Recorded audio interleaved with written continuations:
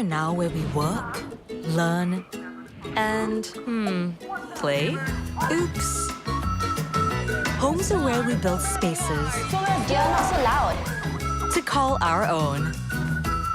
Power on and beyond with Singapore's most trusted broadband.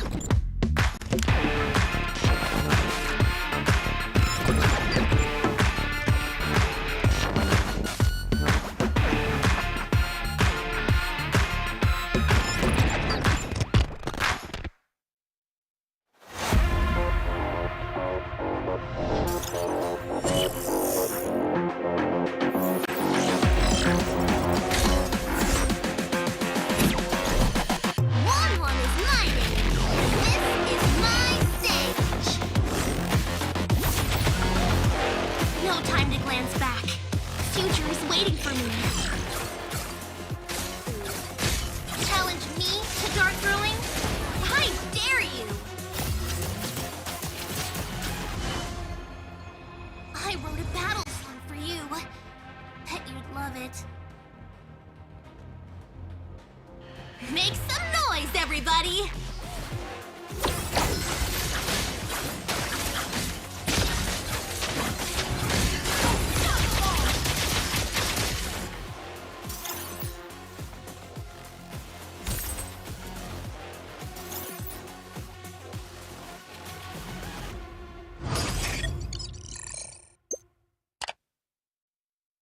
Before we move on, does anyone have any questions?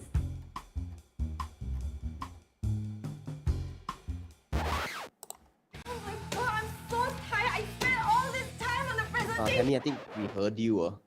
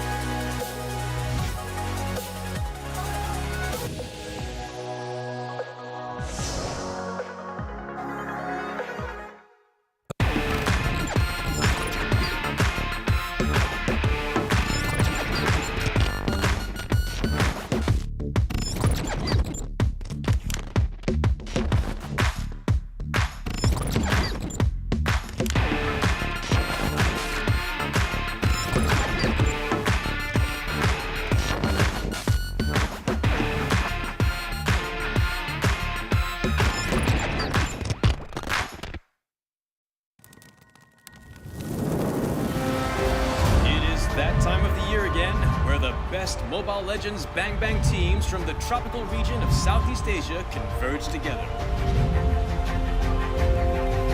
The MLBB Southeast Asia Cup, or MSC 2022. Who shall conquer and who shall be conquered? Which team will soar above the clouds and be crowned as the king of Southeast Asia? Like the Zodiacs, a total of 12 teams from the region will compete in 2 stages: the group stage and the playoffs. Each group of 3 teams will fight against each other in a best-of-2 match, where the weakest of each group will be eliminated. That leaves the remaining 8 to continue their paths of glory. To facilitate the epic battles between the giants, the MSC 2022 arena will be held at the City of Contrast and Diversity, Kuala Lumpur, Malaysia. Witness the clash of titans from the supreme MLBB region from June 11th until June 19th. Follow #SupremeAC for more updates. Mobile Legends Bang Bang. We're heroes make history.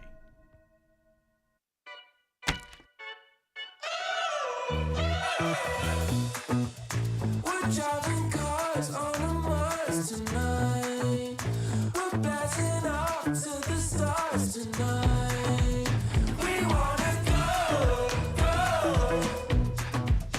We wanna go,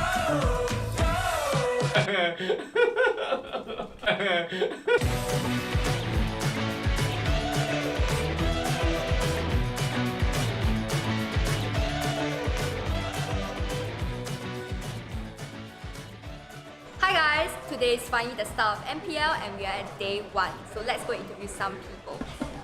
Hi! How's MPL season 3?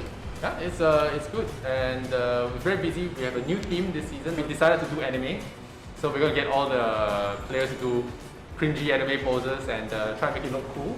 And we even designed the new set this season. It's gonna be some kind of like a dual academy kind of thing. It's very cool.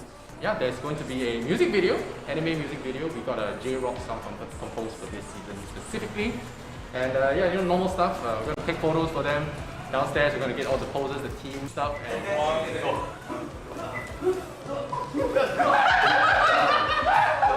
3, 2, 1, go. Okay, 2, 1, go.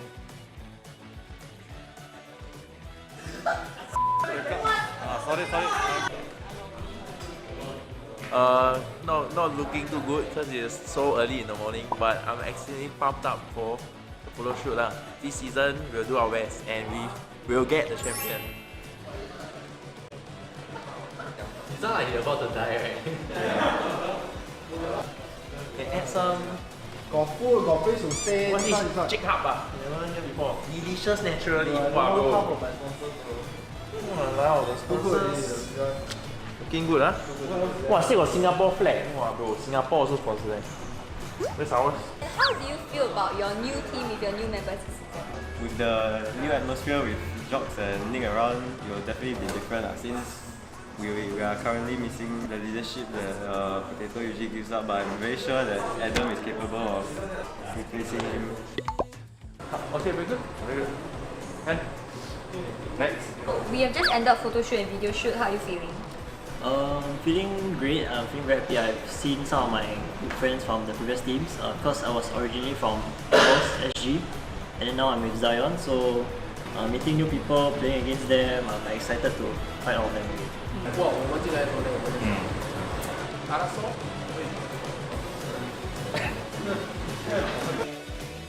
Today is the talent photo shoot, so it's finally the casters and hosts like myself and you and the other casters. We're going to do our photo shoot and some video shoots. We're dressing up as lecturers for the fictional PDO Academy.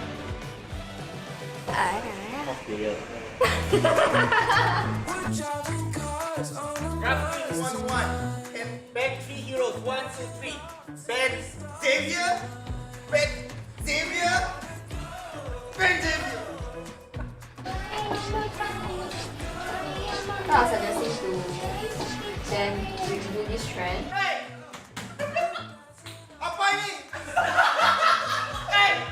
Hey guys! So right now we're filming outdoors in this super hot weather and let's go and find out from Lycenter what are we doing today.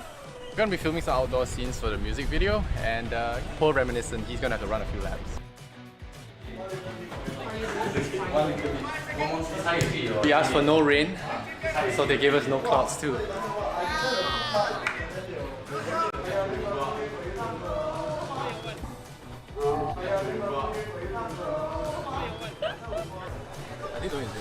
Then you like, fall to the side, okay? You fall down. Make it real. One go. No, too fast. You must slow mo. You slow mo. You fix slow mo. Both of you slow mo.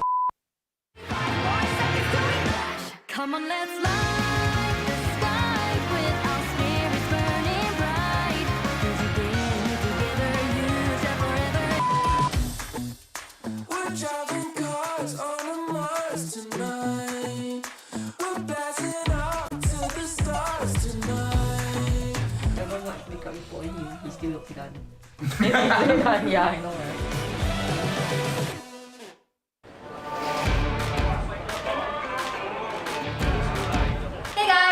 welcome to MPL Singapore Season 3. It's the first day of regular season and currently it's about 11:30 AM waiting for the players to come in to start their matches. I'm very excited, it's my first time hosting this and I'm also looking forward to the matches that will play out today.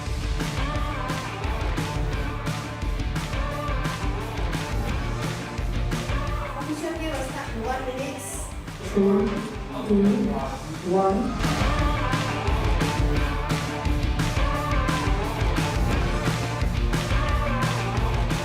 I'm playing against Almighty today. Won't be too hard.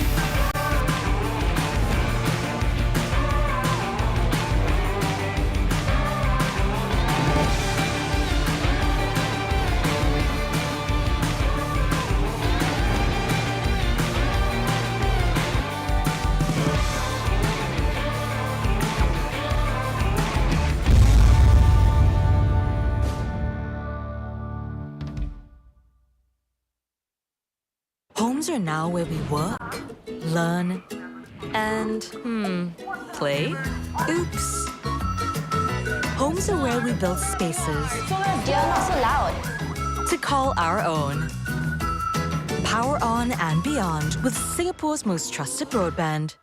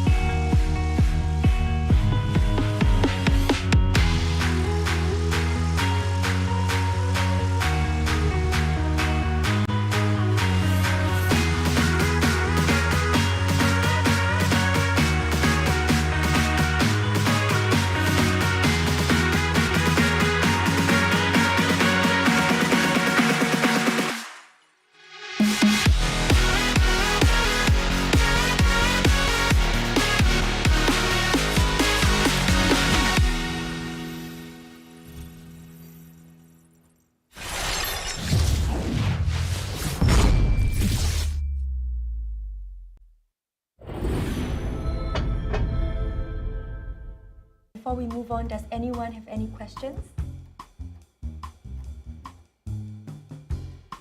Oh my god, I'm so tired. I spent all this time on the presentation. Tammy, I think we heard you.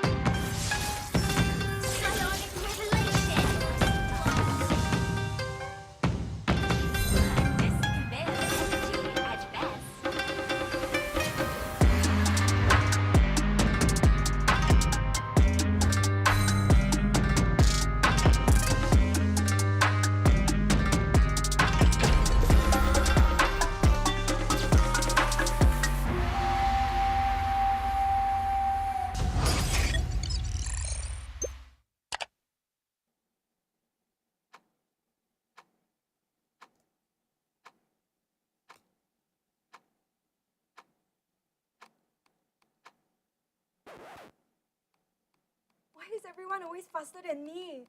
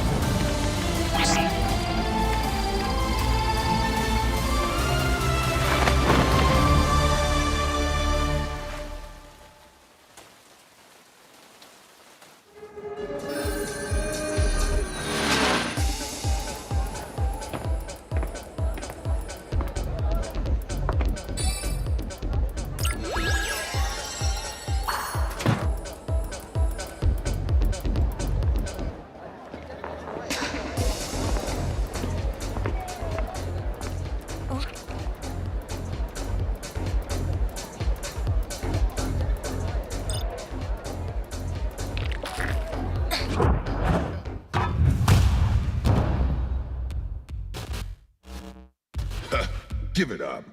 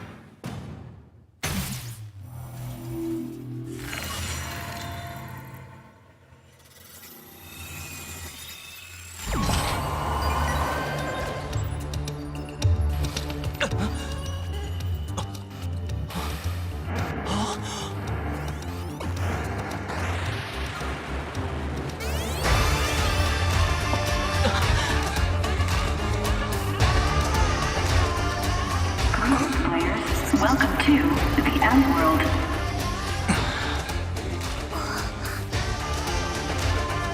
Fight as you may, become the champion and the End World will grant you your deepest wish.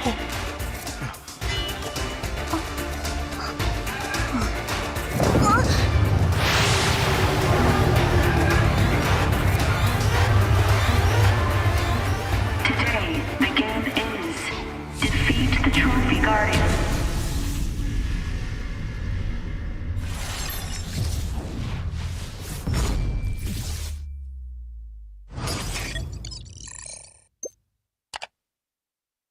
Homes are now where we work, learn, and, play? Oops. Homes are where we build spaces You're not so loud. to call our own. Power on and beyond with Singapore's most trusted broadband.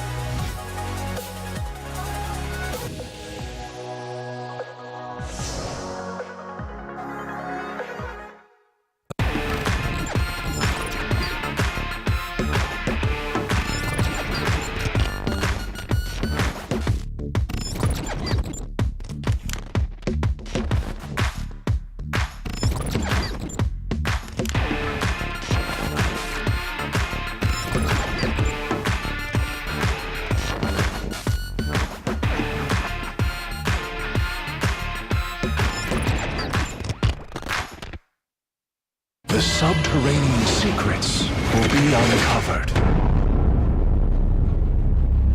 Belonging is my elixir. Alchemy, the art of miracle.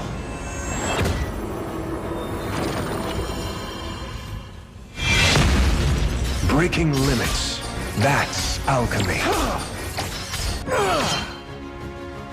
Holds infinite potential.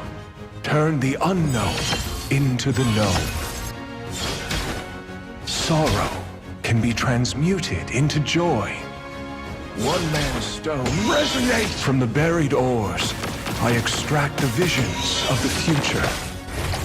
Turn the unknown into the known. Resonate!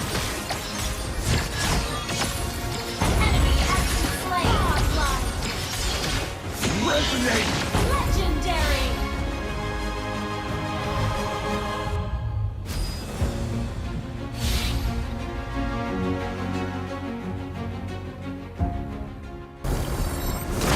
Keep moving forward.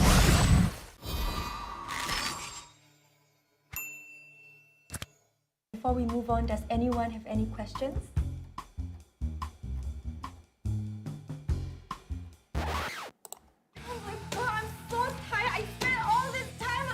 Tammy, I think we heard you.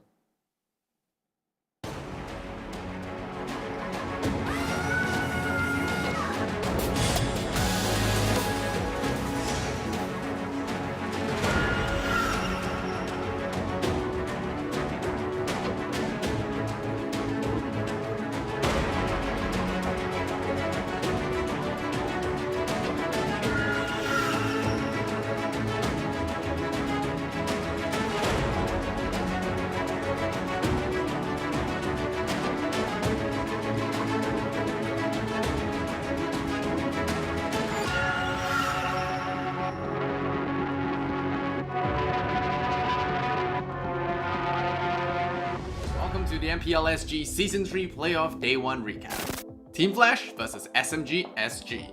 It's do or die here for both teams, and Team Flash got the memo. Rocking one of their comfort drafts, the combination of KZP and Alpha V9's initiations allowed a Peach to zap away with his Brody, racking up too many bodies on SMG's side for them to handle. Game 2 promised some semblance of life from SMG, but Playoff Flash is a new Flash, as a Peach's marksman soon grew out of hand once again, comboing with KCP's incredible Atlas initiates to slam SMG into submission and out of MPL. RSG SG versus Team Evil. Big fight small. Evil have a lot to prove and RSG a lot to lose. The first round of this series started close, with both teams going neck to neck in kills. Unable to capitalize on their Hellcat's early power, however, Evil was soon out-macroed by RSG, the net worth and EXP gap eventually widening beyond their means for a comeback.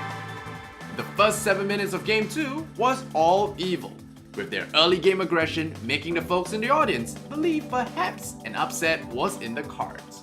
But RSG were not about to crack, and Baby Cake served up plates of violence in two back-to-back fights to close out the series 2-0. Zion Esports versus Evos SG. A rematch of our regular season conclusion, Zion Esports opened the series with Vanix getting a delicious triple kill. The mid-game was all Zion as well, and things were looking all but over when they decided to overextend on the Evos core, getting themselves wiped out, allowing Evos to eventually claw back a recovery. In the second game, Zion pulled out this season's very first Barats, securing yet another promising early game. But an early Lord Steal by gear would prevent the Zion snowball from growing. And with just one more bad Lord fight from Zion later, Evos are through to the next round to face their age-old rivals. And that's your MPL SG Season 3 Playoff Day 1 recap.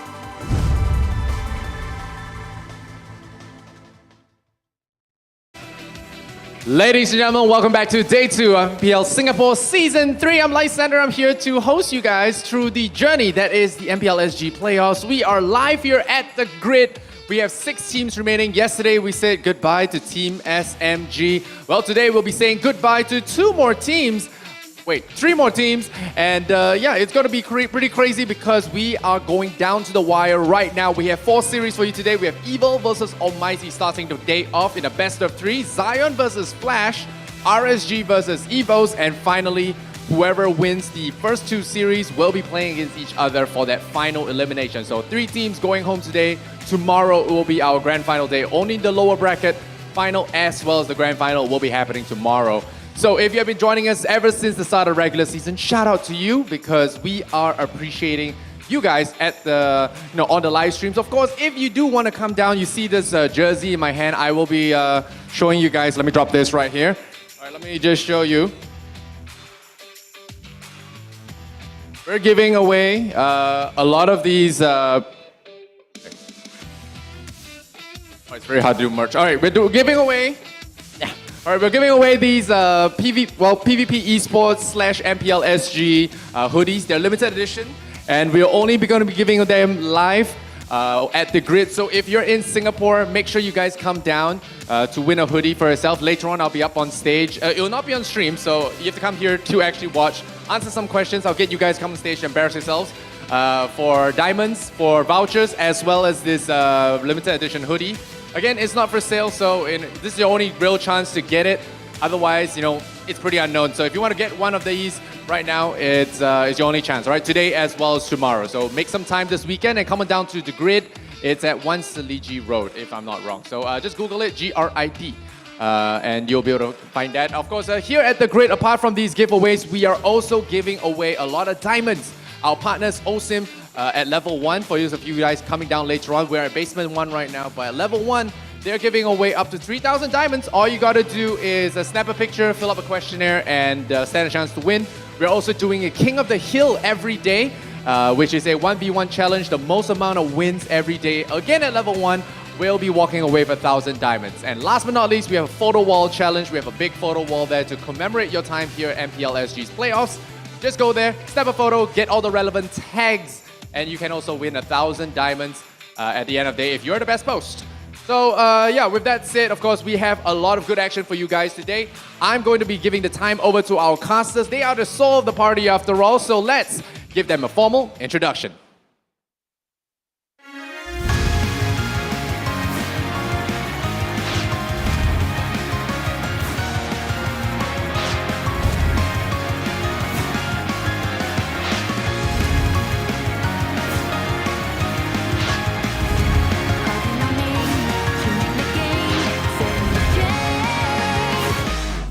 Blade.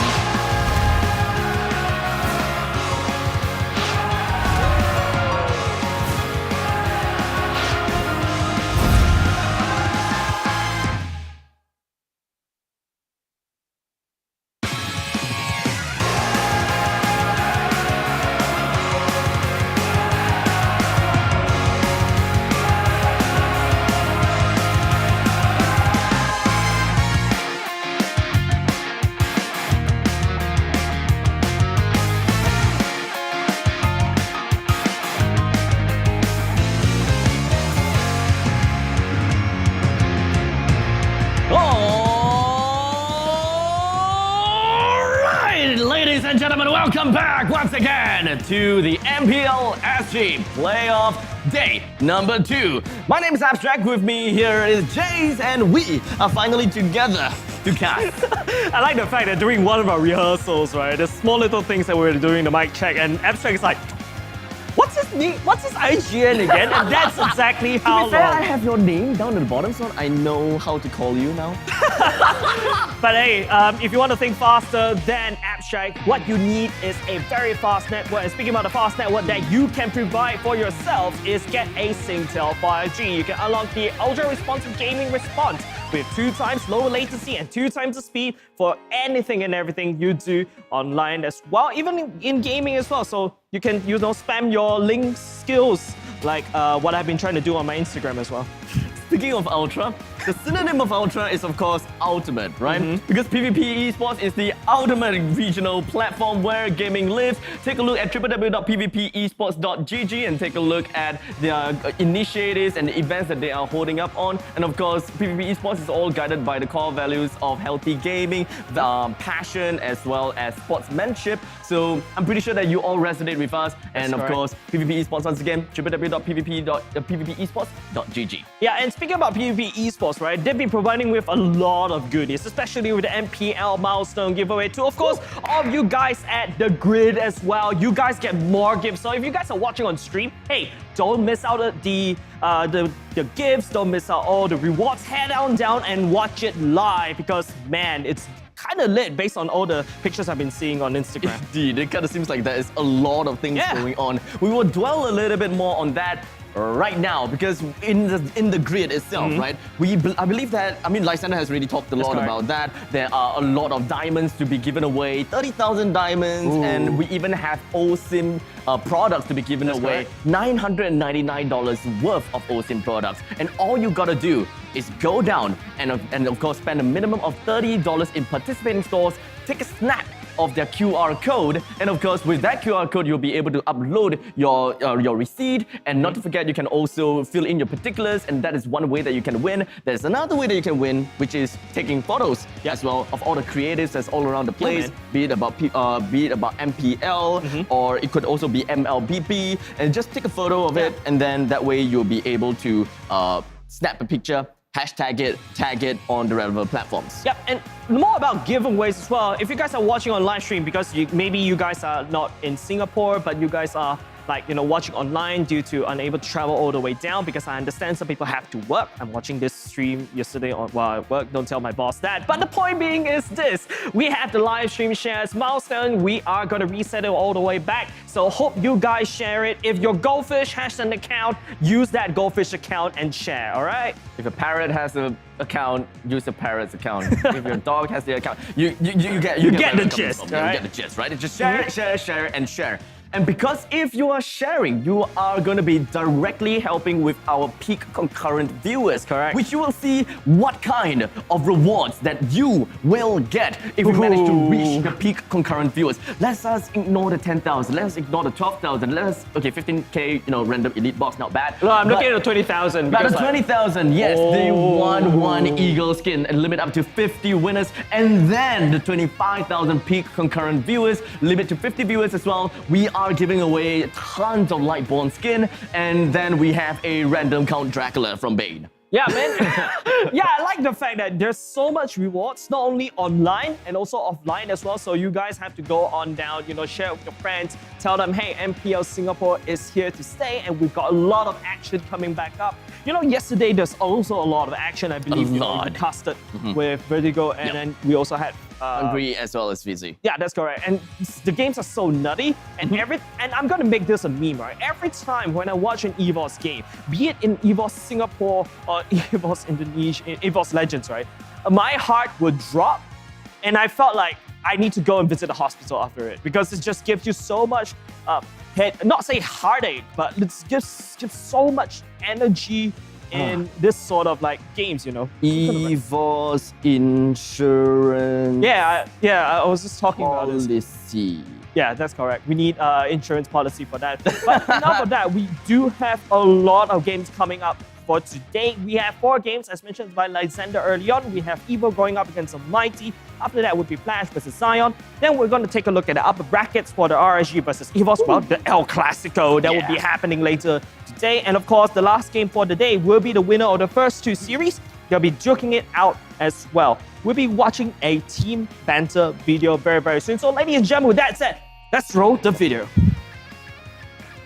The strong part about Almighty is their synergy. I heard they do a lot of bondings to keep their relationship well. It really shows in game also that they are very strong together as a team. I'm quite sure about the result also because last year they got third in the whole season. I believe they will still be able to climb back up. Trying to gain some information here, but here comes QDX Lover and Sky jumping all the way. He gets the knockup, he's gonna get down by Salmon here, but here comes the Lord. Lord is gonna get taken by Powerful also, but JC is gonna get traded here, but down goes Azura X. Oh my gosh.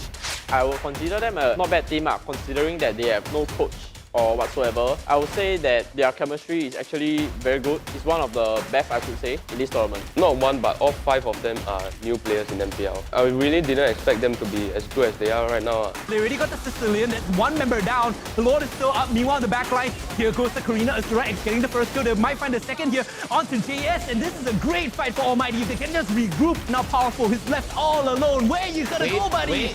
Absolutely nowhere. There's nowhere to run, and this should be Almighty's Lord to take, or they can just walk it down mid.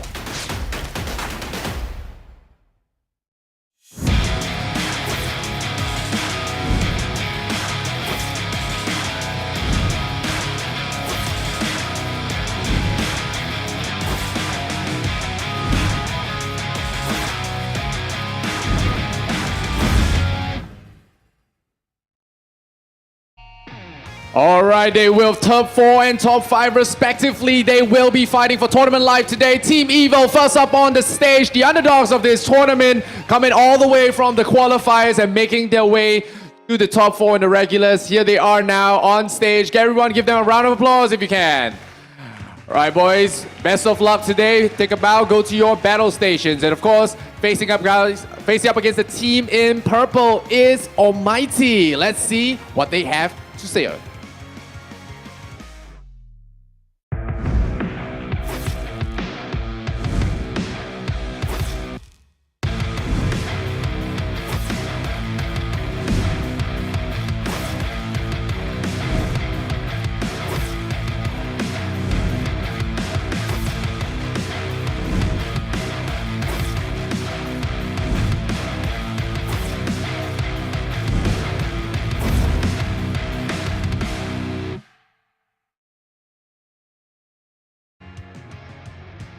All right, Team Almighty about to take the stage. A lot of people expect a big showing from them in the playoffs because of their top 3 placing last season. Will they be able to take down the underdogs that are Team Evil? We shall see today. Almighty on stage. You guys may take a bow, strike a pose, wherever you feel comfortable to you guys. Okay, you to your battle stations. Thank you so much. Team Evo versus Team Almighty. Who is going to take this game? Who's going to eliminate the other from the tournament casters? Let us know.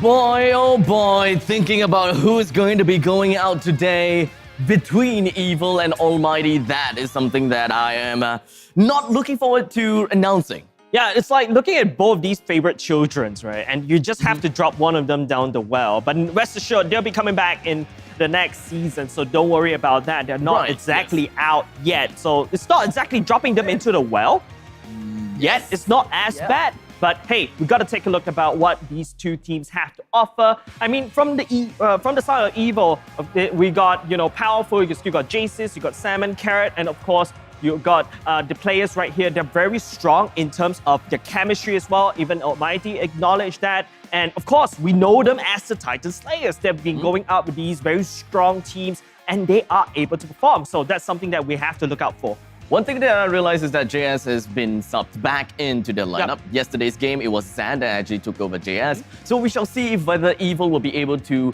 bring on the game against Almighty with the help of JS this time.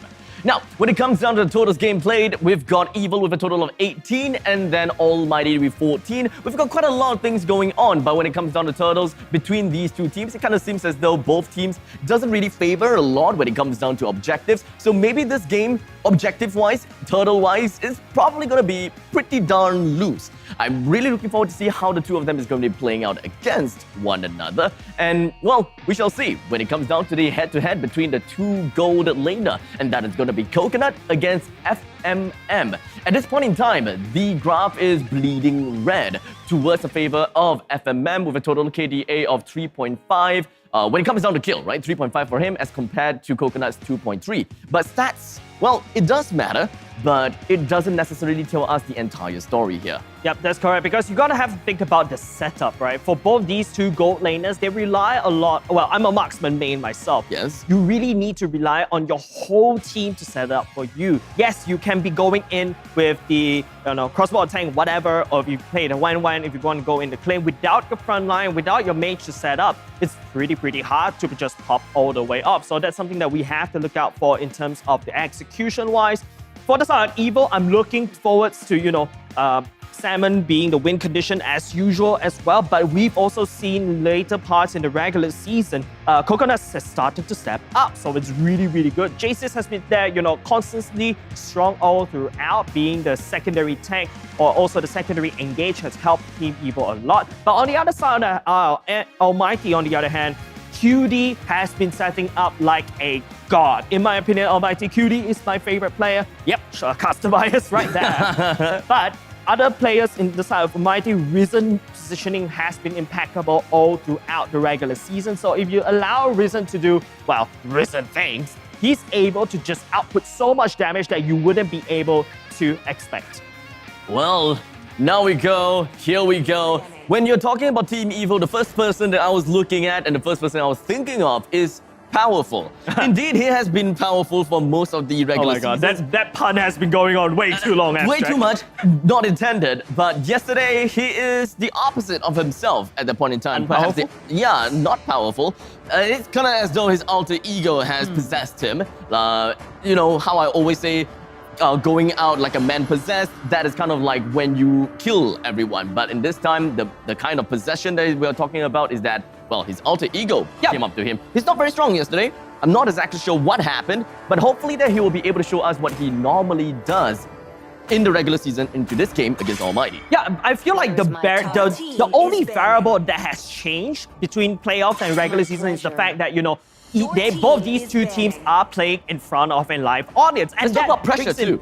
A lot of different pressure. So speaking about pressure, let's take a look at the ban. I like the fact that ban away the Natalia, a huge respect over the QDX love. Almighty has been getting away with these very sneaky drafts. Like, the Mincetar that popped out, the Natalia that works so well in Almighty's draft. Evil is going to take that out of the way, removing that invisible pressure.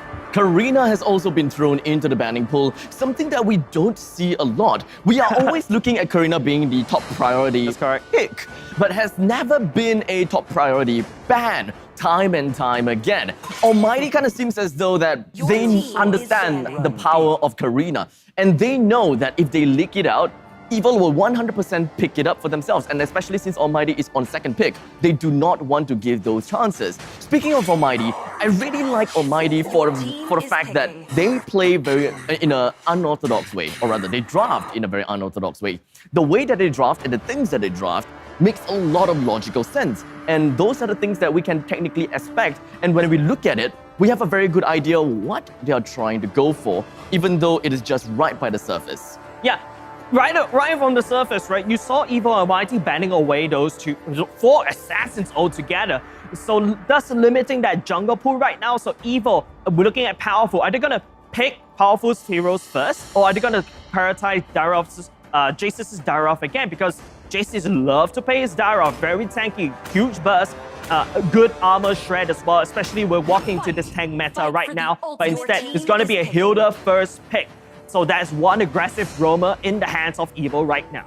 With the Hilda being immediately first picked, that will open quite a bit of picks for Almighty. And Marsha being the first one that is in my mind has been picked out immediately. Let's also look at Baxia being available. We talk about Angela, we talk about Valir. Okay, maybe Valir is not like top pick priority, but with the Marsha in play, most of the time people are playing Marsha in the EXP lane now. So position 4 has been done and dusted, and usually I will see that Almighty, they would want to focus on to perhaps their roam in a while later. The first 3 picks, I would hope to see them picking up their mage, their EXP lane, as well as their position 1 carry. Ooh, I'm loving what Almighty has done for themselves. They secured the Masha to basically mimic what Evil has selected for themselves. They counterpicked the Daroth away from Evil. And don't forget, we start to see a few Daroths roaming in the jungle already. So this is very, very fluid. And we also mentioned that Masha starting to get played in the XP lane once in a while already. While sometimes we prefer the Masha in the roam, I don't know. But to be honest, I prefer the Masha in the roam because it provides so much flexibility. You get to invade very easily. But due to her nerf, Hilda felt like the better choice. So let's have a look what Evil has secured for themselves this time around. The Baxia is good because you want to counteract the spell bam coming out from the Daroth, and even the Wan being picked up by the side of Evil. Interesting. Okay, Baxia and 1-1 being picked out sounds like something that we are pretty much expecting. And with the 1-1 pick, I think the Kagura pick is actually going to be really good for the side of Almighty. But they have decided to go for Xavier, which technically have got a pretty good sense of that when it comes down to constant pokes instead of that burst damage that they are looking out for. After all, the Dawning Light is something that you would definitely want to have in your arsenal. Literally global range. These kinds of picks off, this kind of plays are definitely amazing to watch. And leaking out the Yiv, that is going to be immediately banned in the second phase, which is something that I am thoroughly surprised because Evil, they have decided to pick up their jungler first instead of picking their mage, which is something that we don't see very often. Yep. Usually Evil want to prioritize Salmon because he is the win condition, so a lot of pressure will be riding on Salmon. Almighty identifies that, snap pick Xavier before going to the second phase ban, bans away the Eve. I'm not surprised Almighty go ahead and ban away the Loi E because, or even the Sicilian to one expect. So Evil, I think they still got a lot of options in terms of the mage. But what I love about Almighty, the Xavier pick, it's not only just the Dawning Light, right? But it has been shown to counteract all these dive-heavy heroes, such as, the Hilda, the Baxia, or even the Masha to a certain extent. Because when it hits, when second skill get hit by first or the ultimate, it spreads into this circle, this no man's land. You create so much space and also allows your teammates to engage even further. So Xavier is one of the hottest pick in the mage in this particular meta right now. I am almost confident that Almighty is going to be picking up a Brody for themselves. That is if Evil doesn't ban the Brody out. Beatrix is definitely something that they can look at. However, I feel that Beatrix may experience some kind of difficulty when it comes down to 1-1 in the early stages of the game. But when it comes down to the mid stages or maybe somewhere past the 5 minutes mark, then Beatrix will probably have a better outlook in the later stages of the game. It kind of seems like you said that. Abstract, you said that. But before we went live, I was the one who went and I literally got bullied by the Beatrix, and that's why I'm with you were the doing mic. well in the early game. I was, but supposedly a 1-1 should be able to outscale a Beatrix all the way to the later point of the game. But if you allow the Beatrix to just steamroll or basically snowball, that's basically it. Now, Evil targeting ban on the marksman, Almighty, that's what I said. They start to hammer down on these mages. So Almighty, first pick right now. I think this pick will determine whether Daroth will be going into the lane. But okay, Popo and Koopa coming back. Could be a marksman, but we've seen Fossa playing the Popo and Koopa as the roamer as well. Should very highly be a marksman at this point in time. We are expecting to see the Daroth being played as the jungler, but at this point in time, there is still a lot of flexibility that could be happening in the side of Almighty. Exactly. The Daroth can be flexed over to position 2, can also be flexed over to position 4, while the Masha can be flexed over to the position 5, and can also be flexed over to position 3. But, well, it really depends on how they will want to see it, because when it comes down to Masha versus Baxia, I don't think that Masha will be able to harass this Baxia when it comes down to her being in the roam. And thus, looking... Oh! You called it. Yep, the Loi it is.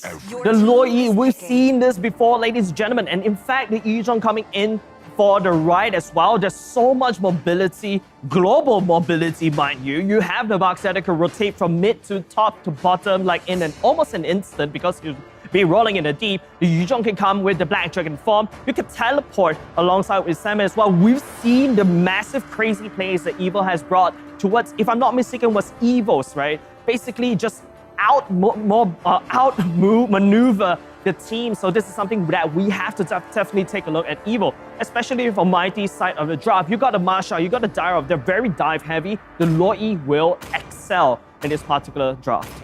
Akai enters the scene. The final pick went down to Akai now. Yeah, got reworked recently. Got reworked, yes. how are they going to be intending to use Akai in their current composition? It kind of seems as though this team composition that Almighty is looking out for is a very single-heavy composition. They'll want to single out someone. They'll want to split up the fights in the way that they want to. And of course, Marshall will always be the one that's going in for 1 versus 4, whereby he's always pushing the entire team away with his, 3 Guardian Helms, while the Akai... 4 Guardian Helms. Or Akai just does whatever he needs to as a roam, open up the map as much as possible, and leave all the damage dealing over to the side of Azura X. I haven't personally seen the Dyrov played by Azura X. I haven't personally seen the Dyrov being played in the jungle yet because I didn't cast those games.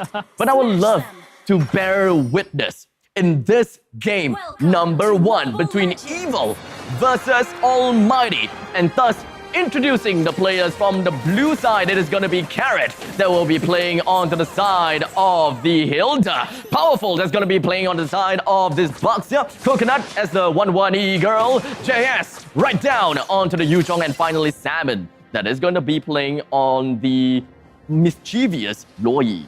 On the other hand, we had in the red, Almighty. We got Sky on the Marshall, Azura X, the jungler, Dyrov. That's what Abstract has mentioned about. QDX Love as the Akai, FMM as the Purple Cooper with a marksman emblem. Pretty interesting. And Risen with the mystery shop wants to get most of the crucial items up and running. It is a emblem for FMM to help him scale even much further into the later stages of the game. So they have identified themselves that, yes, we are a team that may be able to deal decently well in the early stages. The thing that we have to be really worried about is going to be the Hilda as well as the Baxia. There could be a possibility that Almighty has already foreseen themselves losing in the early game, or maybe losing some of those gaps in the early game, and then holding it out until the later stages. I'm not too sure whether that is exactly what they are looking out for. There are a lot of things that these teams are able to see in hindsight that we casters, unfortunately, is unable to. Yeah, but I mean, the whole point is, a lot of damage on top of QDX Love will be able to jump on away. 3 member at the bottom side, just focusing, making sure that Coconut gets all the farm, make sure that he is comfortable in scaling all the way up to the late game. But Almighty feels like they're out at the right place. Turtle will spawn in the top side for now. Rotation seems pretty good from both of these teams. Baxia is just going to be roaming all the way up to the top lane. Both of the junglers have huddled together right by the Turtle's Pit. With Salmon immediately actually getting his level 4 already. And they are preparing for a big fight right now with JS with a Black Dragon form. Yeah, looking at the Turtle at the same time. It's going to be Karen diving on top of Azura X. He steals the Turtle away. Now, Evo, they try to make sure that he punishes us Almighty for their transgressions, but Risen is the one that slishes out the double kill. It is a valuable trade coming in from the side of Almighty. I wouldn't even call it a trade to a certain extent. They did manage to bring Salmon down, and they also managed to bring Carrot down. So that is going to be position 3 and position 5 down into the drain, while Almighty have lost their position 2. But as a matter of fact, they did manage to take the Turtle. So it kind of seems as though it's relatively balanced. But at this point in time, Almighty still has a 600 gold lead. Not that it's going to make a very big difference, but at least that could be a morale booster. Yep, that's a very good morale booster. I agree with you, Abstract, because Almighty, yes, with that first 2 kills going to their hands, they trade for 1. They take the Turtle as well. The gold lead is definitely going into the favor of Almighty. Once FMM starts to secure, well, I would say the Blade of Despair, that's a lot of damage. Just take a look. The Wolf is dishing out a lot of damage against Coconut already, and now it's just, Evil trying to maintain some map dominance, trying to maintain some map control. Because if you want to select a Baxia, you need to make sure that you're always on top of ganks. Gang top side, gang bottom side, make sure that Almighty cannot breathe. But Evil, on the other hand, I don't think they're able to find all of this right now. This at the middle lane finds Salmon. That is going to be Azura X getting himself a single kill down. The Tortoise's Passant right from the side of Powerful allows him to get a massive boost of movement speed and just going to be getting himself right out of the way as well. But during the time when you were talking, I was actually just kind of breaking down the entirety of the teams, or rather the entirety of the players from the side of Evil as well as Almighty. We can pretty much understand that Yuzhong wins against Marsha when it comes down to the EXP lane. When it comes down to the gold lane, 1-1, yes, may be a pretty scary player, especially when we are talking about Inspire. But hold on a second, Salmon finds himself the first person down right to the hands of Azura X. I don't think the rest of Evil is able to capture him, but Carrot with a single swing of his axe and just bring down her entire body force down. Brings this unfortunate Dairoth lying on the ground crying for his mama. Yeah, that's a very good pickup by the side of Evil, but what I'm actually confused about is the fact that they don't go in and capitalize the fact that there's no jungle, Azura X is nowhere to be seen. Okay, finally, at least they go in and take the turtle already. The turtle? But it's a little bit slightly late. But let's take a look at the items for now. FMM going straight into the BOD, that's exactly what I was talking about. Salmon going for the book, of course, it's a cheaper item. Make sure they could spam the first skill and second skill very quickly, but Risen should be scaling even faster with the clock. Yep. FMM, I was about to talk about that, right? Purple and Koopa versus the 1-1. 1-1 may be pretty scary in most occasions, especially with Inspire. However, FMM, he is going to be a Purple and Koopa after all. That annoying poke with the spear and the Koopa like and that. The trap. It is something that really makes things very painful. Ooh. Carrot finds himself down, and the rest of the team fight, I believe that is not going to be fruitful. Oh, crossbow can goes all the way in, will not be able to find anything, and unfortunately QTX Club will be able to walk on away. Don't forget, Almighty picked up Carrot already. Just look at the amount of slow that FMM was able to output, but hold on a second. Coconut sent all the way to the back line. Nothing can be found by the side of Evil.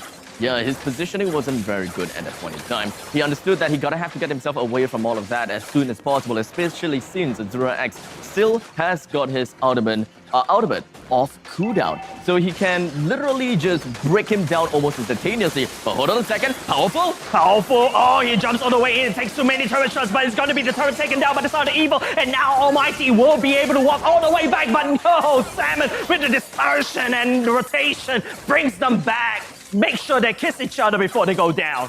Well, when it comes down to goal priority, we should be expecting that the 1-1 should be first in priority, and then followed by Powerful that's playing as the Baxia. But unfortunately, none of these players are getting that goal priority and that amount of kills. Most of the kills has been credited over to Carrot, which is position 5, JS, which is position 4, and then Salmon, which is position 3. Understandable for Salmon to get a total of 2 kills, but Coconut as well as Powerful, they are not scaling the way that I wanted them to in terms of the goal farm. As such, Almighty, in the later stages when it comes down to the mid stage of the game, I believe that they would probably have a much better time because Azura X being the position 2 has managed to clinch himself with a total of 2 kills and 2 assists. And let's not forget FMM, 1:1:1. The two of them is going to be very pivotal in the fight, maybe somewhere in around 9 minutes. Yeah, but it's going to be Jason's at the back line. Goes into dragon form. Evil takes the turn up for now. Powerful dives on top of Sky as Jason falls. Sky gets the capture, but hold on a second. Salmon gets sent all the way back. Is that a little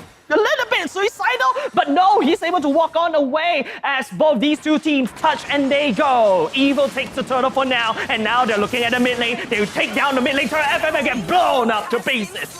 Great initiation for the side of Powerful, but it doesn't seem like Powerful is going to be stopping right in his tracks just yet. Went straight into Azura's X jungle. He tries to steal the purple buff away. I am unclear if whether he managed to get it or not. But Salmon, look at that sliver of health. Boy, oh boy. The dawning light is literally a hot dive through the butters of Salmon. Or maybe we can say, well, dawning light through butter. Dawning light through butter. Or dawning light through salmon. Or how about a salmon cut into half? I think we got to start with these. I think we have to start with these because the first thing that came into my mind is the Hayabusa sushi sashimi chef's skin. But the point being is this, all right? The point being is this: as both these two teams stabilizes, especially it's Evil that actually starts to get a lot of these traction. Almighty had picked up two very bad fights, and that allowed Evil to scale into the particular late game. And now Salmon, ooh, very aggressive teleport right now. Ryzen, oh, he walks into the bush, and now Risen actually gets blown up to pieces. QTX will be able to fight. Oh no, Azura X6 Coconut, and now there's not a lot of damage coming up from side of Evil as now they're trying to look for more. Jason goes all the way to the back line. No, lots of shoes going inside the FMM. The fight still continues. Sky still holding on strong, but Evil, oh, takes down Risen. That was a very scary fight. Panic. Boy, oh boy. There was so many things going on. It was just all over the place. But I gotta have to say that the initial pickoff that Salmon as well as Coconut had was absolutely fabulous. But unfortunately, I don't think that the priority putting Coconut in to the teleportation is actually the rightest idea or the brightest idea, as a matter of fact. Azura X finds himself in a small little pickle here. Oh, Sky finds the flank right now. We'll be able to fight Jason and Salmon at the same time, but Coconut joins in for the fray. No crossbow attack as of now. FMN used the Coconut Wolf will not be able to stun anyone out. So both these two teams touch and go. Both these two teams don't really dare to engage, but it's going to be Evil that has the Lord priority right now. And unfortunately, Powerful is currently at level 12 and Azura X is level 11, and thus, when it comes to the Retribution battle, it is going to be Azura X that's going to be losing. In the meantime, Carrot finds himself slip of help. Dawning Light does not connect. QDX left is going down, but it has a salmon. Coconut, close ball tank, continues to glow and floor it all away. And that is going to be Evil that manages to find themselves in a stalemate against Almighty. Alas, when it comes down to the economy, Almighty still loses to them by 4,000 gold. It is definitely quite a gap to catch up to, even though Almighty have already caught up in terms of kills. Yeah, let's take a look at the items once again. Ladies and gentlemen, don't forget it's going to be Evil that had a very wonky early game, but Almighty starts to lose a lot of ground because their heroes aren't able to find those very good pickoffs. Just compare the both of these two marksmen, FMM and Coconut, right? You got 3 items being built in by the Wan, and that's the Wan advantage, right? But FMM still struggling to build into the Demon Hunter sword. So therefore, one big, huge gap in terms of the damage. Don't forget, once Coconut pops the crossbow attack, that's basically almost going to mean a lot of damage onto the side of Almighty. And now with Evil, securing the Lord as well, so much objectives, they're gonna just outscale in terms of the economy. Let's not forget that Almighty can actually still skill over to the late stages of the game. There are many occasions where a lot of people think that, oh, this team is geared for early game. As such, when it comes down to the late stages of the game, they are definitely gonna lose. No, it doesn't work that way. In the end of the day, a team can still play in the late stages. It's just a matter of fact of how well you can skill as compared to your opponents. Of course, a team that is built for the late game are skilled better for the late game. So that is at least I believe, like an advantage that you put yourself into when it comes down to the drafting stage. Almighty, they changed things up a little bit. We are starting to see the FMM's emblem, right? That allows him to skill a little bit more towards the late game. Ryzen has picked up the mystery shop, allows him to get off items early into the game, and thus that concludes more over into the early game. Azura X, Sky, and QDX Love, they are just pretty much doing things that are Teleportation activated. 3 members get sent all the way to the back line, but it's going to be Almighty. They kind of panic a little bit. They try to go all the way in, but it's going to be Jason that finally falls. What was that? But QDX Love tried to dance it around when we're at the backside, a little bit distracted by this orange buff, mind you. But Evil loses 2 members because Salmon just delivers them into the snapping jaws of Almighty. I don't know if that was even a smart choice to make. They did not have the entire team. They do not have Coconut, the main damage dealer, coming in from the side of Evil, especially since we're looking at 12 minutes into the game. This is the point in time when you would want your 1-1 to be part of the fight as much as possible. We're talking about the Corrosive Scythe. That is a massive CC that you'll be bringing over to the opponent's side, and conversely, you as a 1-1 gets attack speed as well. So why should you be excluding your 1-1 out of the fight? Sometimes you gotta have to think if whether you would want your 1-1 in or not, because the early start, you brought the 1-1 in, but this time, you left the 1-1 out. I think what Evil has been trying to do is use the low E ultimate to try to catch someone. Remember, we had the joke about Risen walks into the brush and gets busted all the way down, but QDX Love, he has the mark of the crossbow tank. It is going to be Coconut not activating as of yet. Evil pushing Almighty away from the pit. Sky tries to breathe that side, but it will be able to find Salmon and Carrot at the same time. Dawning Light goes all the way in. Salmon half health right now. It is going to be Evil. JC's go all the way in with the big dragon form trying to zone as Evil. They're ignoring. They don't want to fight Almighty. They want to take down this Lord, and it will be secured by Evil. Evil, the first Lord of the game. They're gonna be... Wait, it is the second Lord. It is? Can't count Abstract. Yeah, I can't count. That's it's just Abstract over again, right? I corrected myself at the start. But you know what? Speaking of correction, Azura X will be correcting himself for the next time where he is alive. Unfortunately, I believe that Almighty was trying to find a handicap for themselves and find a way to actually bring one person down from Evil, because a Lord will be marching in right through the bottom lane. And because of that, they would want to bring one person down. And with that one person down, the push with the Lord and the coordinated push in the top and the middle lane will be slower and easier to manage.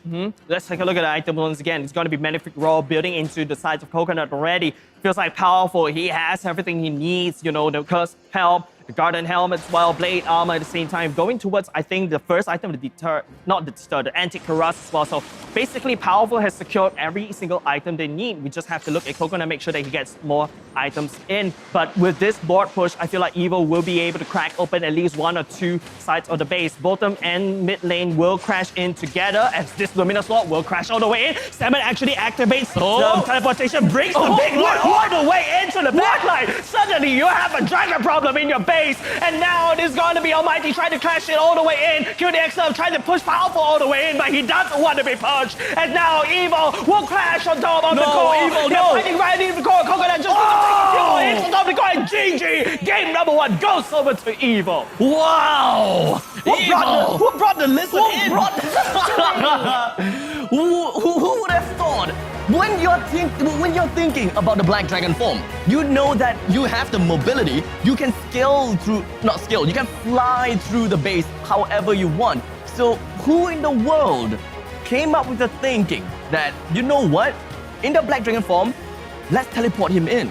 I don't know whether that was intentional or not, but in the end of the day, how impactful was that? In the battlefield, it doesn't seem like it was massively impactful. The dragon managed to zone 1 person out, but there could be a fear factor that actually played into the hearts of the members of Almighty. Yeah, it is. And, you know, as a marksman main, you suddenly see the Black Dragon form. You know, when it flies from the front to you, you're like, okay, at least he's a little bit distracted in the front line, right? But if you have a lizard that appeared right behind you, I swear to God, you will jump. And that's exactly what Almighty did. They jumped and they're surprised. Evil has caught them basically almost with their pants down. Totally surprised. So many surprises happening throughout this whole game. Remember we joked about Risen walking into the bar? Yeah. Yep, and just instantly got sniped down by 2 random members. Evil tried to do that again, tried to catch someone, but okay, they send in 3 members in, so that's not a very good fight. But let's take a look at the item builds for now. Well, when it comes down to item builds, nothing too out of the ordinary, except for the fact that Marsha did not buy 4 Garden Helms. I mean, in the end of the day, he's kind of like on the way. Yeah. He's got 3 different items that contributes to health. So at least when it comes down to that, it is what it is. I don't think that Almighty played in a bad way at all. I think that both of these teams actually played their hearts out, and somehow, one way or another, Evil just found themselves in an economical difference, and that is putting them in an advantage. And looking at things, yes, I have been slightly critical about the diversion plus the Coconut. And yes, I have been critical about the fact that Powerful as well as Coconut has not been getting the gold that they wanted. But you did say that the game that Evil plays, they play around Salmon. And he is the playmaker here. The diversion comes into place time and time again. And that... Stop quoting Beatrix. Yeah.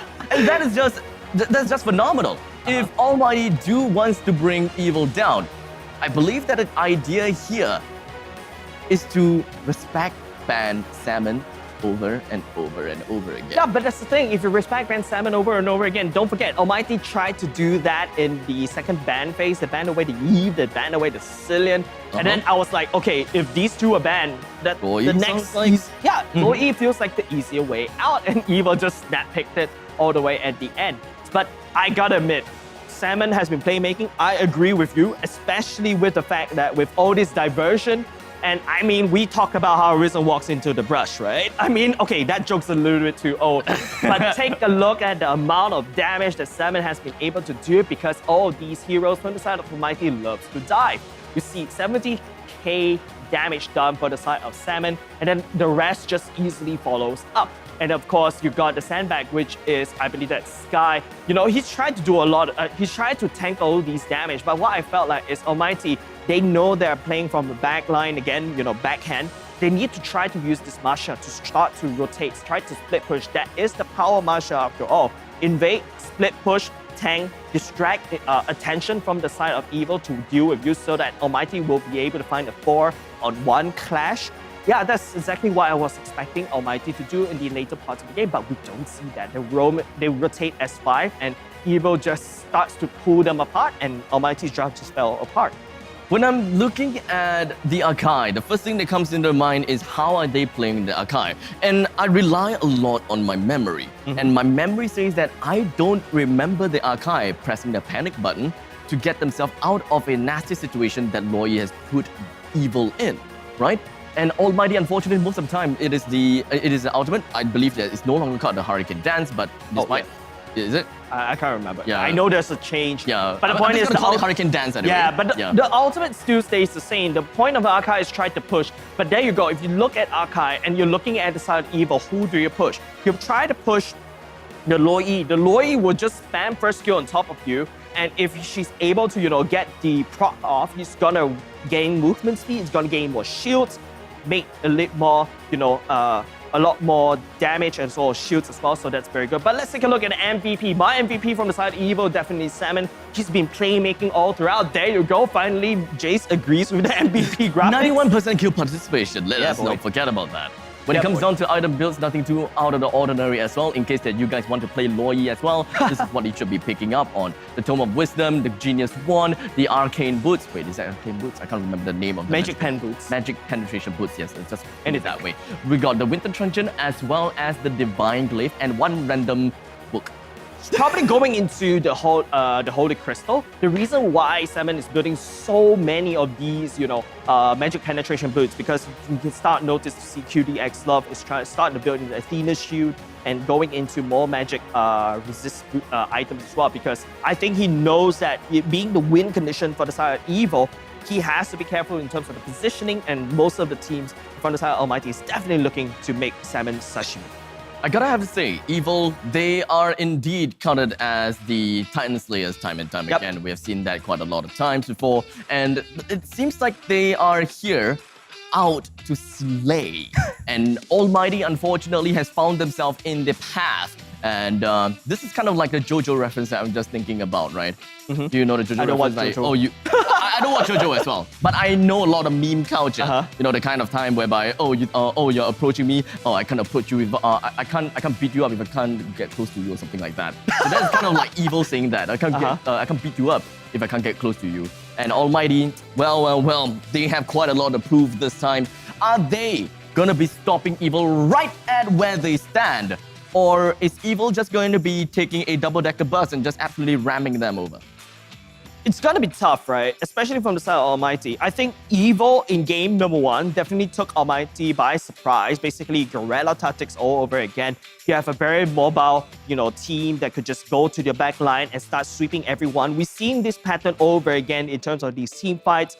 Once one team start to catch the back line, especially in this tank meta, right? If the front line is like so tanky, they just try to push forward, even though they forgot about their back line, that team is definitely going to lose in the team fight. So I think Almighty will kind of buckle up this time in this particular game. They're going to say that, hey, we've let Evil catch us not prepared. We have to be prepared. And I think that's the reason why they got scared into walking as 5, because you never know when Salmon just appears with his buddies, right? Like his Backstreet Boys appearing out of nowhere in the streets and just like, and just steamroll your backline so easily. Well, when it comes down to that, I'm just going down and going through the entirety of the drafting. When it comes down to Almighty's drafting, it doesn't seem like there's anything too unorthodox. I wouldn't even count Akai as too unorthodox, to be fairly honest, because we are starting to see Akai in the jungle in some other regions. Are you? No. That's you perpetrating that. No, that thing. No, seriously. That conspiracy. No, that was like last season when you were talking about it all the time. But no, I'm serious this time. Okay. It really appeared in the other regions. Oh, okay. Yeah, it worked out. Okay, that's good for you. So that's why you feel gratified, right? Not really. I don't really care about that anymore. The main thing that I care about is Khalid, please don't roam. No, I'm just kidding.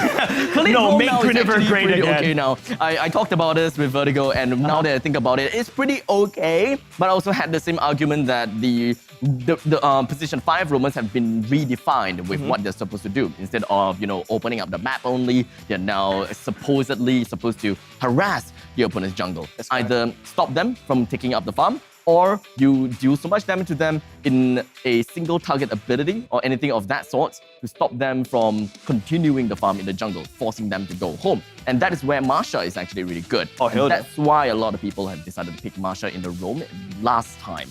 But this time, technically, she can still fulfill her job. And I would actually like to see in the previous game if they went for Marsha Roam instead. Yeah. That way, they would be able to bring out a lot more different variable tactics. But that also means that they don't have a very beefy front line. Yeah, I think the more important thing is, I think I did have my reservations when I saw the draft, when they finally locked the Akai all the way in. Then it's like, okay, that Marsha is definitely going into the XP lane. I also mentioned that during the first game draft, like I like the Marsha to constantly, my Marshas apparently, just like constantly going in, harass the jungle, making sure the jungler is unable to farm, you know. I think that's where the Marsha shines. And also, if you play her as an XP laner, fine, you can do that. But I need to see more split pushes for you. You know that your team is going to lose out in the fights due to, you know, the gold disparities. You've been losing 2 fights in a row and you want to catch all the way back. The only way to allow your team to claw all the way back in terms of the map dominance is to get these turrets. But I don't see Sky doing that. So that's something that I feel like Almighty has to go back and try to fix it in terms of the execution. I feel like the draft, I agree with you, nothing wrong there. It just feels like the decision making all the way to the later part of the game when Almighty suddenly, you know, get taken aback, they got scared, and then suddenly, you know, Evil just starts to play Almighty like a puppet, just throw them around left and right, you know. This is just unfortunate coming from the side of Almighty. I believe that the drafting is not a problem, to be very honest. It's really not a problem. So in case some of you guys are wondering, why a guy? Why Direct Jungle?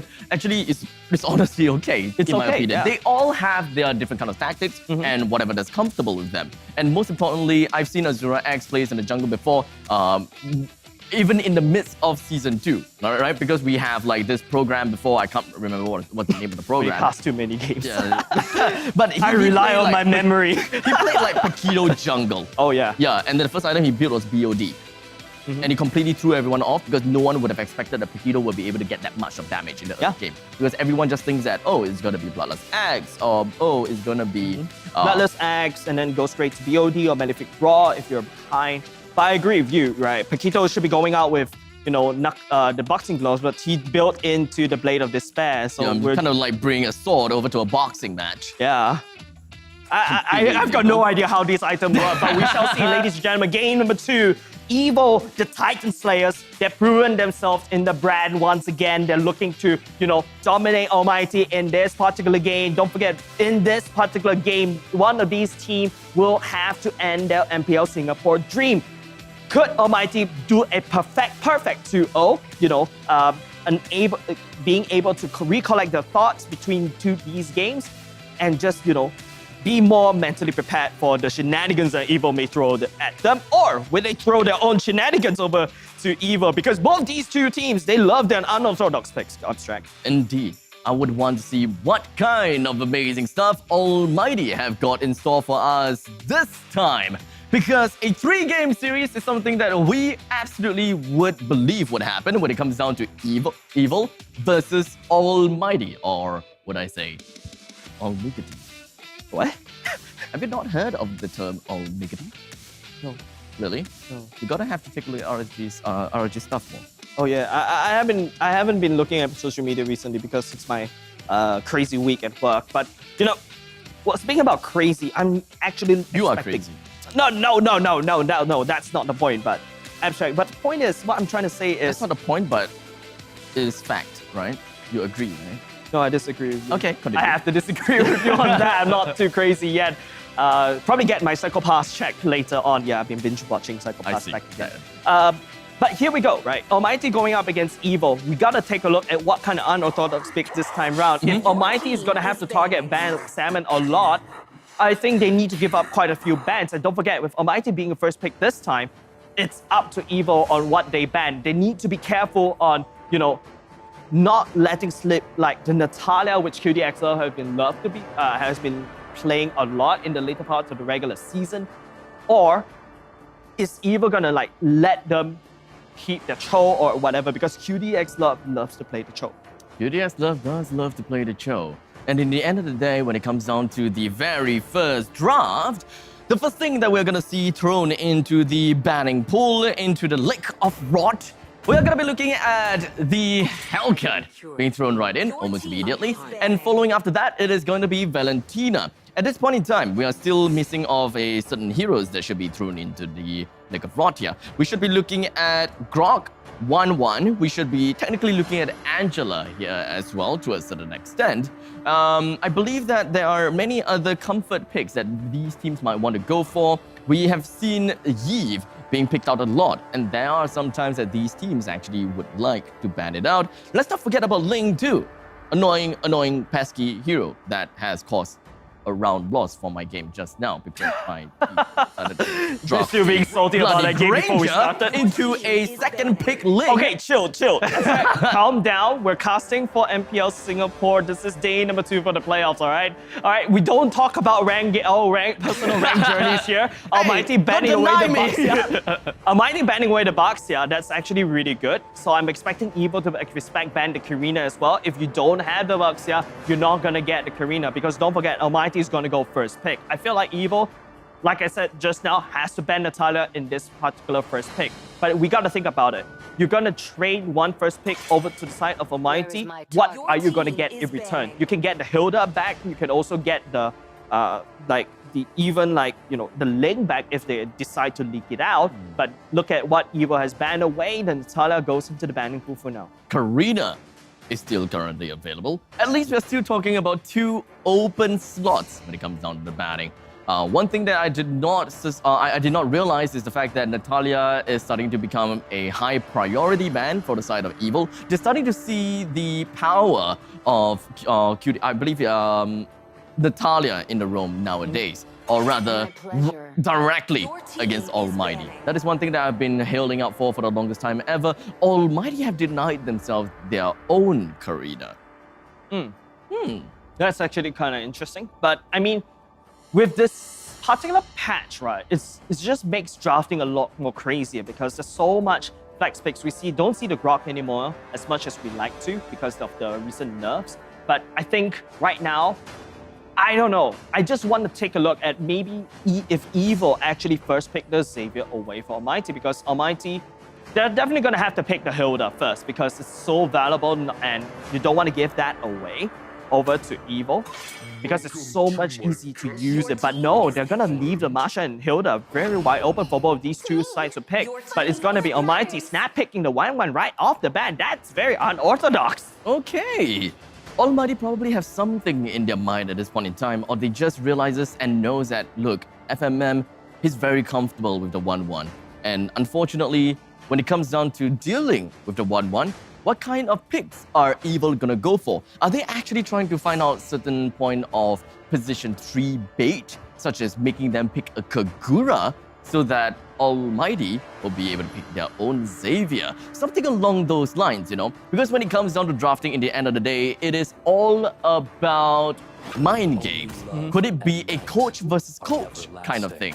These are something that we're gonna have to look out for. Or maybe coach versus players kind of thing. With Sicilian being the first picked out here, followed by a Masha from the side of Evil. Nothing too out of the ordinary, I would say, but Masha being one of the first few picks is definitely not something I was expecting. I was expecting more of a Hilda pick. I was expecting more of that Yves pick instead of the Sicilian. So at least they got the late game skill from that side. The Xavier then now has been taken away by Almighty. Yeah, personally, I prefer Salmon on the Xavier, but I feel like he definitely wants something more scaling or something all the way, like late game insurance that we were joking about earlier just now, right? It's good against 1-1, to be honest. It's good against 1-1, but once 1-1 starts to take it to the sky, the Sicilian will be in a whole lot of trouble. And don't forget, I prefer the Xavier in the side of Evil because with the second skill, you kind of deny and stun the 1-1 from proccing, you know, the crossbow tank because she's unable to jump around and proc off all these, you know, weakness points. But ooh, Almighty, I think that's a Kufra jungle coming out. A Kufra pick from the side of Almighty. They are essentially going to be denying the opponent's pick of getting themselves the Kufra as well, because we're talking about 1-1 after all. 1-1 is pretty annoying when it comes down to the hop, skip, and a jump, and the Kufra does put himself in a pretty good spot when it comes down to the bouncing ball. Evil now have already secured their positions 4 position 3 as well. And most of the time, people want to prioritize in getting themselves to position 1. In this case, we got Beatrix that is available, Brody is available, Clint is also available. So a lot is actually, well, opened up. And thus, they've decided to go for a Clint. Yeah, I like this Clint. I think Evil is going to double down onto its late game. But if you want to put a Cillian and a Clint as well, I'm expecting, you know, the remaining 2 picks from the side of Evil to be a little bit more tanky. Looking at what Almighty they have a lot of access to the backline. You've got a Krufa that could jump on top of Cillian very quickly. You've got a Xavier, well, he doesn't really care about, you know, jumping in. Most of his shots can actually penetrate all the way to the backline. Same can be set over to the 1-1 as well. As long as the crossbow tank, she could just leap into the air and start raining hell all over on top of the drop. So positioning for the side of Evil is going to be very important. The Masha is mostly going to be used as a flank to make sure that the 1-1 doesn't get proc, and also Risen as a Xavier doesn't get proc. In the meantime, Evil, because of Hilda not being picked up by the side of Almighty, will get dropped all the way down. But I feel like Almighty may pick a Cho for QDXL this time around, because you can imagine the kick coming in for the side of QDX Love to protect someone. You kick, you deny the Masha, and then after that, Evil will lose someone to peel for their backline. And that is exactly why Evil understand that they definitely require someone that is absolutely beefier. As such, it would not be that easy for QDX Love if he goes for the Cho instead, to just isolate someone that easily. The Ling was actually, I believe, not quite necessary. Yeah. The first thing that came to my mind was Ling is open, yes, but I thought that Almighty have decided that they can deny the Ling, technically, because they have picked up a Kufra.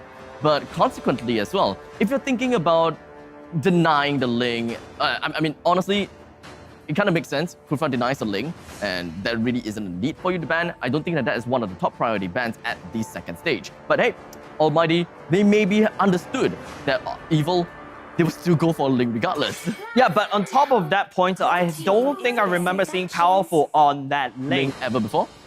Powerful on Ling. I don't think I've seen that before, but I've never seen you on Ling too. Hey, we don't talk about that, all right? That hurts. That actually hurts. How many percentage again? We don't talk about, we talk about MPL SG right now, all right? Abstract Evil bans away the Angela. This is really good because, you know, that hard guard will provide so much movement speed, heal, as well as shields on top of that Kufra that's jumping in. You can lock down someone successfully, so that's really good. It's very flexible pick. I like that ban. Almighty, on the other hand, I think they will double down on junglers. I'm thinking about the Roger ban, but oh, okay, they're gonna ban away the Pito instead. But now this opens up, right? What is Evil's front line look like? Yep, you can say the Masha, but I like my Masha going into the back line, not necessarily sticking around the front line to protect Coconut or Salmon. What is the tank coming up from Evil? I think that's the biggest question. I love the smell of gunpowder in the morning. You got the answer. Okay. I love the smell of gunpowder in the morning. That's gonna be Franco. Someone's gonna be fishing today. Yeah, I'm gonna fish. I'm going fishing. Carrot has decided to pick up a Franco for himself, and thus that is gonna be a very annoying Franco. Well, Hylos is currently still available. Oh yeah. If Powerful does want to play the Hylos jungle, that can definitely be possible. Almighty themselves can also go for the Hylos jungle. I just have this tight little feeling that someone here is gonna pick up a Hylos jungle. Only because I love Hylos jungle, that's why I'm saying that. That's the only jungler you can play, right? No, yes.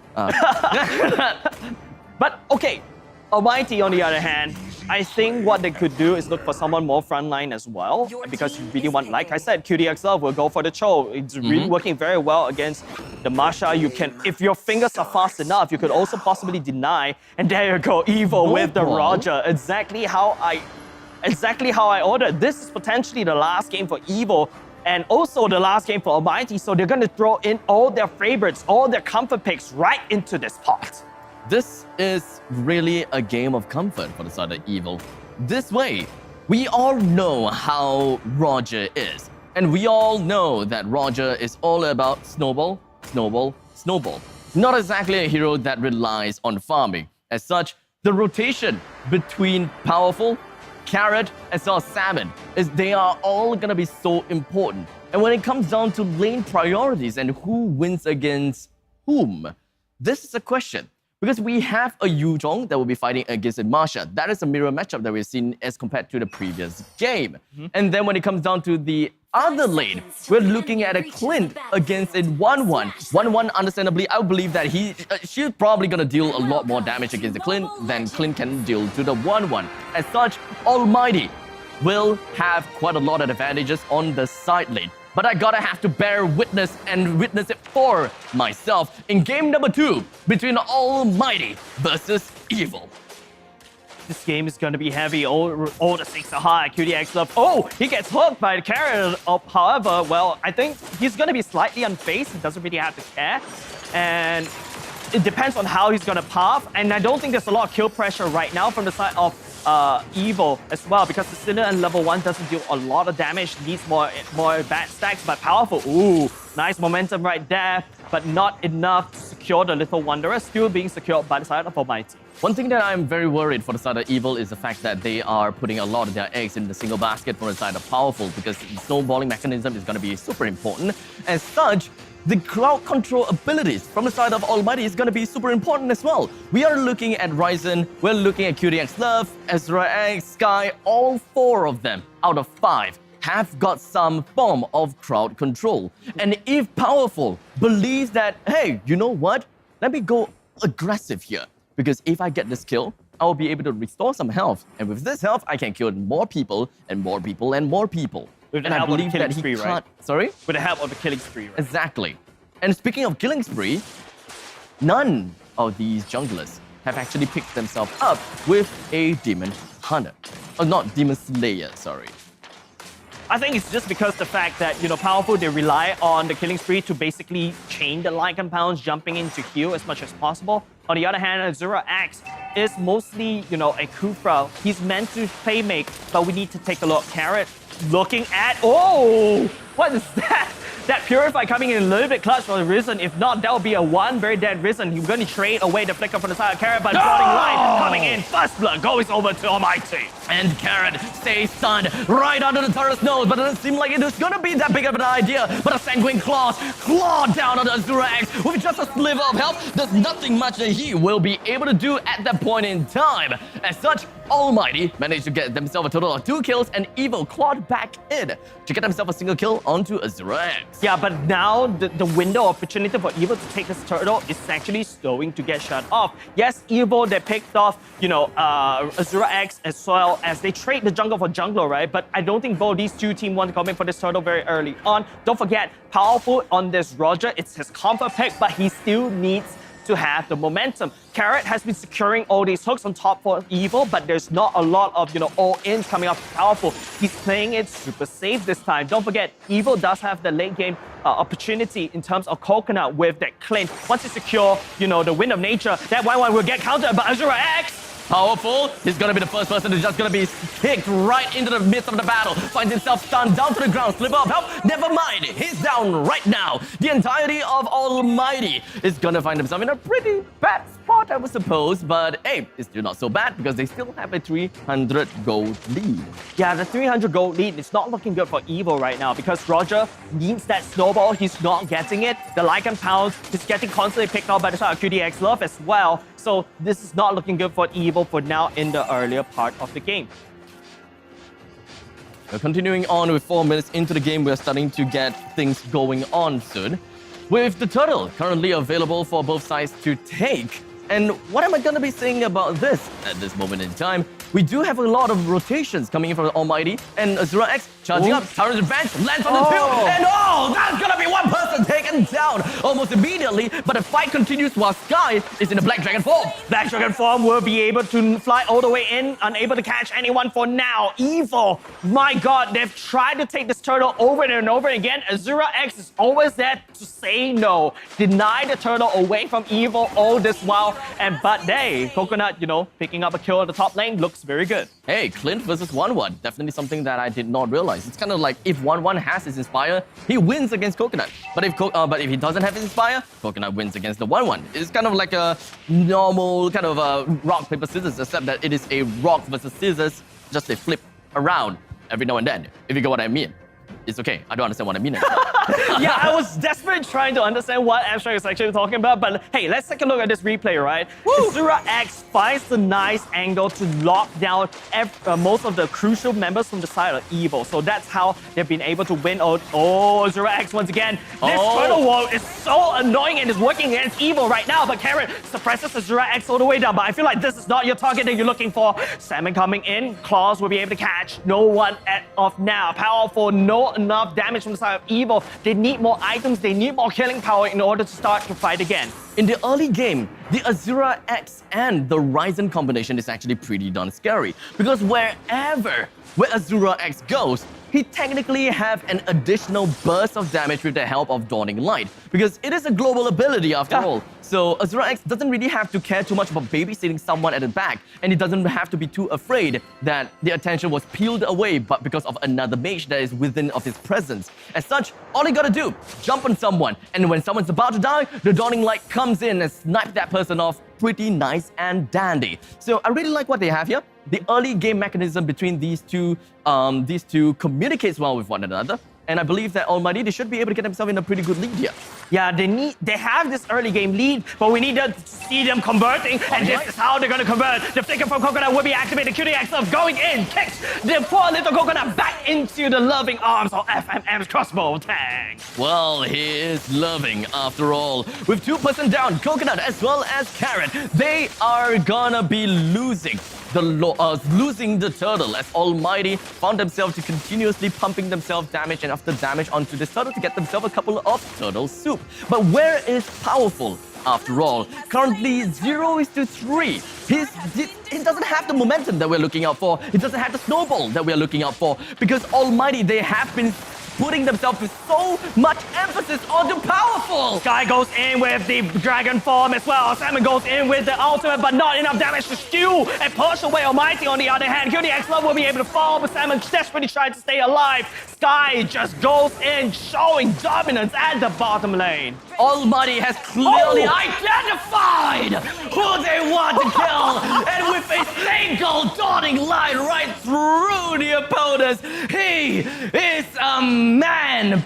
Is just going through kills and kills and kills. Boy, oh boy. That is him conducting a medley of death. If there is a PSA for this game, if you're fighting against a Savior, you do not recall in a single file. You don't stay in one line. And that's just easy pickings over the side of Risen. And that scales the gold lead in the favor of Mighty again. Our teachings from childhood does not help with this. Do not we were told to follow in a single file. But this time, no, do not do that. Especially when you are in the bottom lane. And then we have a Xavier that's just shooting a single Dawning Light right through. And this instant replay encapsulates exactly what we are looking at. Powerful almost immediately taken down because Almighty understood who are the main players that they should be looking out for. Ryzen positions himself down in the bottom side and in a single Dawning Light. Goodbye to 2. Man, that's so unlucky for Evil, man. Like I wouldn't call that even unlucky. I would say that was just good play from Ryzen. Yeah, good play from Ryzen, actually. Estimating the fact that Evil has 2 of these members super low on health, all the way, queuing up, but that goal knocking out the momentum for the side of Evil, and now, Sky calling in, jumping out, catching through, a whole lot of knockout going inside of Evil. No one could do anything. They're constantly getting knocked out, and now it's just Jace's left for the defense. I don't think Evil could be able to do anything right here. Just to watch as his friends just get melted and knocked up into the sky. Who would have known that the advantage? Who would have known that the momentum as well as a snowball advantage went over to Almighty instead of Evil? Evil, they have the Roger, yes. But unfortunately, Powerful is at 0:5, and Almighty has been targeting him time and time again. It's really unfortunate if you ask me. But now, JS is trying to go in. The Lord, unfortunately, was not stolen away by Evil. But because there is a retribution, there is also the Dawning Light. Almighty secures that with no problems at all. No problems at all. It's going to be easy game for Almighty on this. Wow, they gained the momentum. They had the reset. And now all Almighty's game plan is to do is to knock out every single member. You can see the amount of CCs. Abstract, you warned us about this.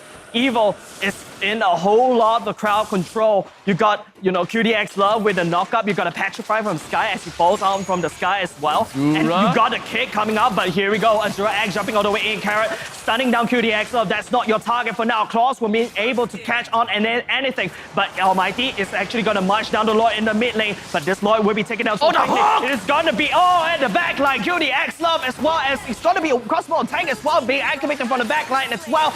And now it's going to be, here we go again. Winter Trunkin trying to suppress, but no. Good defense coming off from Evil for now as Almighty has to try to find a retreat. They cannot give too much away. Well. Almighty lost 1, Evil lost 2. Powerful, unfortunately, is just not getting the stuff that he wants. You can see in the player cam, he's just really dejected because the entire Almighty, the entire army is out seeking for him. This is not his problem. It is just Almighty being thirstful, vengeance-seeking players that they just want to kill Powerful time and time again. They will not stop until Powerful is 0 to 10. Man, this is going to be a very hard game for Evil. Yes, they had the first game momentum, and now they're slowly losing it. Almighty, very good reset right there, showing that, hey, we were the underdogs in Season 2, and coming in Season 3, I am starting to become the Goliath. Evil, the Titan Slayer coming back in. Don't forget, should be game for Evil to prove to be able to stay in the MPL Singapore for a little while longer, because this lower bracket game is not easy for both these two teams. Time to switch gears for Evil. It's time to switch gears. They are losing out by 4,000 gold only. And I say only because there is still definitely a chance. Remember what I said about a previous game is that yes, your team may be geared for early game, but that doesn't mean that you are not cut out for the late stages of the game. In the end of the day, a Roger is still a marksman. He is still a flesh-gnawing hero, and he will jump right into the back side of the lines with a single Liger Pounce, and those kind of stuff is something that you should be fearful of regardless. Evil haven't gotten themselves much towers yet. The top lane and the middle lane still have their first tier turret, while Evil, they still have all of their inhibitor turret, and that is the main thing that we should be looking out for, because the Mega Creeps is one of the most important thing and of course the hardest thing to defend. Now, they'll be sending Jaces all the way up to top side. Azura X try to look for pickups right here. Evil going to do the same thing as well. They want to look for pickups. This is the composition where they strive in bursting down one target at a time. Almighty has been engaging them with a 5-man over and over again, a wombo combo, unga munga, what like to do. But okay, conceal play coming out, not be able to capture. Sky goes in looking for Simon and Coconut as well, stunts it all the way up, and he's gonna jump all the way into the back line of Evil. But hold on a second, it's gonna be recent. Powerful! He managed to take down FMM, and now this could be turning point, and now Evil drags Azura X back into the snapping jaws of Evil. And speaking about claws, now Powerful is powerful, and he will jump all the way in and respond to Almighty's draft. Now, Evil, Almighty, this is what I'm talking about. Wait, hold a second, the fight is not over just yet. It kind of seems as though the stuff is going to be stopping, but QDX went straight in with the Way of the Dragon. That's going to be taking one person off of the lineup for the start of Evil, and a killing spree from Powerful. He's immediately getting himself back on track. He has switched gears. That is 3 kills for himself. And Sky is now all alone together with QDX Love, but what can he possibly do against these 4 Slayers of the Lord? Yeah, no, good Lord over the side Evil. And this is exactly what I was talking about. You give Roger a small little snowball, he will come in with an avalanche. And because of that, immediately they equalize in terms of the goal lead, and they have momentum once again. What a seesaw of a game. Almighty, they did not stop killing Powerful until 0 to 10. In fact, they stopped killing him at 0 to 6. I gotta have to say though, Powerful, he went down south to get himself to the tower instead of following his fellow team up north. And Almighty believes that, hey, you know what? Powerful may not be that big of a deal anymore because we have been targeting him all this time. But never can they be so wrong, because at that point in time, Powerful rose up to the challenge. He went in onto a low health unit, preyed onto him. And from that point on, the double kill was just as easy as taking taking food from a toddler.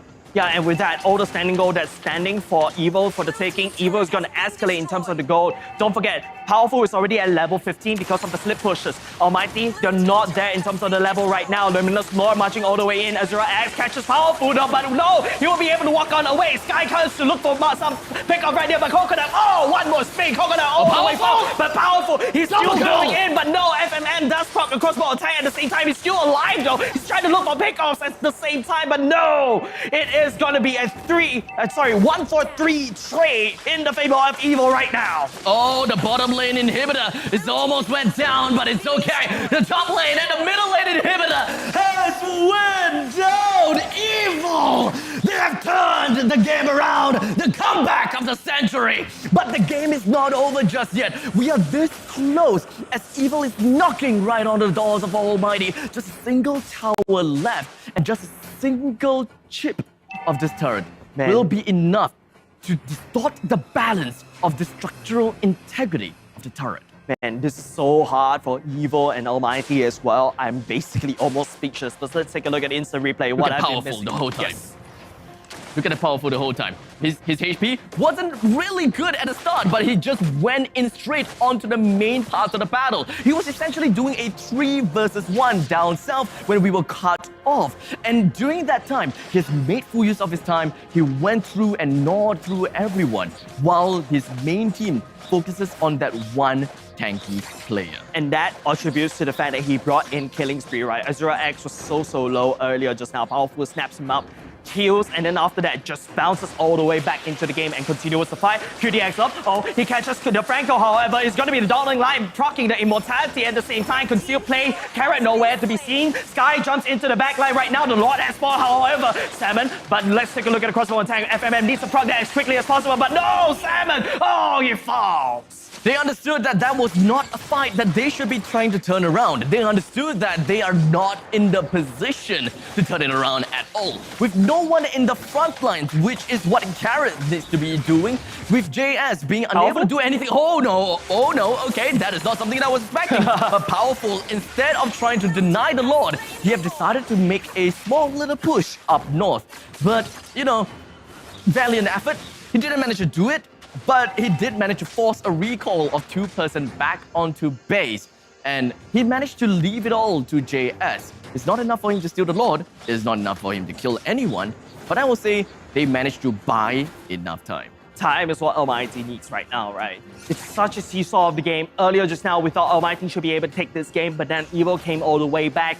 Like I said, you gave a small little snowball but Powerful. He returned and respond with an avalanche, and this is exactly the drop coming off of Evil. But Salmon, all eyes on him. He does have the amount of damage, so Almighty has to be careful in terms of the positioning. They're trying to make sure that, you know, the Lord stands in front. Don't let him charge all the way in, but he's able to let him all the way in. But FMN now is going to get knocked out by the side of locked down by the side of Jace's, but no, they're just gonna hit and run. They're not gonna try to commit because this could mean everything. But the dotting line, the damage coming in from the side of Almighty. Evil, unable to respond, has to fall all the way back, and Almighty cracks the mid lane. Well, that is a middle lane that has been equalized in terms of the mega creep.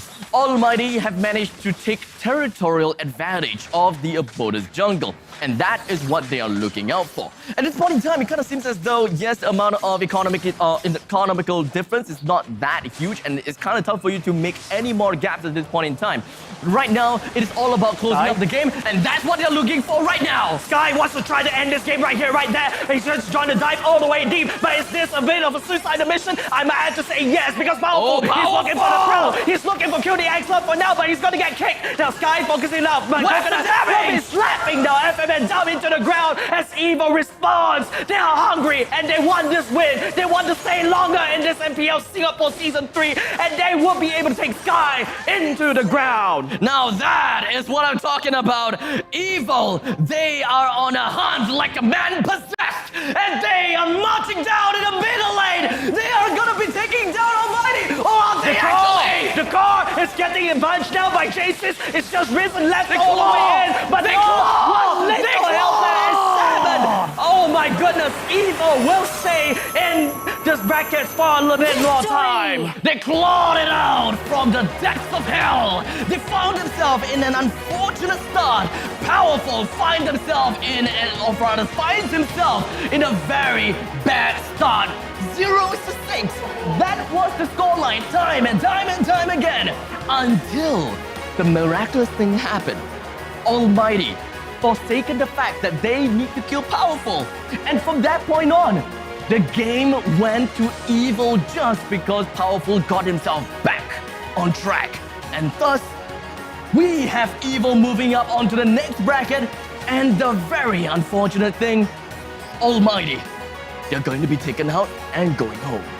What a crazy first series of the game, right? Like, I thought we are going to go into game number 3. And, especially Powerful, doesn't seem very strong all the way in. The fact is the killing spree has been coming in very, very clutch from him. You allow, Evil allow Powerful to just kill one person, and then he just heals uncontrollably, and then he just rotates and kill people one after another. Even yes, you got Risen to try to slow down Powerful and will not be able to find the CC as well. And it's just, man, this is so good of a game, and Evil deserving the title of the Titan Slayers of MPL Singapore. This is a noticeable shift in pacing, and we have seen Almighty time and time again where they take early game. They always excel in the early game, but at one point in time, they lose control. And this 12 minutes and 55 seconds into the game is where they start to lose control because they did not manage to continue to control Powerful there. Perhaps there was even more that is unseen to the naked eye, but Almighty, let's not rub more salt into the wound. I just think that they're gonna have to work a little bit harder when it comes down to the later stages in the game. They're gonna have to work harder when it comes down to the late game scenarios. I gotta have to say, Evil, they definitely do have a slight tinge of advantage since we're talking about a team that has got a lot of firepower within of their mids. They also have a Sicilian that skills super well in the late stages, while Almighty, what do they have? A 1-1. And I guess we can say Xavier as well. Man, I just look at this fight. This is the winning fight for the side of Evil. And you can see how Sky was so aggressive. I feel like Almighty has lost the patience. They really want to win this very quickly. They just jumped the gun too quickly.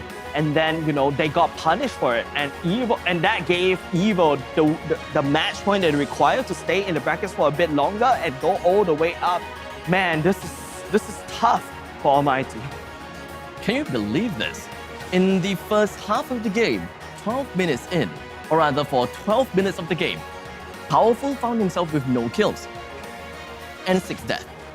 The next few minutes of the game, I believe maybe 4 minutes in afterwards, he's managed to climb up and rack up a total of 7 kills to his name and only dying once. Can you imagine how different of a game this would be if Almighty didn't focus fire on the Powerful at the beginning, or rather, in the beginning? I know you're gonna go there, but Of course, right? Okay. My thoughts right now, as we go into the post-match, right? I expect a lot of damage coming out from, well, of course, Salmon, the Sicilian that's winning, but don't forget, Almighty, they can do a lot of damage. And most of these damage are actually absorbed by the Marsha that has been tanking so well. And don't forget, I feel like what Almighty has been doing early game is to try to prevent the Roger from snowballing, but then they realize, hey, there are other heroes that they have to focus on, like Clint, like the Sicilian as well. These two, once they start the ball rolling, yes, Roger right here is the punching bag for now, and then after that, when it goes towards the late game, the Sicilian will start to slap, the Clint will start to slap as well, and just dish out all the damage. So it's very important as how Almighty takes these fights. There are certain times where I feel like Almighty shouldn't have jumped the gun right there, but they decide to go in. Yes, they get rewards, but there's also a high risk. And especially to a late game where, you don't, what if you get killed, you go into this extremely long death timer that's so punishing. That's where Evil starts to become this evil mastermind in this game. Correct me if I'm wrong, but the way that Almighty played in the early game is that they are trying to snowball faster or better than Evil. And their lineup is not exactly geared for that snowball potential. They don't have a hero that's able to feed off from that snowball factor. The only thing that they can get is 1-1 going online earlier. And that gap, or rather that window for 1-1 to go online to the end of the window whereby they need to end the game is ridiculously small. And I think that is the problem for Almighty here, is that the gameplay, the play style, and the drafting probably doesn't gel together as well. That is how I see it. Maybe if the Roger goes over to the side of Almighty, it's completely different. But in the end of the day, the gameplay will be completely different as well. But to be honest, I want to take a look at MVP. MVP in my heart is that Roger, but Jace is, yes, I have to agree to the point that, he's unfazed.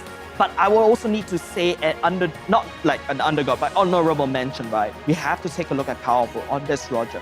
If this Roger is in my ranked games or even pub games, this Roger will tilt. Indeed. But he did not.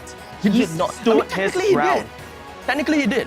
I saw his dejected face. But he carried on. He carried on. That's the most important thing. Almost immediately, 1 minute after we noticed his dejection, he climbed back in. And that is where his confidence grew. Yeah, and I'm just like, when I saw these two after game number 1, I'm like, okay, I'm in for a treat because I'm really looking forward to, what kind of weird draft, what kind of stuff they're going in. But no, both these two teams go in with their comfort picks. And because of Evo, this is the comfort, comfort of the most comfort, I bet. Yes. Especially with that Roger on Powerful, right? Yes. And that allows them to just go all the way into match number 7. And man, I'm so happy for them.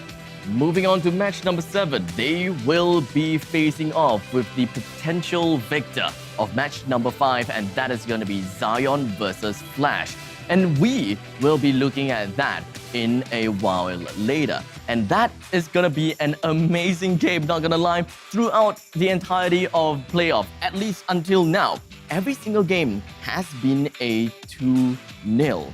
Is Zion versus Flash going to be the record breaker, or are they going to be going with the flow and ending it off in a 2-0? I would say, give me a 3-game, man. Because Give you a 3-game? Give me a 3-game because I feel like it's more spicy when it comes in. I think what Lysander likes to talk about, right? As spicy as the ghost pepper chips. Are you ready for that? No. I can't take spicy. Please don't do this. Please don't do this. But I guess we will be looking at the interview later on. I really wish they actually pull Powerful on stage because, man, yes, they need to. They need to. Indeed. He needs to perform a Lycan Pounce onto stage. Get him on the stage, please. So we shall see, ladies and gentlemen, because this is going to be very, very, very interesting because we've got a lot of games going in. And with that said, ladies and gentlemen, let's hop into the interview right now. Hey guys, thanks for the casters. I'm Lysander, back here at the grid, live here for the winners interview. The Throne for Champions with, of course, Powerful, captain of Team Evil. They just won their game against Almighty, eliminating them 2-0. And I'm here to find out from him, just how he feels playing on the main stage. And this is your first LAN event, playing live, an offline event. How does it feel? Nervous, but at the same time excited. I think it's our first time. Okay, and I think you brought your fan club over here. Yeah, you guys want to cheer? You guys can hear you guys in the stream, they've really put a lot of energy. Do you feel that support from your friends during the match? Yeah, I definitely feel that energy. Yeah, and I mean, of course, game number 2 versus Almighty was very stressful, right? Starting off, they were really strong. They were almost taking you guys out when they entered the base the first time. What was going through your team's minds? What was the conversation you guys had on team comms? Like, as the captain, you guys, what did you tell your team? We just say don't overextend. Then we just keep our composure and just follow the flow, not too aggressive. Okay, and those lot fights, I think there was this decision, towards the end where you decided, okay, we're not going to contest lot 4v5. What was your instruction to the team? Which part? The one where you tried to go for the back door. Oh. Yeah. We wanted to call the Masha and the clean to distract them at the law. Homes are now where we were. My goal laner heard the wrong instruction, so he followed me along. Then we didn't get the back door. Oh, so it wasn't planned? It was like, okay, let's all back door together. Okay. Because I think the casters, or rather the observers, actually spotted you going for the back door, and then the camera was on you. And we realized the rest of the team was coming as well. And in the end, they managed to take the Lord. So now that you have 2-0 Almighty, right? Your next opponents will either be Zion or Flash. Who do you want to face? Who do you expect to face? Any thoughts you can share with us? I'll prefer facing Flash lah. Okay. Because we beat Flash and we lost to Zion, so we will get more confident against Flash lah. All right, fair enough. Now, of course, stats-wise, of course, Zion is ahead in terms of like track record. So if you do face Zion, they have a pretty impressive team. They have Potato as their coach. Do you have a secret weapon prepared? Usually when we ask this question, we get no answers, but I just want to know. We just do our best lah. Just do your best. Okay. Any last thing to say to your fans here at Grid on stream? I'm sure you guys have lots of fans now. Thank you for the support. Thank you for your support. Yeah, that's right. Look at all those fans. So many Evil fans here in Grid today. All right, once again, guys, this is Powerful from Team Evil. He's their jungler, he's their hyper carry, he's their captain, and he's also a superstar. Let's hope to see more action coming up from him later on today when they face either Zion or Flash at 7 p.m. in Day 2 of the MPL SG Season 3 Playoffs. This is the Throne for Champions. I'm Light Center, he's Powerful. We'll see you guys after the break.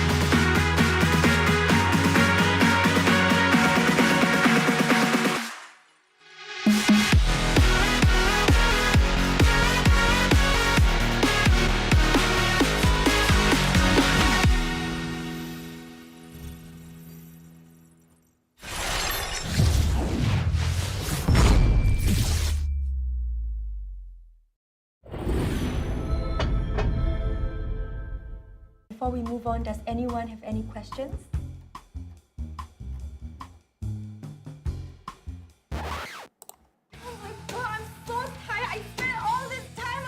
Tammy, I think we heard you.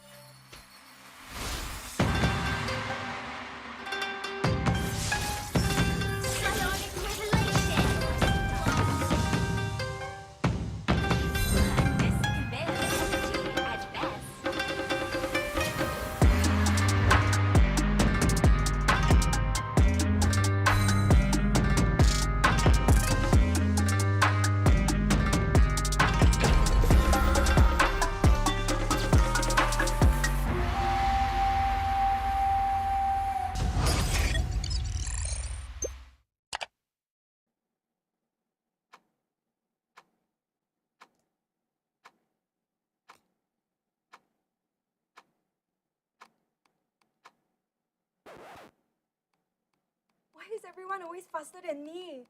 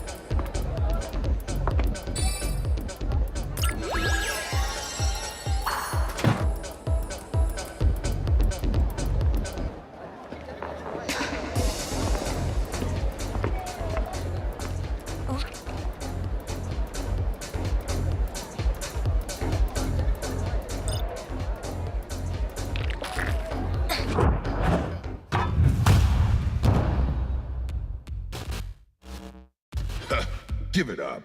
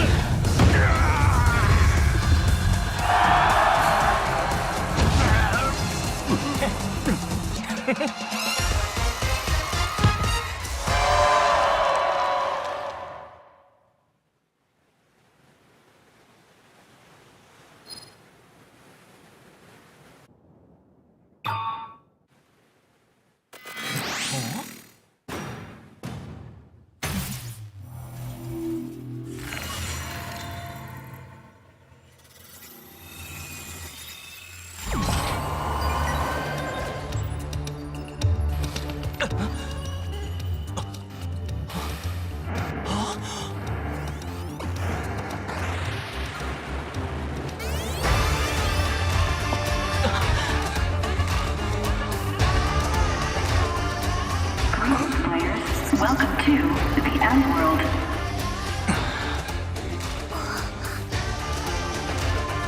Fight as you may, become the champion and the M World will grant you your deepest wish.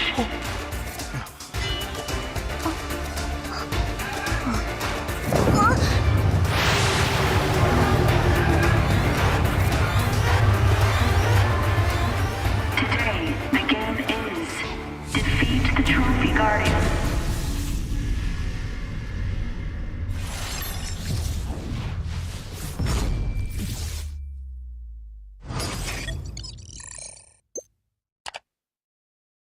Homes are now where we work, learn, and, play?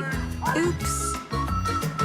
Homes are where we build spaces. You're not so loud. To call our own. Power on and beyond with Singapore's most trusted broadband.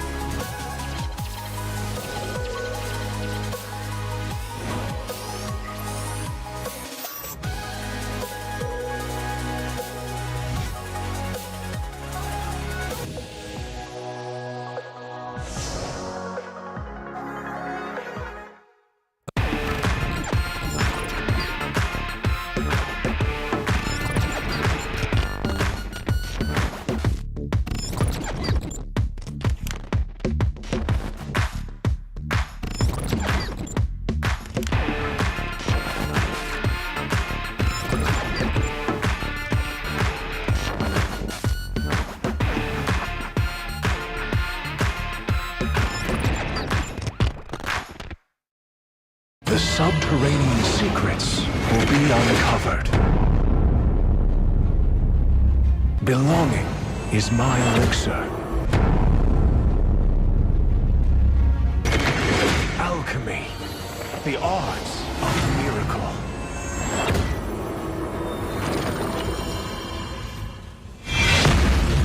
Breaking limits, that's alchemy. Its infinite potential. Turn the unknown into the known. Sorrow can be transmuted into joy. One man's stone resonates from the buried ores. I extract the visions of the future. Turn the unknown into the known. Resonate!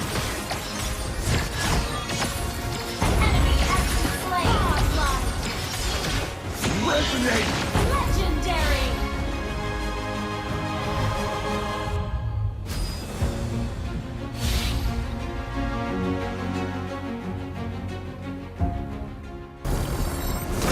Keep moving forward.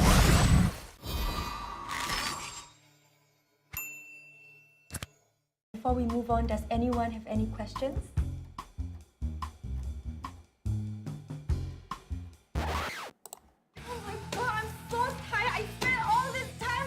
Tammy, I think we heard you.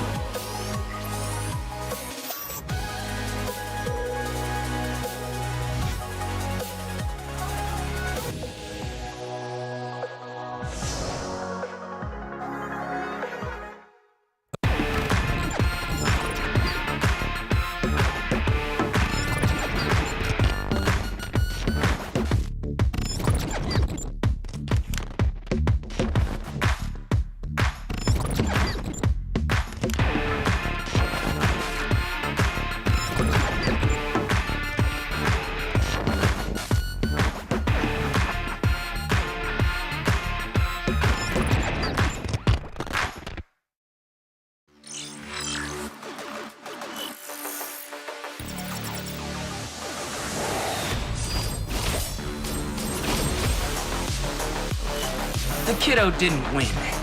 He's just handpicked.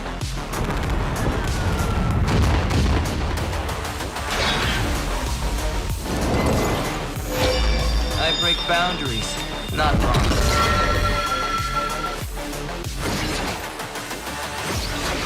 This is more than a game to me.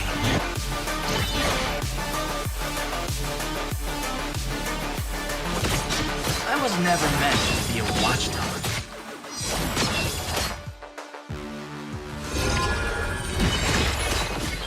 Not a fan of technology. I guess the day has come for us. I like egg fried rice too. Oh, I mean the food, not the song. Teamwork? Maybe.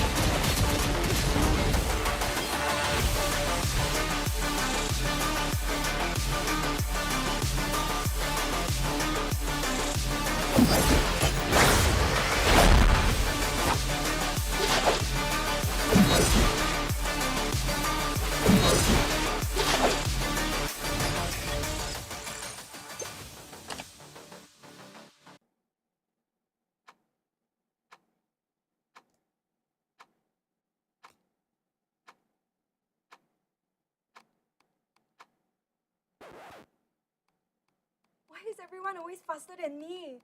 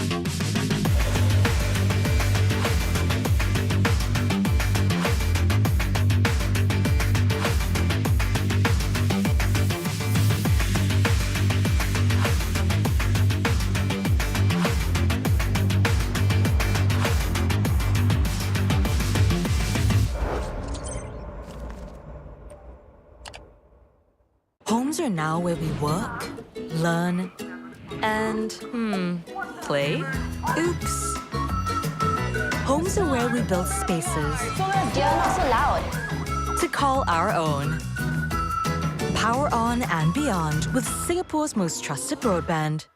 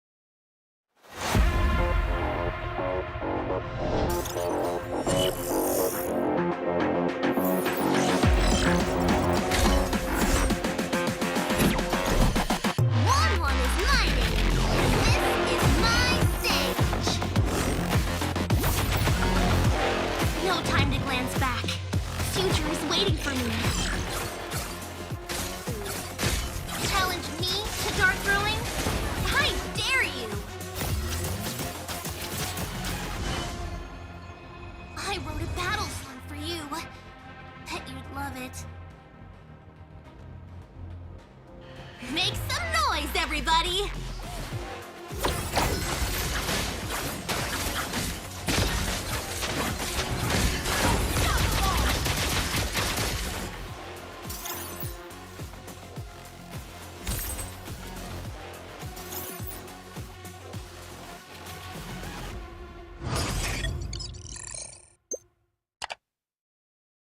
Before we move on, does anyone have any questions?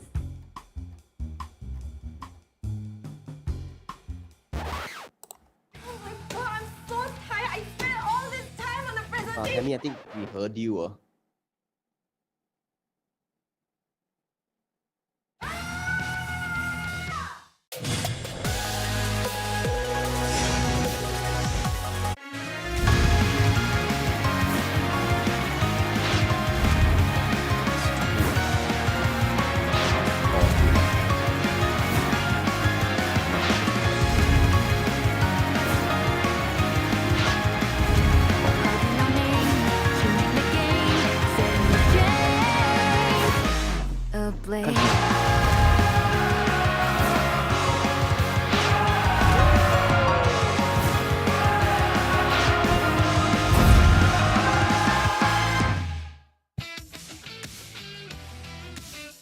Alright, ladies and gentlemen, welcome back once again to the second match of the playoff day, number 2. My name is Abstract, and with me here is Jace, no longer the sheesh guy anymore with the fiery background. He always catches me. Are we off gonna call guard. him the sheesh guy? Yeah, I'm today? calling him the sheesh guy. He's either the sheesh guy or the Thai boy. Yeah, that's pretty much it. But Vertigo is still going to be Vertigo in my heart. A shout out to Vertigo, by the way. But of course, you know, this is day number 2 of our playoffs. We've already started to see a few teams, you know, unfortunately unable to continue on the brackets. A little bit sad for them. In fact, even on the Mighty, I was having like a big of a hard time to kind of not sure who to root for, because I'm secretly rooting for Evo at the same time, and you know, Almighty also have the strong players as well, like They are QDXler, very strong. you know, Arisen at the same time. So it's really, really sad that we have to have the best team to move forward, unfortunately. But speaking about the team that will be moving forward, we'll be watching Flash going up against Zion. Don't forget, Zion got knocked down from the upper brackets by EVOS all the way down now to the lower brackets, going up against Flash. Also, not a good and easy game for both these two teams. Well, it is now about time for us to find out which are the teams that will be knocked out as 6th and 5th place. Yeah. Well, Almighty being the first one to be known to us for who gets knocked out at 6th and 5th, they have went through a long road and they have performed in the regular seasons, albeit not as good as we were expecting, but they are definitely a very strong team. And in the end of the day, they still managed to make their way all the way to the playoffs. And I believe that that is a very, very big testament to make already. Can you imagine so many other teams that tried to qualify for the MPL but didn't quite make it? But they are that team that we have been seeing them religiously in MPL. That's correct. For 3 seasons. I remember, man, season 2, Almighty knocked our socks off.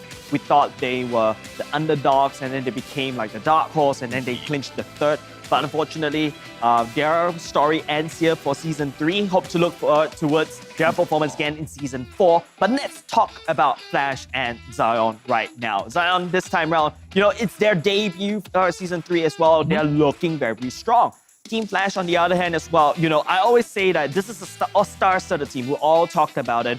Yes, we do have to say that it's not a very abysmal. I would say abysmal is kind of a strong word. They don't really perform very well during the regular season. But hey, regular season is just regular season for a reason, right?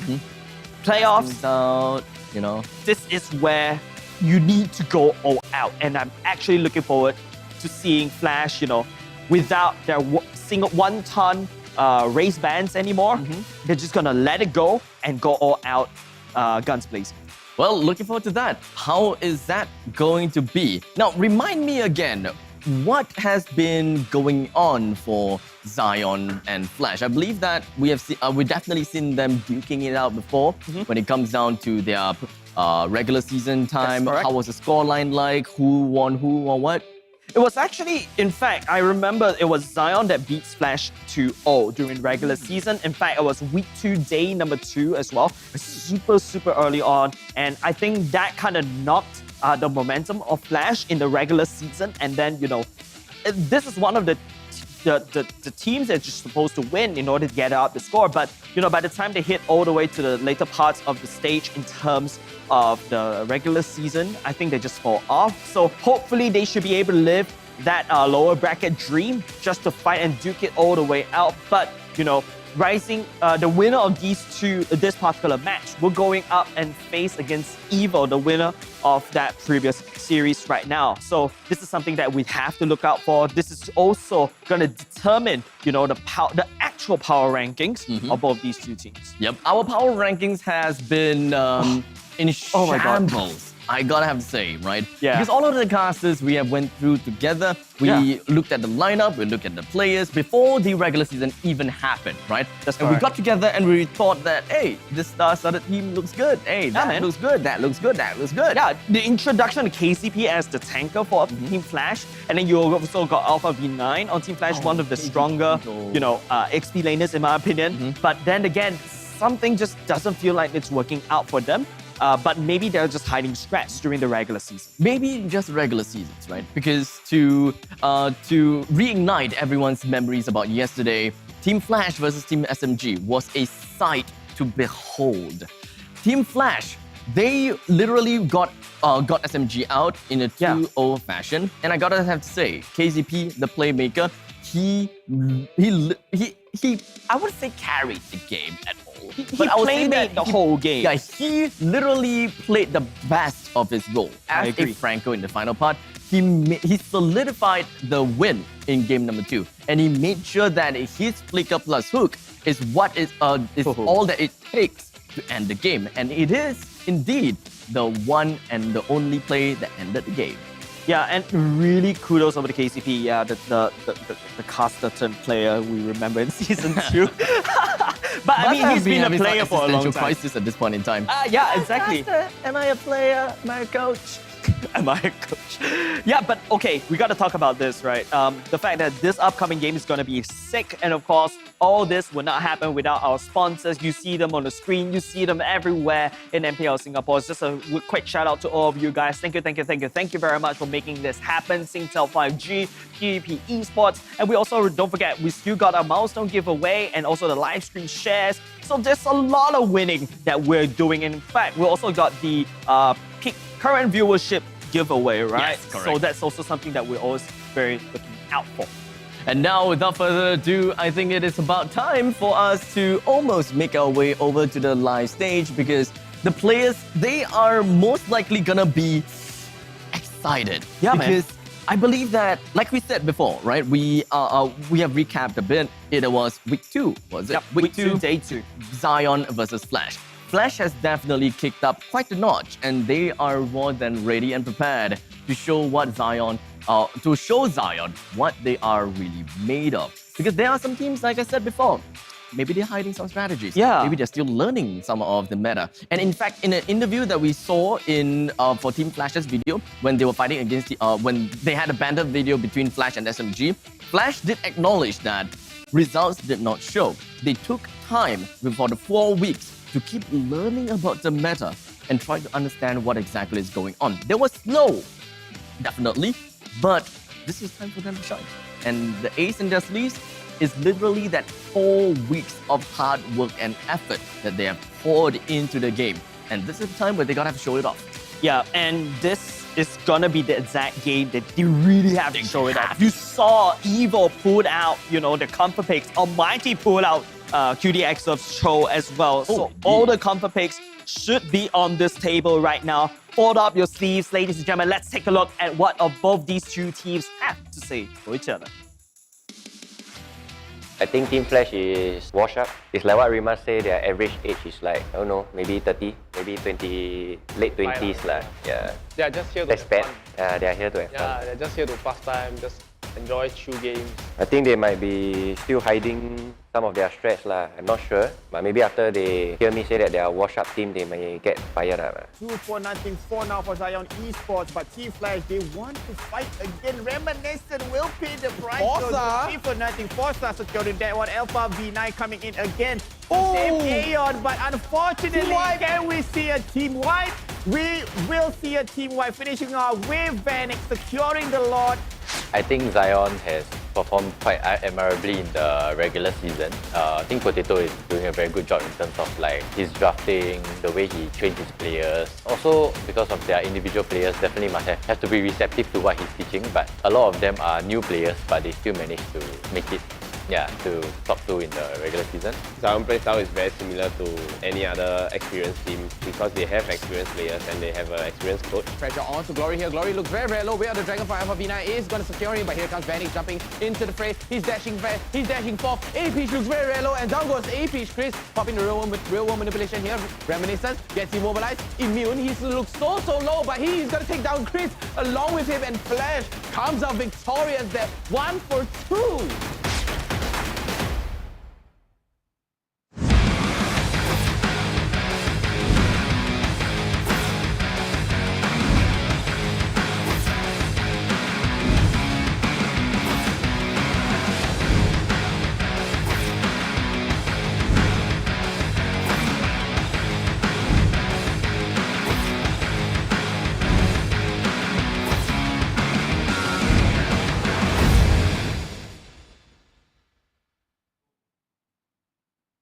Zion Esports sent down to the lower bracket by EVO's SG. Yesterday, they looked to take on Flash in an elimination match here in the lower bracket. Winner will fight EVO later tonight at 7 p.m. Ladies and gentlemen, give a round of applause to Zion Esports!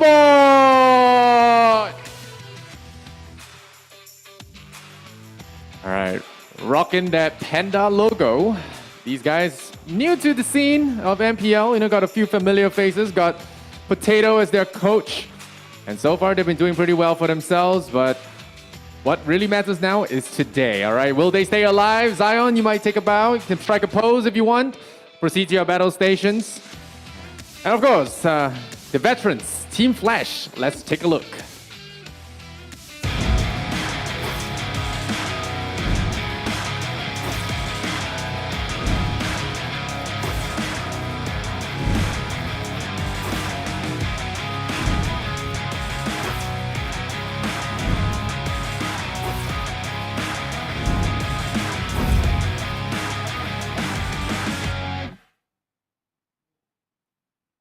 All right, Team Flash, people call them the old folks, but they have a lot of knowledge to impart. Let's bring on the boys in orange, Team Flash! Lots of experience spread across this team. A lot of players have played multiple seasons back to back, and well, you know, they're looking to make a splash here in this lower bracket. Like the caster said, don't want to go out in 5th and 6th. So here they are looking to take down Zion Esports. Boys, you may take a bow. Thank you so much. All right. Now you can proceed to your battle stations. It's a Zion Esports versus Team Flash. One team will go home this afternoon. Best of 3. Let's take it home. Casters, back to you. Thank you so much, Lysander. We are excited. We are thrilled. But I mean, we're thrilled to see who wins. We're thrilled to see the game. Yeah. But not exactly thrilled to see the other part. To be honest with you, Abstract and guys, it feels a stab in my heart whenever we see teams go, you know. Especially we've seen them during the regular season, right? When they've grown so much. Two of them play and against they each evolve other. all this while. And it just feels, you know, it just feels very heartbreaking to see at least one of these teams go. But let's take a look at the player lineup, ladies and gentlemen. Zion on the top right now. Forza, Chris, Glory, Vanix, and Supergirl. On the other side of the aisle, Team Flash, Reminiscent, Peach, Aeon, KZP, and Alpha V9. What kind of drafting they're gonna be showing us? That is the biggest question that comes into my mind at this point in time. But let us not jump ahead of ourselves. I believe that understanding how these two teams play in a while later when it comes down to statistics is going to give us a pretty good idea about the series in the regular season. And I believe that, okay, before the statistics comes out, right, who do you think has the one that, you know, when it comes down to statistics, have got more advantage for them? I feel like the one that I have to look out for was Zion, by the way. KCP on the Hilda, crazy place. He's created so much impact, created so much space for Team Flash. However, on the other side of Zion, well, the player I would look out for, Chris, his, you know, Sicilian, not only just Sicilian, right? His Eve, his Arsa, his artillery mage is just way too illegal for the side of Team Zion. So I think both these two teams have these two star players that I've identified, but we have to see whether, you know, these teams actually set it up for the backline because, well, Chris and, of course, Supergirl, the backline for Zion, and Team Flash has to protect, you know, Aeon as well as, almost called a Pokemon again. Yeah, I mean, like, he used to be called Pokemon, right? Yeah. But a Peach, right? So, yeah, that's something that we have to look out for. Now that I think about it, it kind of seems as though there's a lot of different team names from Season 2 that are mashed together in this game itself. Yeah. In Zion and Team Flash. And I wouldn't be too surprised if every single player, every single team has a representative in both Zion and Flash. Like, at least when it comes down to Season 2. That is just how crazy it is when it comes down to the player acquisition for both of these sides. We have Zion, a lot of these veterans, and for the side of Team Flash, literally the old folks home, and we have a lot of them that really can impart wisdom and they play like a boss.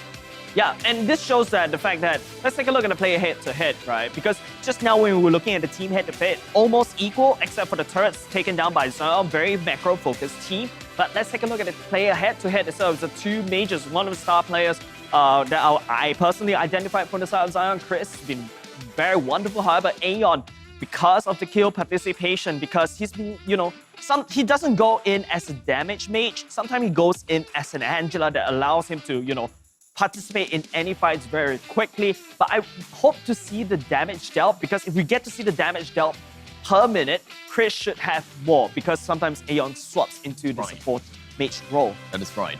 And of course, remember previously when we were looking at Evil versus Almighty, Almighty definitely was the team that have the graph leading red quite a lot. But unfortunately, Almighty didn't quite make it. So maybe this time, this statistics doesn't tell us the full story after all. It has always been the way. Statistics, yes, is very good to have, but tunnel vision is one thing that we cannot look into. Yeah, and just feels like, you know, statistics, I agree with you. Statistics, yes, it does tell you like half the story. It kind of helps you to, you know, give you a better idea on what to expect. But it's evident especially in this season, right? I came in, with all the homework being made, and halfway through, it's like, I feel like everything I've been, accumulating in sort of homework and prepping for, all get thrown away because, Zion came in, don't forget, this is their debut, and they've proven all of us wrong. Don't forget Evo as well, but Team Flash, got a lot of things to prove on this particular table, on this particular stage, because star-studded team, you expect star-studded results. However, Zion, I believe I heard someone saying about this, but everyone from the side of Zion plays like Potato. It felt like, during the boot camp, Potato just managed to clone himself all throughout, and that's why Potato's playing on that particular stage, because Zion is very aggressive, especially in the earlier parts of the game. Yes, they may actually lose out in terms of the later part of the game, and they lose momentum, but that's because they're inexperienced. Heck, you give them a few more seasons, I believe this team will be very scary for anyone to meet. That is quite a big statement to say that Potato has got clones now. I don't know how to feel about that, but I would love to see exactly what do you mean by all of that. Now, we are 1 minute into the game between Zion versus Flash. Now, Jace, you gotta have to tell me. You need to tell me, and you cannot escape this. What's your prediction? Where's the exit? You can give me two kinds of predictions. 2-1. The prediction that you've... All right. I'm going to give it to you. 2-1, Zion, based on statistic and based on what they've done thus far, even based on the regular season. But Team Flash may take one game because of the fact that they've been training super hard during the regular season stage. A little bit too late to the party. Those kind of people who kind of burn the midnight oil. That's what I felt from Team Flash in terms of the training. Right. But the training has borne fruit, especially based on their performance yesterday against SMG. Well, personally, I would say that, well, my prediction is kind of the same as you. We are very identical when it comes down to the predictions, but, it's very tough for me to say anything. Because all of the players from the side of Flash as well as Team Zion, at least when it comes down to Zion, right? I really enjoy the entire organization itself, and I really like what they have got in store for us. Well, Team Flash is just familiar faces after familiar faces. It's kind of sad for me to see them being knocked out at the 5th and 6th place. So my heart goes out to both of these teams, but unfortunately, one of these guys gotta go. You forced me to pick a side, but you stayed on the fence. But ladies and gentlemen, let's go Zion. I just say Zion in the end. I don't know, but ladies and gentlemen, let's go into game number 1. Team Zion going against Team Flash. I feel like this notebook that's in front of me is a little bit useless right now. I'm gonna toss it right at the side because the first man coming up from the side of Zion is that Franco. Franco, huh? I believe that is more of a respect ban to the side of KZP. Almost immediately. Because most of the time, you wouldn't really quite think about the fact that, hey, let's just ban Franco for the sake of banning him or something along the lines. Okay, banning away Dyrov as well. Don't forget, that is also what Zion wants to pick for Glory. The Glory has been finding a lot of successes on this Dyrov. But Team Flash, I think they are very flexible. Sometimes you may see a Peach goes into the fighter gold lane. Sometimes he goes into the marksman with the Brody as well. So don't count. They're a very flexible team because of the fact that they're quite veteran as well. We see the Wan getting banned away. I think this gives an indication they're looking for either the target ban on Supergirl, or they're going to go for a composition that's super tanky and they don't want to meet any shredders. So, Brock, Karina, Angela are currently still available. Ling is also available. And do note, Ling is Reminiscence's favorite hero to play. Yeah, that's correct. There is a caveat there. There has been time and time again where Team Flash forced Ling out for 2 games in a row, I believe in the regular season, and they flopped. Yeah, Ling is a very hard hero. You rely a lot on teamwork and also the setup for your Ling to pop off. You need a lot. You also become very predictable in terms of your rotation. And, for Fossa, he knows where you're going to appear as a Ling, and he's going to just constantly hard invade you like no tomorrow. The same could be said over to Team Flash as well. KZP, he likes to go in with this very hard invade. There's probably going to be like some tracking system that Team Flash will be utilizing against Team Zion, because That's what the roam is supposed to do, supposed to open the map, provide that vision, especially with the Hilda as well. What I'm also very surprised is both of these two teams, they're kind of not going to mention anything in terms of ban in terms of the Masha and the Hilda for now. Zion bans away the Grok. I think Team Flash should take at least one of these away, but it's going to be an Angela ban instead. Okay, I like that. I like that. I've been kind of waiting for an Angela ban. Most of the time when it comes down to Angela, it's supposed to be one of the priority picks and bans that we should be looking out for. It is a matter of time until Singapore starts to look at Angela in that high regards. Well, I kind of have to echo one of my friends. I mentioned her during one of my streams, not say one of my streams, one of the live sessions that we've casted, is that Angela has been very overlooked. But speaking about overlooked, don't forget, Team Flash has banned out one of Aeon's heroes, the Angela as well. They're not going to give it over to Zion. I think Zion will first pick the Karina right off the bat. That is Phoenix's hero already secured. Team Flash will probably respond with a Baxia pick up for the side of Reminiscent, because it's either to go for the Baxia, because you don't want to give it over to Zion, because Fossa could just use the Baxia as a roam as well, and Reminiscent could go for that link. They could definitely go for Baxia and Eve. Otherwise, they would go for some other EXP laner together with the Eve. But no, they have decided to actually focus down on the Baxia and then pick out the Xavier instead. So it kind of seems as though Xavier has taken quite a priority over Eve now. And Zion is his turn to pick. They have already identified who their position 2 player is. Yif is currently available. What else is available right now? Grok is banned. Well, Beatrix is something that they will probably want to pick. Clint is also definitely something that they will want to pick, since the position 1 is still available, and they should hold off picking the position 5 at this point in time. I think what Zion has to go for right now is the Hilda, because Team Flash, they did not pick up the Hilda in the first pickup right now. It should be one with a no-brainer, but no, Zion's gonna focus on top of the Beatrix right off the bat for Supergirl and that Eve. Both of these two basically revealing all their cards, putting it on the table right now, inviting Team Flash to just respond. Yep, not quite yet though. I would say that Zion still have a chance to change about with their game plan and of course their win condition. At this point in time, it is still out in the open and nothing has been set in stone just yet. Meanwhile, Team Flash, they have got quite a lot to play around with, because Team Flash will then have their first pick into the second drafting phase, and thus Team Flash would have to focus onto their winning conditions first, coming into the second drafting stage. And that is where Zion would then identify who they would want for their position 5 player, followed by their position 4, which can make it or break it the game. Unfortunately, position 2 has already been set out. We are looking at a tank slayer here, as we have seen time and time again. The Atlas has been picked up from Team Flash. This is a clutch pick from Team Flash. Diggy is available for Zion to pick if they would want to have it at position 5. However, that would put Zion in a not very aggressive stance, which technically speaking, having a Beatrix and a Karina is supposed to be. I really like what Team Flash has done for themselves, right? KCP secures the Atlas, bans away the Hilda, and then says, hey, if you don't pick a Diggy right here, because Atlas is just gonna Fatal Links your Eve in the middle of real world manipulation. And don't forget, the new passive of Atlas could lock down a lot of people, especially with, Vanix that tries to go for the backline. Don't forget, Xavier does have a very strong CC. That's why he's all the way up in the prior pick. I like what Team Flash has secured for themselves. And then after that, they proceed with the Diggy ban as well. Big brain coming off of Team Flash. I'm actually kind of surprised that Team Flash have decided to go for an Atlas pick this early into the game, because this pretty much reveals their cards.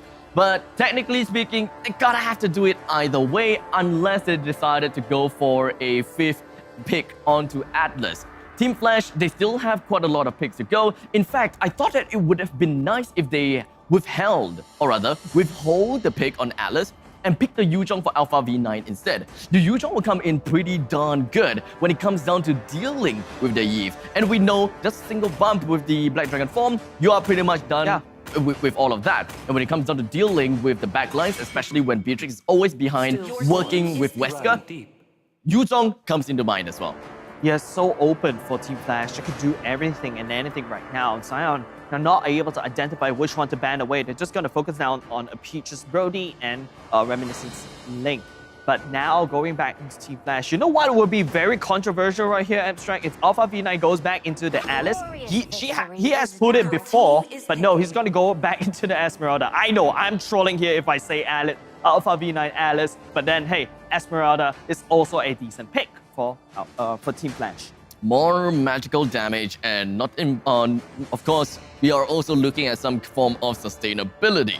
Team Flash, they showed their Atlas, but the final pick from the side of the Peach is going to be pretty darn important. But Zion don't have the time to choose here. They need to take a risk as to how they will want to pick it up.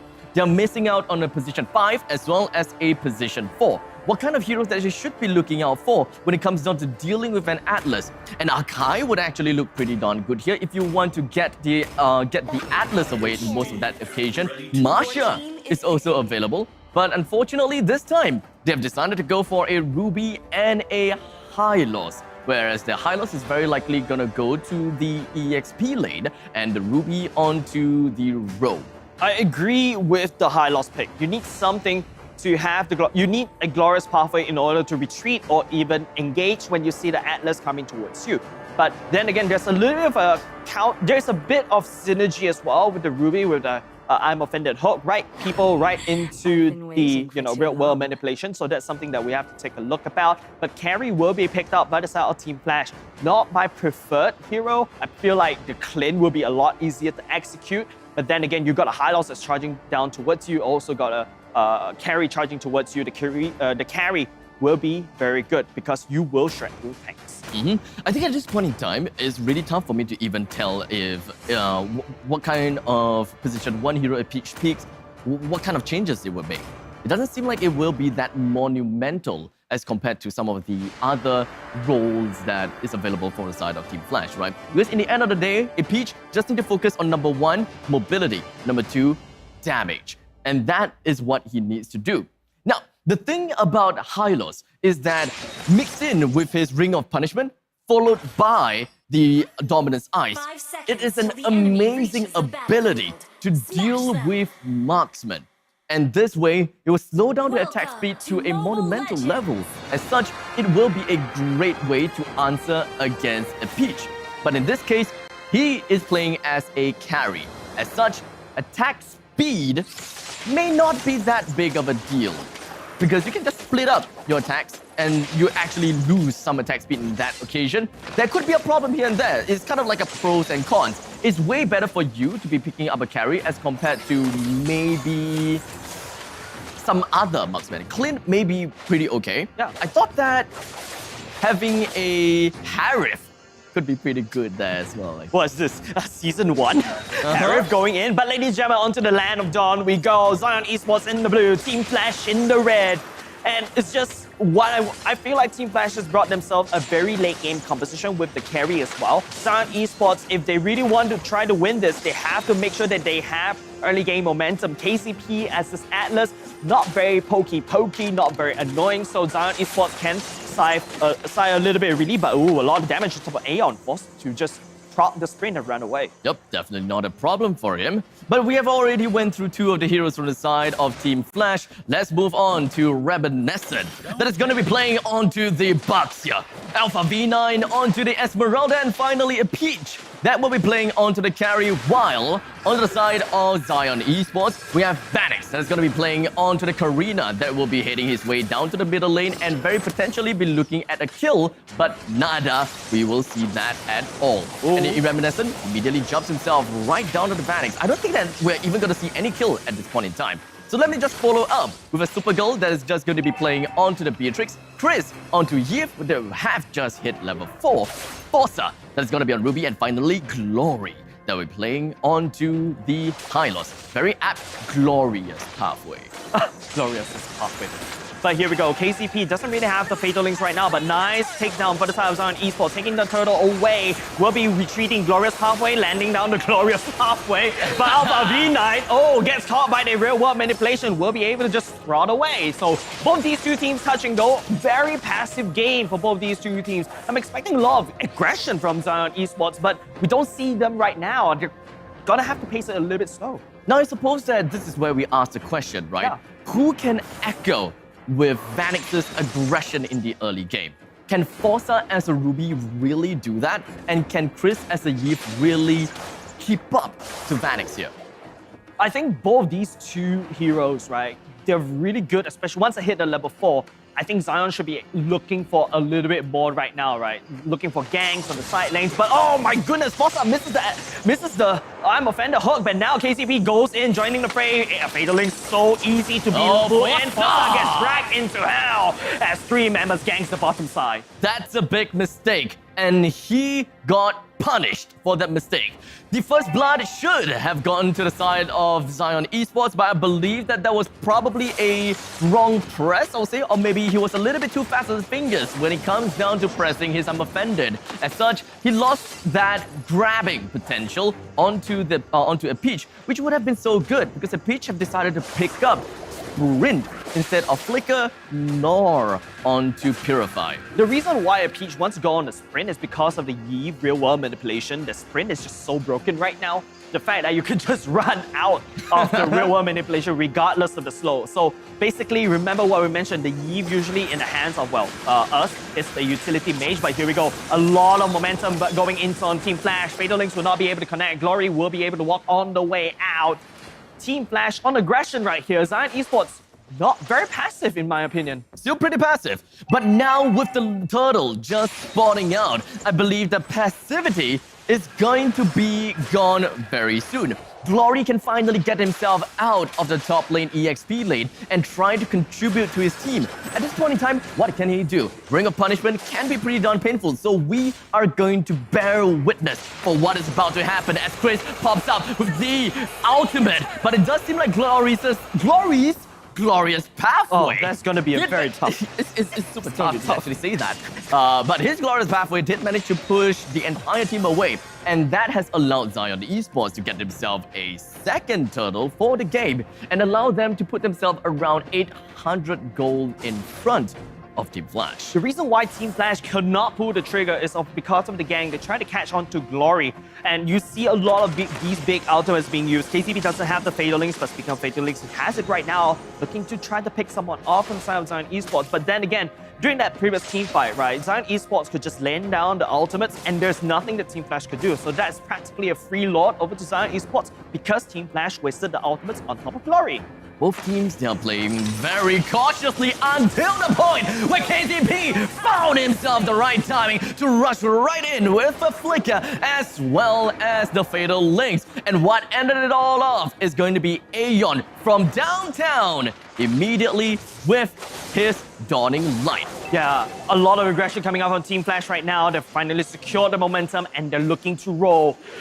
Zion Esports, the longer they drag this game out, the more a Peach will be able to farm. And don't forget, a Peach could stay in the lane a little bit longer because of the emblem that he has equipped for himself. Supergirl, on the other hand, playing extremely safe. Team Flash focusing on the ganks on top mid and the top lane as well. They don't want Glory to scale, but I don't think that's the main target. But that's because, Team Flash has the winning bottom lane. Speaking of winning in the bottom lane, I suppose, how about the top lane when it comes down to winning? You're the XP laner. I am the XP laner, yes. When it comes down to a Hylos versus an Esmeralda, I would say that it is pretty much on a stalemate, right? Yeah. The amount of shields that you will be able to generate as the Esmeralda, you can take that time to push in onto the Hylos and poke him a little bit. And even when the Ring of Punishment does come out, you can just pop off your first skill again and get yourself away. But speaking of getting yourself away, KCP tries to get himself with a quick little split into his octopus form, got himself right out of the way while his HP is down to a pretty low amount of health. Zion Esports, the third turtle in a row. Oh, this is not looking good for Team Flash. you thought that they have the aggression, but this aggression has not been able to contribute in terms of these neutral objectives. Zion Esports has secured 3 turtles in a row. Literally no contest. Team Flash is just giving the turtle over to Zion Esports for absolutely free and taking nothing back. To be fair, they did lose 3 turtles, right? However, if you look at their economy, they are only losing out by 1,000. And technically speaking, getting yourself the Lord should give you a cumulative amount of 500 gold per turtle take. So Team Flash, they are not exactly 1,500 down, they're only 1,000 down. So they're doing a pretty good job when it comes down to keeping up to it. Yes, that's one good side of the argument, but you know, Abstract, just compare the junglers right now because Vanix at level 11, Reminiscent at level 9. That's the biggest problem because when it goes all the way to the later parts of the game, your Vanix's retribution is gonna be bigger and it's gonna get even harder for Team Flash to secure this bigger objectives because of these turtle takedowns. It's all about the retribution game. Yeah, it's all about a retribution game. And if you take a look at the items, Supergirl going into a BOD, going into another Legion Sword, Malefic Raw, super ready. But don't forget the Peach. Oh, that is basically every single carry's wet dream. I'm super surprised with how cautious both of these these two teams are doing. They are not wanting to overextend for multiples of time. And even times that they are trying to go for initiation, they realize that they don't want to go for it. Forza misses the Arm Offender KCP. 3-man with the fatal link caught them completely off guard. But it doesn't really matter for Team Zion Esports at all because they took that the opportunity while KCP is all alone and AP doesn't have the damage just yet.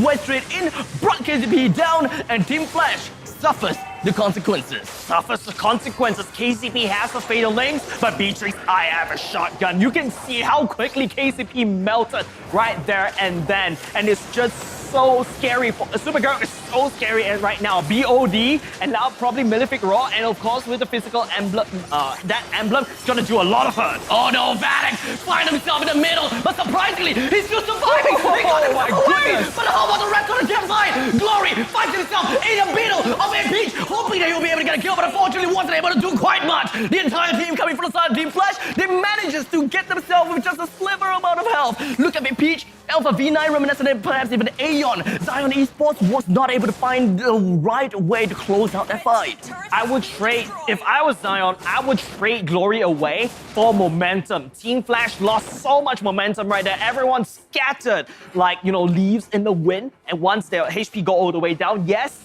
there's no depths right there for Team Flash. Not a lot of them, but the damage has been done. Zion Esports crack open the bottom side, and now a Peach doesn't have a very safe lane to farm in. Right now, you can see the instant lane swap over for Zion Esports. So methodical right now. They're shifting back to Gear 1. Slow, but damaging.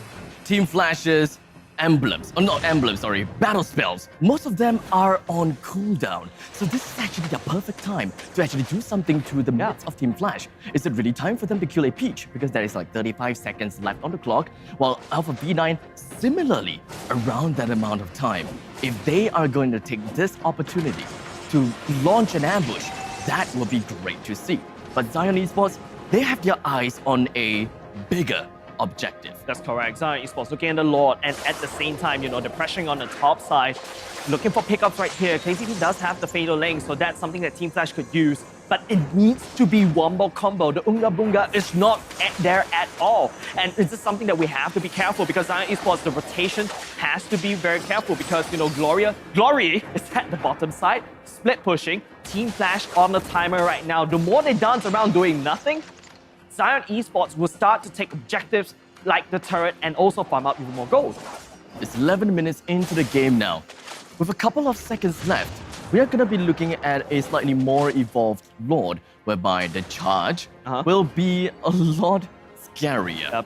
It's not the fake Lord anymore. It's the real Lord. It's like the luminous, like luminosity kind of thing. In the meantime, Forza, he did manage to go in for, KCP managed to get himself with that fatal link. In the meantime, Alpha V9 jumps himself. He's just right onto Vanek. AP gets one person down. The rest of the members coming from the side of Zion Esports was hoping that they will be able to get the kill down on the Aeon, but that did not quite work out for them.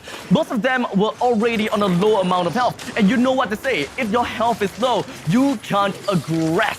And Chris, despite all of that, he realizes that the best idea that he can do right now is to clear out the middle wave as much as possible, but at the cost of his own real-world manipulation. Team Flash realizes the fact that a lot of the ultimates is down. It's the perfect time for them to pick up the Luminous Lord. Yeah, it's so free over the side of Team Flash right now, right? Zion Esports, they lost momentum right there. Team Flash somehow with just one Fatal Links pull in Forza, and then after that just Vanix respond to that, and members of Zion Esports, they're nowhere to be seen. They're not in position right there. And don't forget, Alpha V9 coming in down for the flank, shove everyone out of sync. And that's how detrimental it is. Because of that one team fight, that Luminous Lord was supposed to belong to Zion Esports, but Team Flash took it away. KZP opening it up. He's trying to open up the map as much as possible. Taking a look at every single brushes as much as possible as well. Reminiscent is neck and neck with him. The both of them, they are looking for the opportunities. They are the playmakers. If Reminiscent jumps on someone, the slow comes into play. If KCP jumps on someone, we may see a full team wipe. However, even if we are looking at a 5-man Fatal Link, do we even have the AoE damage from Team Flash to seal the deal? Yeah, Team Flash right now being split all across the board. They're just one shot taking all the standing gold, all the turrets. Look at that. Team Flash getting a lead in the gold right now. This is something that's very bad for Zion Esports. They need to try to stabilize. It feels like all of a sudden their game plan doesn't work as well because of one Fatal Links from KCP. They drag Forza in, and then suddenly everyone's out of sync. Team Flash is making full use of this. Just one Dawning Light, half HP. That's not very healthy for Chris. With all of the exterior turrets taken down, Zion Esports has found themselves backed against the wall. They are unable to do anything against Team Flash, at least for now. Yeah. They have lost control of their northern jungle. As such, the purple buff will be unavailable for the taking for Zion Esports. They are capitalizing themselves on the southern side to get themselves the orange buff. And with I don't like this could be big. As Forza goes in with a comeback, Wolf King didn't really quite do much, but Glory jumps on the back, gets the start of the Aeon, and there we go. The 3-man Fatal Link. They're going to be continuing on with the Glorious pathway, going downwards, down south. Glory, half HP, or rather, it's going to be a slip of health. KCP continues on onto Supergirl. Not going to find much, but how about Chris? Slip of health, taken down. Supergirl, the end Vanix, going to be left in middle lane. Team Flash kept themselves right back into the game, or rather not back to the game, but continues on with their momentum, and they have a total of about 4,000 goal lead. You heard me say I don't like this, right? That concealed game movement, it backfired on top of Zion Esports. Now it's just 2 members left to defend. Supergirl looking a bit low, and now a Peach is shredding through Vanix. Look at the passive proc. 1/4, at least 1/5 of Vanix's health just goes away, and now Team Flash has full control of the map right now. Well, unfortunately, the Dawning Light came a tad bit late. It would have came in a little bit earlier if it went off cooldown a little bit earlier. Could have gotten themselves 2 kills on the Supergirl as well as Vanix. Aeon, Dawning Light's back online right now. It's Dawning Light at this stage of the game is absolutely free for Aeon. He could just spam it with no repercussions as well. But on the other hand, if you compare that to Chris, that real-world manipulation takes a long time to cool down. A long time? It kind of seems like an understatement at this point in time, but well, it is all about the big plays. Maybe the real-world manipulation will be a pretty good way to deter the aggression coming in from this other Team Flash whenever he sees the Fatal Links. But that is provided if he don't get caught up within the Fatal Links. Forza take the first brunt of the attack coming in from the side of Reminiscent. He's going to be zoning out KCP. The Fatal Links, he's going to be absorbing everything as such. Forza finds himself dead. How about Vanix continues to jump himself onto a Peach. He brings him down, but it is going to be a back and forth. KCP continues running away. The rest of the members coming from the side of both Zion as well as Team Flash, they are just so much tankier. Supergirl surprisingly out of all of that. He is still alive with 50% health to work with. They have not lost one of their most valuable players just yet. So there is still a massive, massive hope. Massive hope for Zion Esports right now. Don't forget, Zion, they need to trade 2 members just to take down the Peach and also deny Team Flash from that Lord. That Lord could be the final nail in the coffin against Zion Esports' draft, but 3 members left.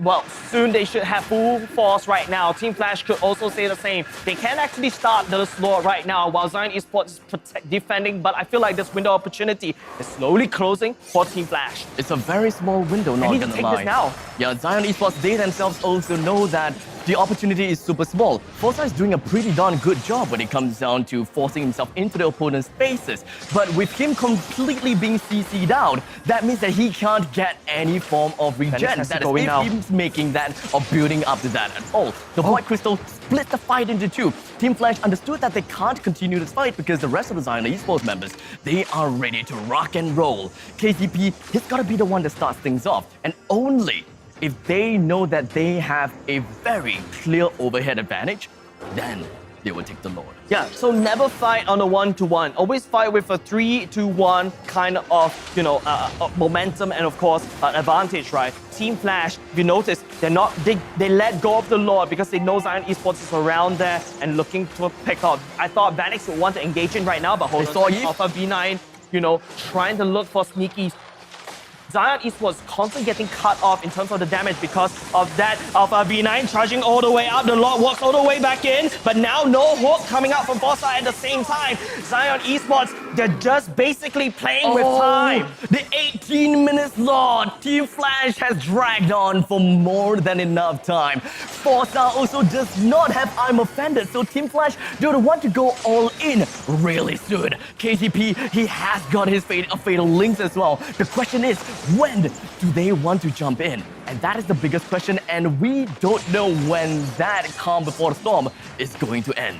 Yeah, and now what I like about Glory is he is face checking against Alpha V9. Glory knows that Alpha V9 always like to do these sneaky backdoors, trying to catch Chris or even Supergirl as well. But now, I don't know, the longer you drag this game on, I think Team Flash should have the advantage because of this carry that's been popping off 8-1-2 right now. Glory in the middle. I'm not too sure what their plan is. It's just baiting the Lord. They're just making Zion, forcing Zion to make a mistake. Supergirl is not caught in the fatal link just yet, so he will bust down KDP almost instantaneously. He still has the West Constellation, even managed to bring KDP down almost immediately once the immortality is off. And continuously after that, it is going to be reminiscent as Vanix move right on onto Aeon, leaving Alpha V9 as well as Peach, the last two members left from Team Flash. And Zion Esports took this opportunity, the small little window, to bring down the first tier turret in the middle lane. They may have a chance to continue on with this push. They have a chance. I don't think that they will take a lot, though. I don't think they will be able to take this Lord, but if they want to take it, then take it now. But let's take a look what went wrong. KCP Good caught out a lot of members from the side of Zion Esports, but not the real person. If you take a look, Supergirl actually swapped into the shotgun. He knows that the Nibiru doesn't do a lot of damage anymore. They are anticipating and just waiting for Alpha V9 to focus on one person, and Supergirl just decides to stick to his own front line. Chris, right there, was the sacrificial lamb. And Supergirl, the main win condition right now that won that particular team fight.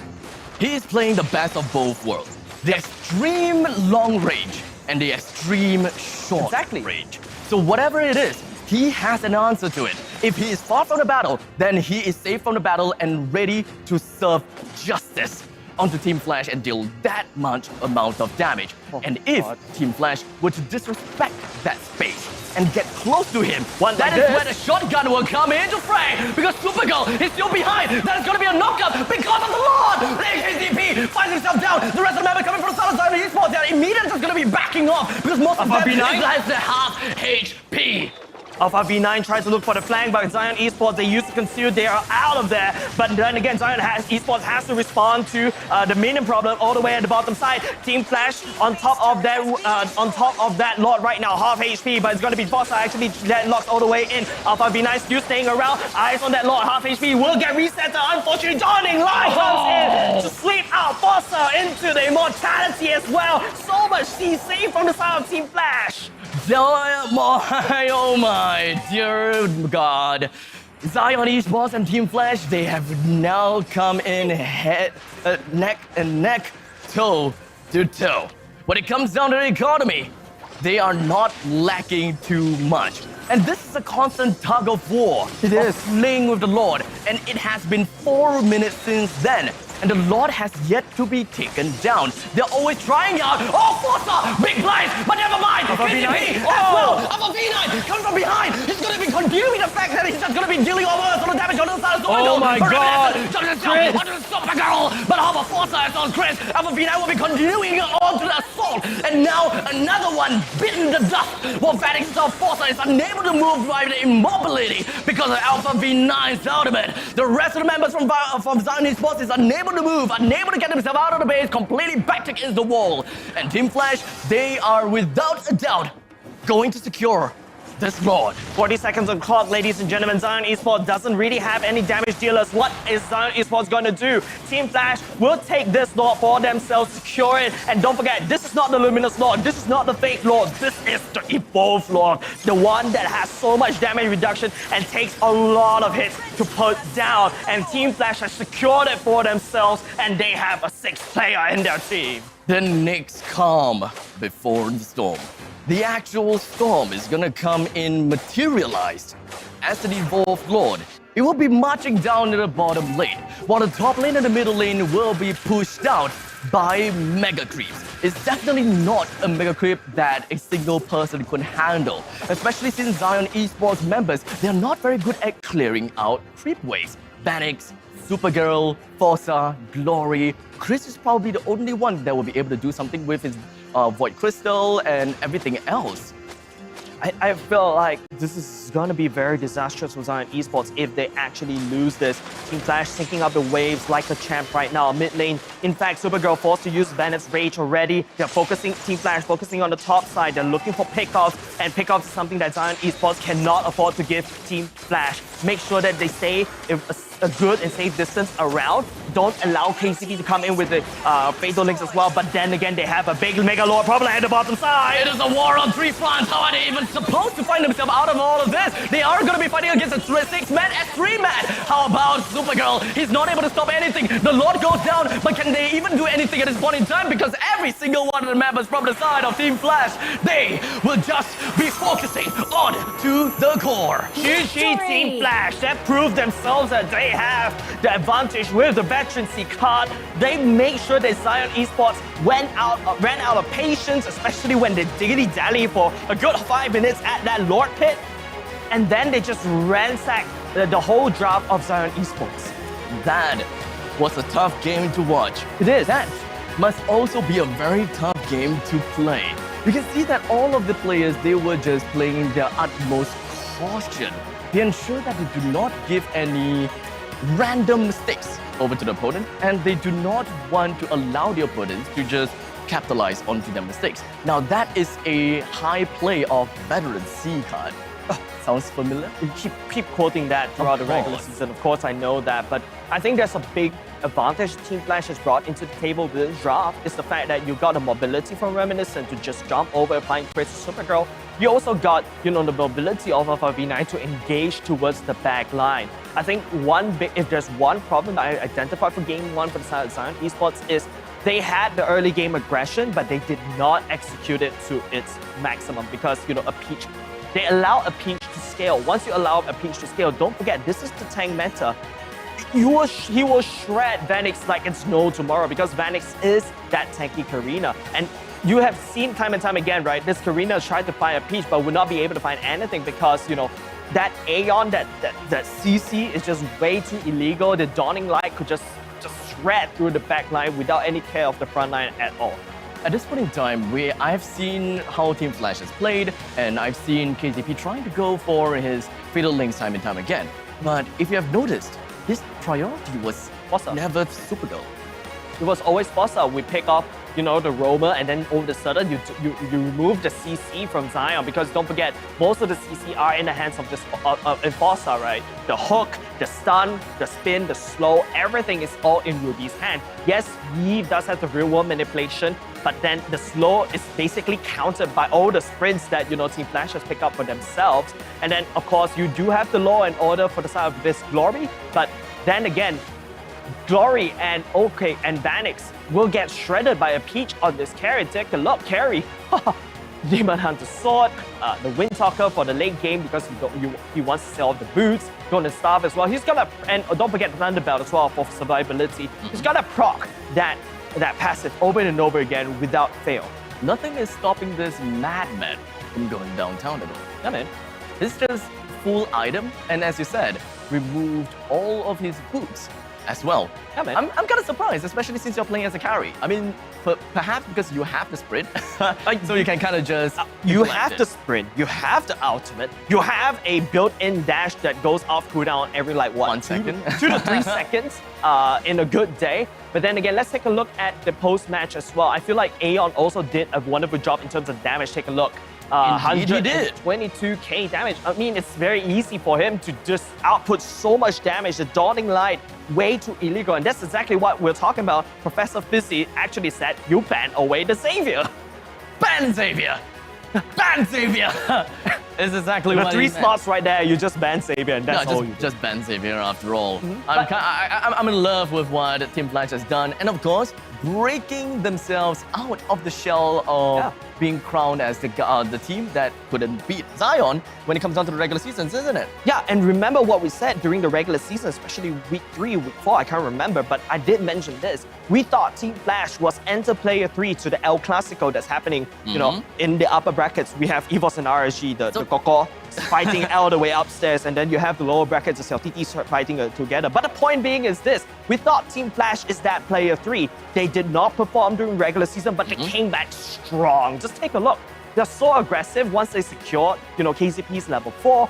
Once they secured, you know, the level 4s of Esperanza as well, they started very aggressive during the mid-game part, and they knocked off Zion in their shoes. Now, MVP-wise, I believe that most of us is going to be talking about Aeon, isn't it? A Peach. A Peach? Oh. I'm saying a Peach. Oh. Okay, finally. The graphics agrees with me this time around. What? The reason why? Okay, the reason why I agree that a Peach should be MVP this time, bottom side, he held his lane against a Beatrix. A Beatrix should have a better killing potential at the bottom lane against the carry, but then, you know, once he picked up that first kill, that's basically it. That's exactly what a carry wants. Don't forget, he has already secured 2 of his core items so early on. And I mean, it's just easy pickings for a Peach, especially in this particular drop, in this particular meta. Well, it is what it is in the end. A Peach have went through the hell and back. Oh yeah. 10 kills, 1 death, and 5 assists, a total of 95% kill participation. And just like that, we have the game number 1 done and dusted for the side of Team Flash. Good response coming out from Team Flash. I think what Zion Esports has actually, I think they are a very momentum-based kind of team. Don't forget, this is their first debut. And remember what I said before we start this particular series, that you give Team Zion a few more seasons. I feel like they could perform, but then again, they're going up against someone that has been in the scene for so long. They know how to play towards the later parts of the game. They're more patient. I mean, in the end of the day, we still gotta have to consider the fact that if they are improving, the others are improving as well. That's correct. It's just how steep of a curve are they learning in the game of MLBB? That has always been the question. That's correct. And speaking of the learning curve, right? RSG has always been at the top of the learning curve, and we have always seen them being crowned second to the champions. Yeah. So that's sad. I wonder if whether they are actually going to be making their way through, because my predictions and of course my storyline for the entirety of MPL season 3 is that I believe that Zion will be able to beat against Team Flash, right? Because of Team Flash's performance in the regular seasons.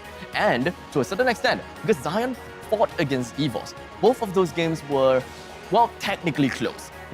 At that point in time, I'm hoping that Zion will win again, so that the grand finals will be Zion versus RSG, where RSG takes the win. I like your foresight. I like you trying to predict future, and you're trying to do a Doctor Strange right here. But that's kind of like my narrative coming into season 3. But if you notice, I have no notebook in front of me anymore because I've decided that, hey, I'm just gonna sit and relax and enjoy the game as it is, because none of these teams have been following a script.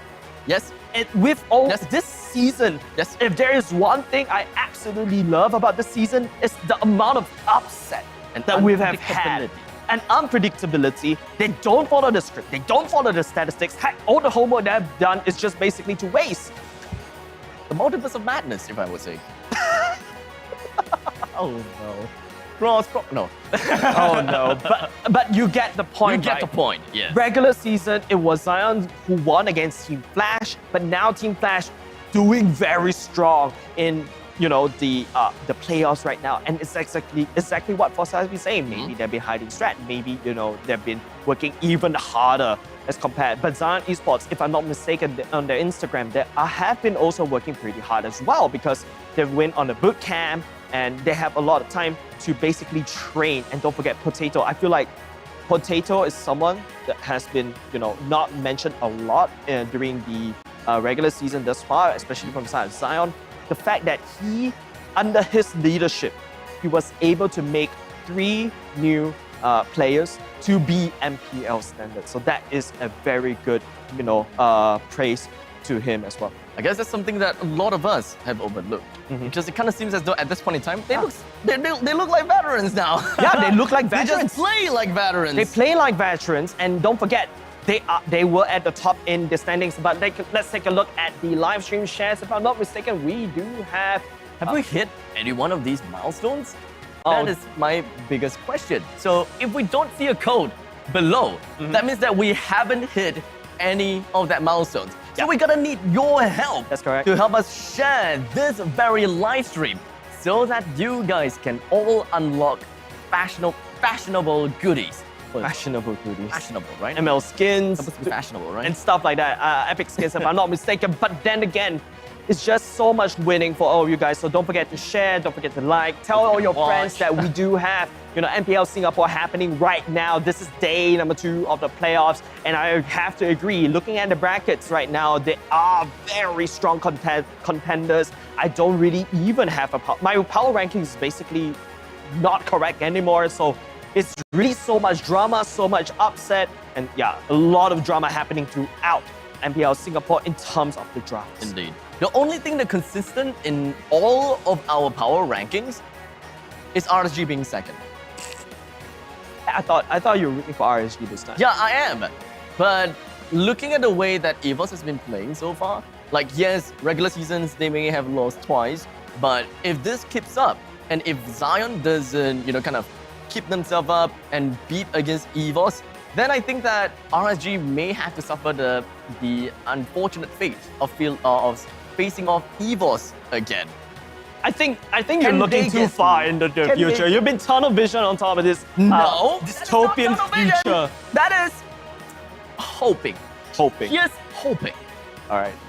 But here's some more coping. But okay, coming up next after this particular, I know we'll be jumping the gun right here, ladies and gentlemen, but hear me out, right? After this, it will be RSG going up against EVOS, right? That's basically one of the El Clasico. Yes, it is. And personally, I know we're not going to be casting that one. It's going to be Scruffy Chicks and Fizzy that'll be casting that one later on. I have been an EVOS supporter for a long time, and it's not just a bandwagon, ladies and gentlemen. I know some people actually say that it's a bandwagon, but they've been always delivering good results, and there's so much, winning, not say winning, but so much experience that we gathered through. Gear has been proving so much to the point that, hey, he's not only just an XP laner, ta-da, he is a jungler right now. And just give him the retribution and he will be a jungler, that sort of idea.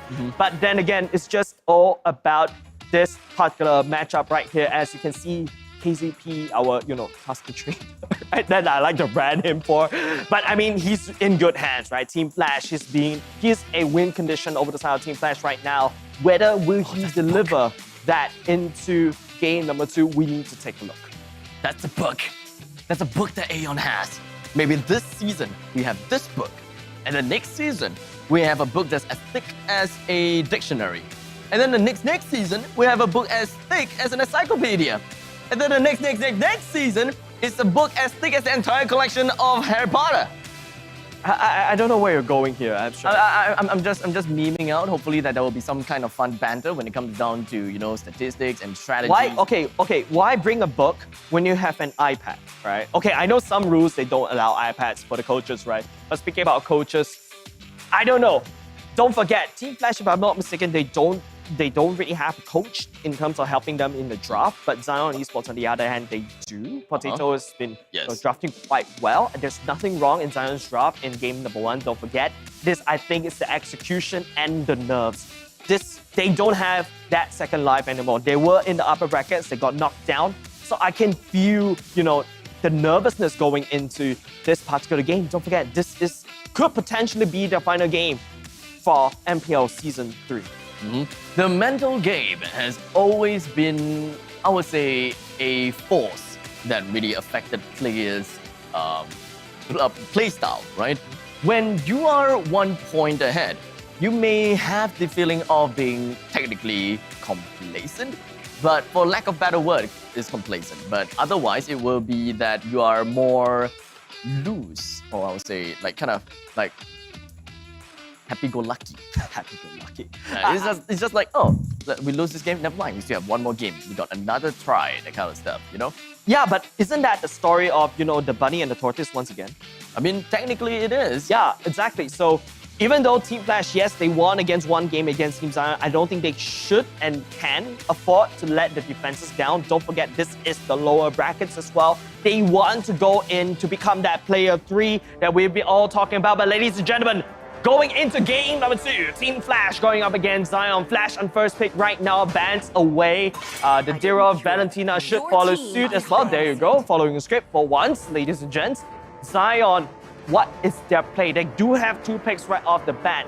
What are they going to give up for Team Flash to first pick?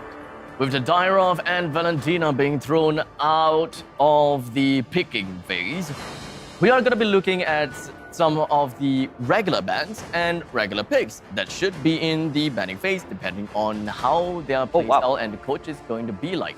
All right, all of a sudden, it's going to be a Baxia and Karina ban right off the board. Zion bans away the Masha, and Reminiscent going back into that lane. I don't know what to feel about this. Sometimes he could outperform, sometimes he could perform not too well during the regular season on this lane. It's all about how the rest of Team Flash actually sets it up. Okay, so the force on the lane is really going to happen here. And I don't know if whether the link is going to be counted as a taboo for them. So I really want to find out more if whether this link is actually going to work out or is not going to work out. Because I did tell you about it before. When the time where Flash actually tried to force out the link, they got punished horribly. Yeah. And I really hope that it wouldn't be the case right now. But right now, the only thing that I can think about right now is that Team Flash, with the fact that Reminiscent is playing his link, it could just mean that they are down to play to their comfort. A very similar storyline, a very similar narrative to what Evil did just now. Exactly. Going back to comforts, back to basics. I'm not surprised because of that link being leaked out by the side of Team Flash. Aeon could also go back to the Angela once again, and that is basically a holy grail for the side of Team Flash. But let's take a look at the bans right now. Hold on a second. I find it's been a little bit refreshed. Zion will be banning away the Franco and the Masha. Valentina follows suit. The Hilda is very open for, Team Flash, so I think they have to try to pick that out. But Zion, maybe they need to pick the Angela for themselves to counter-pick it away. If not, at least drop an Esmeralda to fight against that Angela link. And now with a few seconds left onto the clock, what will Zion be picking for themselves? Grok. Your team Oh, is picking. okay, so that's the ban. Okay, this is the Atlas ban. Atlas okay, ban. so sorry, so a little bit confusing at this point in time, but the link is gone. Okay, let's not care about the link. All right, whatever that we said just now, completely gone. We throw it into the dustbin. All right. Now we talk about the fact that Karina has been leaked out of the banning phase, and that has been pretty darn common nowadays. Grok has seen the light of day now. Baxia is also not banned. Yeah, Zion has to ban the pick up the Baxia right off this bat. It's up to Chris whether he wants to go for the Xavier. The Xavier has been one of the winning conditions for most of these few teams that we've seen today, right? Because the amount of zones in IO, the CC, first, second skill, so good. But it's going to be a Grok Esmeralda. Okay. You mentioned about the Grok. That's pretty interesting because I feel like the bug cell will be very good because it counters any anti-healing that you can have.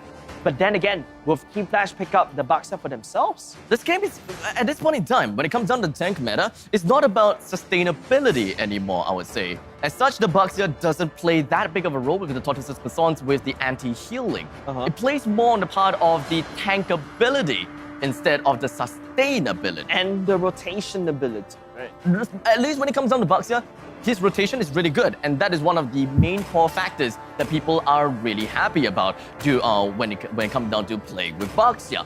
While, for the side of Grok, he is a very flexible hero. We are going to be expecting to see him play as a position 5, position 4, or perhaps even a position 2. But more often than not, we are looking at him playing as a position 4. But for now, we don't know the answer just yet. Team Flash, they have moved on to picking up a Uranus as well as a Sicilian. And I'm surprised that Team Flash did not pick up either the Eve nor the Xavier. Late game it is. I think if Chris wants to go back to the Eve, this is actually not too bad. They do have Fossa with the Grok to basically block away and prevent people from running out. Yeah, you can sprint out now, but now you have an actual wall that you have to jump over that actually worked very well for Zion's side. And that's also one of, Chris's main heroes, right? Esmeralda as well with the flanks, the ultimate could jump in to lock down members. There we go. The Eve gets picked up. So pretty, at least they're following the script for now as we go into the ban phase. Both these two teams haven't picked up a marksman as of yet. I feel like, a Peach have improved so much from the last time we've seen him in the regular seasons, and then just 1 week later, he just becomes this actual Peach that just do so much damage. It's really disgusting, so Zion has to start to pay respect over to a Peach. For Team Flash, it is very understandable that the bans should be, to ban them, it should be looking at position 1 bans or position 5 bans. While for the side of Zion, there are still some flexibility, I would say. Oh, they actually banned the Baxia against Team Flash when it comes down to the fact that the position 1 and position 5. Okay, so they are expecting and they want to deny a Baxia position 5 pickup onto the side of Team Flash. I think Zion will go ahead and ban away the Hilda for PvP. That's always been very useful. The Barats gets banned away as well. We start to see Barats appearing in the jungle role yesterday and of course in the other regions as well, because this is still the tank meta and that benefits. I'm actually very surprised the Barats did not get any recognition all the way until recently. Maybe because it's been starting to come back in terms of popularity. But then again, I think Zion should ban away the Hilda right off the bat. Just don't give it to KCP. It kind of gives me this strong little feeling that Barats may actually be Zion's pick just now. This would be a panicky situation for Zion if they actually wanted to pick up the Barats. This could be their pocket pick that they wanted to pull off against EVOS, just that it didn't work too well. So maybe they were hoping to do that against Team Flash. But now that is out of the way, let's not dwell onto it. We're going to be continuing onto a Beatrix ban from the side of Zion, with Flash going out with a final ban, and that will go down to a Bowman. Interesting. Targeting on top of Vanix right now, instead of the, position 1 ban, like what we mentioned earlier just now. I think Zion, it's up to them. What is the flavor of marksman for today? You are fighting against a very tanky composition, like, the Uranus and even the carry for some good reason. If Supergirl is comfortable, I think the carry would look really good for this draft. If not, if Zion goes back to the Brody, it's still not too bad because you don't allow the Uranus to just pop off in terms of the passive. Your damage is very heavy on top of each people, and you can just do a lot of damage in terms of burst. That is something that's very well done against, Reminiscent or even Uranus, but instead, they're going to focus on that Clint instead. Okay, makes sense. Okay.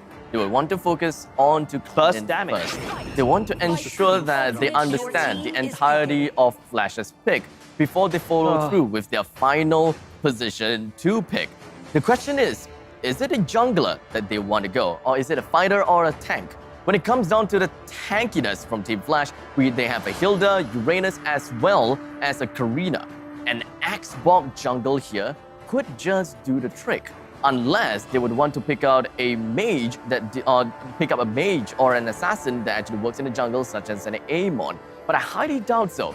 Xborg does sound really good for me, at least. But this point in time, it is all up to Potato. What is he thinking?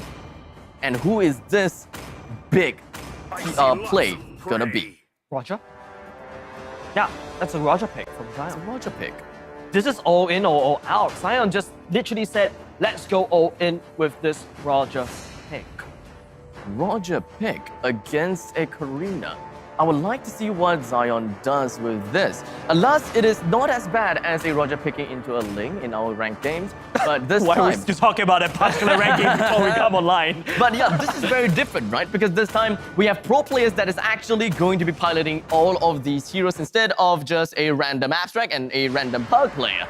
So, ladies and gentlemen, Zion and Team Flash. What kind of game are they going to be showing us for match number 2 between these two teams? Yeah, this could go so well and so wrong at the same time for Zion. This is a very high risk, high reward kind of gameplay. Don't forget, if Fossa builds, all the attack items on top of that Grok, that is basically easy entrance for this Roger to jump in. Don't forget, Roger, more of the janitor. You give him a small little snowball who's going to scale all the way to an avalanche. But will Zion Esports build up Vanix for him to become that? Do note that he's carrying on the Demon Slayer emblem instead of the Killing Spree. We saw how clutch it was for Powerful, but then again, we have to take a look at this particular game. Of course, the Hilda being a Hilda, being annoying as it is. But at this point in time, it kind of seems like Team Flash, they have other arrangements for themselves. They stole the orange buff away from Zion Esports, and only now Reminiscent is making his way over to their own purple buff. But how is it going to be like? Because we can expect that Zion Esports may jump the gun and try to invade on the Team Flash. And if that happens, it is the only one that it will be standing in front of the enemies is going to be a Hilda. I would not count too much on this Sicilian for any form of damage. Right now, I think it's the battle of the marksmen.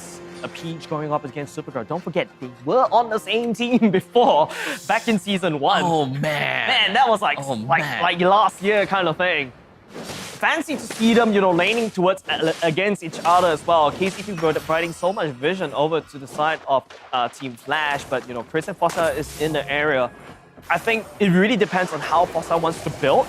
If he's building, damage items, there's a lot of burst damage for the side of Zion, and they can have early game. But speaking about early game, KCP are not a lot of trouble. No way. I didn't think that he will be able to get himself away from all of that either way. But the main point is the trade, the valuable trade that we are about to see previously just now. Oh, the spin slightly, just by the skin of his teeth. But regardless, anyways, it is a 1-for-1 trade. But the value still goes over to the side of Team Flash, as Reminiscent, he himself gotten the kill down onto Vanix. And Chris, the position 3, got a kill down onto KCP, who is a position 5. Very big value over the side of Team Flash. Like I said, this could go very good or very bad. Seems like it's going to go very bad right now. Don't forget, because Reminiscent already hit level 5 just now, takes the turtle. He's going to scale even faster as compared to Vanix. But Vanix, maybe he has a pool like what Evil did. Just hunker down, play it safer, don't go in for the kill unless it's a sure kill. At this point, 1:1.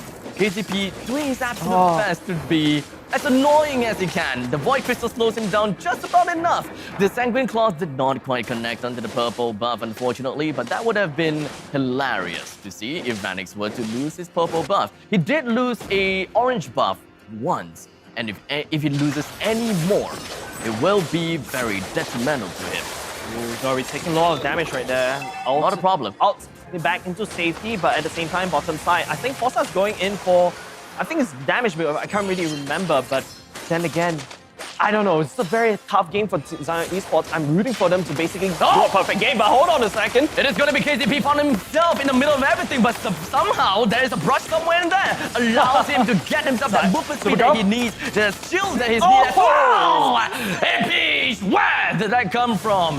From downtown, brought Supergirl down to his knees. And Team Flash, out of all of that flashy gameplay, the only thing that we needed to watch was a Peach with that single shot. Yeah, Supergirl thought he could win it. He does have the killing spree. He's hoping to aim that first kill at the right target, but a Peach jukes it around. Supergirl whiffs that aim, and then a Peach just, stalling it, just out, flickers all the way out. It's already locked, kills him off. So good. Man, I swear, the daughter buff is better than the girlfriend buff. It is always about the daughter buff, isn't it?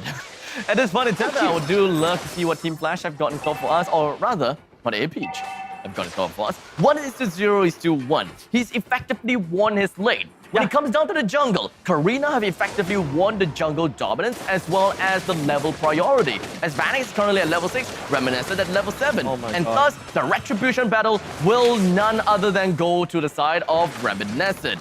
But hold on a second, the turtle gets reset right there. Glory just, distracting Reminiscent so well. But if we take a look at the later parts of the game, Zion Esports do stand a chance because Supergirl will be able to scale, and then Vanix could go in to basically sweep everything. It all depends on whether Glory will be able to do a Alpha V9 in game number 1 with the Esmeralda gang on top of Aeon or on top of Peach. You cut these people away, Team Flash would not have any more damage. But then again, we need to wait until the late game before Zion Esports could actually shine. Forza's not gonna go out like that, unfortunately. But in the meantime, take a look at down south of the map. A very cheeky little wolf has found himself invading into Team Flash's jungle, and he tries to get himself away, but no! Somehow, Team Flash have realized that something is going on down south. A Peach took a slight little peek in there, and somehow, KCP and Aeon appeared. Yeah, it's just, I don't know, it's just so bad luck. Vanix wants to try to counter jungle in order for him to scale. And don't forget, it is also Team Flash responding with a counter jungle at the same time. Top side. Ooh, Glory. It'll be way easier for him to counter jungle right now. Especially since we're talking about his first ability to get himself away from the physical attacks. Yeah, so it's something that Zion Esports, I think they have to tone it down even more.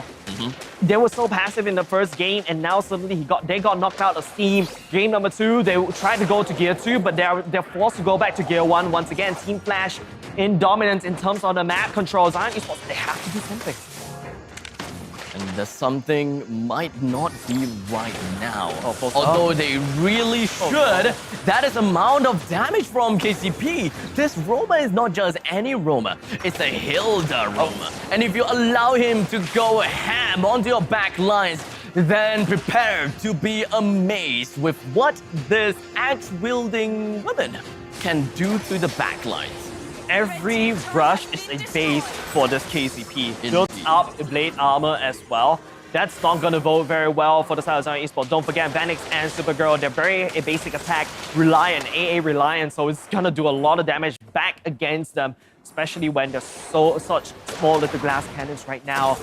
Team Flash takes down bottom side. Zion Esports, if they slow it down, they allow Aeon to scale, it's a Sicilian that they're talking about, I think it's gonna be very tough. Turtle is up, while KCP makes a move down on the Forza, tickles him just by a little bit, but unfortunately the Guardian Baron is gonna be blocking his escape path, brings him down. Alpha V9 tries to get himself away as soon as possible, and he manages to, but a Peach is not gonna be letting Vanix running away. He tries to go for the counterpart memory. All of them got away with a sliver of health. But Team Flash, they don't care the amount of kills that they get. The most important thing is that they bought enough time and they got enough space to bring down the first tier defense turret in the middle lane, and this will improve the mobility across the map. Yeah, and don't forget, Vanix has been shut out for the jungle for the past 2 minutes. Reminiscent is not farming his own side of the jungle. Level 11. Yeah, it's basically denied, and now even more map dominance given over to the side of Team Flash because this Brody has been pushing like a madman.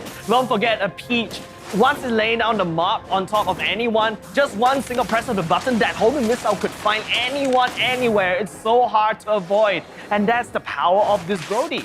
Team Flash has really been throwing us quite a curveball all the way from the regular seasons until now, where we are looking at the playoffs. They are basically, they're wolves hiding under sheep's skin.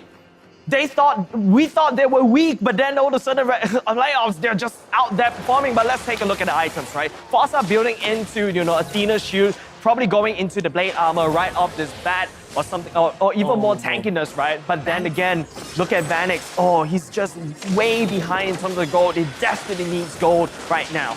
It is gonna be super tough. In fact, his game is probably tougher than Powerful's game. Yes, Powerful has been killed time and time again, like 6 deaths to himself. But this time, Vanix, yes, he wasn't killed that much.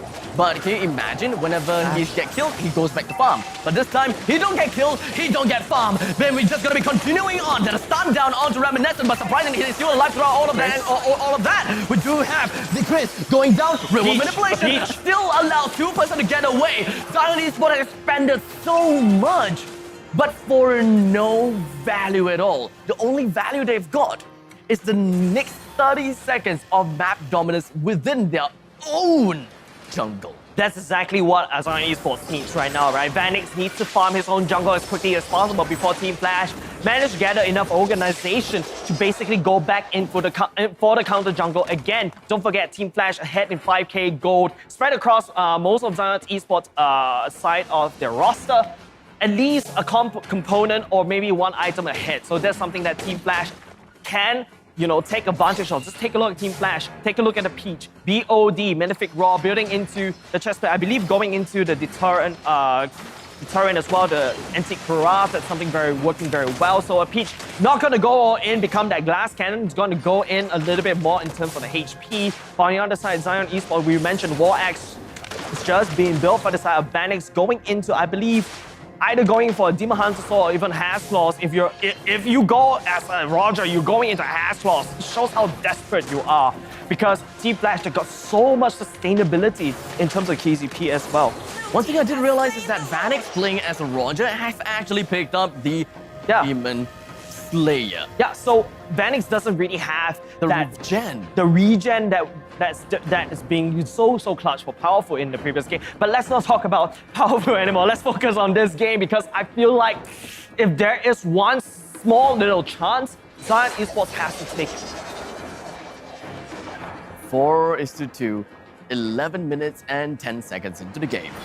Team Flash have effectively gotten themselves quite a big amount of lead, if I may. 6,000 gold lead. And the differences between Vanix and Reminiscent is 1,000 gold. So Vanix would need to take this chance to farm up as much as he could. And as long as he's able to tally it out with how much Reminiscent is able to farm so far, then the better it is. However, Team Flash, they're knocking right at the door of Zion Esports. They're doing whatever that they can to focus down these turrets. They are objective slayers. Even the Lord is marching down to the bottom lane, and they are not, or rather the Lord is not gonna be giving them mercy. I'm not gonna sugarcoat this, ladies and gentlemen. Zion Esports situation looks very dire. They have Aeon marching down on the bottom side as well. The Lord clashing on top of that. Forza tries to build a wall to block Team Flash out of their own base. Nice, solid defense so far, but they're not out of the woods as of yet. Concealed play going in. Would they pull the trigger? KZP, he's trying to get himself away, but unfortunately, he's just gonna be sent up into the air. But he will be taken down. How about Peach? He's the most important player coming from the side of Team Flash. Whoa, but Glory! Okay, because Glory, he moved on. He gets himself a kill. The immortality will be taken down. Glory brings glory to his team. And 3 members from Team Flash will be taken down at Alpha V9. I don't think that he will be getting himself out of the grasp of both Chris and Alpha V9. The regen will be but an annoyance to deal with. And Zion, they have escaped from an inevitable doom. Or rather, since they escaped inevitable doom, it is an evitable doom. What? Inevitable means you can't get away. But actually, let's not make it even worse. That could potentially be the very last fight for the side of Zion Esports, but they held.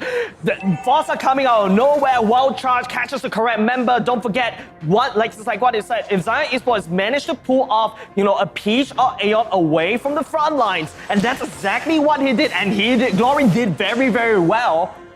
Team Flash will not have a fighting chance, and that's exactly what Zion needs. They need to repeat this strategy over and over again. But hold on a second, Team Flash, don't forget, they have, map dominance all across the board in terms of all these team fights, all across all these objectives, there's not a lot of space for Zion Esports to breathe. And now with this Lord coming out, I think Zion Esports, they shouldn't be too greedy for this. They should split push, create more space for themselves. Luminous Oh my Lord. god. Do you not see that? I saw that. Oh. I clearly saw that.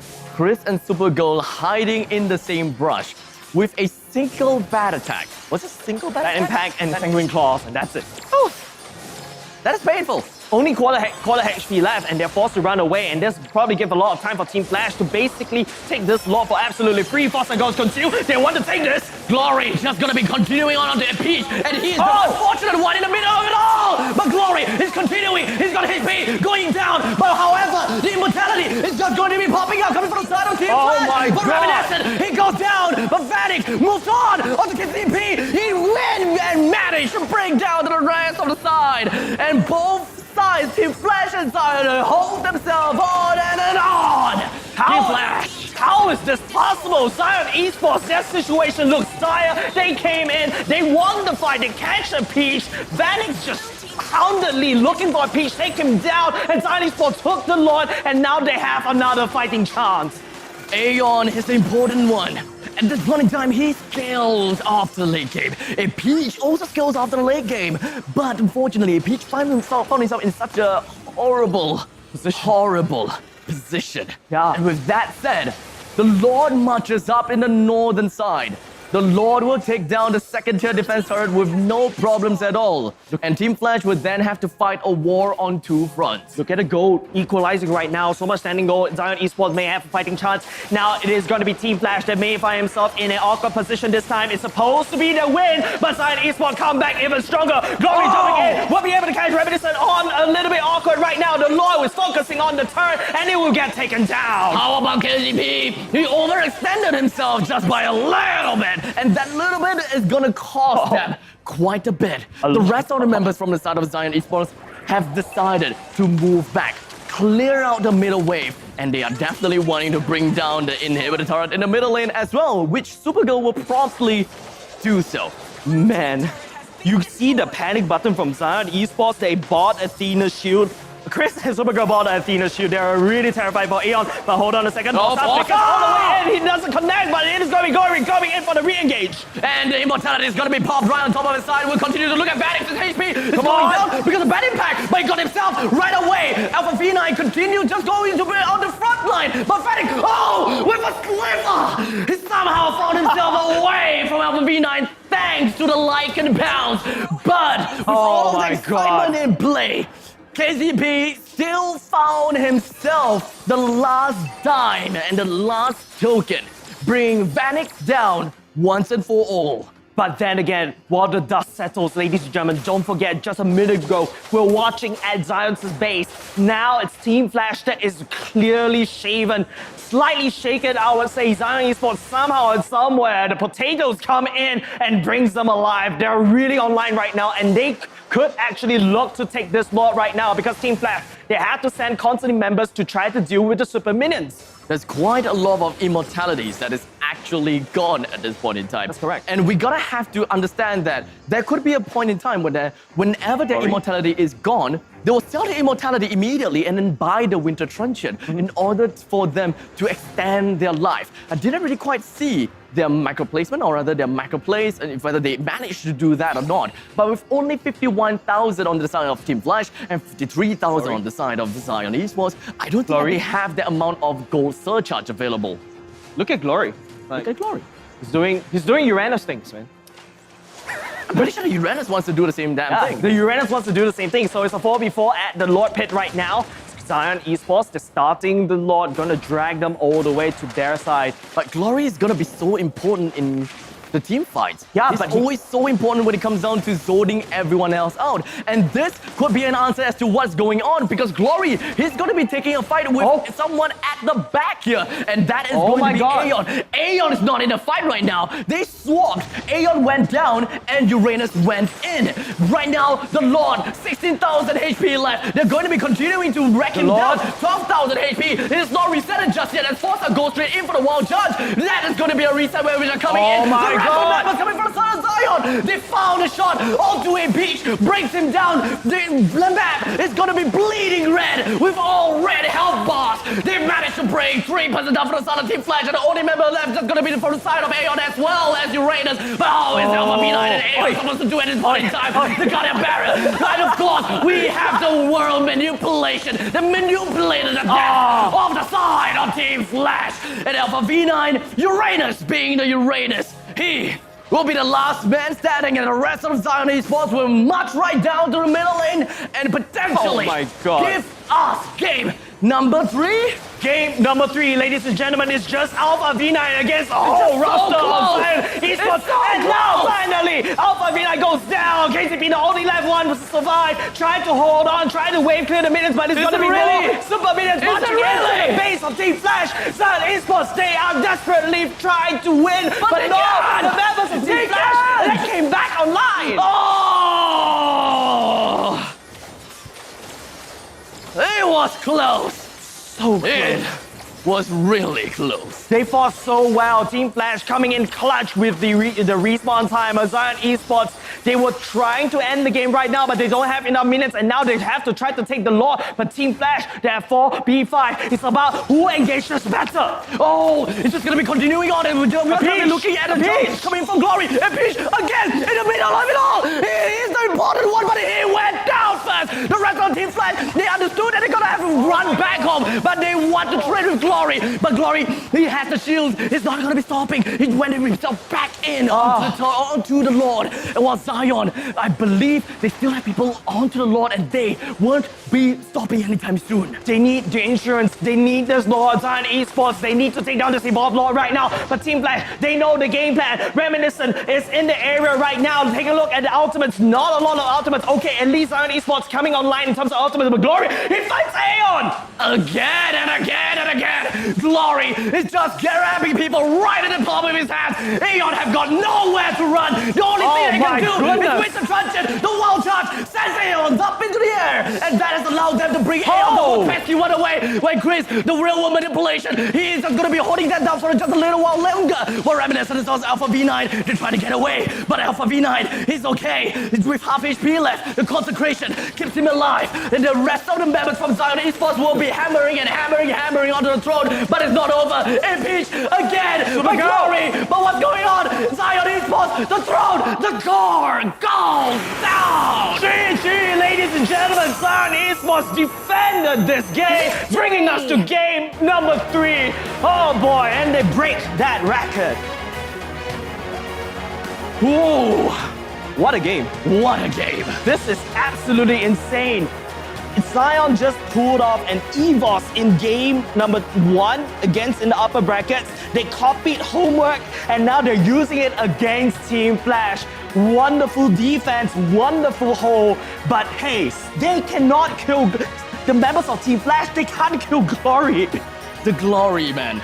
It is the Glory. They're always the one that have been in charge of the backline plays, the back to front plays, time and time again. And I gotta have to say, it is pretty darn amazing after all. He's just not stopping anything. He found Aeon, he found a Peach, and it's always these kinds of pickoffs that Glory has put himself in and allowed his team to snowball, well, not technically snowball, but win because of the valuable trades that he went for. Yeah, the positioning coming out from Team Flash has been very good in the earlier parts of the game to the mid parts of the game.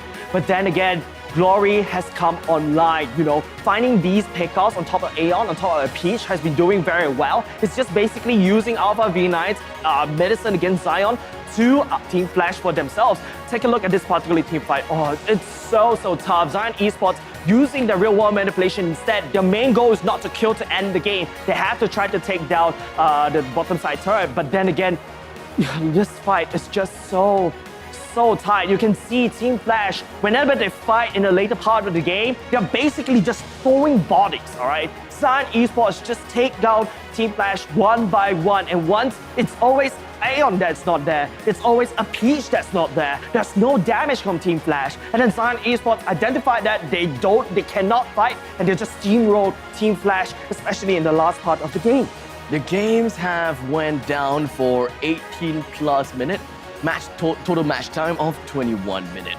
It almost didn't feel like it's 21 minutes. In fact, it kind of felt like it was like 31 because the fight has been dragging on and on. Yeah. A lot of these team or a lot of these players are so tanky to the point that so early into the game, like maybe 12 minutes in, it kind of seemed as though like they are all full built and ready for a 5 versus 5 fight from that point onwards. Yeah, but there's no 5v5 fights all the way to the later parts of the game because once Team Flash starts to lose one member, I've got no idea why Team Flash decides to go back in again, but maybe because, you know, the positioning of Glory. Just take a look.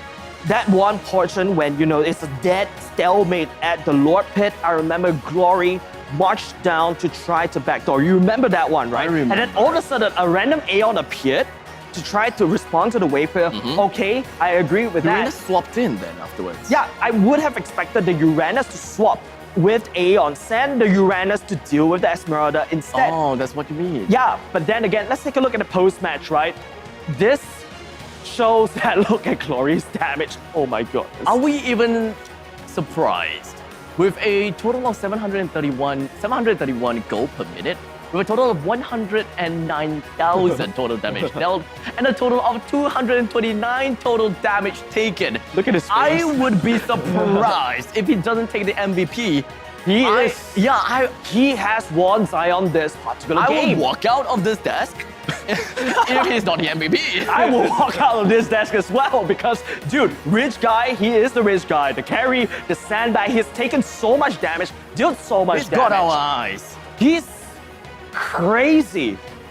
Don't forget, the members of Zion that I've identified for the past regular season and playoffs, Glory is the newer addition towards the week number 4. I've identified Supergirl as a win con in week 1, identified Chris in week 2 and week 3, and now there's constant improvement. Okay, we're staying Okay, in we're this. staying here. We're staying. But Glory, man, MVP of this particular day, he held for Zion Esports. Zion Esports almost lost. Basically, you know, man, Team Flash was knocking at the doorstep, but Glory held. At the end of the day, I have only but one question.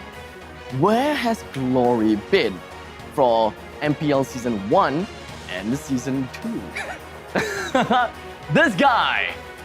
Potato and Zion Esports, you guys have found yourself quite a gem residing within you. And that is, of course, gonna be Glory. He definitely made a... No, don't go there, please. Glorious MPL pathway, oh my god. SG. Alright, let's stop. I feel like I'm gonna cringe along with the chat, thank you very much. But the point being is this. Oh, it was glorifying. Oh, Jesus Christ. But then again, Glory, right? This guy has been hiding from, well, the radar, my radar, I would say, in terms of the performance. And I'm so glad when I start to like really dissect Zion's gameplay, Glory has always been behind, silently pushing his team to glory.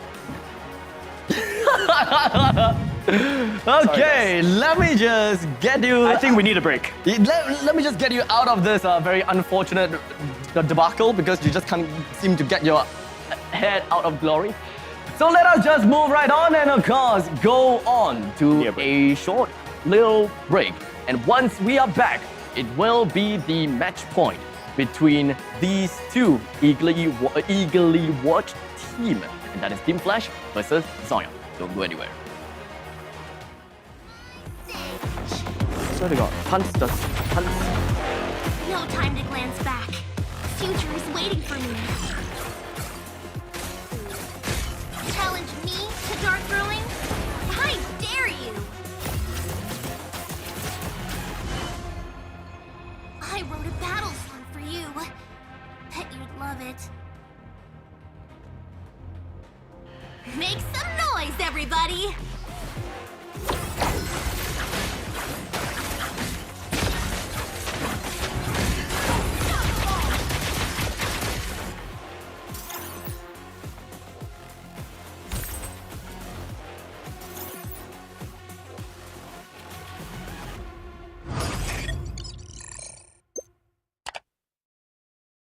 before we move on, does anyone have any questions? Oh my god, I'm so tired. I spent all this time on the presentation. Tammy, I think we heard you.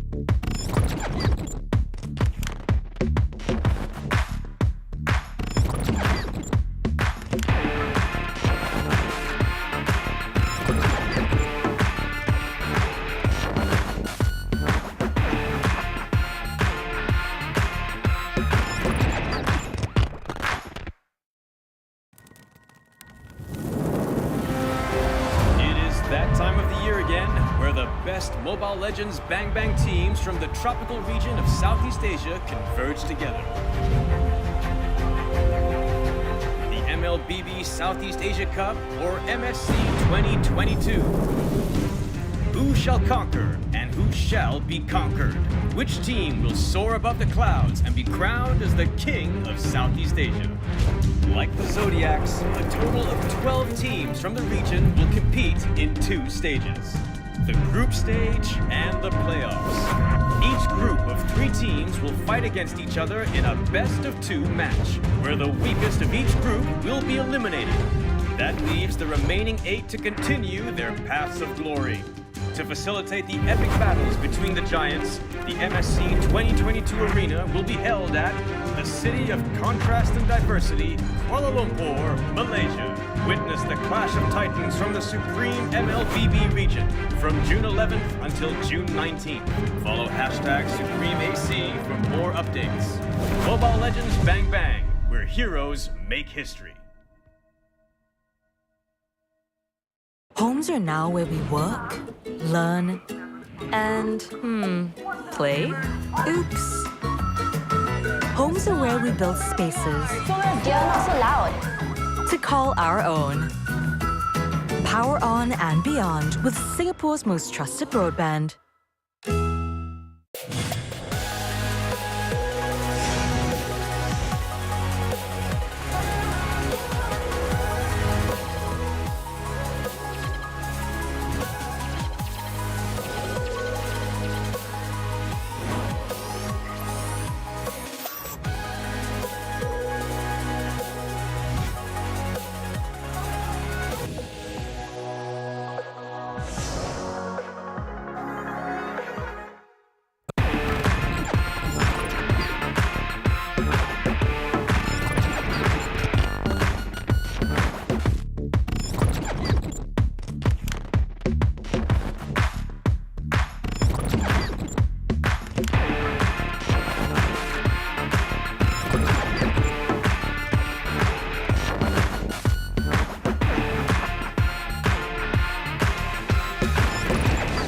All right, ladies and gentlemen, it is time for the rumble. Man, I felt like your throat needs some sandpapering.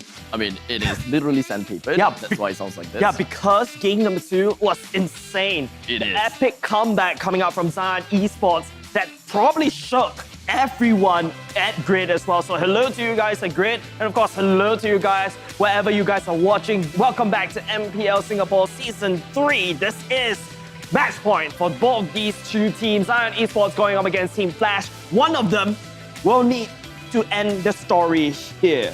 And that will be the unfortunate story to the one that unfortunately did not bring the core down.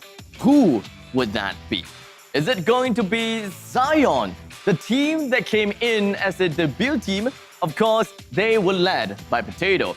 Or would it be Team Flash, who unfortunately didn't do very well in the regular seasons but came to the playoffs and completely outsmarted us? Yeah, don't forget, this is exactly what I was talking about.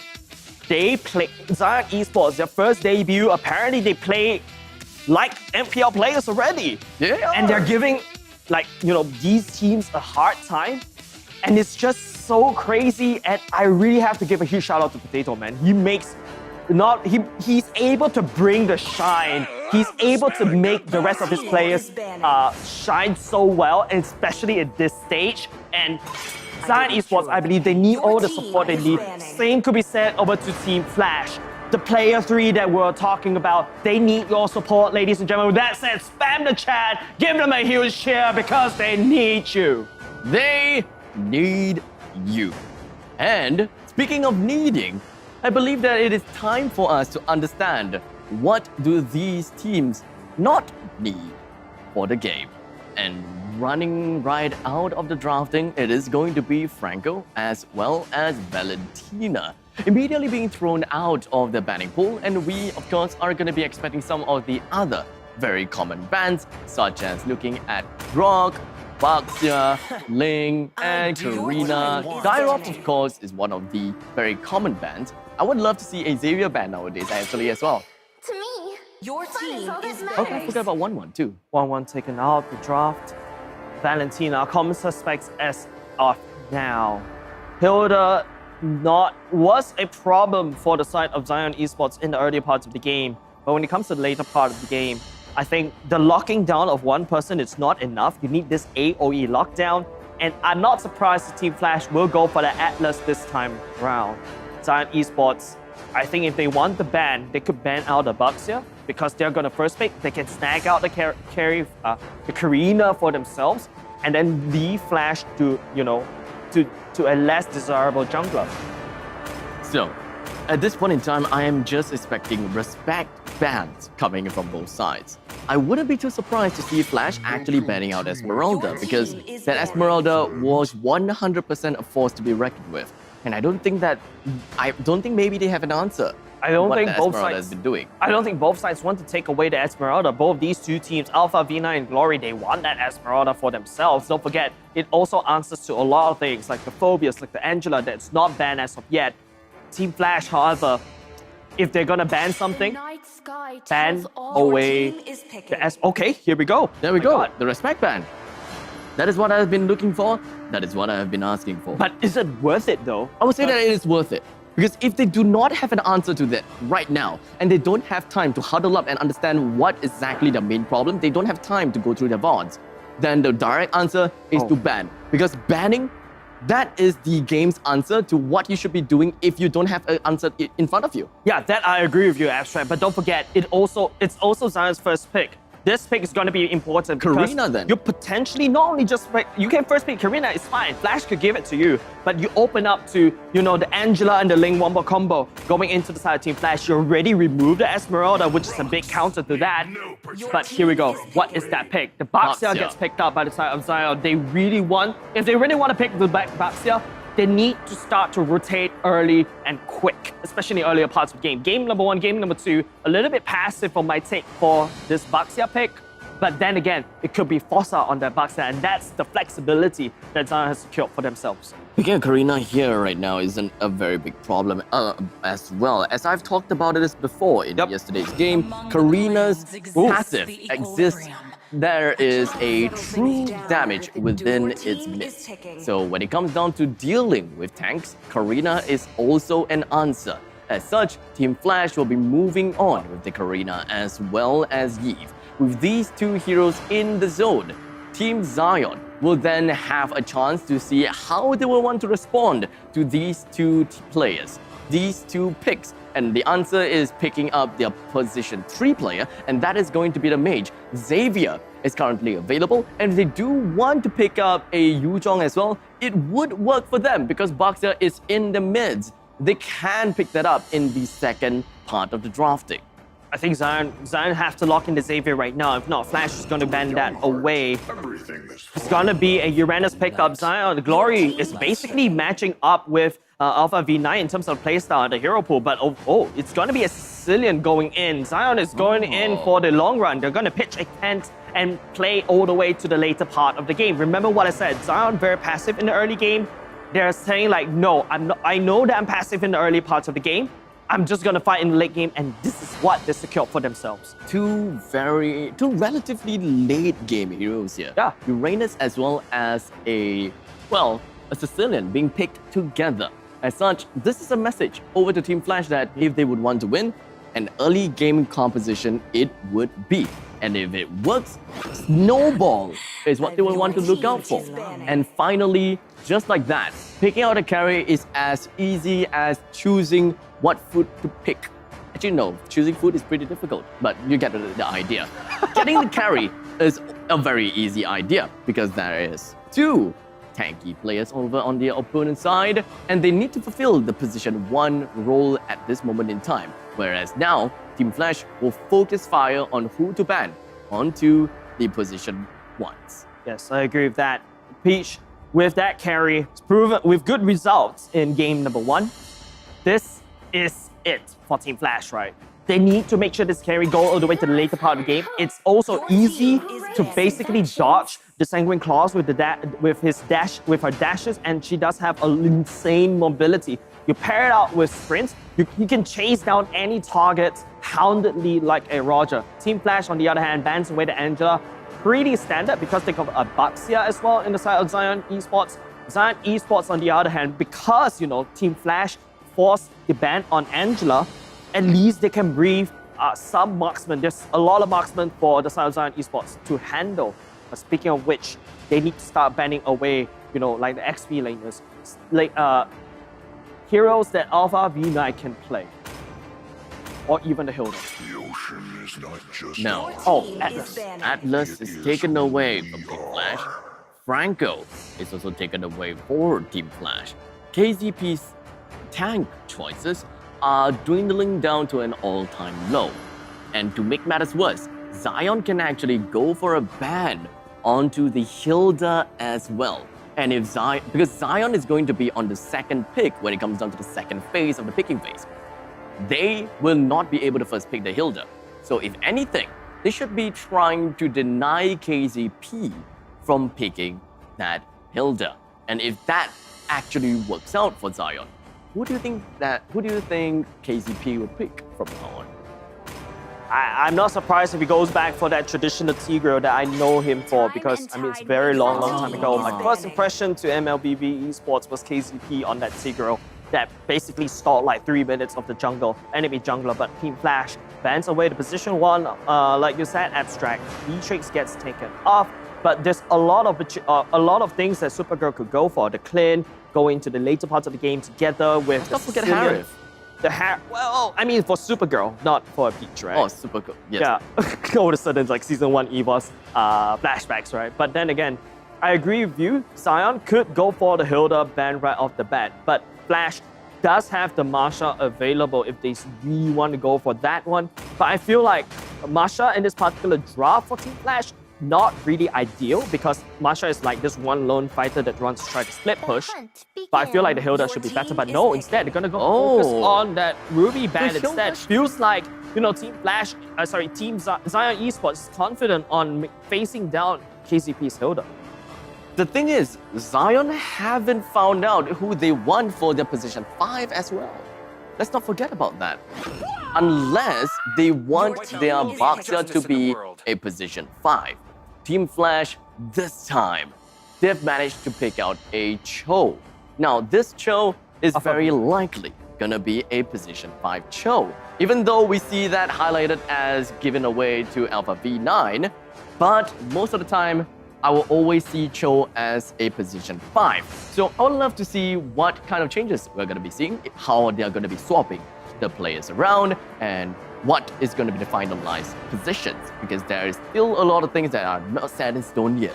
Personally, I feel like Alpha V9 going for the Cho is a better idea. Remember, Team Flash, what I mentioned, they lack that AOECC. But on that show that Alpha V9 could play, that AoE CC will be very good, especially to try to slow down people from going out from the real world manipulation. Lolita going in, that's what I was talking about. The AoE CC. Zion, on the other hand, picks up the Clint and the Mathilda. This is something that I've seen from... No, it's not Fossa. Fossa has been playing the Mathilda before, and that Mathilda will be the answer towards that Eve real world manipulation. All right, so position 5 Mathilda. I agree with the draft. Seems like things are gonna go off to a very interesting start. This is completely out of my comfort zone. Especially when it comes down to looking at Season 3, am I right? We haven't seen Mathilda that much. In fact, we have seen it picked 8 times and banned, I think, 3 or 4 times. So the Mathilda is no longer a hot commodity. So we shall see if whether Zion is able to play that out nicely for them. And right off the start, we are looking at a pause. Tactical pause, technical pause, whichever it may be. Yeah, but then again, if we want to talk, let's talk about the draft before we actually go in. Let's theory craft this a little bit, right? Okay. The Mathilda was very strong in QDX Love hands as well. That's probably why you see the respect bans and also the pickup coming up mostly for QDX Love. But then Fossa has played the Mathilda before in Season 2, and it serves one thing and one thing only, to try to take down that Eve, try to knock her out of the real world manipulation and all the certain teamfight capabilities of Team Flash. Not very scary anymore.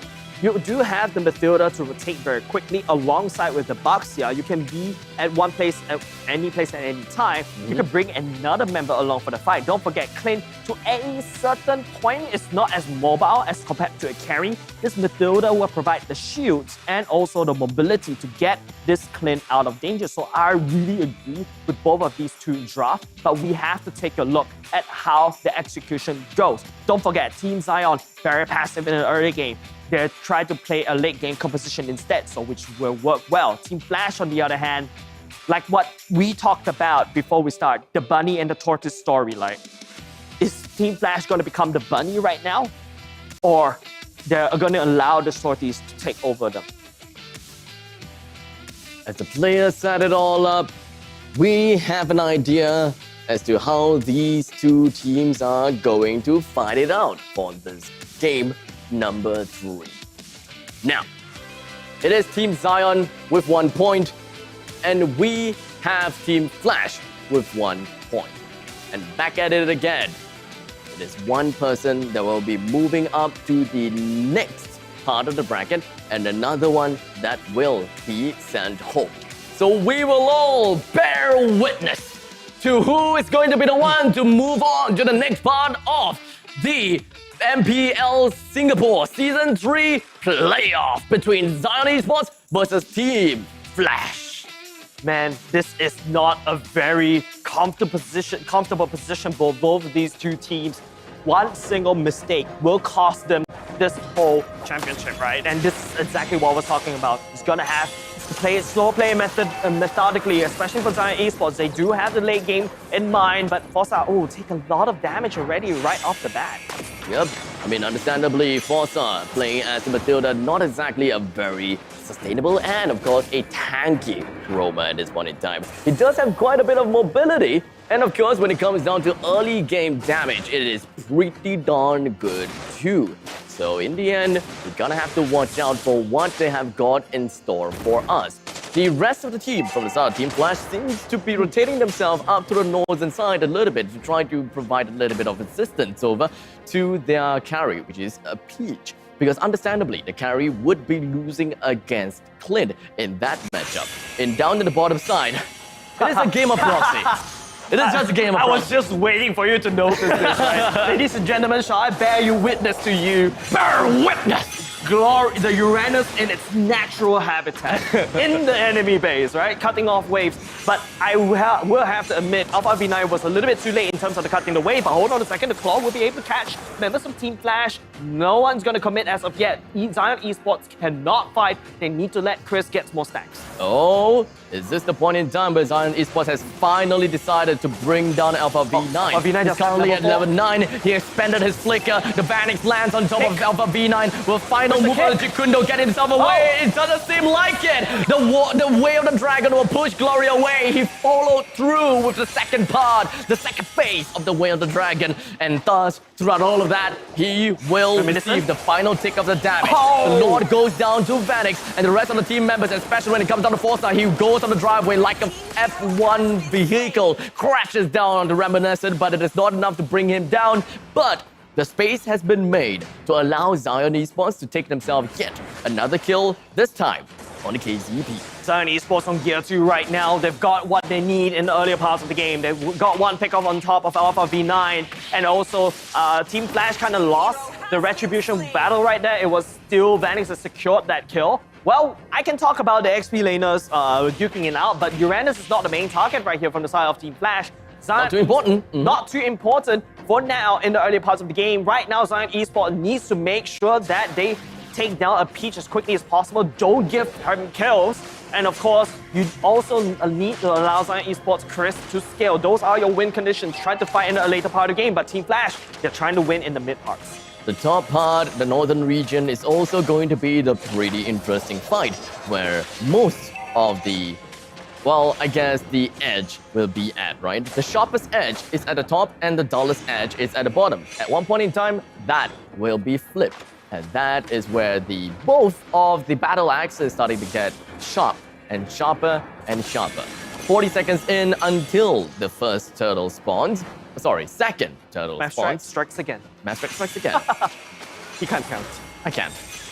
Oh, a little bit too early for the real world manipulation in my opinion. But here we go. Vanix actually got caught, but like I said, Forza will be able to drag Vanix back into safety right now. Supergirl landing down some damage on top of KZP, but like the shield, the Lolita is still kind of broken, especially in this meta. Yep, 15 seconds left. KCP as well as Forza, they are making themselves at home. Really comfortable. All they gotta do is just focus themselves right at this point to ensure that they will be able to defend the turtle and of course get the turtle for themselves. Karina is nowhere to be seen. In fact, he's currently in their own purple buff. He completed the entire purple buff without using the Retribution because he understands that he gotta have to work with the Retribution for the Steel of the Lord. As Forza rams right down the KZP, he's in the midst and he's in the hearts of the players from Team Flash. He still managed to waltz right out. Wow. The two-man claw with the Sanguine's claws did manage to bring 2% into the heart of it, but it is not enough to bring them down. It is at least a fortunate point that Team Flash did not die, even though they may have lost the turtle. Zion Esports moving like a unit right now. Same could not be said over side Team Flash. Like I said, Aeon activated ultimate a little bit too early. Same could be said over for KCP as well. These crucial ultimates are the one that allows you to win the turtle fights, but Zion Esports was the one that snags all the way back out. Don't forget, Zion Esports are the one that has the later game composition. You give them 2 turtle, they're gonna get to the late game even faster. And not to forget, every turtle gives the cumulative amount of 5,000 all across the board. So it kind of seems that Zion Esports, despite getting the 2 turtles, they are definitely way ahead of Team Flash with another 1,000 to themselves. I believe that this is due to the fact that Team Flash, they were trying to contest for the turtle. And because of that fact, they failed. That 1 minute or maybe 30 seconds to 1 minute of the time trying to steal the turtle away, no one was farming except for the Cho. And such, that is where the deficit gets higher and wider. We're talking about late game right here, right? Both these two teams want to try to look for the late game. Team Flash should hit that, critical mass faster as compared to Zion Esports. But then Zion Esports, they take 2 turtles already. Forza is in the area. I don't think there's any damage from the side of Team Flash that we'll be able to do on top of Vanix right now. There's no objectives right here, but, trying to look for Supergirl. But, both these two teams are focusing the fight mostly on the top side. The bottom side feels like no one's actually gonna go and take a look at, the XP laners. This is kind of like a tough spot for Team Flash to be, right? Because if they would want to concede most of that turtle away to Zion Esports, then they are at the mercy of the late gamers, and that is going to be the Uranus as well as the Sicilian. But if they would want to contest for these turtles, that means that they gotta have to fight the combination of the Baxia plus this Mathilda. And what can Team Flash do if they want to contest for it? They have Reminiscent for the early game, KCP for the stuns, and Aeon with the damage. Is that enough? That is the biggest question. Alpha V9 is here right now at the total fight for the first time for now, but Glory is here at the same time. It doesn't seem like things are going to be working out very well for Team Flash. We do have the real world manipulation is going to be popping out, allows Glory to get himself away. Forza though, still in the midst of it all. Vanix trying to hoping to get a kill down on Alpha V9. Did not manage to do that. Reminiscent though, get himself a total of double kill without losing too much health for himself.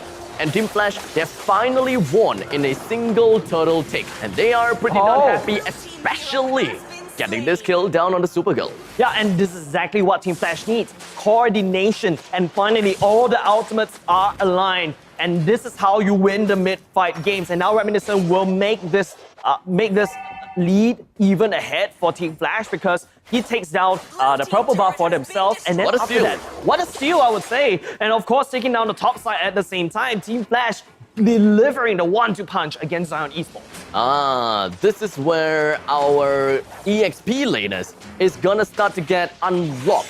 They will be able to move around a little bit more. And we're talking about Alpha V9 here that is playing as a Cho. And I am relatively confident that a Peach will be switching down to the bottom part of the lanes instead to take on to that lane against the Clint. And Clint actually did swap as well. I really love the decision making coming out from Zion Esports, right? They're gonna respond very quickly, even ahead, but no, Supergirl, again! Gets artillery strikes down from Aeon, raining hell from the side of Zion Esports. They lost the gold laner for now at the bottom side. 3 members, a Peach still going strong. They're trying to crash this wave all the way in, slow all the way down, up to Aeon, whether they want to dive this, but Chris is here. Oh, that was unfortunate. The Numeron Hammer did not connect onto anyone at all. In the meantime, a Peach was just dealing damage onto the turrets and just chipping it off as much as he can. They missed the opportunity, but luckily that opportunity, the missed opportunity was not a punishing factor for Zion to jump right into the Team Flash. In fact, it could be another initiating moment for them to find another point of entry. This is very dangerous for Supergirl, right? Team Flash, they know how Supergirl is going to rotate.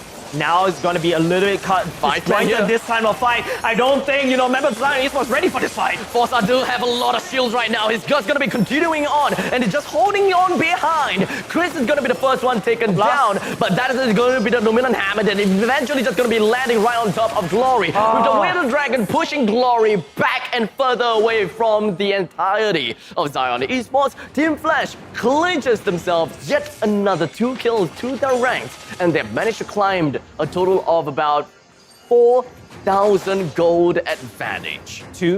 4,000 gold advantage. Now became 3,000. What the? Math strike, all right? It's math strike. No, it was 4,000 just okay, now. it's fine, math strike. Trust me. Fine. But then again, the Lord is going to take out. This is exactly why it's very important. The veterancy card coming in to shine. Team Flash is showing that, hey, I take one person down, I'm going to punish you for that. Vanix tried to roll in and indeed tried to look for the Lord, but no, it's going to go into a slide into the pause. Oh, man. That was anticlimactic. Now, let us just run down what has happened so far. That was the Lord, because we have already went through 3 turtles, right? It's not the Luminous Lord. That was just like 9 minutes It's Lord. the fake Lord. Yeah, it's the yes. Lord. Yeah. Yes. It is the fake Lord in the in the words of Jace. And we have Vanix that's playing as the Baxia that managed to find himself inside of the Lord's pit. So he is ready for any form of retribution. But the question is, will there be any form of CCs that will be stopping this Baxia? Because there is a lot of CCs onto the side of Team Flash. Let's not forget that. Yeah, and it's just, like I would say, it's a very anticlimactic pause because, Vanix has managed to roll his way all the way in, ready to try to battle for the retribution. But then again, gotta talk about, the early game momentum. It was in the favor of Zion, and, it should be doing very well because they are a late game composition. You give them the early game, it's gonna not bode very well for Team Flash. However, for the side of Team Flash, they managed to winch away the mid-game priority because, like I said, they should hit their power spikes even faster as compared to Team Zion Esports. And they did. This is exactly where they should shine, and that's why they capitalize on all these team fights. They're more aggressive right now, and Zion Esports has the force to pull it down a notch. But then again, have to talk about, carry coming online as well. That's something that Team Flash is hoping for and banking upon on.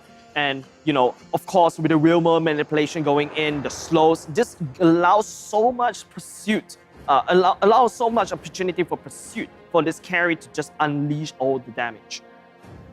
Oh boy, that pause actually came in to the point whereby I believe that the opponents can actually predict. I wouldn't even say predict anymore. This is more of understanding what can be happening next. Because Baxter's movement can be counted as a surprising factor, right? That's correct. And that will leave the opponents with not a lot of time to react upon. But now, because of the pause, there's a lot of time for them to react. Yeah. So what is going to be the answer here? What is really going to be the case? Because when the game goes back in, and once the game unpauses, that is where things will go downtown. Because Karina takes the Lord in the end. Zion Esports Team Flash, they managed to get themselves out of that fight whilst taking the Lord. Team Flash right now, they have an edge because the mid-game power spike that I was talking about, and with this Lord, they need to try to inflict as much economical damage as well. Take a look at Zion Esports, 4K gold deficit at the same time. They also need more items. Supergirl going in endless battle, Malefic Raw as well. So these are one of the few core items. Probably I could go into the Berserker's Fury as well. The reason why I skipped that is because Malefic Raw works very well in this meta, the team fight meta, a tank meta, mind you. And of course, Peach should be building into some tanky items. But then again, Zion Esports, they need to try to defend and try to cut off and minimize their losses. With 11 minutes into the game, Lord marches down from the top side, and Team Flash, they are acting as escort to make sure that the Lord will successfully make his way down to the second tier defense turret, and it successfully managed to. Do note that this is the fake Lord in the words of James, and thus he does not have the charge that we all seek and fear upon. The middle lane will be pushed thoroughly as well, and this is going to give a lot of opportunities for Team Flash to jump onto the opponents, and this is also where they will be able to take a massive amount of control in the enemy's jungle too. I need to be a little bit critical right here. I think Zion Esports did not manage to defend as well. They lost too many already, and look at Team Flash, the goal just instantly spiked just because of that one fake Lord takedown. And now it's Zion Esports back against the wall, back to game number 1 we go, ladies and gentlemen. It's just that one same, thing again, but at least this time around, Chris is on the Sicilian, and Zion Esports need to invest in Chris and Supergirl as much as possible for now. With the Lord counting down lesser than 16 seconds left, the rest of the players from Zion Esports continues to hold on to what they have got. And not a lot of creeps is available, not a lot of farm is available. The only thing that they can do is stay within the midst of their base. Not a lot of farm, not a lot of creeps. I would say for Chris It is a scary point. It is a scary point. There's not a lot of stacks. You can see how Chris is struggling to get as much stacks as possible. But then again, Supergirl also need a lot more gold in order to pop anyone from the side of Team Flash. Glory, on the other hand, look, he's not out of position, mind you. He's in position, while the rest of Zion Esports hunker in their own base. We see Glory try to cut the waves, try to put some pressure on the other side of the map. Opposite, if you notice, of the Lord, enhanced Lord, which Team Flash may be looking for now. Luminous Lord available. Zion Esports taking the control of middle lane. It is going to be Vanix. He managed to crash upon Reminiscent. KCP follows up in the northern side. Numenon Blast lands onto Vanix as well as Forza breaks Forza down to the ground almost immediately. Well, Supergirl is that going to be on the northern side. Was hoping that he'll be able to run away. But Alpha V9 with a Whale Dragon did manage to connect onto Chris. But Supergirl, throughout all of that, his HP is still full. Team Flash didn't even touch a single hair in his body. And he will pretty much go downtown real soon if no one respects his damage. Yes, Team Flash, I think they really need to start the Lord and take this Lord right now because they're starting to inflict some damage on their own turret. Mid lane has already cracked open for the side of Zion Esports as well. 1,000 gold lead. That 10,000 gold lead is, well, more, almost 10,000 gold lead is starting to look very scary in the favor of Team Flash, ladies and gentlemen. This Luminous Lord is going to march all the way in. It's up to how Zion Esports defend, ladies and gents.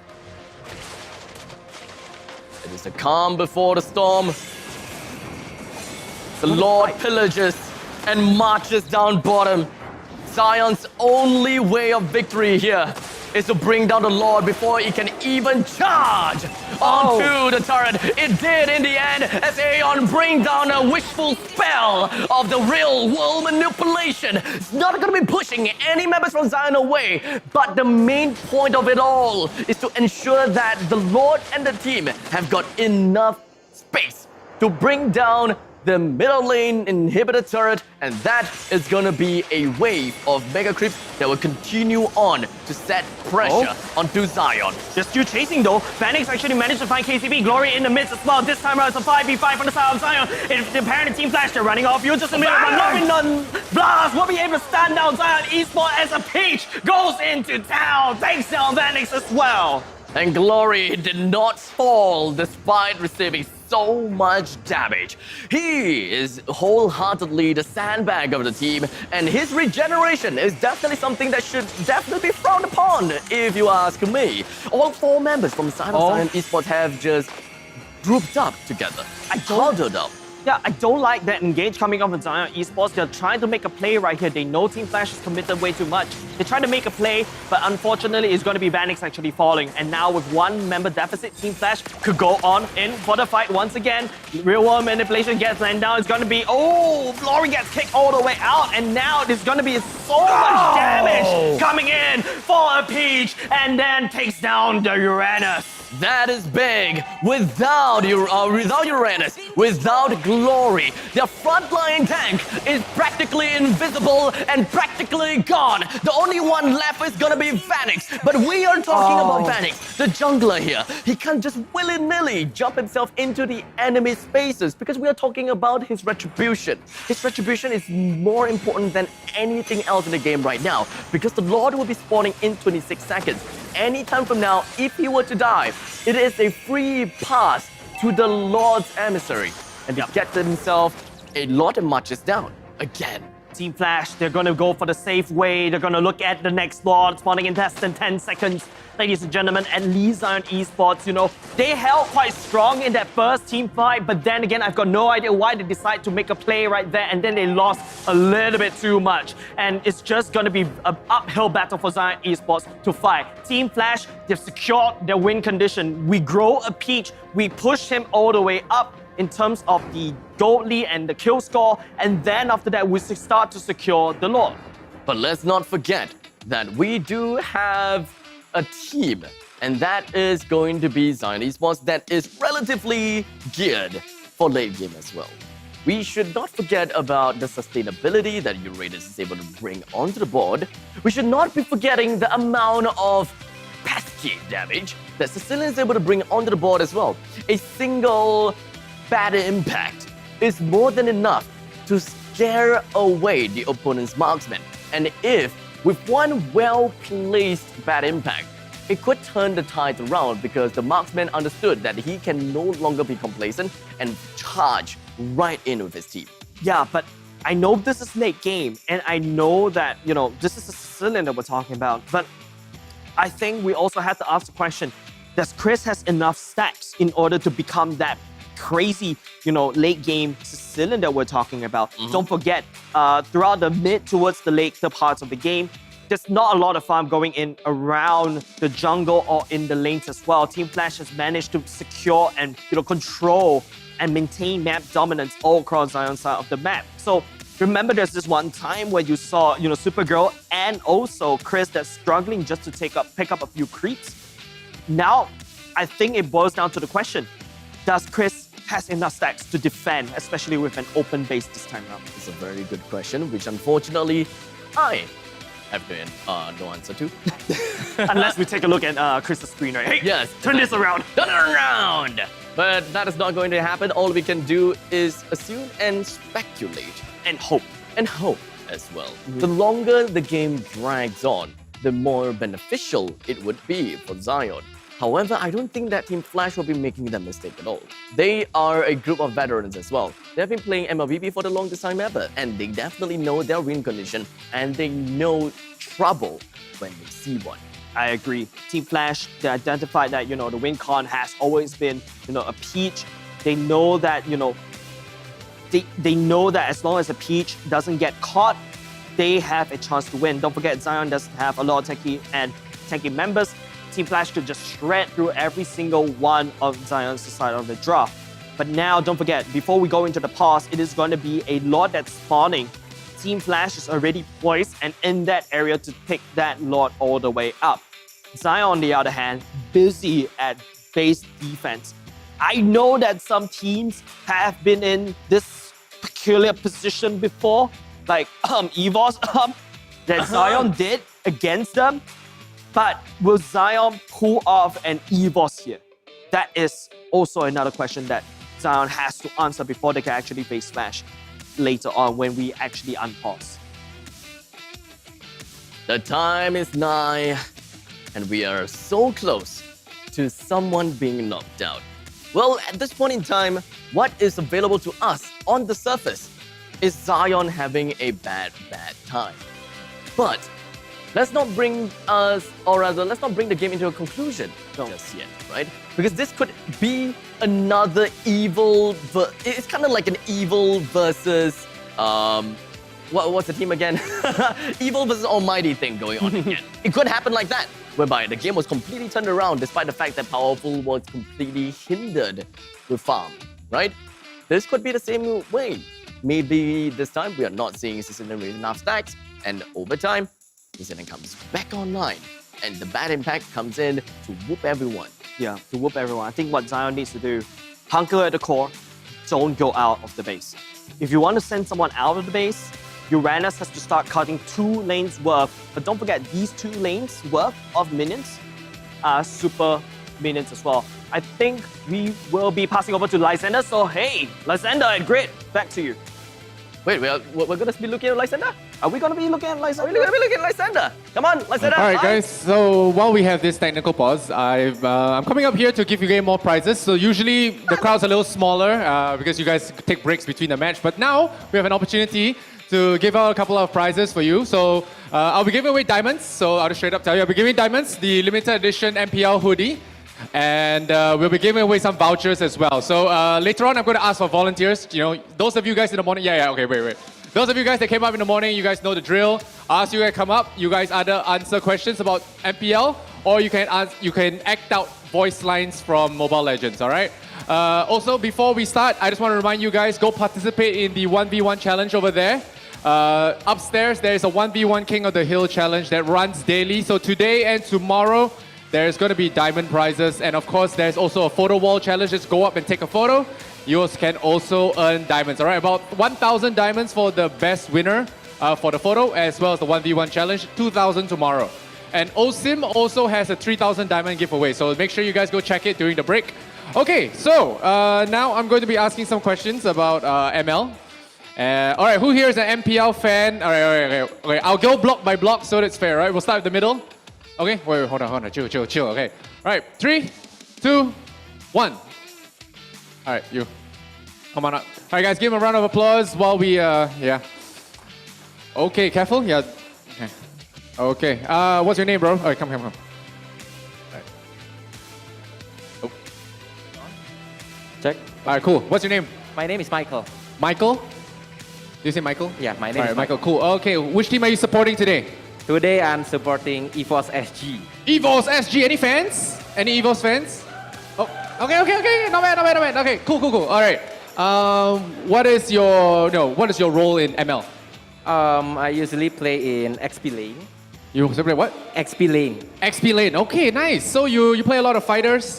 What are your favorites? My favorites are Uranus and Esmeralda.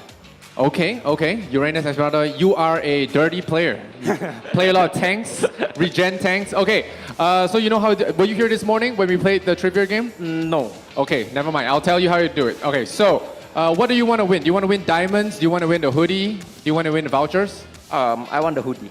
Okay, nah. So good news, you get to win all of them. All right. Okay. So so you want to do trivia or voice lines? How about trivia? Trivia? Yeah. Okay. We're gonna give you some trivia, and you have to get 2 correct in a row to win the prize. All right? Okay. All right. So since you are a tank player, can you name all 3 tank emblems? 3 tanks emblems. Wow. I only know consecutive blast. Okay. Tenacity. Okay. One more. I'll little use this one. Starts with B. B. I like that everyone's wearing masks so that you can't actually mouth the answer. It's great. It's great. Brain spike. All right, guys, if he wins, there's less to go around, okay? All right, brain spike is correct. Okay, round of applause for him. Thank you, guys. Look at the crowd, so nice to you. Okay, now name 2 heroes that can hook others to themselves. Okay. 3 heroes. Franco, Minchitar, and Ruby. All right, very fast, very well done. Congratulations, Michael. You win a hoodie. Okay. All right, so this hoodie is L size. If it's too big or too small, you can head over there to the corner to get your size change. Okay. And head over to Kenneth. Where's Kenneth? All right, around there to get your diamonds. All right, make sure you get your Mobile Legends ID. All right. Okay. Thank you very much. Thank you so much. Okay, round of applause for Michael, everyone. Okay, so now middle block, you guys got a chance. All right, left block, right block, who wants to go? Okay, we'll start with left, right? All right, right side cheer. Okay, left side cheer. All right, left side, let's go left side, okay. All right, left side, on the count 3, 2, 1, left hand. Okay, left hand, congrats, good job. All right. All right, watch the step. There you go. All right, Mr. Original, what's your name? Jin. Jin. Like Jin, this Jin. Oh, Jin. badass. Okay, so which team are you supporting today? RSG. RSG. Ooh, this is gonna be spicy. Evo's guy. Where's the Evo's guy? Evo's? RSG. Okay. Wait, where are the Evo's fans? Okay. RSG fans. Okay, we got a fight. All right, next up, El Clasico. You guys know what's up. Okay, so is it trivia or is it embarrass yourself? Trivia. Okay, trivia. All right. The next person will have to embarrass themselves. All right. Okay. Let's see. What questions did you have? Okay. What role do you play? Marksman. MM. Okay, marksman. And what are your favorite marksmen? Moskov. 1-1. Moskov 1-1. Okay. Some mobile marksman. Who's your favorite marksman in the tournament? Very wide. I think for now, Clint, cause more versatile and all. Oh, I mean the player name. Oh, player. Yeah. Currently? Yeah, who? LA4. LA4, okay. Well, we'll see if he plays today. You know, sometimes he does get subbed out. Oh, wait, why did I hear sounds when I say LA4? Okay. All right, never mind. We'll go to that later. All right, so you're a marksman player. You say you like Moskov and 1-1, right? Okay, so name 6 marksman heroes that are not those 2. All right, crowd, we're gonna add pressure to this. He has 20 seconds. All right, countdown, go. Leila, Mia, Clint, Brody, 18, 17. Popo, Kupa. Wait, how many was that? 3? Was that 4? Was that 6? Oh, 6 already. Okay, never mind. All right, he's good, guys. Okay. All right. Okay. I am the chosen hero for a skin by a team for winning M2. Who am I? Clint. Clint is not correct. Yeah. For winning M2, this hero was chosen to make for the skin. M2. Lancelot. From what team?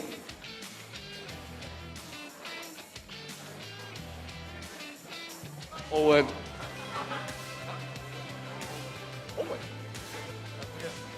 That's a B. Yes, Brand Esports is correct. Okay, congratulations to him once again. right, go get your diamonds there, and the hoodie you can go claim, resize from there. All right, thank you so much. Thank you. All right, production, do we still have time? All right, cool, we have time. So right block is your chance. All right, wait, hold up. Okay. All right. Are you ready, guys? Right side, ready? Okay. All right. On the count of 3, 2, 1, stand.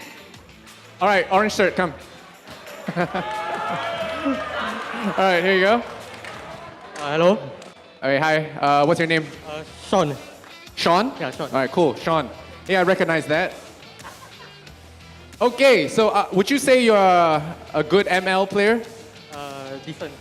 Decent. Decent? Oh, what's your rank? My rank right now? I'm sorry for outing you if your rank is low. MG. 600. So he's very good at ML. Okay. So you're very good at ML. What role do you play? EXP. EXP lane. Cool. Let me ask you a jungle question. Okay. Name. All right. Wait. So trivia or I say embarrass yourself, right? I said, yeah, okay, you have to voice. Okay, do you know any voice lines? No. Okay, good. What's your favorite hero? Yu Zhong, Esme, and Uranus. Do you know any of their voice lines?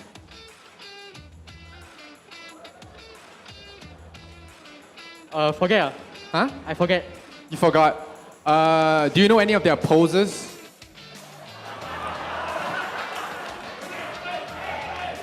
Yeah. Crowd likes it.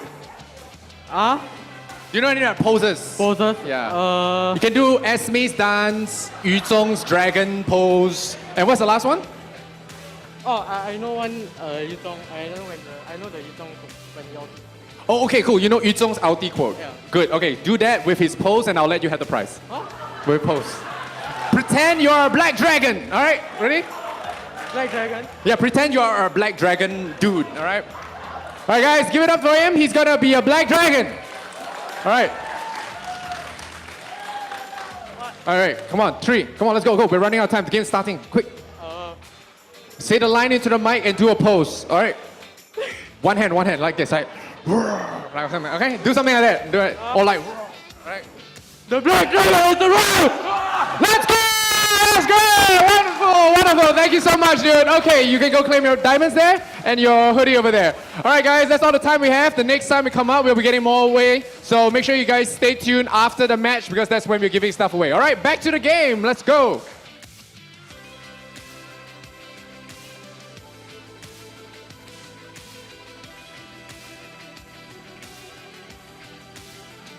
Man, I wish that we are participating. I want some diamonds. What happened to CrossFit? Yeah, man? Alexander, give me the hoodie. I can do voice line too. I did the Franco one time and time again. I forgot what's the name of it, but never Beatrix. mind. Beatrix, okay, yeah. That's for Beatrix. But then again, ladies and gentlemen, we're back into the game. Zion Esports versus Team Flash. Like what we mentioned earlier just now, Team Flash is at the Lord Pit right now, up to Zion Esports to try to steal this away. But will they have this opportunity? We need to take a look at how Benix rolls. Is it really gonna be the case? Is this really gonna be the final team fight? Because Glory finds himself in a pinch because Alpha V9 has decided to go for the win on Dragon right on top of him. Alpha V9's HP is not looking very good actually. He did manage to get himself right out of it all. KCP brings out a shield only to be sucked right inside the center of the Sanguine Claws. They have managed to get themselves into stealth and got themselves away from all of the team fight at this point in time. While a lot of their players were actually in a critical state of health. This is good for Zion Esports for now, right? They delay and then they push Team Flash away. So that's a good team fight. This means that, in fact, Zion Esports, even though, yes, they're a little bit behind in terms of this gold lead, they are still able to do enough damage to push Team Flash away. And they need to repeat this over and over again because time is not taking a look at the ticking time bomb, which is the minions that's gonna march all the way down to the bottom side. And now the Lord, Team Flash, is semi-committing to this. But they are allowing to the Lord to reset every now and then because it is 18 minutes in. The Lord evolved, the rest, the Alpha V9 pushes in onto Glory. The real world manipulation is going to be landing right down. Spells trouble for the entire team from Zion Esports. And the one member that has been singled out, it is going to be Vanix. They lost the mobile, agile, shield unity hero, Boxia. That's very bad for Zion Esports right now. Team Flash can try to end this right now, but I don't think so. 19 minutes is the clock. for the Evolve Lord. I think the Evolve Lord is already up, right? So they can just take this down and then march it all the way in through it to the mid lane. Zion Esports, before Vanix comes online, Team Flash has to try to basically push this base all the way in. Without the old roly-poly, Team Flash will be able to get themselves the Lord pretty darn easily. And the Lord marches down from the middle lane as he pillages, as he swings his massive sword, or battle axe rather. Is preparing to move on down through the land of Dawn and bring death upon Zion Esports. What kind of plague befalls onto them? What exactly will be happening as KGP prepares himself in stealth with the Numinal Blast preparing land onto Chris, but never mind, Purify gets himself out, slip of health, he's burning, but he's okay. Alpha Glory gets himself out, he's okay as well. The rest of the members coming from the Zion Team Flash, all of them are still pretty unhealthy unless KGP is pretty low. Aeon going through, the rest of the members, they're just gonna be having the core is just gonna be going straight in. The Lord, he got distracted, but it's okay because the rest of the players from the Zion Team Flash, they continued on onto the core even when the Lord is distracted. Well done, ladies and gentlemen. Well done. Over to the side of Team Flash. My goodness me, that was an uphill battle for Team Zion Esports to climb, but Team Flash finally has taken them down. This is a very good fight for our debut team, by the way. They just need more time, and I bet they will be the player number 3 against the El Clasico that we've been hyping about. It is a very interesting play after all. The team, Zion Esports, they were teetering on the breaking point from time and time again. Oh, stop that. They have climbed up from the bottom, and now we are here. Their regular seasons was amazing. They managed to put themselves at the top half of the leaderboards despite being relatively new as an organization. Their players are definitely amazing. But unfortunately, someone has to go home for now, and that is going to be Zion Esports that will be placed in 5th and 6th place alongside with our other team here. Yeah, so let's take a look at the item build, ladies and gentlemen. Unfortunately, it's going to be Zion that will have to drop and end their chapters right here. We're starting to see people dropping off, and it's really sad to see, these teams that we've been watching for throughout the month. And I just feels a little bit bittersweet right now, but there you go. Congratulations over to Team Flash as well. We're picking this up. It is a very crazy game, number 3 as well. But no weird items that I see as of now, in my opinion. But then again, it's all about down to the execution. Both these two teams played out their minds. At this point, at the one point of time, I was about to scream, "Someone please kill Glory," because he is almost unkillable, even if you give him the Uranus or the Esmeralda. Well, Matilda did have 2 immortality, if that counts. Not too sure about that. But there's another thing that I would like to put my eyes on. It's the fact that Supergirl, the Clint, his position is one of the highest in terms of gold priority. But he's not done with everything in his inventory. Last, yes, 11,000 gold that he managed to amass for himself, but it is not quite enough for him to finish all the items that he desperately needs. And that was probably one of the biggest differences between him as well as the opponent's carry, which is already full item built up with a total of 13,000 gold in the bank.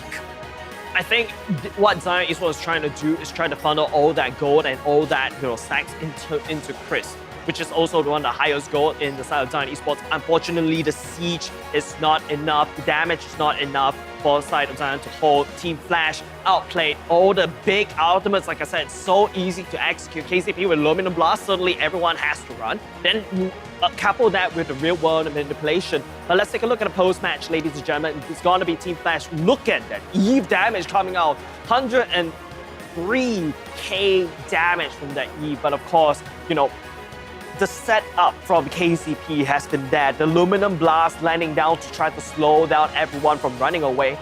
This is the crazy wombo combo that Flash wasn't able to execute in the earlier parts of the game, but somehow they switched their gears and they're able to execute it in the later parts of the game. Boy, oh boy, Team Flash, they have climbed themselves all the way out of it all. And this is what is amazing.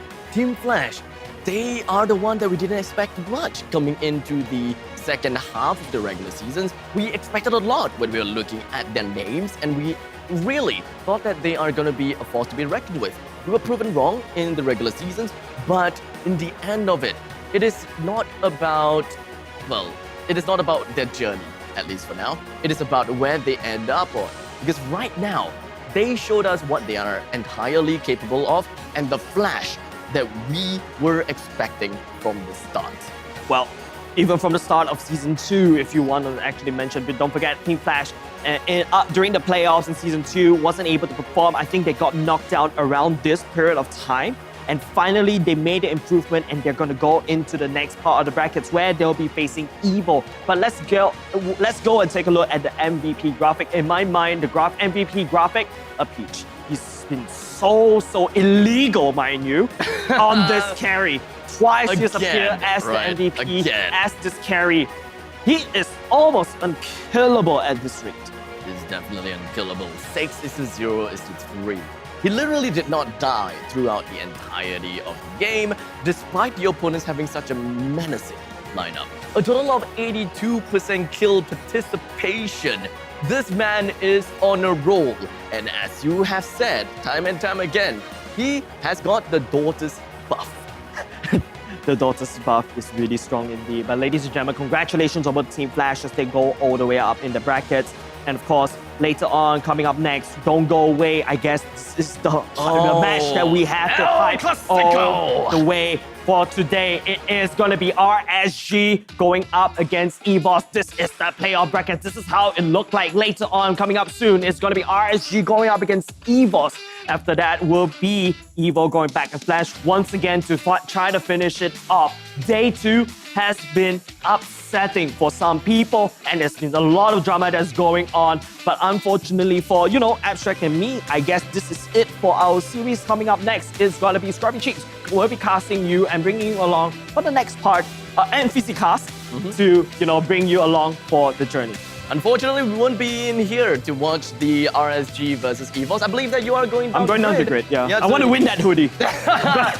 Win one. Give me that hoodie. Win one for me, all right? But yeah, it has been an amazing time for the first half of today, and I am just excited to see what we have got to see for the grand finals, because we will be coming back in for tomorrow's grand finals. RSG versus EVOS will be coming up next, and after that is going to be Evil versus Flash.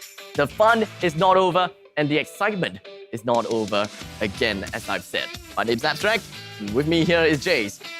We will be seeing you guys in a few what? You really want to jump off the caster desk that quickly? Yep, goodbye. Don't leave me here. But then again, of course, congratulations to those who are managed to stay on. Technically speaking, we're already halfway in terms of all the MPL Singapore teams, right? Right now, currently in the surviving mode right now is RSG, EVOS in the upper brackets, and Evo versus Flash coming up next. So congratulations for these 4 teams that have been walking all the way thus far. Coming up next is going to be very, very nutty, right? Evo, remember the Titan Slayer that we've always been hyping up and talking about, right? Can they finally bring down Flash once again, or will Flash just finally, live up to that hype that we've been hyping up during week 1, day 1, and they're unable to perform? This time round, they came in with an absolutely different mode. They came in as a beast.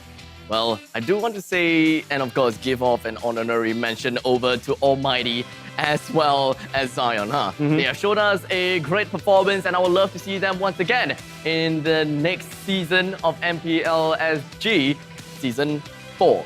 Once again, my name is Abstract. With me here is Jace. The two of us will see you guys for the grand finals. But for now, let us move on back onto grid, where Lysander will be waiting for, well, everyone for the interviews. All right, thanks guys. Abstract as well as Jace will bring you your English commentary for the first 2 series. After this, we will have El Clasico. But before that, I'm here, Lysander, back at the grid with Reminiscent from Team Flash. They just took down 2-1. Zion Esports goes home. In a shocking turn of events, a lot of people were expecting Zion to go the distance, top 3, top 2 for them because of their regular season performance. But here you guys are, doing that lower bracket run. Thoughts? What changed, man? Honestly, before the start of the season, we expected pretty good results as well. But because of the meta shift, then the role of the jungler turned from carry role to somebody who is more of a setup for your team and tank for the team kind of role. And we couldn't adapt to that at the start. So, closer. So because of that, then we had a pretty bad regular season. But really have to hats off to my team because every single one of them, they committed a lot. They put the stop to their careers, to put a stop to their studies in order to get here today. All right, fair enough. And okay, you say that the jungle role has changed, but I see, okay, I mean, despite the very mediocre results in regular season, I think you have outperformed in every single one of them. You have been one of the best junglers in the entire tournament, and the casters also agree on that. What allows you, what is in your head that allows you to adapt to the different playstyles of different teams? What makes you so consistent? What's the magic? I wouldn't put a claim to the best jungler because honestly, I don't think I did. Okay, top three. Okay, humble. Yeah, but I don't think I've been doing very well for a regular season. But after a lot of, because my team is full of veterans, so after a lot of drilling from them, a lot of trying to help me change my playstyle to adapt to the tanky setup junglers, then I started to play better after that. Okay, very humble, not wanting to take out pride for himself. I think a lot of your guys also say, we're the old dudes, we're the veterans. But you know what we say, Master Wu Gui is old as well, but he is very wise and powerful, right? Okay, so let's talk about your next matchup. Evil is going to be Team Evil versus you guys going to be happening at 7 p.m. tonight, which is the last series after Evos and RSG. How do you think that's going to go? Did you expect Evil to be there in spot instead of Almighty? I expected Evil to lose the second game, but still win the third game. But they shocked everyone by taking the second game as well, even though the Roger went 0-6 in the early game. So really, major hats off to them. And I think our matchup will be very exciting because it will be one of the oldest teams in the league versus one of the youngest teams in the league. Yeah, old versus young, and also one of the stronger junglers in the entire tournament. I think Powerful has gotten a lot of recognition, yourself as well. It will be pretty exciting to see who dominates the jungle, king of the jungle. All right, of course, everyone here will probably want to know, we got a lot of RSG, got a lot of Evos fans in the crowd. El Clasico, how is it going to go? 2-0, 2-1, who's winning? I think it'll be a very close fight. No. Say No, I haven't finished. Oh, okay. It'll be a very close fight, 2-1, but I think Evil stands a higher chance because they all along have kind of had a vice on RSG.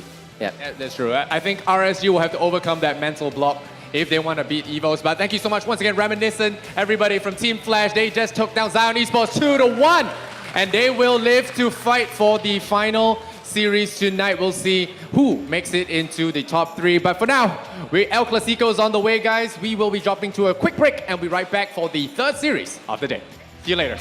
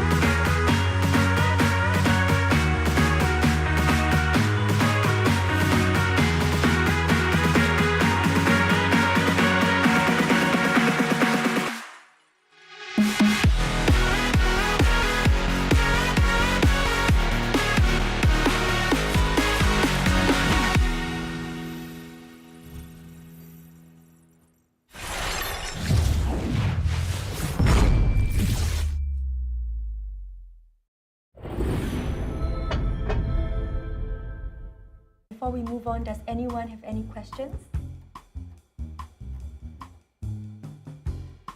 Oh my god, I'm so tired. I spent all this time on the presentation. Tammy, I think we heard you.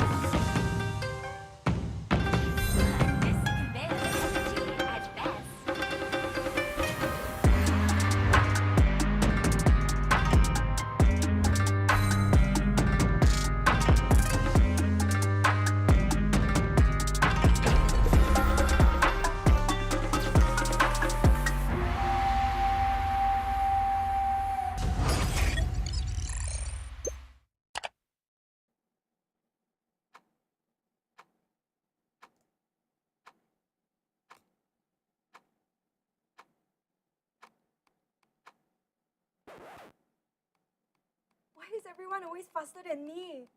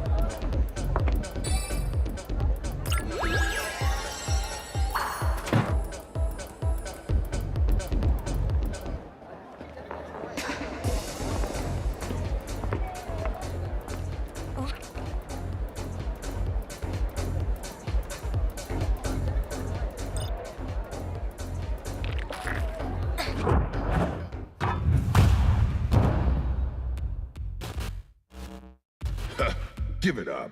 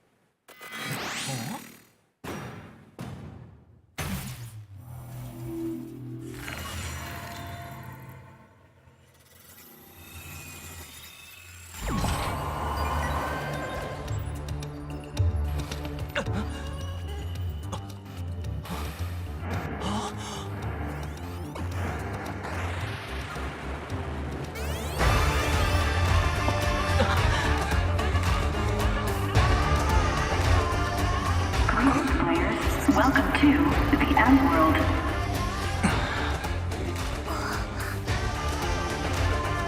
Fight as you may, become the champion and the M World will grant you your deepest wish.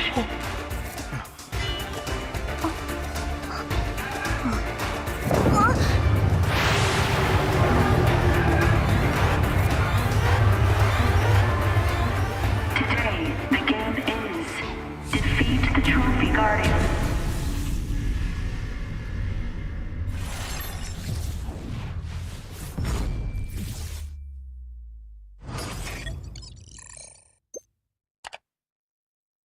Homes are now where we work, learn, and, play? Oops. Homes are where we build spaces. You're not so loud. To call our own. Power on and beyond with Singapore's most trusted broadband. We're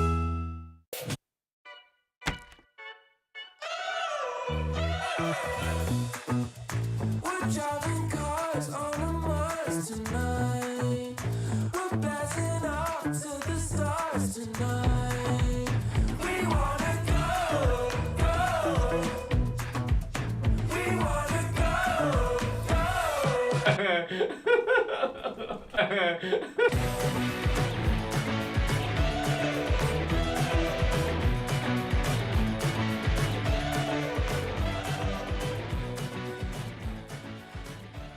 Hi guys, today is finally the start of MPL and we are at day 1. So let's go interview some people. Hi! How's MPL season 3? Yeah, it's good and we're very busy. We have a new team this season. We decided to do anime. So we're going to get all the players to do cringy anime poses and try and make it look cool. And we even designed the new set this season. It's going to be some kind of like a dual academy kind of thing. It's very cool. Yeah, there's going to be a music video, anime music video. We got a J-Rock song composed for this season specifically. And yeah, you know, normal stuff. We're going to take photos for them. Downstairs, we're going to get all the poses, the team stuff. And go. 3, 2, 1, go. Okay, 2, 1, go.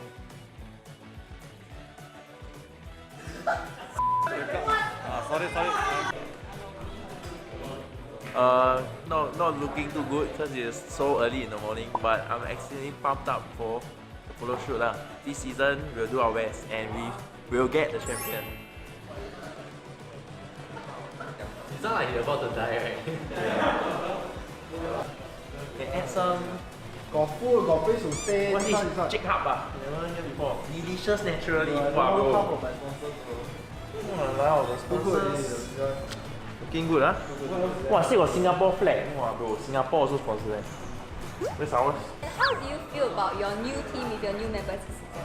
With the new atmosphere with Jocks and Nick around, it will definitely be different since we are currently missing the leadership that Potato usually gives up, but I'm very sure that Adam is capable of replacing him. Okay, very good. And next. We have just ended photo shoot and video shoot. How are you feeling? Feeling great. I'm feeling very happy. I've seen some of my good friends from the previous teams because I was originally from MPL SG and then now I'm with Zion. So meeting new people, playing against them, I'm excited to fight all of them. 哇，我忘记来说那个，parasol。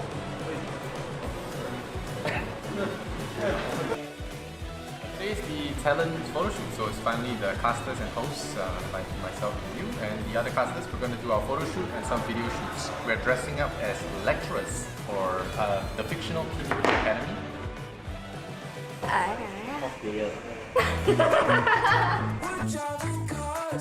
Drafting 1-1. Can back 3 heroes. 1, 2, 3. Ben Xavier. Ben Xavier. Ben Xavier. I was suggesting to then review this trend. Hey! Apa ini? Hey! Hey guys! So right now we're filming outdoors in this super hot weather, and let's go and find out from Lysander what are we doing today. We're going to be filming some outdoor scenes for the music video, and Paul Reminiscent, he's going to have to run a few laps.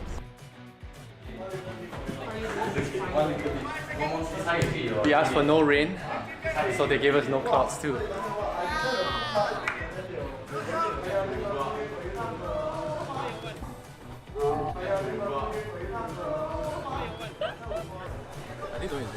Then you like, fall to the side, okay? You fall down. Make it real. One go. No, too fast. You must slow mo. You also slow mo. You fix slow mo. Both of you slow mo. Come on, let's light the sky with our spirits burning bright. 'Cause together, you shall forever. We're driving cars on a Mars tonight. We're blasting off to the stars tonight. Never watched makeup before he still looks done. Yeah, I know, right?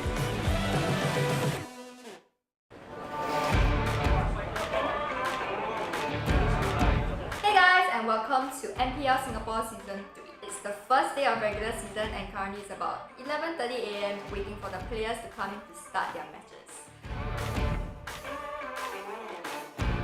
I'm very excited. It's my first time hosting this and I'm also looking forward to the matches that we play out today.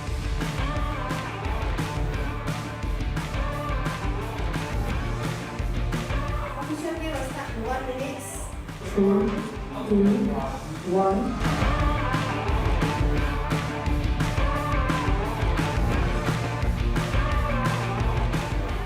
Against Almighty today. Won't be too hard.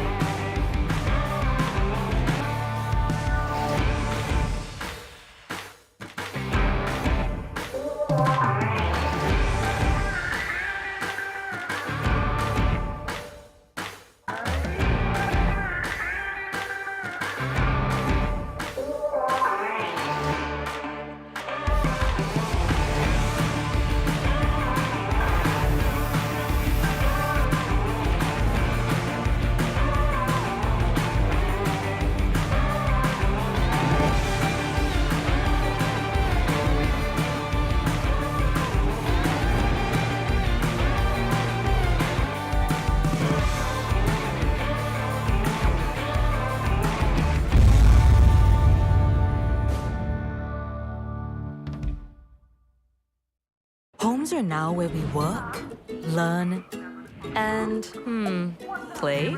Oops. Homes are where we build spaces. You're not so loud.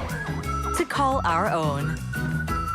Power on and beyond with Singapore's most trusted broadband.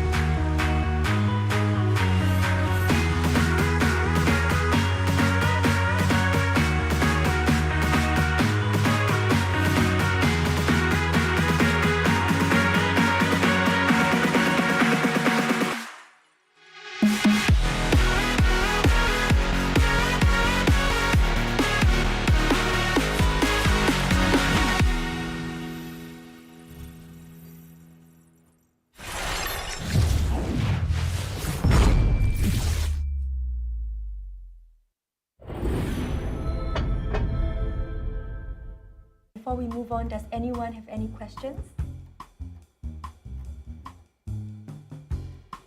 Oh my god, I'm so tired. I spent all this time on the presentation. Tammy, I think we heard you.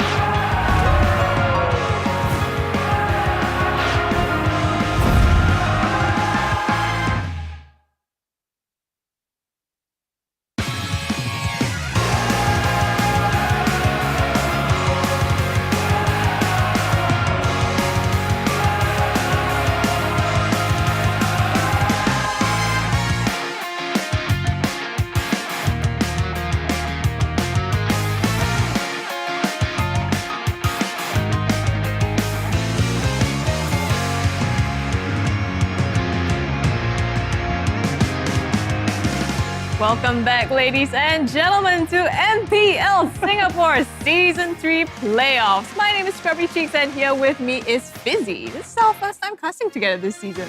Yep, this is the first time. Yeah, this is the first time that we cast in MPL together, right? But we have been casting for various other events. Yeah, community tournaments. So this is really surreal. But yeah, we are here. A very exciting matchup coming. I know RSG and EVOS that we want to get into. But first and foremost, let's thank the partners and sponsors who have been here to put all this together for us. For Singtel 5G, unlock ultra-responsive gaming with 2 times lower latency on Singtel 5G, Singapore's most powerful 5G network. Get the edge you need while gaming on the go with Singtel 5G. And of course, not to forget PvP Esports as well, the ultimate regional platform where gaming lives. Guided by its core values of passion, sportsmanship, and healthy gaming, PvP Esports seeks to continually grow the regional esports ecosystem through their initiatives and tournaments. All right, and not forgetting the free stuff as well for those viewers out there. So MPL Milestone Giveaway. Follow MPL Singapore on Facebook to stand a chance to win incredible prizes. Each milestone hit will release even greater rewards from normal skin chests to epic skin chests, which means that we don't want normal skin chests. I can afford that. Yeah. Right? We all can afford that. Let's go for the elite, the special, and of course, if you guys help us enough, let's go for that epic chest at 47K. Yeah, so followers. hit those follows. I really want to be able to unlock these milestone giveaways. Yep, and not forgetting, stay tuned to the games and keep your eyes peeled as we have First Blood, Triple Kill, and even legendary giveaways this week. When those happen, a redemption code will appear while stocks last, so be fast. Yeah. While you're watching the stream, there are two things you can do as well. The first is to share this live stream. So I know a lot of you are at the actual venue, grid, all the watch parties going on, but also whip out your phones and unlock some milestone giveaways that we have together with all these live stream shares. Share it to your friends, ask everyone to turn on their mobiles and get on the stream as well. We will get a code that appears once we hit one of these milestones. And also we have the peak concurrent viewers giveaway as well. PCV, the more viewers we have, the more rewards you will earn. Like what I told Hungry Class yesterday, help us, help you guys out there. So let's go for 20,000 peak viewers if we can, because we're gonna have 1-1 Eagle skin, and we know for a fact that 1-1 is a highly picked hero in this meta. So you want to show off with that skin. Yeah, so unlock that, just keep sharing the live stream, keep being on this live stream, and we'll keep unlocking more rewards as these go on. For those of you at the watch party at Grid, thank you for being here. It's really pleasure to be able to see all these live events being conducted. But of course, for those of you who are not, you can make your way down there. Check out Grid. It's at 1 Selagi Road until tomorrow. And you stand a chance to win up to 25,000 diamonds and OSIM products worth up to $999. Yep. And I also know that the production was telling us that the guys at Grid watching us, they can see us live. So I want to say, those of you who are supporters of eBoss, let me hear you make some noise. Nice. What about RSG? Make some noise. There you go. I just trust that they make some noise. Trust that they make some noise. All right, without further ado, let's go to the standings or the brackets. Yeah, see where we are at so far in this playoff games.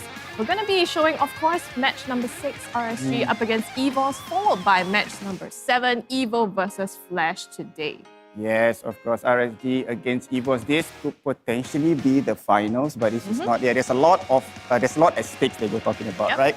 Whoever wins this is guaranteed position 1 and position 2. In the grand finals. Yeah, and you wouldn't want to go back to the lower brackets because it's best of 5. It's super tiring to play best of 5, and after that, if you win, you're going to go best of 7. It's in the same day, like all at once. You play 12 matches potentially, right, if you add them all up. And of course, not forgetting Evil versus Flash. Now, we know that both of these teams, Evil wins 2-0, right? Commanding win, but it was a close fight. Flash went 2-1. It's a close fight as well. So these two teams, I would say that it's going to be interesting. I know people are wanting to watch RSV and EVOS, but trust me, Evil and Flash would not be any lighter. Yeah. I would say, yeah. I mean, Evil went up against Almighty and they took 2-0. These are the Titan Slayers as we know them, and going up veterans like Flash, this is going to be also a tense match that we anticipate. Yeah, that's true. And when you talk about playoffs, right? Playoffs kind of hit the players differently, right? It's kind of like in the regular season, you'd be like, okay, we can relax a bit. But when it comes to playoffs, we'd be like, this is serious. Guys, come on lah. Let's just train for a bit more and then just win this thing. And you can see like Flash wasn't outstanding in the beginning, right? But towards the end and now in the off season, they are like flat. Yeah, so the Flash awesome. that we were all expecting, right, Yeah. at the beginning of the season. So I mean, it's really crazy when you think about it and you put yourselves in the shoes of the players, because you've played so long throughout the regular season only to culminate in this weekend. This is the one that really counts. The playoffs is gonna make or break it. Yep, definitely. And not only that though, even when you play really well in this off season, right? Even though you don't get the position 1, position 2, or position 3, you get invited in the next season. And that's better than going through the qualifiers and meeting a lot of other teams. So Fight your way through. Yeah, exactly. Okay, but yeah, I mean, let's talk about the elephant in the room, okay? The match that's upcoming, EVOS versus RSG. Yes. Thoughts? My thoughts is this. Okay, people say that it's El Clasico, right? Yes. But we were talking about it. This is a new El Clasico. Yes. This is not the old ones. Yes. Right? Because we have new players from RSG. You also have new players from EVOS as well. So, yeah, I think it's still going to be great. But the main factor here I want to say is Soul. Yes. Big game changer. Yes, it's really a big changer. I was casting the games yesterday with Soul playing the EXP lane, and it just hits you different. Yeah. Yeah, You, so you this, can tell, right? I mean, you were also saying, you can Yep. tell that the shot calls is different. It's Yep. very sharp, very precise. The moment they want to engage, it's like, okay, everyone goes. You want to disengage, everyone just clears out the area. Yep, exactly. And Seoul have that presence, right? And this is something RSG needs to, I would say, worry about. Yeah. Because if you look at it, like Seoul has not been playing since season 1 and season 2, you know, and RSG players have not faced him. We this new haven't one. seen him in the regular season as well. Yeah, exactly. So I think the players that go up against Seoul was the veterans like Sana, Life 4, and also who else? Yeah, so we're going to see, exactly this player lineup that are going to be playing in this match later on the side of RSG. Diablo, 505, Bray, Baby Cakes, as well as Lawsy. A lot of veterans who have played in previous seasons as well. 505, Baby Cakes, Lawsy, and on the side of EVOS. Yeah, on the side of EVOS, Edemir will be in the goal lane. JPL will be the loner. And here, surprisingly, yesterday, the Jungle. first time I see him play the jungle role, Soul will be in the EXP, and Sailor, which people say the #1 mage in Singapore, which I have to agree, will be in the mid lane. Yeah, he's super dominating in the mid lane, right? Oh, yeah. Really a force to be reckoned with. But, like we said, El Clasico, kind of, but not really. Yes. So while people are saying, yes, again, this is EVOS SG up against RSG, but it's a different team. You don't see Potato, who was the core of EVOS, Yes. no longer in this lineup. It's like, this is EVOS B2, if you will. Yeah, it's EVOS V2 versus RSG V2 as well. Because how long will you see like Diablo play, right? I mean, he's the vet in the team. We will see a lot of Bray because he's still very young. And speaking of Bray, as you look at that, I mean, Bray likes to use the Ling, and we know for a fact that Gear yesterday used the Ling as well. So Ling will be highly contested or highly banned here. For both Yeah, of these I mean, other heroes as well, right? Like the Beatrix, Adam most used, but we also know he uses the 1-1. Oh, so yes. two of these will also be contested picks. You can see the most used heroes of these two marksmen are the same, actually. Yeah, Beatrix, and then of course the mid laners as well. Yeah, the head-to-head against these two teams, RSG and EVOS. EVOS, I think, taking slightly more of the charts, but also different number of games played across. Yeah, that's true. But whenever I see the game stats, I really like to see the turtle slain and the turret destroyed per game. So it's pretty even, I would say. So both of these teams are very objective-oriented, I would say. More so for RSG. The thing about RSG, I realized that they like to fight, but if they don't win team fight, they go for objective. Yes. Yeah, that's a very, very smart play from RSG. And if you can see from here, objective play is neck to neck. So I would say that both of these teams are evenly matched since season 1. And it's going to be a great, great game. Yeah, for sure. You know that they have the micro that's kind of like a fundamental, base that they have. But at the end of the day, they also have the good macro. And that's what wins you the game. That's what closes you the game. Exactly. So we're going to see the head-to-head, and we're going to focus here on the goal lane. And we have Baby Cakes going up against Edemir. Pretty even, right? I would say. Only the goal per minute, 705, 727, which is not too bad. So it seems like both of these two goal laners, they are very heavily dependent on farming first, especially in the early game. Pop off and do a lot of damage in the mid and the late game. Yeah, and EVOS, their playstyles were very centered around Edemir as well. Once Edemir popped up, that's where they were able to get ahead in the game and get that traction to be able to win the games as well. Although, this might change with Seoul now in the lineup as well. So we'll see how the games go. But as we prepare for these games, we'll take some time to set up everything. In the meantime, we'll go for a short break, but don't go away because we'll be right back with you.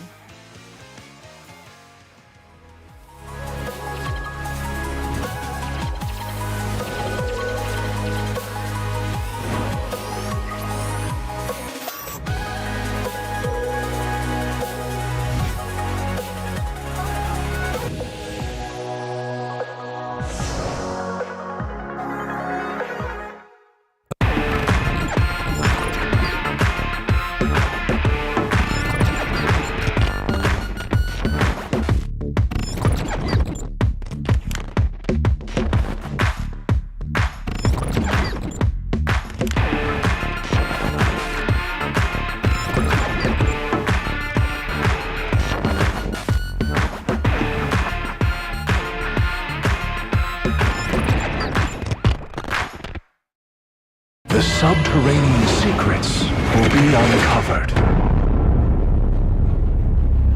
Belonging is my elixir.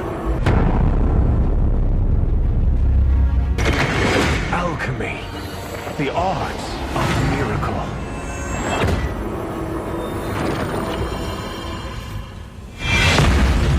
Breaking limits, that's alchemy. Holds infinite potential.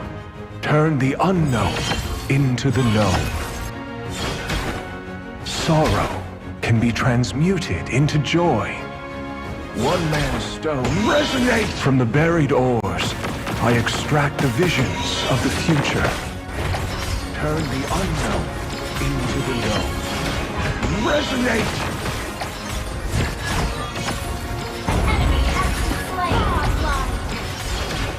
Resonate! Legendary!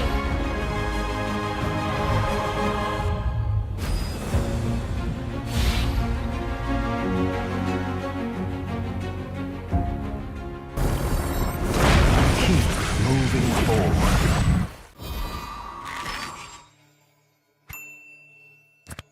Before we move on, does anyone have any questions?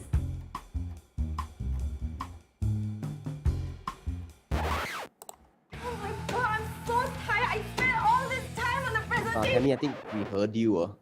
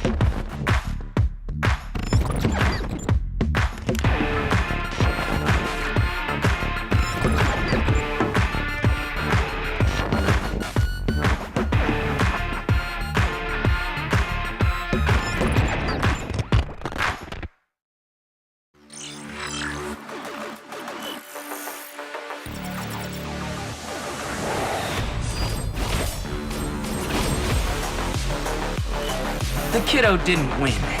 He's just handpicked.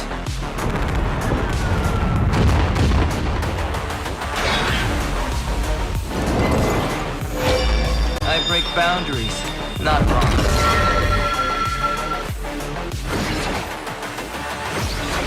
This is more than a game to me.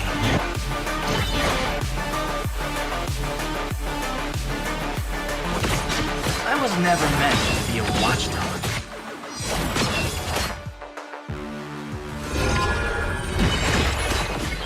Not a fan of technology.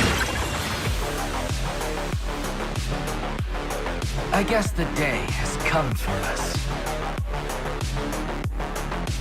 I like egg fried rice too.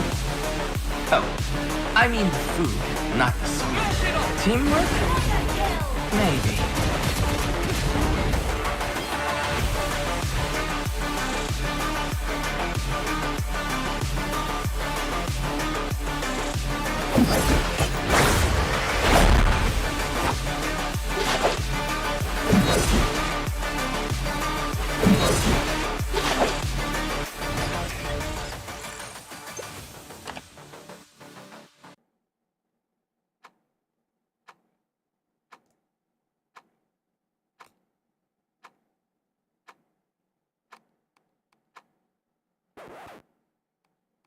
Why is everyone always faster than me?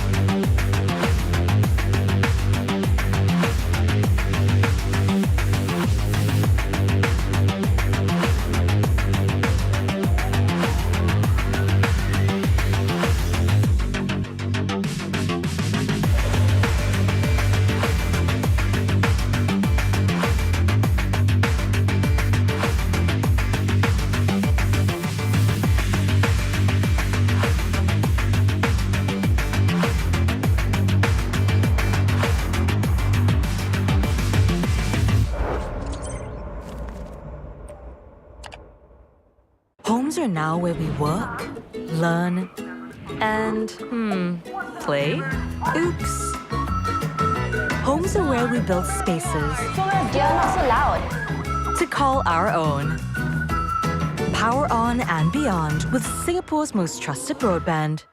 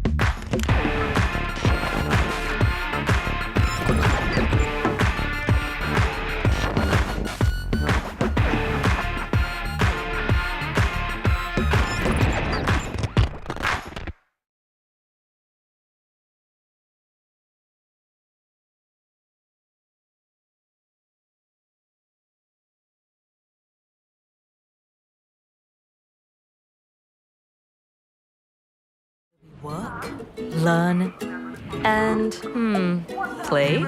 Oops. Homes are where we build spaces. You're not so loud. To call our own. Power on and beyond with Singapore's most trusted broadband.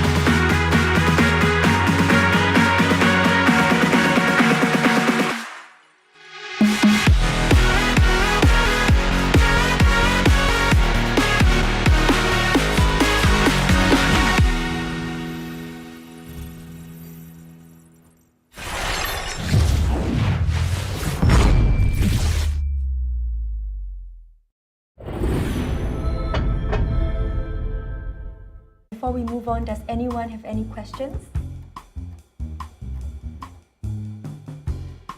Oh my god, I'm so tired. I spent all this time on the presentation. Tammy, I think we heard you.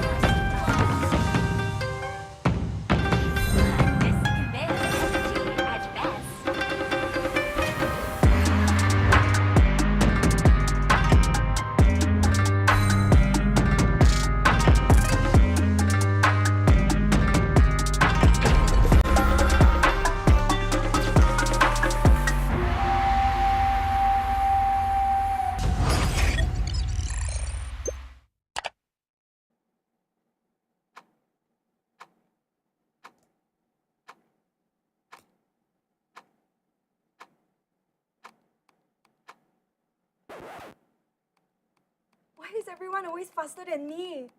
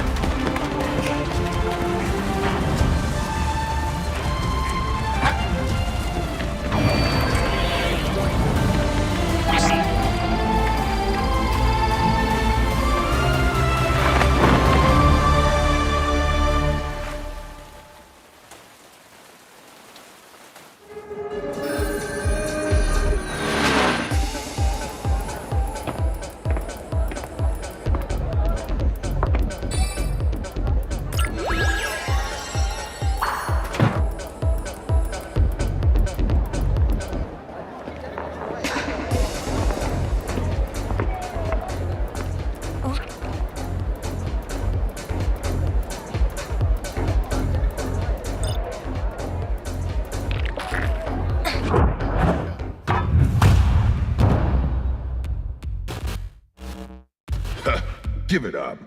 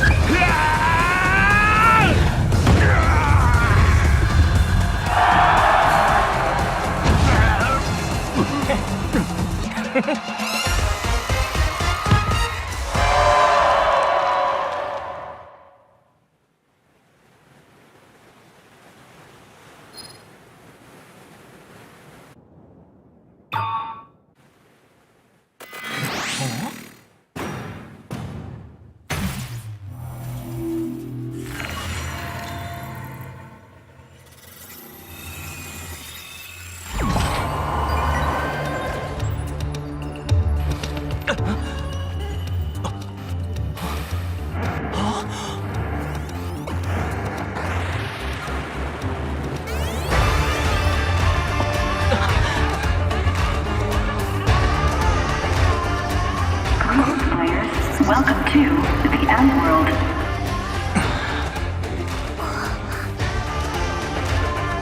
Fight as you may, become the champion and the M World will grant you your deepest wish.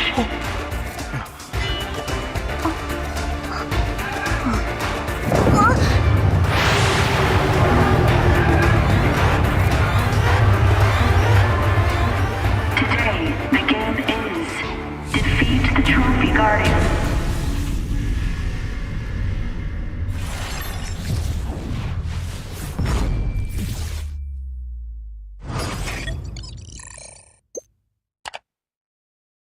Homes are now where we work, learn, and, play? Oops. Homes are where we build spaces Not so loud. to call our own. Power on and beyond with Singapore's most trusted broadband.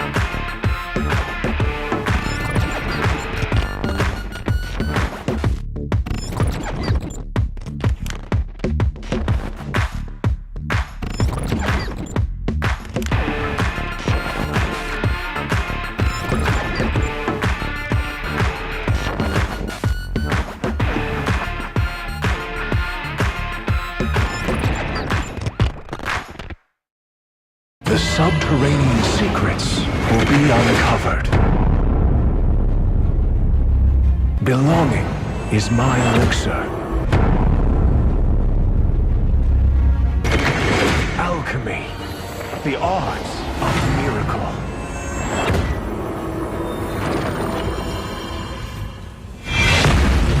Breaking limits, that's alchemy. Holds infinite potential. Turn the unknown into the known. Sorrow can be transmuted into joy. One man's stone resonate from the buried ores. I extract the visions of the future. Turn the unknown into the known. Resonate!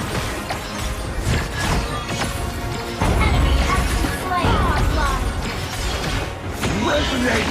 Legendary!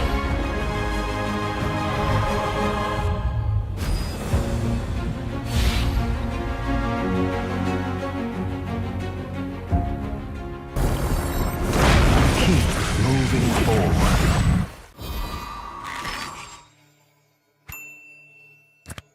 Before we move on, does anyone have any questions?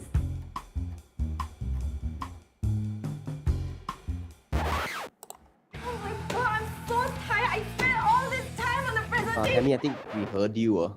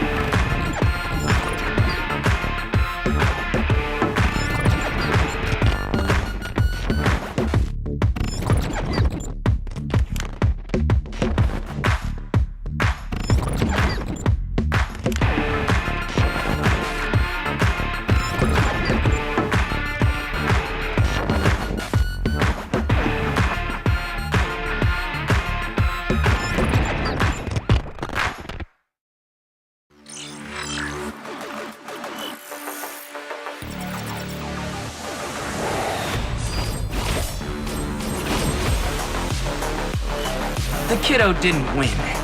He's just handpicked.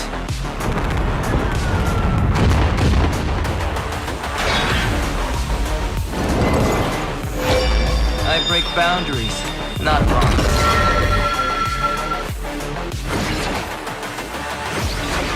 This is more than a game to me.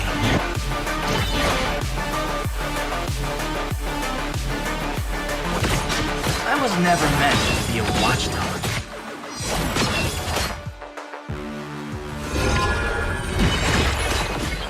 Not a fan of technology. I guess the day has come for us. I like egg fried rice too. Oh, I mean the food, not the song.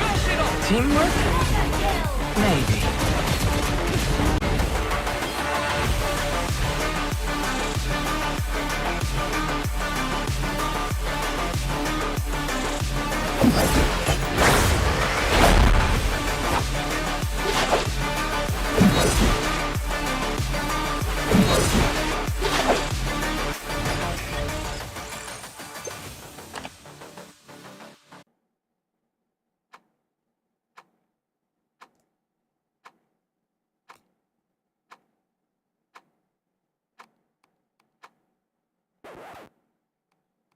Why is everyone always faster than me?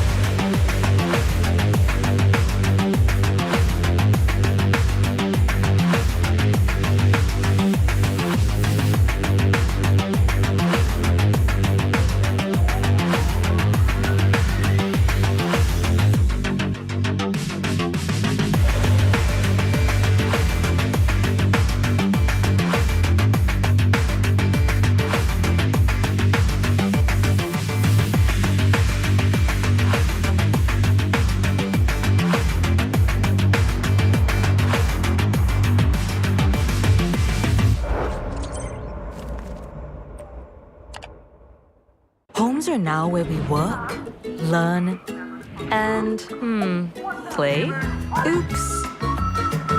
Homes are where we build spaces. Dear, not so loud. To call our own. Power on and beyond with Singapore's most trusted broadband.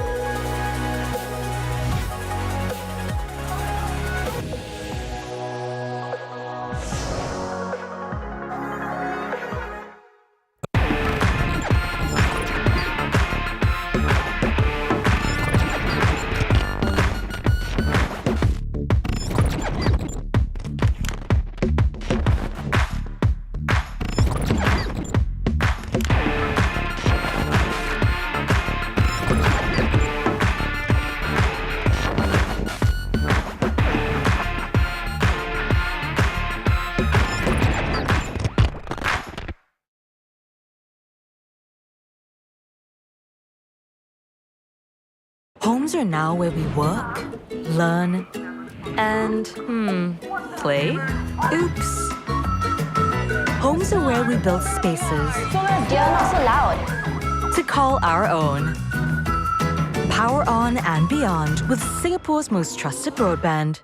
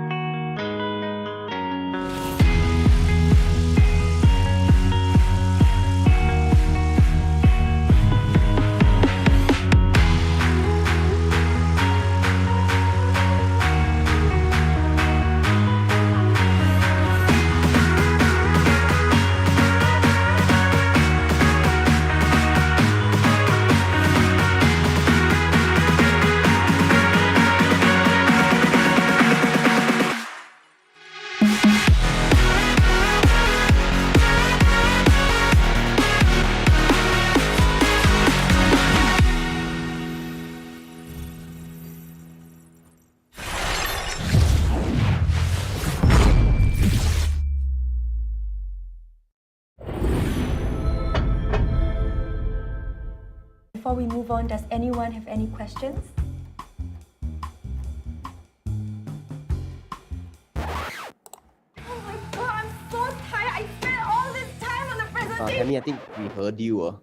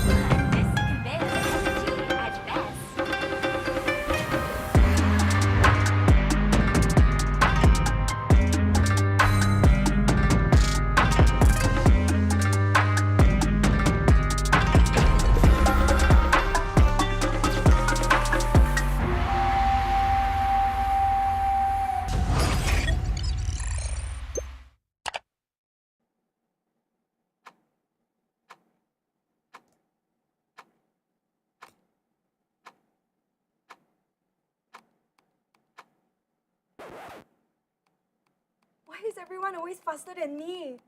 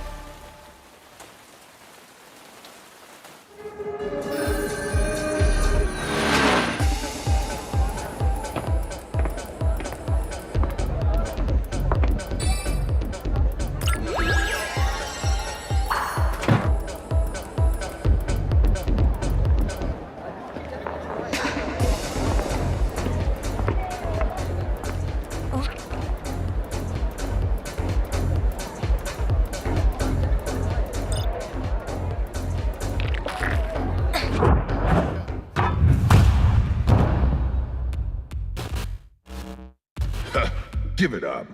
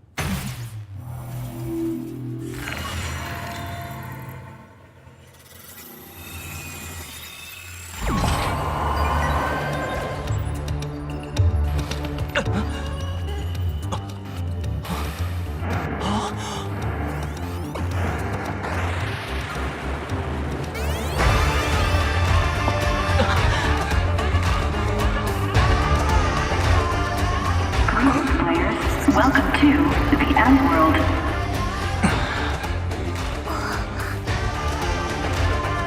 Fight as you may, become the champion and the M World will grant you your deepest wish.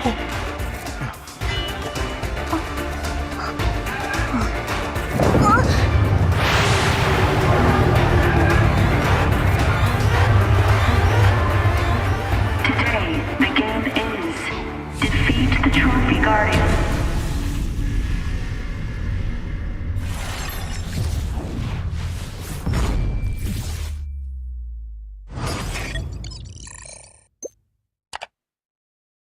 Homes are now where we work, learn, and, play? Oops. Homes are where we build spaces Not so loud. to call our own. Power on and beyond with Singapore's most trusted broadband.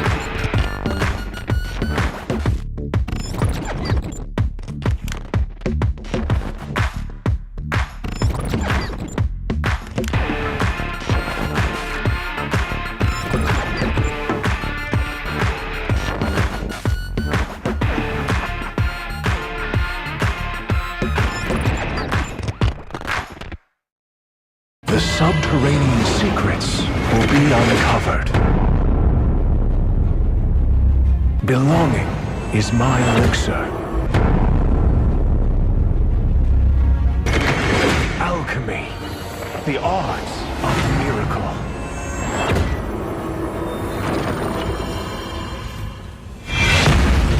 Breaking limits, that's alchemy. Its infinite potential. Turn the unknown into the known. Sorrow can be transmuted into joy. One man's stone resonate from the buried ores. I extract the visions of the future. Turn the unknown into the known. Resonate!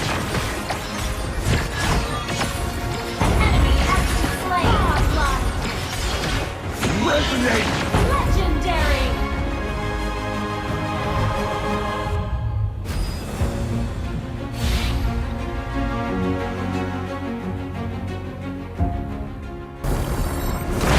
Keep moving forward.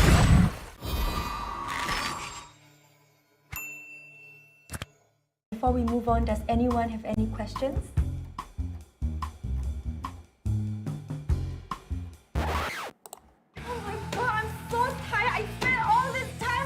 Tammy, I think we heard you.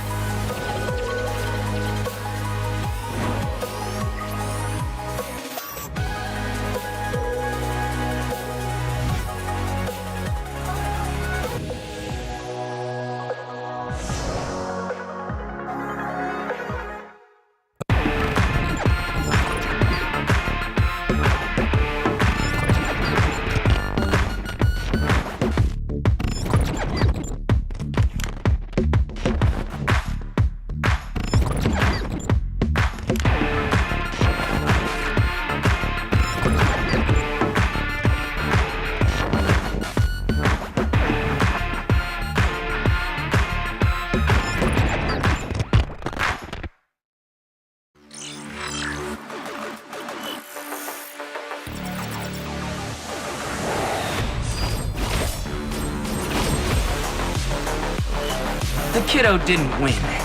He's just handpicked.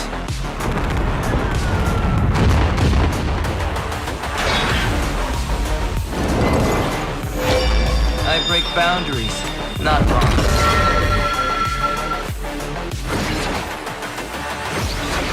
This is more than a game to me.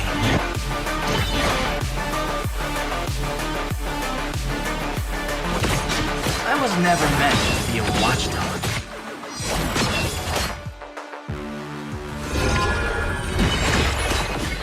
Not a fan of technology.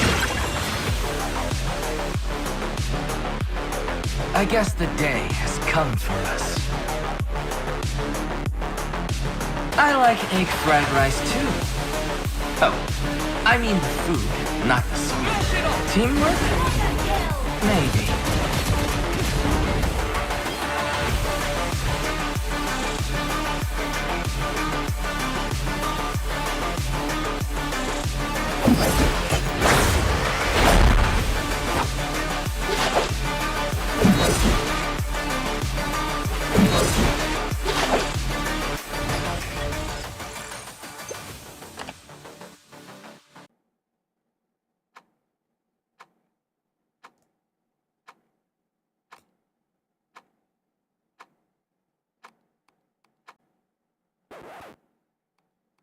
Why is everyone always faster than me?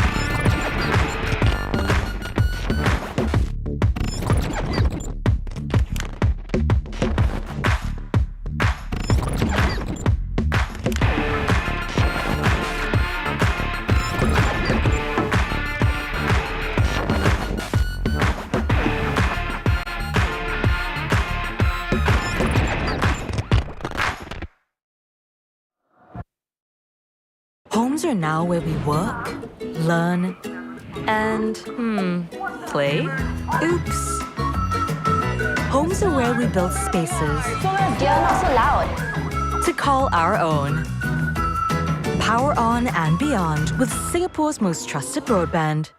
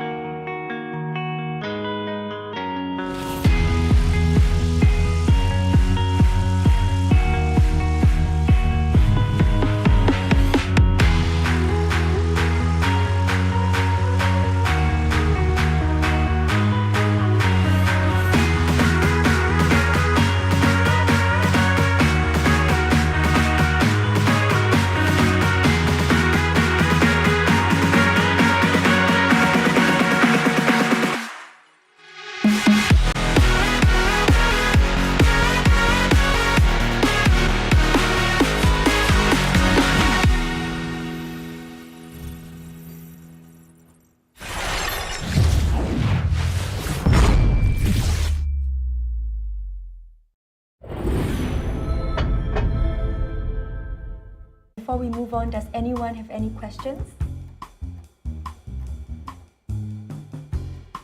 Oh my god, I'm so tired. I spent all this time on the presentation. Tammy, I think we heard you.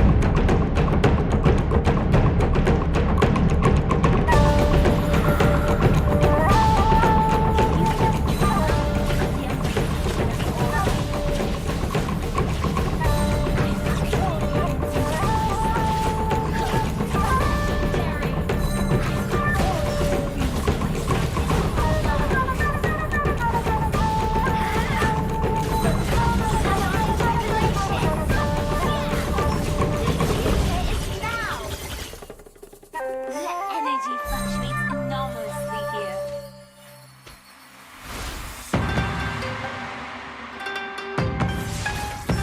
Psionic revelation! This can bear energy at best.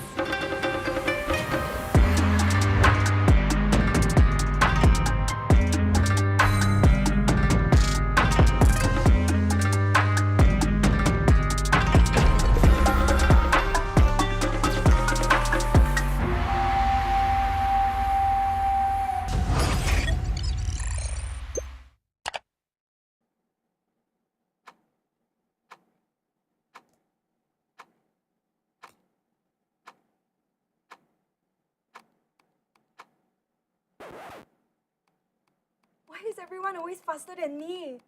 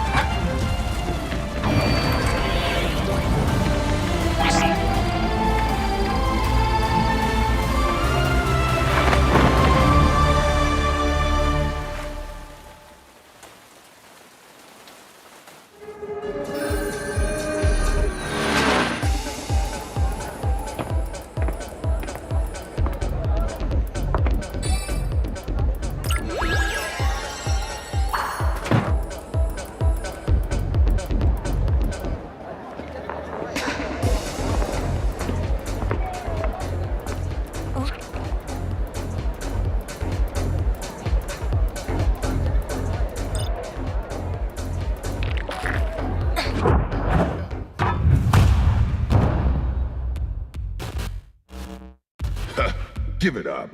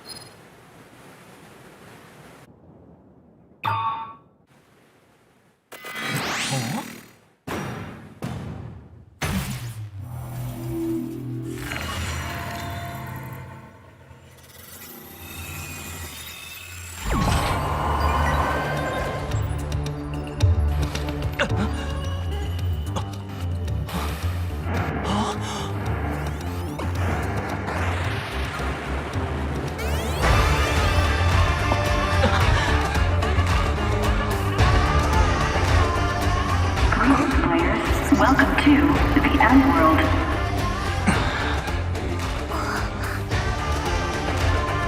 Fight as you may, become the champion and the End World will grant you your deepest wish.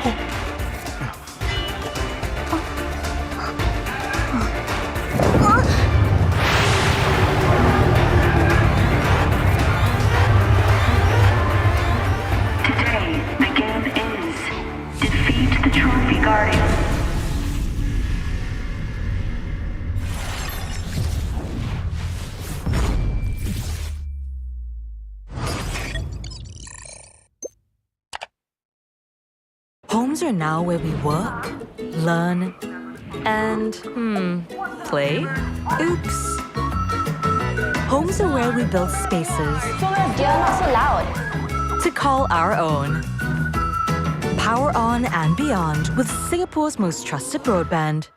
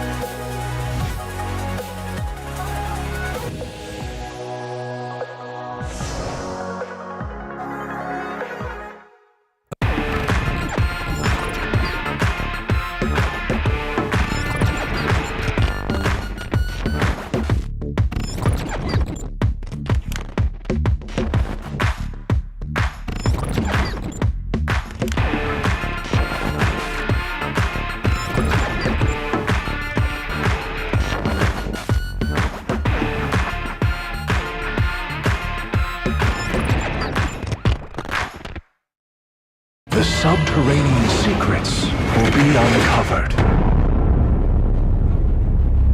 Belonging is my elixir. Alchemy, the arts of miracle.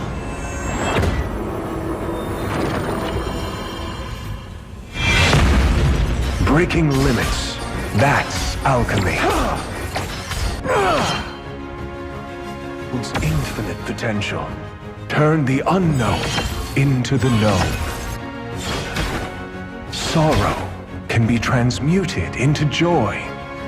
One man's stone resonate from the buried ores. I extract the visions of the future. Turn the unknown into the known. Resonate!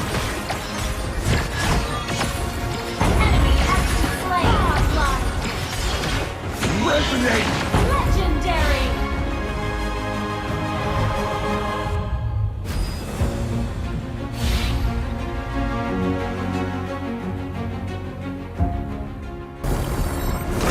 Keep moving forward.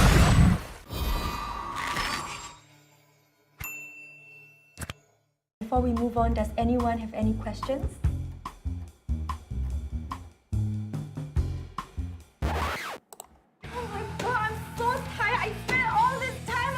Tammy, I think we heard you.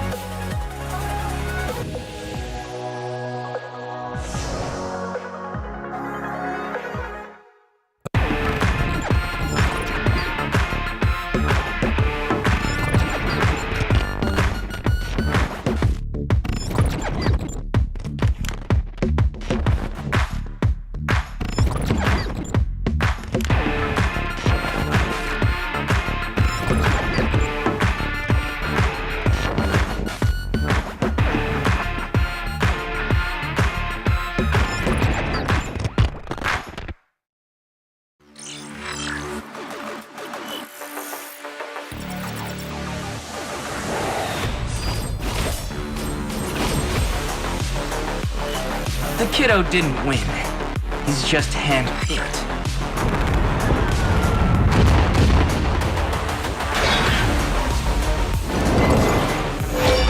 I break boundaries, not wrong.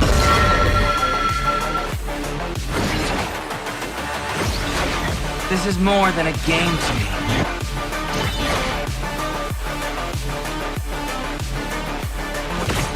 I was never meant to be a watchdog.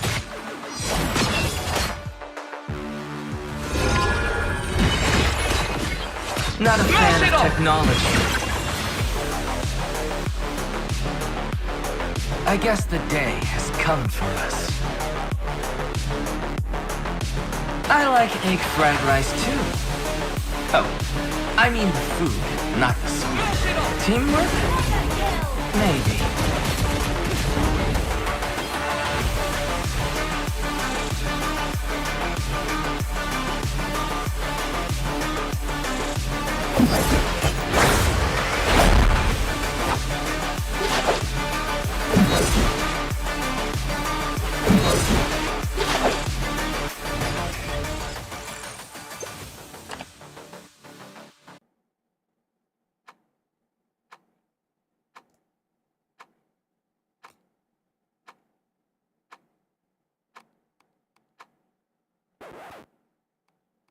Why is everyone always faster than me?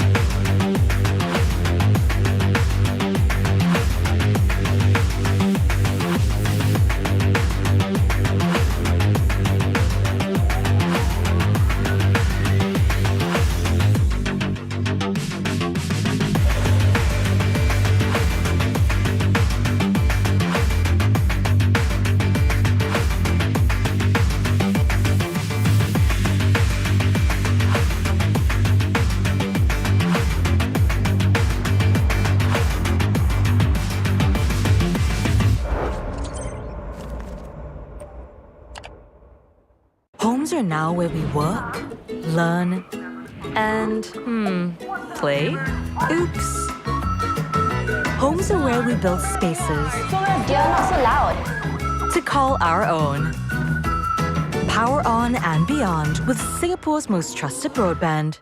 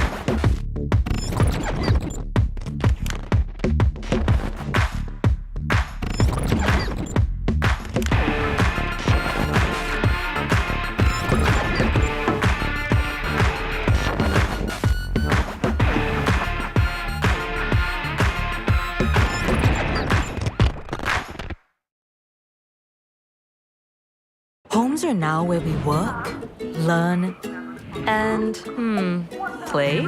Oops. Homes are where we build spaces. You're not so loud. To call our own. Power on and beyond with Singapore's most trusted broadband.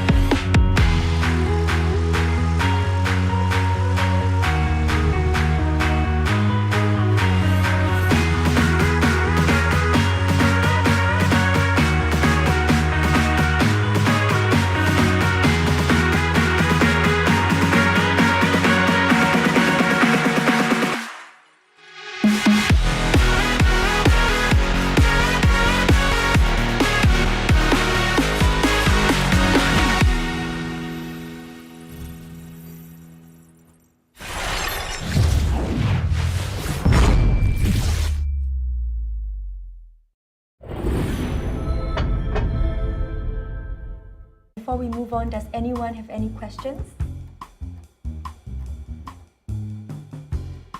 Oh my god, I'm so tired. I spent all this time on the presentation. Tammy, I think we heard you.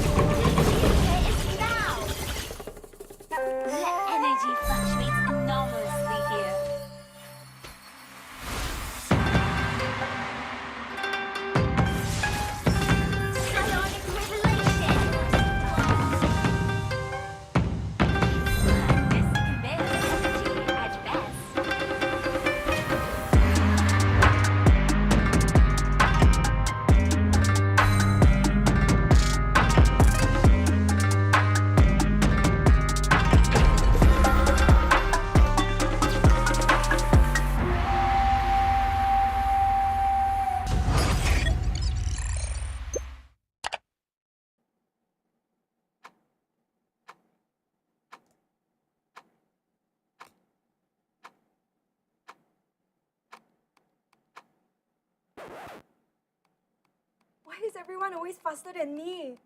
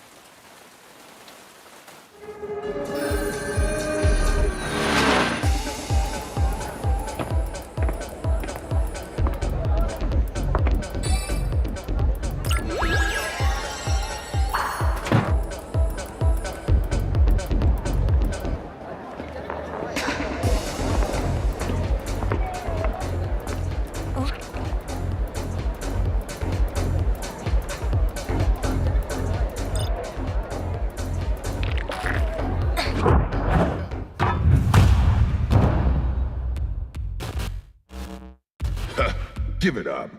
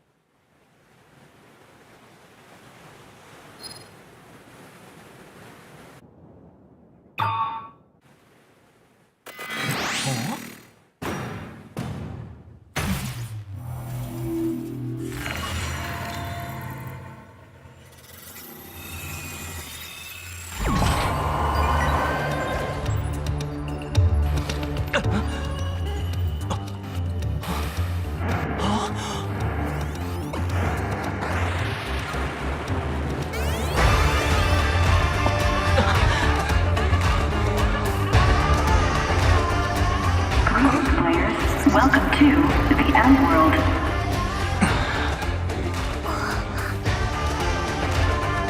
Fight as you may, become the champion and the M World will grant you your deepest wish.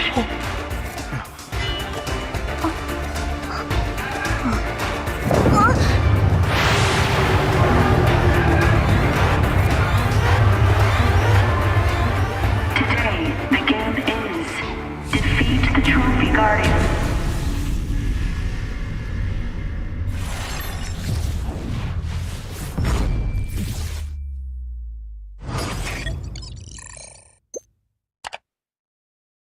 Homes are now where we work, learn, and, play? Oops. Homes are where we build spaces. You're not so loud. To call our own. Power on and beyond with Singapore's most trusted broadband.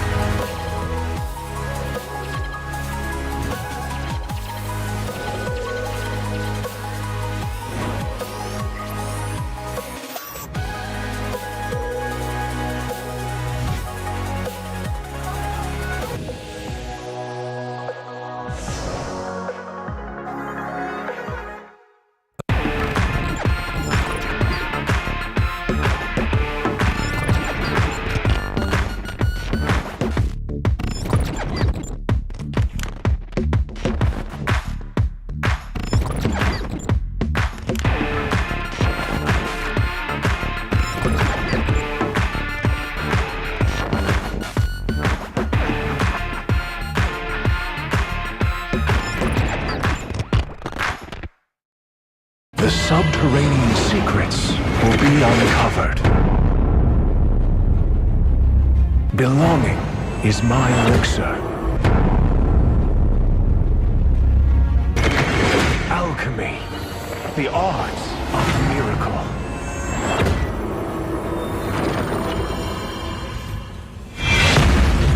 Breaking limits, that's alchemy.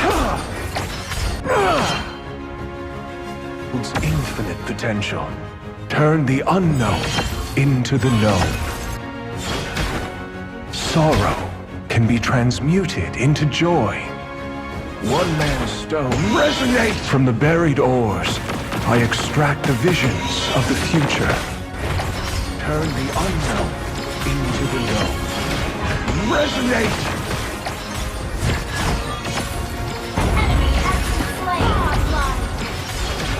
Resonate! Legendary!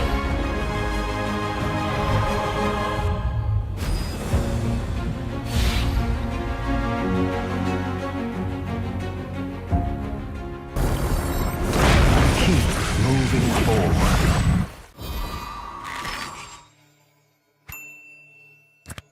Before we move on, does anyone have any questions?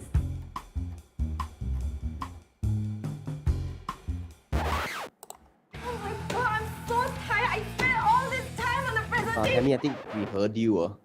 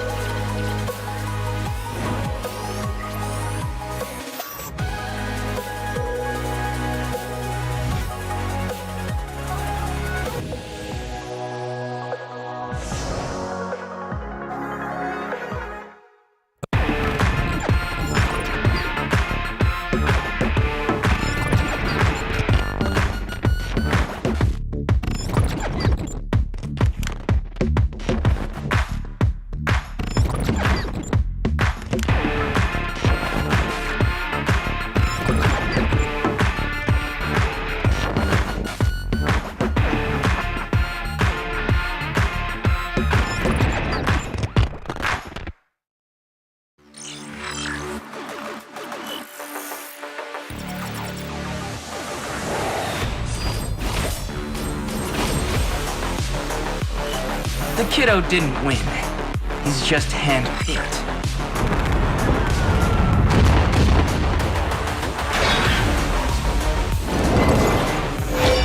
I break boundaries, not wrong.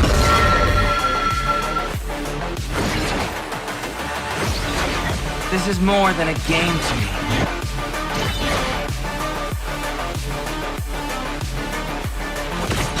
I was never meant to be a watchdog.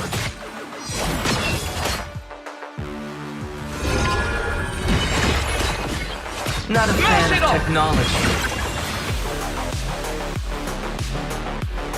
I guess the day has come for us. I like egg fried rice too. Oh, I mean the food, not the sweet. Teamwork? Maybe.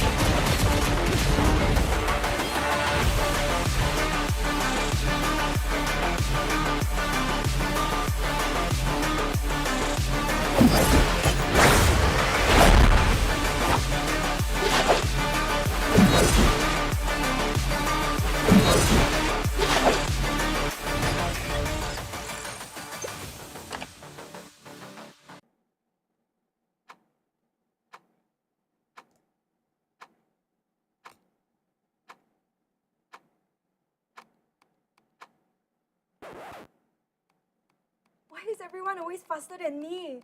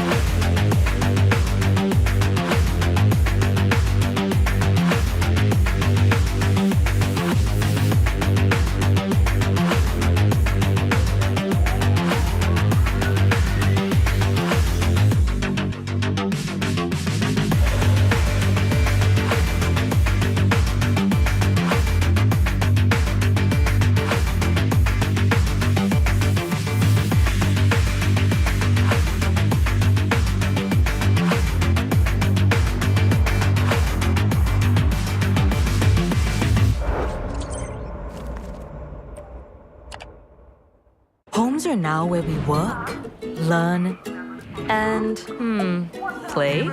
Oops. Homes are where we build spaces Dear, not so loud. to call our own. Power on and beyond with Singapore's most trusted broadband.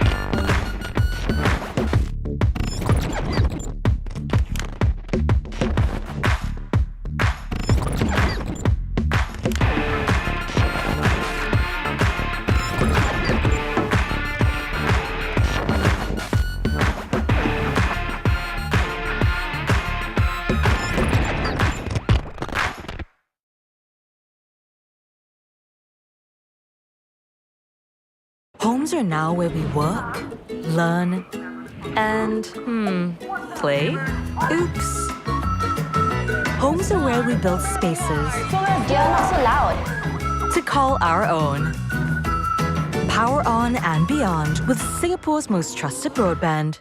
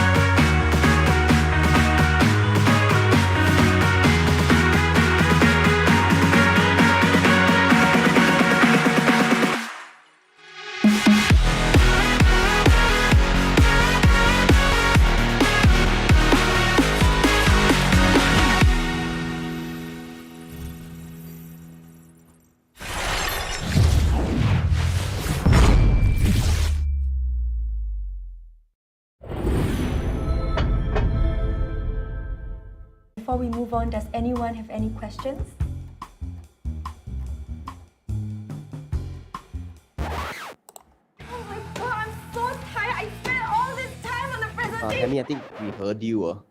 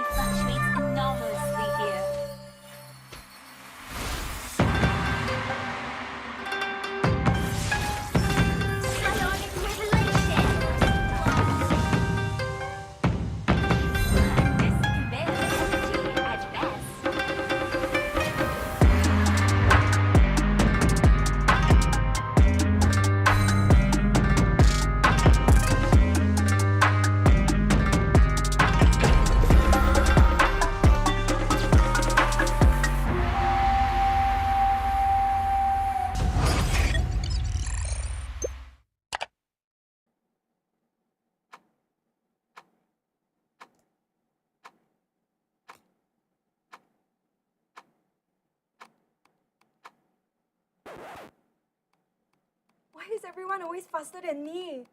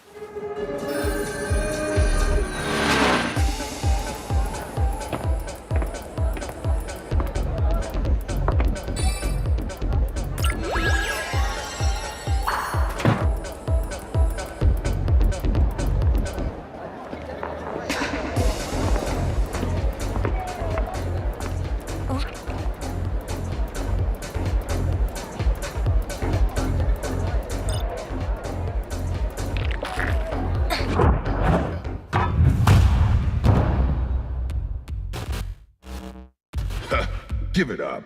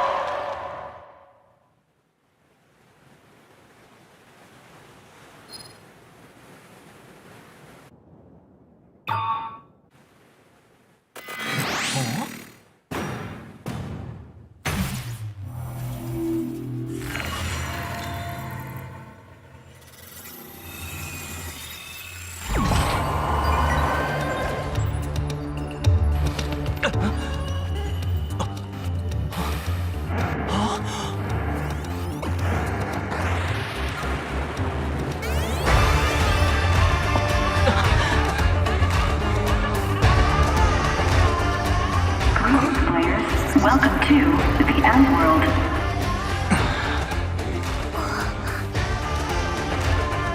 Fight as you may. Become the champion and the End World will grant you your deepest wish.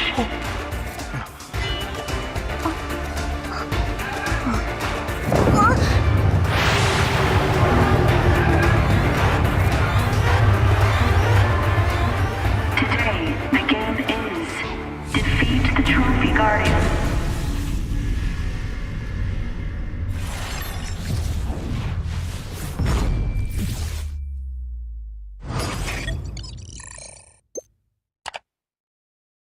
Homes are now where we work, learn, and, play? Oops. Homes are where we build spaces. You're not so loud. To call our own. Power on and beyond with Singapore's most trusted broadband.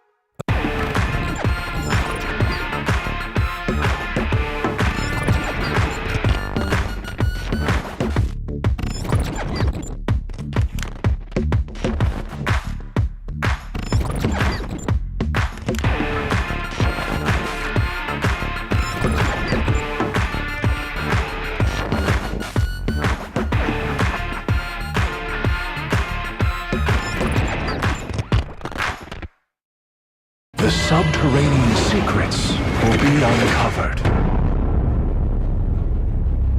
Belonging is my elixir. Alchemy, the arts of miracle.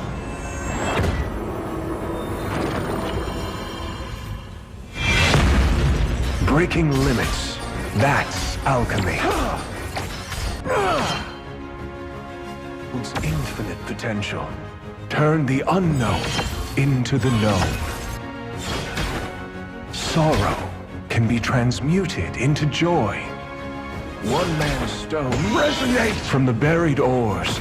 I extract the visions of the future. Turn the unknown into the known. Resonate!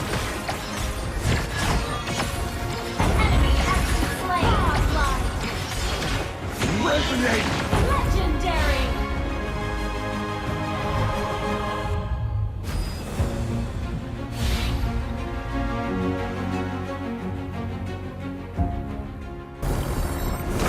Keep moving forward.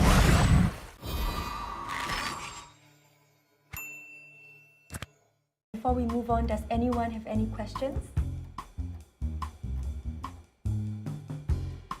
Oh my god, I'm so tired. I spent all this time on the presentation. Tammy, I think we heard you.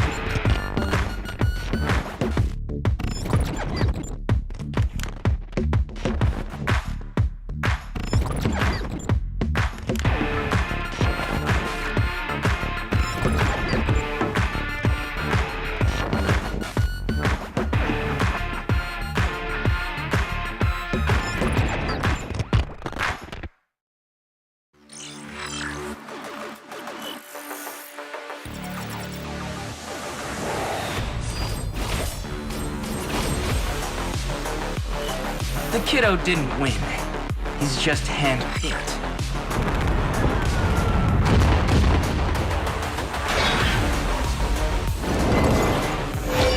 I break boundaries, not wrong.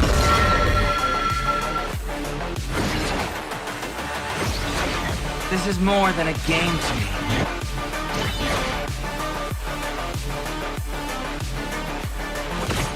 I was never meant to be a watchdog.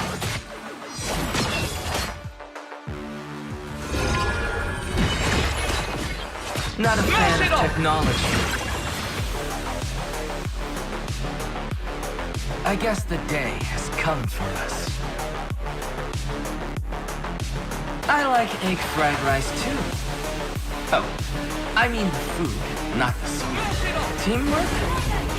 Maybe.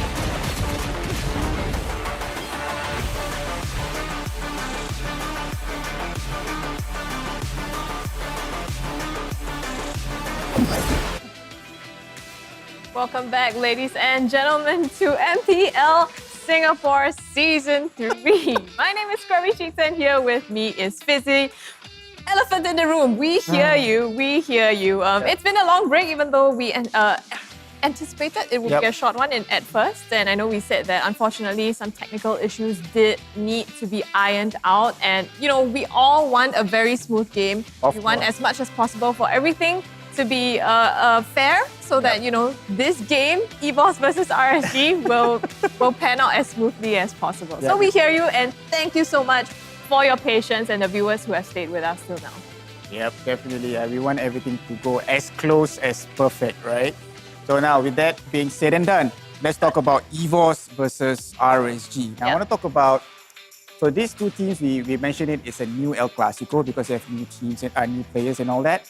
But going into this game, I know for a fact that EVOS is RSG's kryptonite. No matter how well RSG is playing, it's something about EVOS that RSG is like, that kind of stuff. But what is actually RSG good at? I mean, for the past I think RSG is a different monster this season, right? And they proved themselves to be great, especially in the macro games. Even if they lose out in the early game, they close it out with that perfect sense of that zoom out lens that they have. Yep, and we mentioned it, like RSG knows, like, if they want to go for a team fight, they will go for a team fight. If they are losing team fights, they go for the objective. And these are the games that make sense, I would say. Yeah. And this is the approach that they are moving into, which is very, very good. Now, on the side of EVOS, Well, they definitely don't lose out as well. EVOS, obviously, they have the mechanics as well as the macro. So let's take a look at the teams. Both of them right now live at the grid.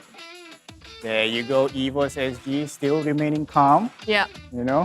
There's going to be a huge battle up ahead against RSG. I would say, based on the player lineup, I have the feeling that Gear will be in the jungle lane, and so will still be in the EXP. And that's the kind of like spanner that's been thrown in, right? Yep. Like, even though EVOS SG has been okay so far, okay performance, and we thought RSG would be very convincing to take the championship this round, they've thrown in this spanner of Soul. So we'll see. Yesterday we saw Soul perform extremely well, but he said that he needs to train a little bit, so we'll see how that changes today. We're already into the game, ladies and gentlemen. As quick as we can, it's going to be Dirok as well as Baxia banned out on the side of RSG, and EVOS has chosen to take away the Karina as well as the Valentina. Well, this is a very common bans, I would say, throughout the regular season and the playoffs as well. Like, you have a lot of flexibility with all these heroes. Dyrov, you can see him in the jungle, you can see him in the EXP. Same goes with Baxia, you can put him in the roam lane, or you can put him in the jungle. And same goes with, Karina, you don't see her much as a full damage assassin, but there's a lot of, I would say, flexibility in terms of being able to sustain the damage and also deals a lot of damage, especially in the mid and the late game. So that's the reason why EVOS is going with that Karina ban. And let's see what's going to be the next here coming in from RSG. It's going to be the Grok. Grok. Actually, them banning it out themselves, I expected Diablo, we've seen him play on this Grok, especially phenomenal, but they've taken it out for themselves. I guess in the hands of EVOS SG, JPL could also easily pick it up, and they don't want to see that. Yep, and now next on the clock is going to be EVOS. I want to say 1-1 because I know Adamir and Baby Cakes will want to go for that 1-1, but instead they're going to go with that Eve, which means that 1-1 is still open. Hilda is still open. And Xavier, there you go. Xavier going to be prioritized, actually, for RSG. Yeah, I feel like usually we see them go for Diablo's hero first. It's usually the EXP or Brace hero, the Link, for example, that's locked in. And it's still open at this point. They've actually opted to prioritize Xavier. Yep, I mean, Xavier, like I mentioned before, Xavier should be banned. If he's not banned, you have to pick him up. But here's the thing about the first pick, though. For me, personally, I like having the second pick because you have 2 picks that you can pick, right?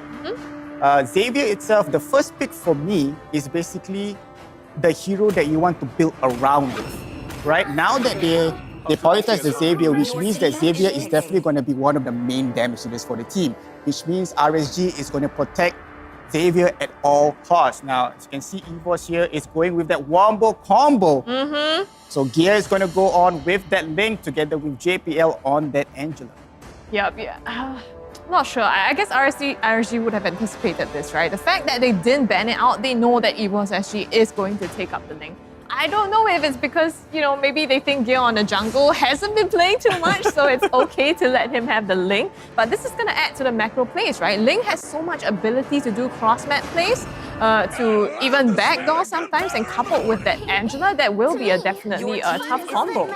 Yep, RSG going with that Franco pick, which is a very comfortable pick for Nosy himself. And there you go, Baby Cakes will have the 1-1 as their goal lane. And now, I don't know, for me, 1-1 is a definite ban, especially in the first phase. But we mentioned this before, right? There are ways to counter the 1-1. right? You can have a Kufra, Kufra, you know, to stop her movement because she's basically like a monkey jumping around after the first. Basically. Right? So if you can stop her movement, you can one hit and kill her. That's one way to counter. But there's a lot of things that you need to do to counter that 1-1. And Evo's here replying Sailor with that Kagura, which means that they're going to start the second banning first. I see Lozi with that Franco. They could probably ban an EXP laner here, huh? Yeah, actually, both sides of these teams have not picked up the EXP laner. What do you think they might choose to go for here? Well, I know that Diablo likes to use the Uranus. Yeah, he has a number, you know, Paquito as well that he plays. Yeah, Uranus, Paquito, Yuzhong. Your team is banning. Oh, they're going to go with the Hellcat instead. The Dark Knight Falls will be taken away from the hero pool. I like to say this about Hellcat, right? Your team is The Dark Knight Falls, you can't fight what you can't see, right? So, I mean, banning it out, probably a respect ban coming in from EVOS. Now, I'm not sure about that, but let's see what's going to be. RSG is banning out that Phobius, which is a very smart move because Phobius counters 1-1, especially in the mid and the late game. Yeah. Right? Yeah. I mean, you don't want the demonic force to be used to chase you down again and again, and you know that you can proc it for sure, right? So taking that off the bat. Along with that, EVOS SG also choosing to take out the Fanny. Okay, interesting. I've never seen Bray with that Fanny before. Maybe that's something that EVOS know that we don't. So Fanny is going to be taken out, which means that for RSG now, they've really narrowed the pool of available junglers. You know, you've taken out the Karina, the Hellcat, and the Fanny, and you've picked up a Link for yourself. On RSG has also banned out the Baxia. So in terms of the current meta of junglers that we have seen so far, Bray has very little options here. yeah, one of the options I would say that he can go for now would be the Hylos if he wants to opt for that tank jungle.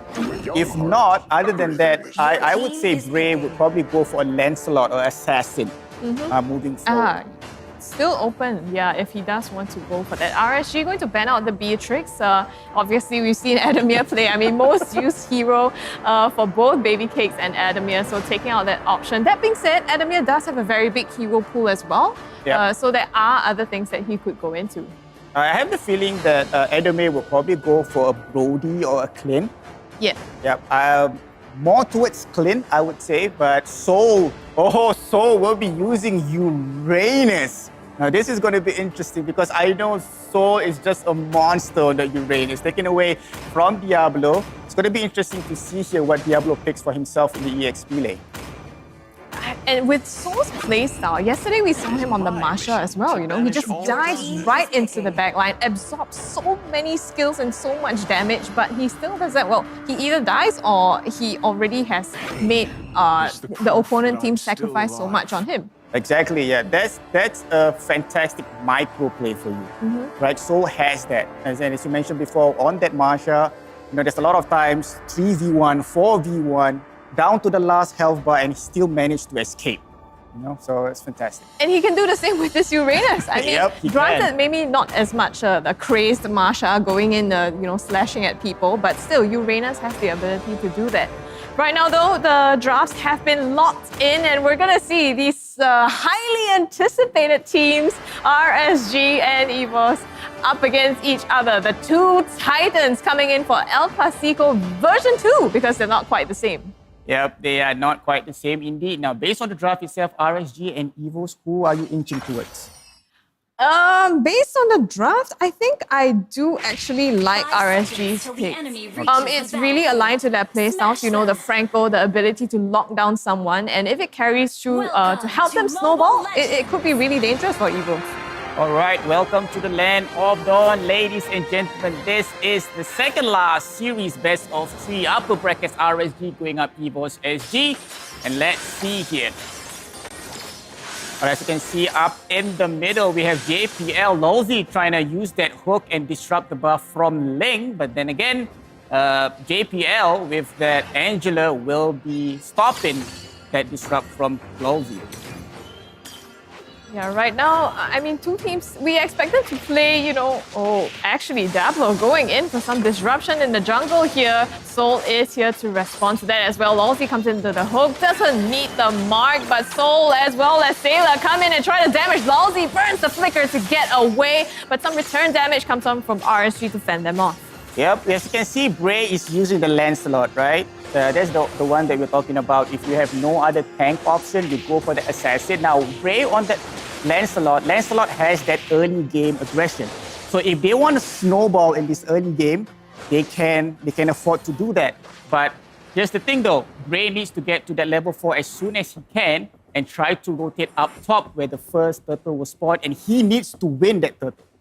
Yeah, he needs to win that, and also it's important for them to snowball because they need to create that space for Baby Cakes and 505 to get online as well. So what Bray does here is really, it has a ripple effect to the rest of his team as they play in the later parts of the game as well. Yep, exactly. And you can see in the top lane, Soul and Diablo. Cho going up against Uranus. I would say these two heroes will go neck to neck, 50-50. Uranus have that ability to life regen, and Diablo on that Cho is just super tanky in the early game. As you can see here, JPL.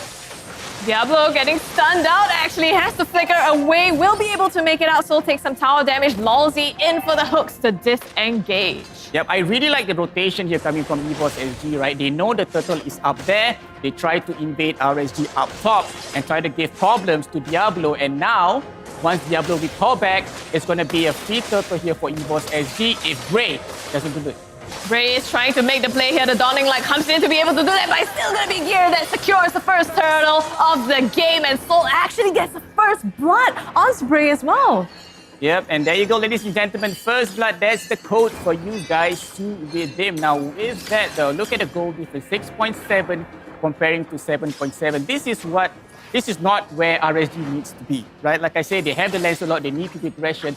They need to have that aggression in the early game to snowball. That goal difference is not working into their favor. Yes, definitely not. Sailor coming in really aggressive here in this mid lane. EVOS SG camping for a play. RSG Diablo comes in for the flank, tries to, disengage the rest of them. But on the bot side, Adamir getting taken down by Lolzy. Yep, a good move from Lolzy, trying to babysit Baby Cakes a bit on that 1-1, because we know that EVOS SG kind of like hoping for Adamir to farm as fast as possible now. Hindering that would actually help RSG in the mid to the late game. Sailor in some trouble here in the mid lane, forced to back off. But you're right, Adamir, EVOS SG has always been playing around him, as their win condition, especially once he scales in a later part as a marksman. And I think even though with Soul here to be able to hold out maybe the early parts of the game, they're still counting on Adamir to dish out that damage. So knowing that, RSG is shutting them down as much as possible right from the start. Exactly, and RSG is not lacking in firepower as well. Like 1-1 is a late game hero, super annoying to deal with, especially when she has that crossbow of tank.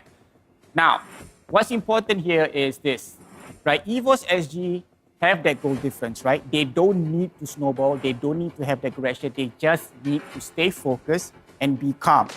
Now, RSG, they need to force fights. If they don't force fight, it's going to spell problems with them because EVOS SG, their composition is very late game. And not just that, right? Their composition is also not as easy to engage or disengage compared to RSG. They don't have crowd control to be able to initiate some of these fights. And right now, it's going to be EVOS SG actually trying to start this fight against Diablo. One man alone in the mid lane, but he will be able to get out for it now. EVOS SG, while this is happening, they're also taking the second turtle on the top side.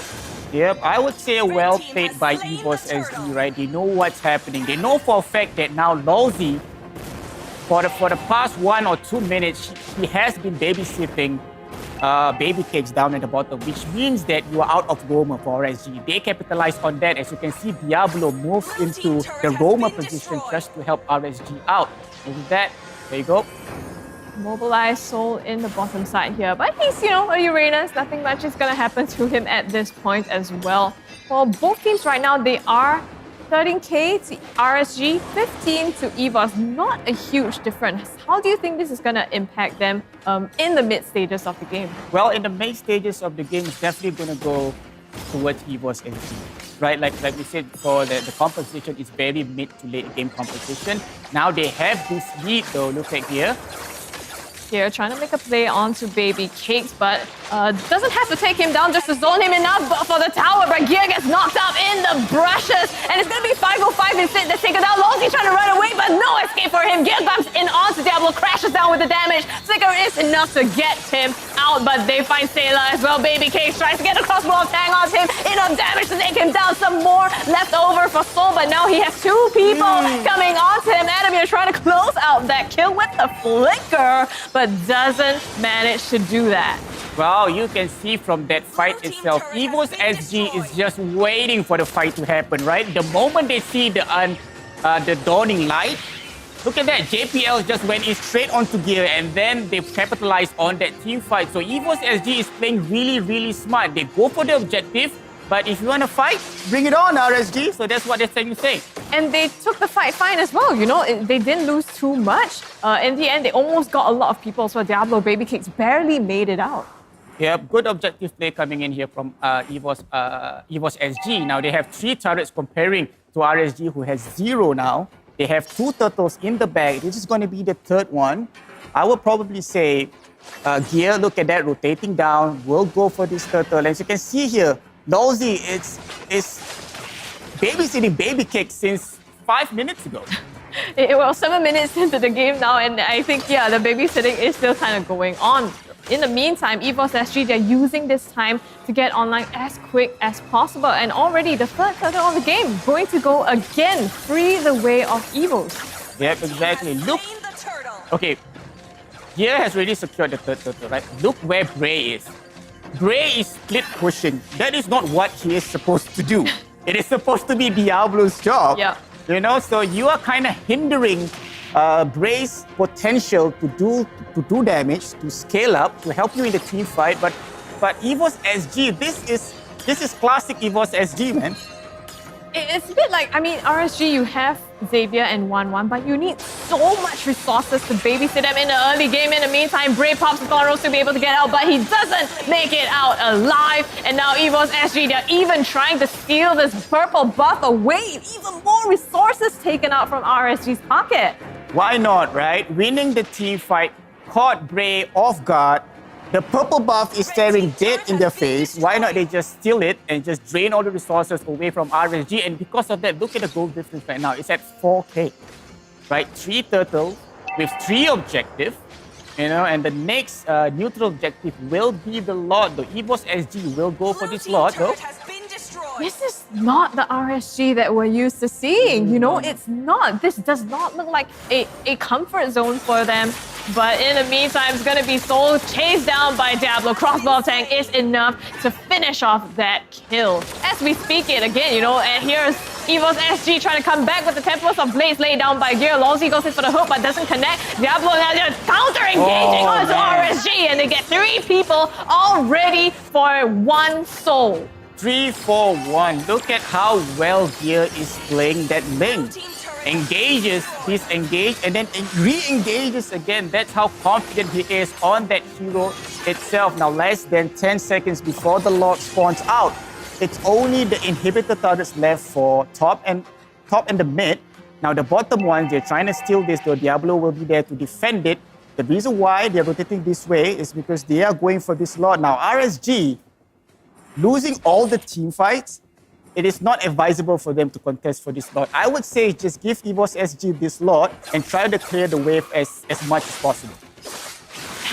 That would probably be the safe option, but can they really do that right now? They're trying to contest onto EVOS SG. The Dawning Light comes through for the damage, and the backline Sailor gets blown up by Baby Case's crossbow of Tang, and now Diablo gets away off Dragon onto EVOS SG. Is it going to be enough to lay the damage? Losey goes down in the meantime. They're running to the drops of RSG. This is a disaster for them as they are on the back foot running from them. Yep, it's 2-4-1 for EVOS SG again. Gear engages, re-engage again, helping EVOS SG to push it even further. Inhibitor turret up the gut is now gone. Without the Lord, mind you. So which means that they're going to go for this Lord uncontested. They're going to have the Lord. Lord is going to go straight up the gut. And you know I always say, right? If you If you have the Lord, you gotta Sink the up. waves. Here comes the Dawning Light, trying to pull off a steal here, perhaps, but it doesn't come through. Gear secures this Lord again. So far, all the objectives have been taken by EVOS SG for completely free. All right, let's look at the items here. Okay, let's look at 505. You have the Clock of Destiny, you have the Enchanted Talisman. It's not enough. You can see from the Dawning Light, right? It doesn't deal a lot of damage. He needs at least one more item. And it's still pretty far off because only at 27K. You want to secure your third item, you got to be 35K at least. So RSG needs to rally together and try to defend their base as much as possible and not, you see, what EVOS SG is doing right now, they're trying to sync up the wave and they're trying to get that 3-lane siege. This is going to be a problem for RSG. Which one are they going to focus is the question here. Looks like they're going to focus on trying to take down the mid lane, the Lord, and also defending the bottom side at the same time. Bray, you know, you talked about 505 not being online. If we look at Bray, he's also not having a great time. He's 1 to 3 dash, and he was the criteria. We needed him to be up in the early part of the game, and he hasn't gotten there. Yep, exactly. We were talking about this, right? Bray was splitting wave instead of joining the team fight. And as you can see, EVOS SG, this is what they do really, really well. You get that Lord, the Lord is down, you cannot get that final push, you drain away all the resource from RSG. Now look at RSG, there's no jungle for them to get economy. What they can do is they just allow baby cakes to get economy from the minion waves itself. Yep, still getting as much farm as possible for Baby Cakes as well as 505. If we know Diablo, you know, he does try to make some of these cross-map plays as well in the later parts of the game, play the macro, but looking at EVOS SG, they have gear on the link as well, so it's not even easy for RSG to pull off the same plays that have won them so many games in the past. Exactly. Gear on that link, we know for a fact that it's been 2 to 3 fights, he will aim for the back line. Right? He doesn't go to the front, he aims for the back. And at the back, we know for a fact that it's going to be 505 and Baby Cakes. So 505 will be the main target for EVOS SG moving forward, taking the fight. All right? And that's where Baby Cakes need to be on point. Right? As we can see, can we see the items a bit for Baby Cakes? We want to see how far he is from dealing damage. Previously, he did have a few items, including the Wind of Nature, but I think compared to Adamir, it probably still pales in comparison. You know, he doesn't have enough online now, some damage being put through onto EVOS SG with the Dawning Light, but equal amounts onto Diablo and forcing them to back.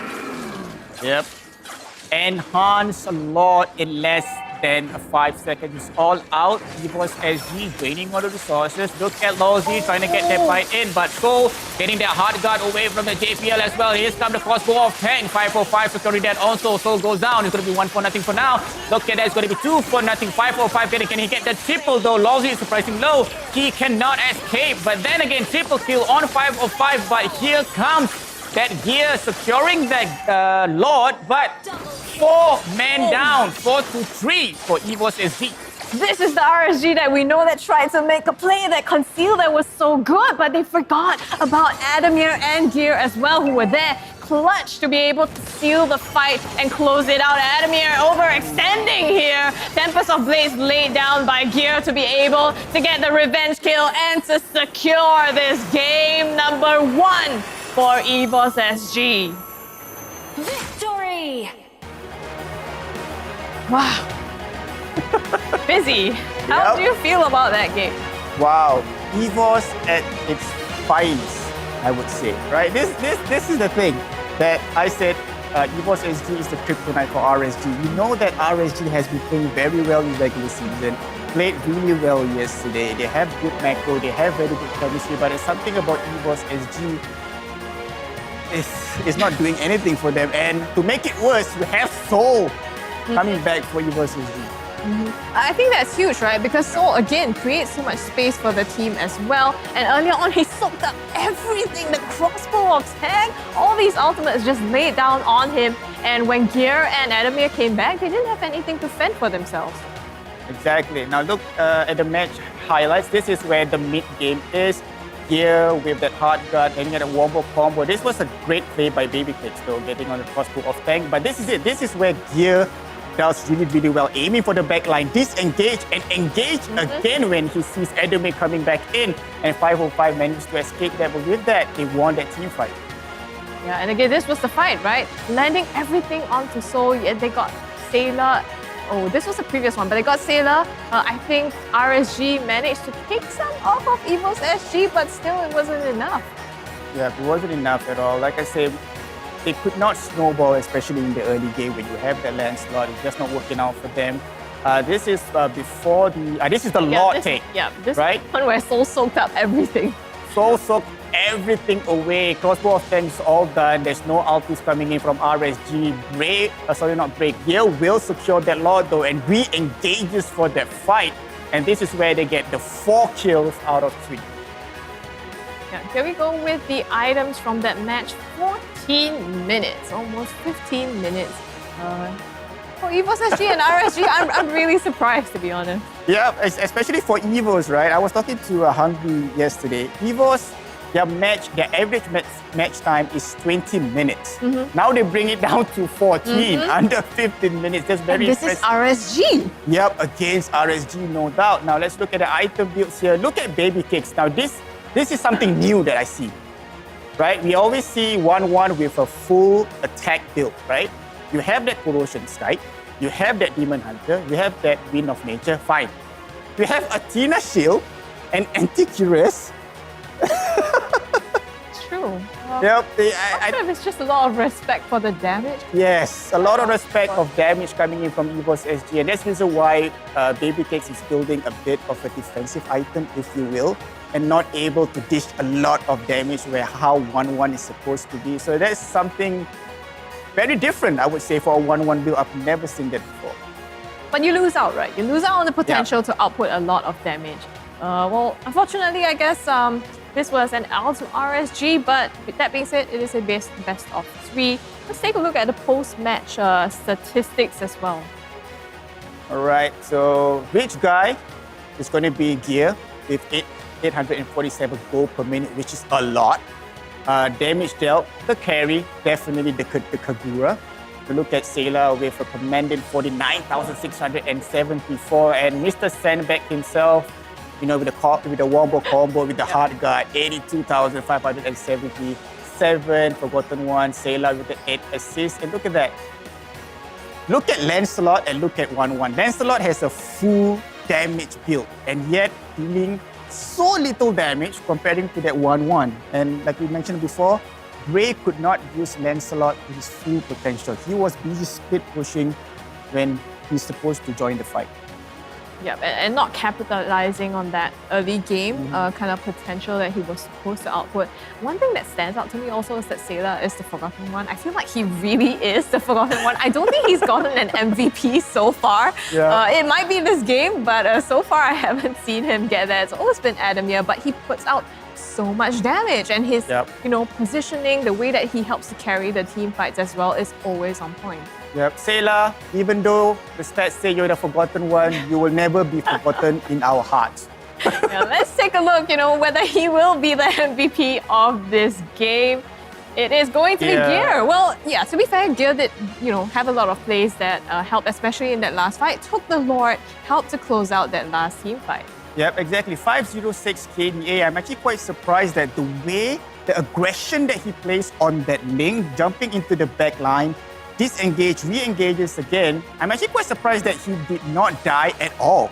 Yeah. Look at that, 506 KDA, 73% matched kill participation rate, and amazing. And look at the item build, Wind Talker, attack speed, and also the Berserker Fury giving a bit of a critical damage, the utility on that Endless Battle, penetration on the Malefic Roar, and of course, the immortality for that late game insurance. I would say this is a normal build for Link, which is so good already now. And then you top that off with someone so mechanically skilled like Gear. I mean, we asked, right, okay, is Gear able to pull off this jungle? Because we haven't really seen him playing that. But now, he's proven that yes, he can. Yep, he definitely can. Now, based on yesterday and today, we only seen him play Ling and also Karina. So if RSG wants to ban Ling or Karina, it's very interesting what Gear's going to pick up next. He hasn't played the likes of, more tanky junglers that are kind of, like the Bucks, for example. Although it was banned out, so not available to him, but could be his hero pool, seeing that he used to play the EXP lane as well. I mean, it's endless, right? He used to play EXP lane, which means he can play that Paquito. We know Paquito can be in the jungle. So I don't think it's going to be a problem for EVOS. In fact, it's not going to be a problem for any of the players in EVOS because they have a huge hero pool. And not taking anything away from RSG, because we know for a fact RSG has a huge hero pool as well. Diablo, Lolzy. Lolzy can basically play any tanks. Yeah. Right? But again, like I said, RSG, I mean, honestly, I wanted RSG to win because I honestly feel that this is the time for them to actually be the champions, to become champions. It's just so different seeing RSG like that in the first game. It really was kind of strange. I expected RSG, to have a lot more of that aggression, what was used to seeing in RSG, making the plays early on. Could be just the first game, maybe they're just not really revealing their strategies yet. Maybe. Or maybe it's just because of the delay. Right? Could be. But, if you're experiencing delays at home, what you want to do is check out Singtel 5G, which is you can unlock ultra-responsive gaming with 2 times lower latency on Singtel 5G, Singapore's most powerful 5G network. Get the edge you need while gaming on the go. Yeah, and what better way to add with your amazing internet connection with PvP Esports, right? The ultimate regional platform where gaming lives, guided by its core values of passion, sportsmanship, and healthy gaming. PvP Esports seeks to continually grow the regional esports ecosystem through its initiatives and tournaments. Yeah, so huge thank you to all our sponsors and partners. Of course, not forgetting these comfortable chairs that the players as well as ourselves are sitting on, the OSIM U-Throne chairs. Yeah, of course. This is so comfortable. Yes. Initially I thought this would not work.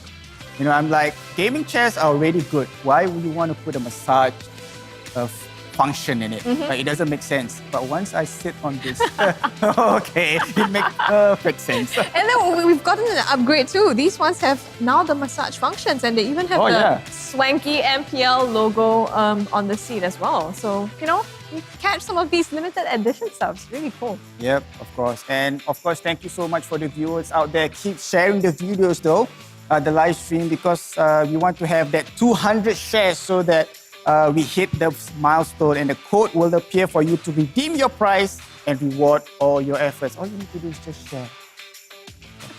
Yeah, share. As you can see, we have 3 milestones, 200 shares, 300 shares, as well as 500 shares. Yep. While you're doing that, also don't forget to call your friends to join the live stream as well. Because we do have a peak concurrent viewers or PPV giveaway. The more people, the more viewers that we have, the more rewards that you will stand to get. If we hit 25k PCV, you'll also get a chance to redeem exclusive skins. Yep, there you go. 25,000 you were mentioning. Look at that Lightborn. You have Alucard, Granger, Tigreal, Harry, Fanny. And all of a sudden you have like Bane for no reason. Count Draco. Why? Well, always nice to see more skins. Bane was kind of in the meta previously, Yep, I think two patches ago? Yeah, 2 patches ago, Bane was definitely in the meta. So, yep, that's it for you guys. And of course, Greed, the official venue for offline gaming. So for those of you who are at Great supporting EVOS SG and also RSG, hi guys.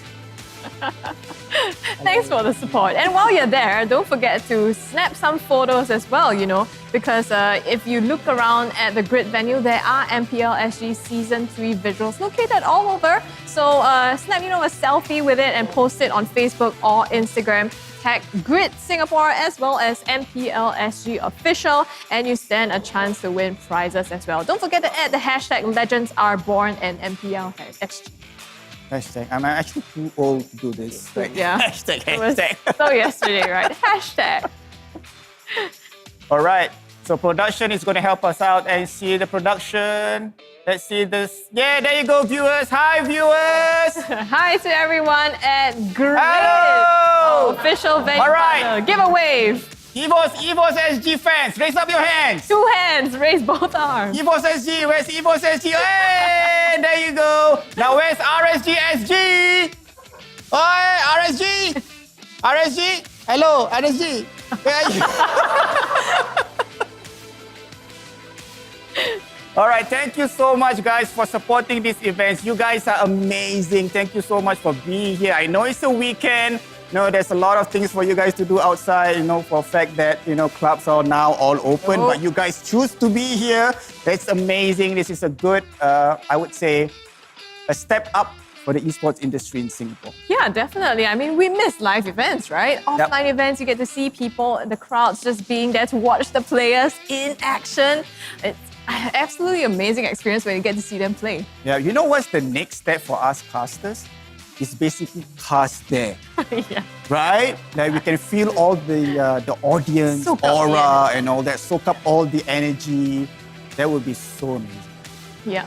Well, one step at a time. We managed to get an offline event after so much effort, so much from the pandemic. Getting through that was already, I think, a huge barrier down. So I think very, very thankful for all the partners and sponsors, especially that made this event happen. Of course. Now, enough of all this. Let's talk about EVOS and RSG. The next step moving forward. This is going to be the best of 3. Yeah. Right? I want to bring out for a fact that if you look on EVOS Instagram page, EVOS SGMY, the latest post was Sailor, crosshand, and the post was saying something like, oh, we can't wait for Sailor to be smurfing again against RSG. I'm like, oh, man. Sometimes shots get fired. But they have won the first game. Yeah. So props to them. They do get some bragging credits for taking that one. That's not to say RSG is not going to come back. Of course. I mean, they are a very experienced team, veterans, like we said, 505, Baby Cakes, Lolzy, and Diablo is really stepping up this season as well. Of course. I mean, not to take away anything from RSG, right? We know that they have the ability, they have the capability, they have that talent to take this game to game number 3. I would say that for the first game, I really think that Lolzy was babysitting Baby Cakes a bit too much, If they want to go with that route, I would rather go for a Hylos rather than a Lancelot, because we know Hylos, even though you don't do damage, but you can sustain. And that's what you want. And that's why the tank meta is very good in this patch, because there is a saying though, a good defense is a strong offense, right? And it stays true to this patch, to this meta. So if you want to go with that route, go with Hylos or go with someone tankier as the jungler, and not an also, assassin. that just takes away a lot of the contingent factors that you need to bank on, right? Because with a Xavier, with a 1-1, you have to babysit them, that's one. You have to wait for them to scale up. We saw 505, even in the later parts, didn't have as much damage as well. Yeah. So that was really kind of lacking in that domain. Maybe they could swap to something that is a bit more reliable in the early part. Yeah, probably something more comfortable that they have been playing with. I have the feeling that they should relax. The first thing is they should relax. They should believe in themselves that they can take EVOS SG and go back to their former, tank meta, if you will, and let Lolzy roam instead of Diablo roam and Bray go for that split push. Yeah, definitely get the psychological aspect down, right? A lot of this, even though, yes, it's down to mechanics and the plays, as a player, you're human. You have, thoughts going around that you also need to keep focused on the game at hand. And right now, ladies and gentlemen, the game at hand is commencing. We have EVOS SG and RSG going into game number 2. EVOS SG removing again the Yi from the potential pool of heroes, as well as the Baxia. RSG this time taking out the Angela and the Valentina. Yep, taking away the Angela, that's definitely a respect ban targeted to JPL. Right now, people might say that once you ban away the Angela, you might not want to go for that link. But I think that's just it's not a compulsory wombo combo. Like Link can hold his own. Yeah, it would be nice, right, to have an Angela, but it's okay if you don't. Yeah. Now, EVOS SG going with that Uranus ban targeted to Diablo, and RSG will reply with that Karina. I would say not out of the ordinary bands. It's pretty common. Now EVOS SG has that first pick. Grok is open. We know Gear plays a mean Grok, but since Gear is not in the EXP lane here, I've not seen Soul play the Grok. So we might not see a Grok. We might. I mean, you never know because Soul likes to get in the face, you know, of like everyone else. So that would also be a great pickup. It is going to be actually the Hilda though for most likely JPL. Yep, Hilda on the JPL is definitely a comfort pick for him. The thing I like about, Hilda for a first pick, I would say it's good, right? Because you know that she's annoying. She can disrupt buff, and the most important thing about her is she rotates fast and she provides vision for the team, and that's a lot. If you can provide vision for your team, it's 50% advantage to you when it comes to rotation, securing objective, and all that. And that's the reason why Hilda, to me, is a top priority pick. Now RSG will go with that Franco and 1-1. Franco also kind of provides vision, like you said, right? With the hook, you can hook into bushes to be able to see and rotates. But looks like RSG is running the same kind of draft so far from the previous game as well. Still the Franco and the 1-1. Your team So EVOS go with the Link again together with the Kagura. Okay, so far it's pretty much similar to game number 1. So it looks like they want to run in some sort of a, V2 match between EVOS SG and RSG. But I think with the Hilda pickup, along with the Ling, that's going to help Ling, especially in the early parts of the game, because when you invade other enemies' jungle and you're trying to guarantee one for yourself, it definitely gives Gear that leg up. I really like this Kagura pick from Sailor, right? That Yin and Yang overturn, there's a huge stance of slow CC, if you will, right? And then you have that a second skill that you can overturn it, and you have low cooldown. In fact, it's immediately, so definitely a good pick coming in from EVOS on that mid lane. Now RSG is opting for that Barat. Barat. Is this going to be an EXP or jungle Barat? Okay, there's a bit of flexibility, if you will, on that Barat, right? We've seen him in the jungle for the last two patches. We've seen Barat in the EXP mostly. So I would say just we will see what's the remaining 2 draft coming in from RSG to confirm where this Barat will be placed at. Now RSG will go with that Tyra in the EX. I'm guessing it's a targeted ban on Soul, because yesterday Soul plays a tremendous Dyro. And in the hands of someone like Soul, it's even more dangerous, right? Because you get that early game kind of lane bully, and then you use that to be able to exert more lane pressure on the other opponent's team as well. Yep. Now EVOS SG is opting to ban the Phobias, which is, for me, it's a bit questionable. Would have picked it up against the 1-1. Exactly. I mean, I would want EVOS to pick that to go up against 1-1, because they have not secured any EXP laner yet, because we know for a fact that Phobias will be placed in the EXP.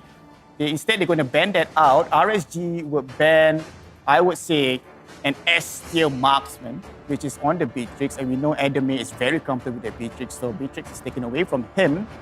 Now, let's see what's going to be the last ban here for EVOS. They can target ban Diablo, which is on the EXP, or they can minimize the jungle role here for Grey. This is tough, right? Because whichever you ban out, it could actually be the other. Like, if you ban out the jungle, maybe this Barat is going to the EXP lane. If you ban out the EXP, they could pick something else into the jungle as well. So because of this flex pick, especially in the last phase of this, in the last pick of this first ban phase, it's hard to pick against. Yeah, it's quite hard. And I'm going back to this Barat's pick here. Like yesterday, Zion picked a Barat going up against EVOS, and it did not work for Zion. Yeah. I'm not going to say that it's going to be the same for RSG. In fact, I think it's going to be better here for RSG, but we will see though. It depends on what Diablo will pick here. Well, that being said, though, I mean, previously it was a lot of babysitting going the way of baby cakes on this 1-1. So maybe what they're trying to do as a whole now with the Paquito locked in on the potentially EXP or jungle still, it could be something that helps baby cake scale to the later part of the game even earlier. So Paquito together with that Barats definitely helps. Yep, now with Paquito and Barats. Okay, if you were to ask me, I would rather put Paquito in the jungle and 505, sorry, not 505, put the Barats in the EXP lane because I think Paquito would scale better as the jungler rather than the Barats.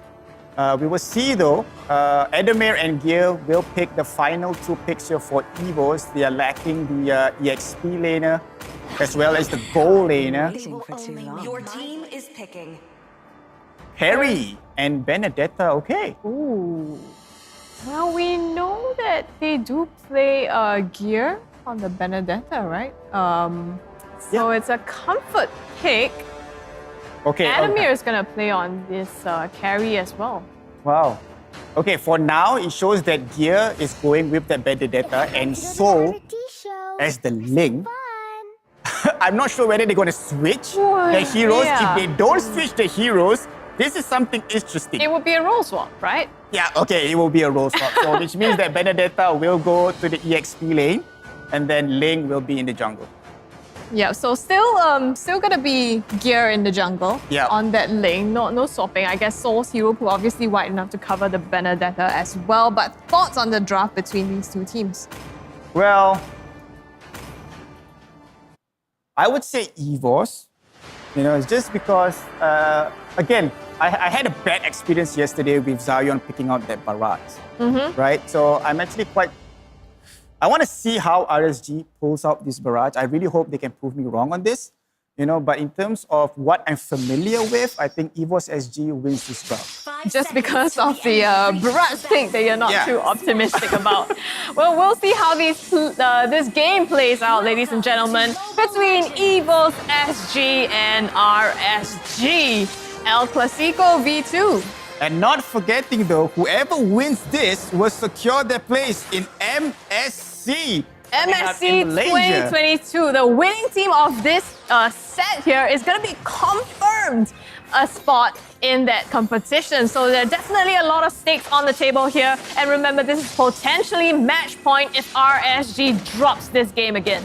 Yep, RSG would definitely want to push this to game number 3. They don't want to go best of 5. They want to go best of 3 or best of 7 and have a day off. Now, as you can see here, EVOS RSG 3v3 up in the middle. Now, Gear trying to get that level 4, if you will. He already secured that Little Wanderer, so that gives him and his teammates a bit of an added speed in the riverbanks. Yes, you can see rotated up top. This is what I like about EVOS SG, right? They know where the turtle is, that's where they're going to rotate.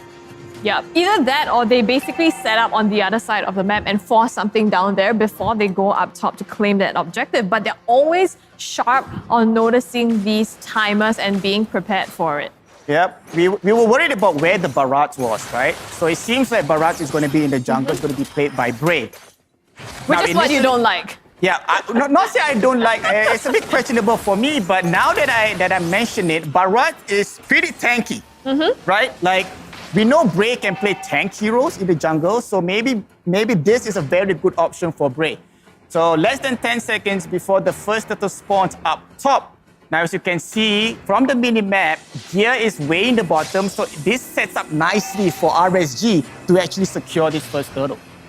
Yeah, and they're already in place for it. Bray is here up top here. Soul up against 2 people from RSG though. Looks like EVOS is not really in place. It's Gear going to actually invade and steal the buff away instead of the turtle. Oh, look at that. Here comes the play here. Bray will be able to secure, but there you go. First blood, ladies and gentlemen. Sailor secures that one. That is your code for you guys to redeem. A very smart play though. From Gear, right? It seems like he doesn't care about the turtle at all. I've just won my purple buff. Let me just take it away from you. He's like, okay, yeah, I recognize that Bray is, really tanky. I might lose out to him potentially in this early part of the game. So I'm just going to go for something that benefits me a bit more. No sense in sacrificing in the early game. In the meantime, though, EVOS SG, they still send someone like Sailor to be able to cover for him.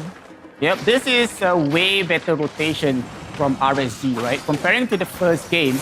Okay, here comes Break. He has a Doteon's welcome. Spit it on the wall. And here comes Lawsy. Whipped that Baido. JPL trying to run away using that sprint.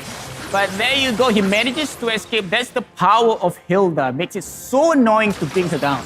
Yeah, unfortunately, they couldn't take him down, but they did actually take down Sayla in the mid lane. So now Sayla has 2 deaths to his name. RSG are pressing even further. Soul comes in with the Lecto final blow. Doesn't land any kills, just to zone them away for now. RSG definitely having a better time in this game than the last.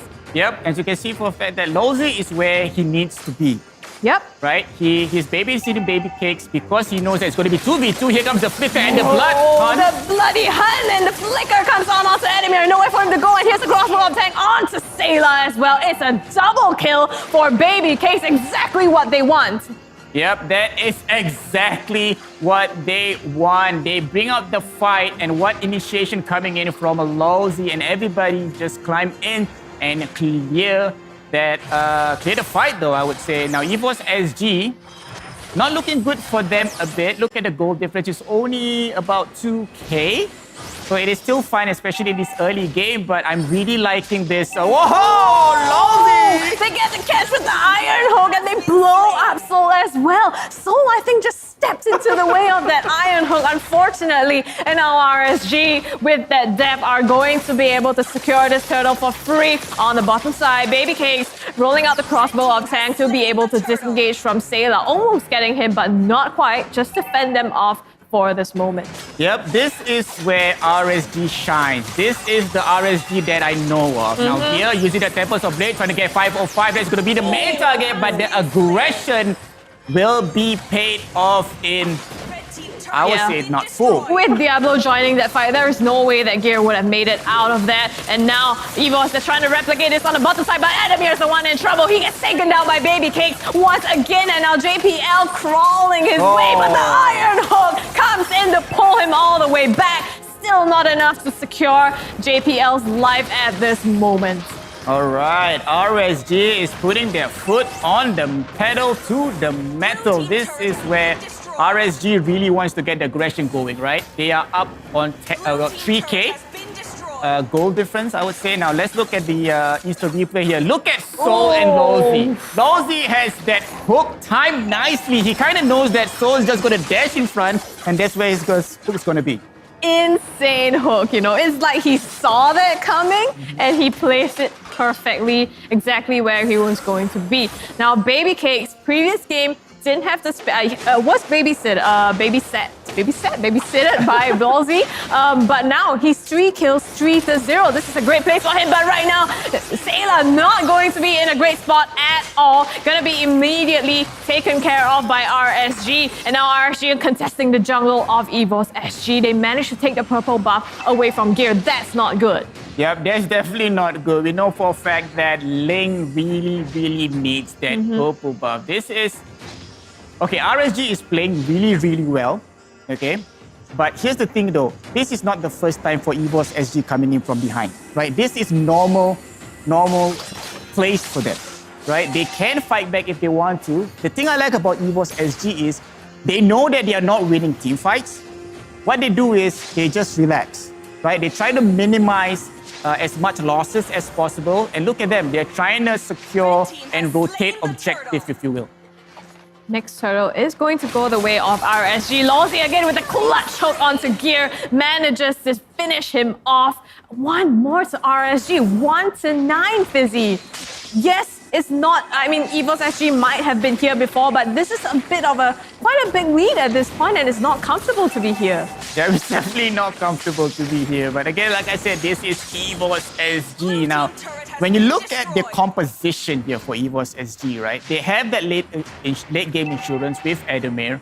Ling is a late game hero as well, together with Sayla. But with that being said, though, Soul get caught off guard, get into the sandwich, and there you go. 505 securing this kill on Soul. They are picking off Evos 1 by 1. Which is exactly what their draft is set out to do. You have Lawsy with the Iron Hook, you have Diablo with the Knockout, Bray with the Detona's Welcome. They are all in onto picking people off and blowing them up, and that's exactly what they've been doing again. Diablo getting a solo kill on the bottom side onto Adamir. Adamir is 0-3 compared to Baby Cakes. It's the other way around, 3-0. Yep, it's definitely the other way around, but look at that. Look at the minimap on the top side. When that fight was happening, JPL made a very smart move, cutting away the waves in the middle so that they can't push any further. And here comes the Tempest of Blade on here, trying to run away, but 4v1, 5v1, there's no way Gear is running away with that Tempest of Blade. Trying to make the macro plays here across the map, but RSG, they are equally experienced and they catch that out and punish him for that.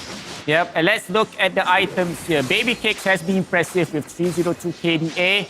Now, this is the 1-1 that I'm used to, right? Full damage. You have the Wind of Nature, you have the Demon Hunter Sword, and the Corrosion Skite. Most likely will go for another attack speed items here for Baby Cakes. Now, okay, this is only the 9th minute mark. This is the mid-game, right? And it's not looking so good for EVOS SG, even though they have that late-game composition. But in terms of goal difference, it's at 7K. That's a lot. So RSG SG, with this aggression, with Barrage being in an early game, I would say, hero, securing that lot, this spells bad news for EVOS SG. It definitely is. And even though Bray might be good in an early game on Barat, that's not to say he's irrelevant in the late game because he's so tanky. Yes. And he's only going to build on these defenses even in the later parts of the game. And EVOS SG, I don't know, even with Adamir and Sol and Sayla, whether they have enough damage to output onto RSG. Yep, that's definitely true. Now, Lord is going to go straight up the gut. Only the inhibitor turrets left for RSG, for EVOS SG. The hook will miss by Lawsy, but it doesn't matter. Electro Fire Blow will be used by Soul just to clear up the wave here. Stop the engagement from getting from the Lord. Lord is going to go down though, but managed to chunk at least 70% health from the inhibitor turret. Yeah, they didn't manage to get the inhibitor, but they actually got the one on the bottom side. So RSG still getting ahead in terms of the objective. Gear and JPL have been trying their best to be able to play as much as the macro on the macro side, but RSG are still getting the better of them. Mid inhibitor turret goes down as well, and now they find JPL all the way up in the mid town and will manage to blow him up. Baby Cakes takes the credit for that. Yep, Baby Cakes definitely took the credit for that one. I mean, JPL wanted to do the same thing, right? Try to cut away the wave, but he was caught off guard and he is going to go down. Just the thing though for EVOS SG. I mean, they have their backs on the wall, right? Only the only one inhibitor turrets left up top. Oh, another hook there. Gear got caught one by one, get picked, and Lawsy secured that on Gear, which is a huge win for RSG, I would say, and with that, they will secure that purple buff as well. Oh, so tough for Gear. He needed to be around for the purple buff, but Lawsy, RSG, they knew that immediately again. So getting caught up by the Iron Hook. Does have the mobility and the dashes to get away from it, so he is safe for now, but look at those hooks coming from Lawsy, left, right, and center. It is so hard for EVOS SG because they need to keep an eye out for this. Any pick-off that RSG gets could potentially be devastating for them. Yep, that's very true. So for the next game, you know, if RSG wins this, you gotta ban that. You gotta respect Lawsy on that Franco. You gotta ban that or pick it for yourself. Now let's talk about, okay, we're in a pause. Let's talk about how EVOS SG can defend their base here, right? Okay, so we know that when you get your backs on the wall like that, you need your mages to do their job, right? For me, the best mages to actually help you defend your base is mages like Sicilian, mages like Lilia, mages like Farsa, because they have that AoE damage, they have that slow damage. But Sayla on that Kagura though, I mean, Kagura is more like a pick-off kind of mage. Yeah. You know, so it's going to be hard for EVOS SG to actually defend that base. The only way I can see them defending that base is to clear the waves when the waves comes in. And the person that can do that well is actually Benedetta with the Electro Final Blow. Yeah, which he has been doing as well. You know, with Yep. that Lord push earlier on, he laid down that ultimate to be able to just clear the Lord. They did save the inhibitor turret, but not for long. And I think to add to that, Gear and JPL, especially Gear, have also been doing as much as possible to go, you know, up top to clear Yes. the waves in advance. You know, just pushing, split pushing on the macro side. But it's just not enough because while you're doing that, RSG wipes out the rest of your Yeah. team or continues to push, and it's only a matter of time before the creeps still come in. Yep, exactly. I mean, EVOS SG is doing, I would say, everything right to keep alive in this very game. Like you mentioned before, Gear try to go for the backdoor options, try to clear that and make sure that, you know, RSG notice that and go back instead of pushing in to the base of EVOS SG. But again, like you mentioned before, they are just picking off EVOS SG one by one, and the aggression that RSG is putting on them because they know that they have a huge goal lead difference. And Edame is not online, Sela is not online, and they're just picking everybody one by one and playing everything to their advantage. And that's also the thing, right? The fact that Adamir as well as Sela have not gotten online, but they need them to be able to pull off a team fight. Because right now, they only have, JPL on the link, they have Soul on Benedetta as well, but these are not set up to give you that whole, oomph in that team fight to be able to land the wombo combos. You need both Sela as well as Adamir. You're right. It's very, I would say it's very individual heroes, if you will, right? It's not very team fight oriented. That could actually be a problem for EVOS SG. And that's okay if you have a draft like RSG, which is specially to pick off people. You have the Franco with the Iron Hook. You are there just to pick someone off. But on the other hand, EVOS are kind of forced to play that way, but they're not equipped to do so. Yeah, that's true. That's very, very true. Now, RSG, all right, so based on that itself, if let's say EVOS managed to push this to the late game, right? They have that firepower on Adamir, on Sela, and probably on that link, they can pick off someone in the back line. But you're right. I mean, even if RSG were to push this in the late game, Barat will be super tanky in the late game. Not to mention Lawsy. So they have two frontliners to soak up all the damage coming in. So in the late game itself, I would say RSG has a fair fight. Definitely. I mean, unless Adamir finds a miracle to get online, that's where most of the damage is going to come from. They are counting on him to scale. Yeah, they are counting on him to scale. That's one thing. Now, the second thing is they got to protect him. You know the percentage hooks, successful hooks on Lawsy or that Franco is just crazy. So if Lawsy managed to pick Adamir, that's it for EVOS SG. He needs to be really, really careful about his positioning as well. Yeah, he really have to. And his teammates have to peel nicely for Adamir, right? Yeah. So that's something that we need to watch out for.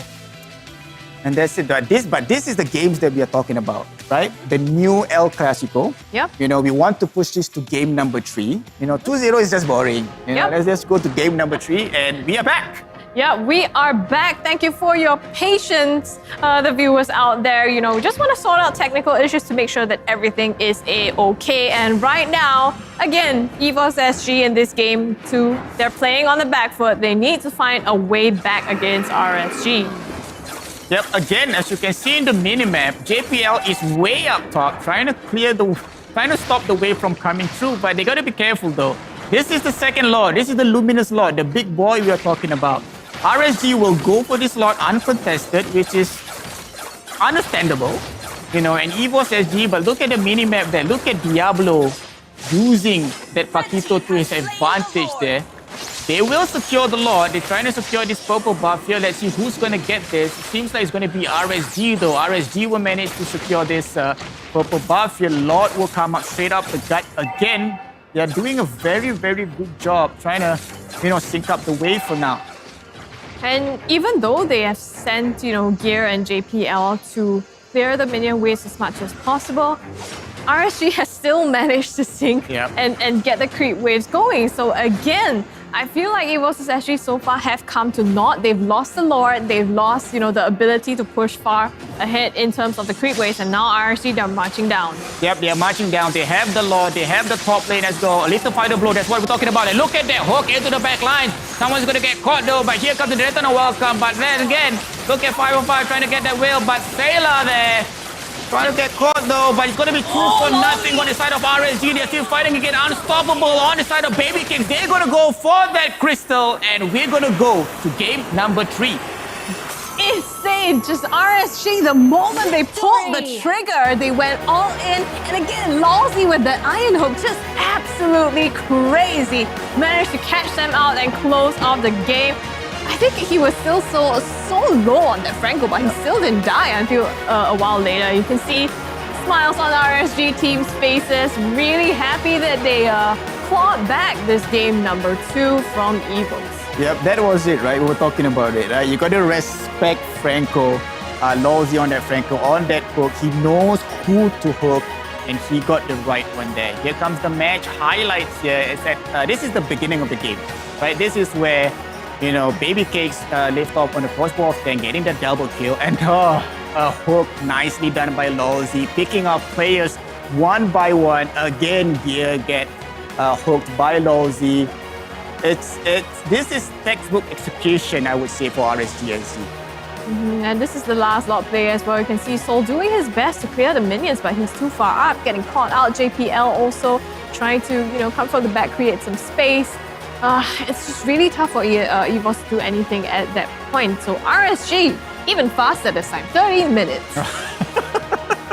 The previous one was 14, right? 14 was minutes. 14. Yes. Oh my God. RSG fighting back. Match time 13 minutes lesser than EVOS SG in the first game. Now let's look at this. The item builds here. We want to say Adamir because Adamir is probably late game insurance. He has that Demon Hunter Sword, that Golden Staff, and also the Wind of Nature, which is not enough. I would say. Cannot push that to the late game. Now Bray, tremendous Barats player, I would say. I have my doubts at the beginning, but the way I see how he plays it, super aggressive, that's how you're supposed to play him. And there you go with that Molten Essence just to clear the waves fast. And you have the Guardian Helmets, and he was building towards the Dom Ice as the late items, Tina Shield, and that Antique Flores, which is a full tank build in this tank meta. I like it. Yeah, and it worked really well for him. Yep. But let's take a look at the post-match statistics as well to see the breakdown of all these numbers. All right, now it's flipped. Back then it was all EVOS, right? Now the rich guy is Diablo with 809 gold per minute. I mean, he's using the Paquito, right? His signature hero. So no question there. The carry, damage there 38,491. We're on that Baby Cakes, on that 1-1. Damage taken sandbag is definitely JPL on that Hilda. But look at this. The Forgotten One total assist 12 against EVOS SG. That picks, that picking one by one really works in the favor of RSG, and that's where Lousy really shines. He technically on paper might be the forgotten one, but as we know, he was making so many picks with that iron hook in the previous game as well. So it might lead to a Franco ban, but we will see whether EVOS SG opts for that. Yeah, the thing I like about it is Lousy is so confident on his hooks. He will tell his teammates like, guys, just wait for me. I will hook this guy. And every time he hooks, let's commit. Commit, and everybody commits. So, well done, RSG. Yeah, let's take a look at who the MVP for this game was from the side of RSG. Going to be 505 on that Lilia. 609 didn't die a single time. Yeah, that's you gotta thank the black shoes for that, right? 609, 79% match kill participation rate. Goals per minute 606, which is very good for mage, mid laner. And look at the item build. Enchanted Talisman, you have the Ice Queen Wand to slow opponents even slower. And of course, Holy Crystal, that damage coming in from Lilia is insane. Yeah, and I think that showed, right? Exactly. EVOS SG was also not able to get out of all those fights, so everything came in nicely for RSG. So looks like we're gonna go into a game number 3 between EVOS and RSG. Definitely not making this easy for either one of them. Yes, And of course, there's a lot at stake, like we were talking about. Whoever wins this is guaranteed in the finals. Yep. And not only that, guaranteed first position and second position. Yep. Guaranteed not to play best of 5. And of course, a guaranteed place in MSC.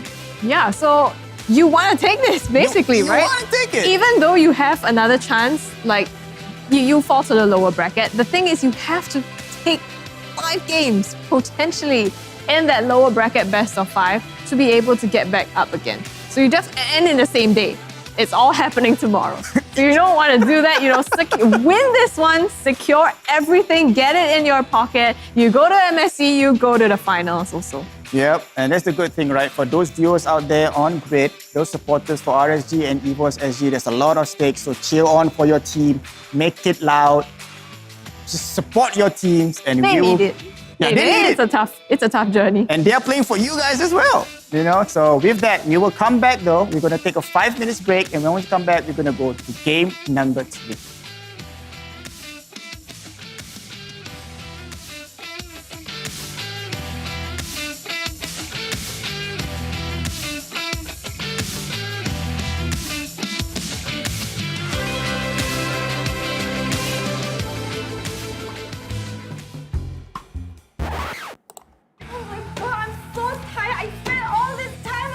Tammy, I think we heard you.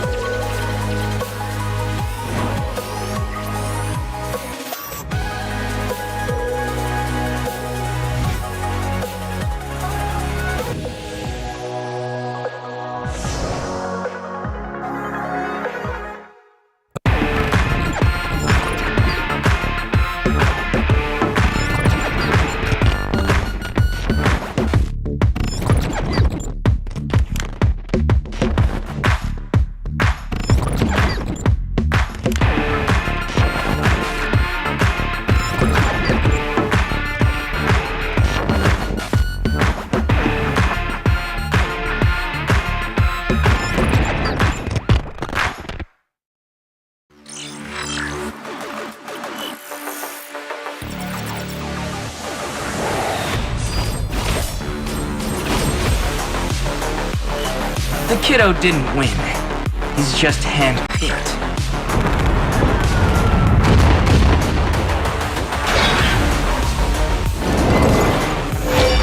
I break boundaries, not wrong.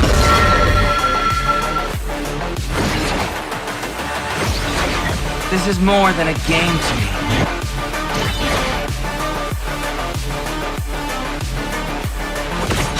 I was never meant to be a watchdog.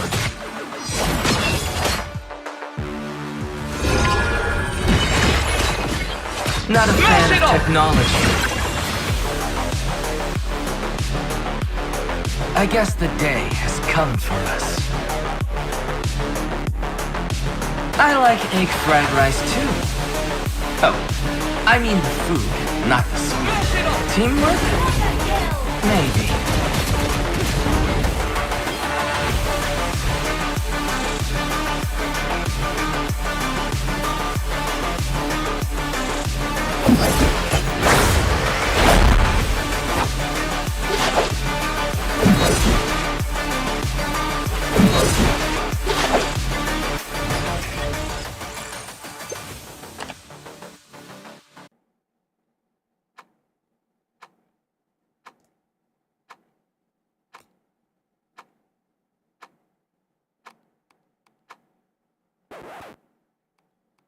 Why is everyone always faster than me?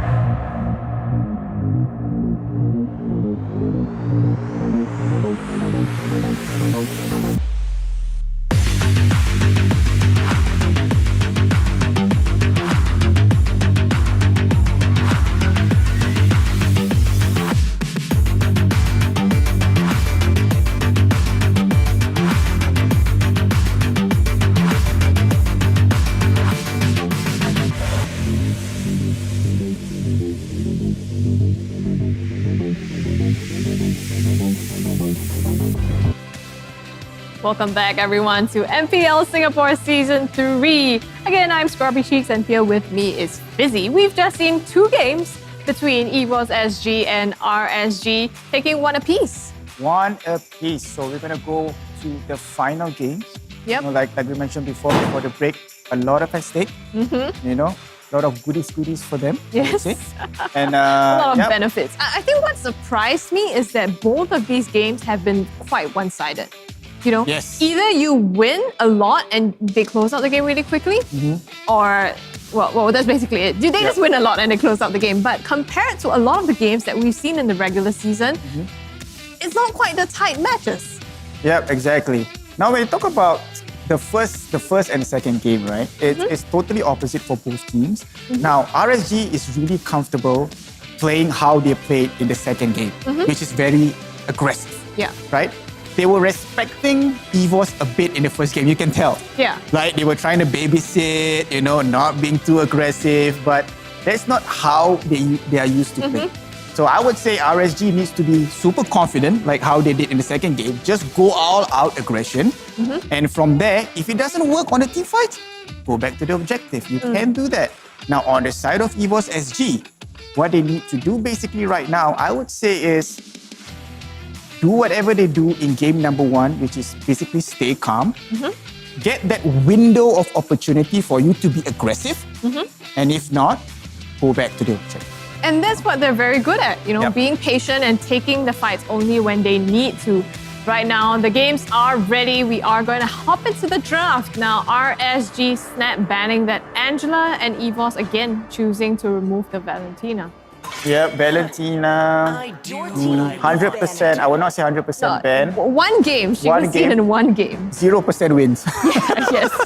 Just because that game was lost. And it was actually EVOS who led that through, but they managed to win the game anyways. All right, so RSG will be baiting out that Dyrov, another targeted ban for Soul or maybe Gear himself. Now, they let 1-1 through for the second game, right? And it was picked up by, in fact, no, both games they let 1-1 through.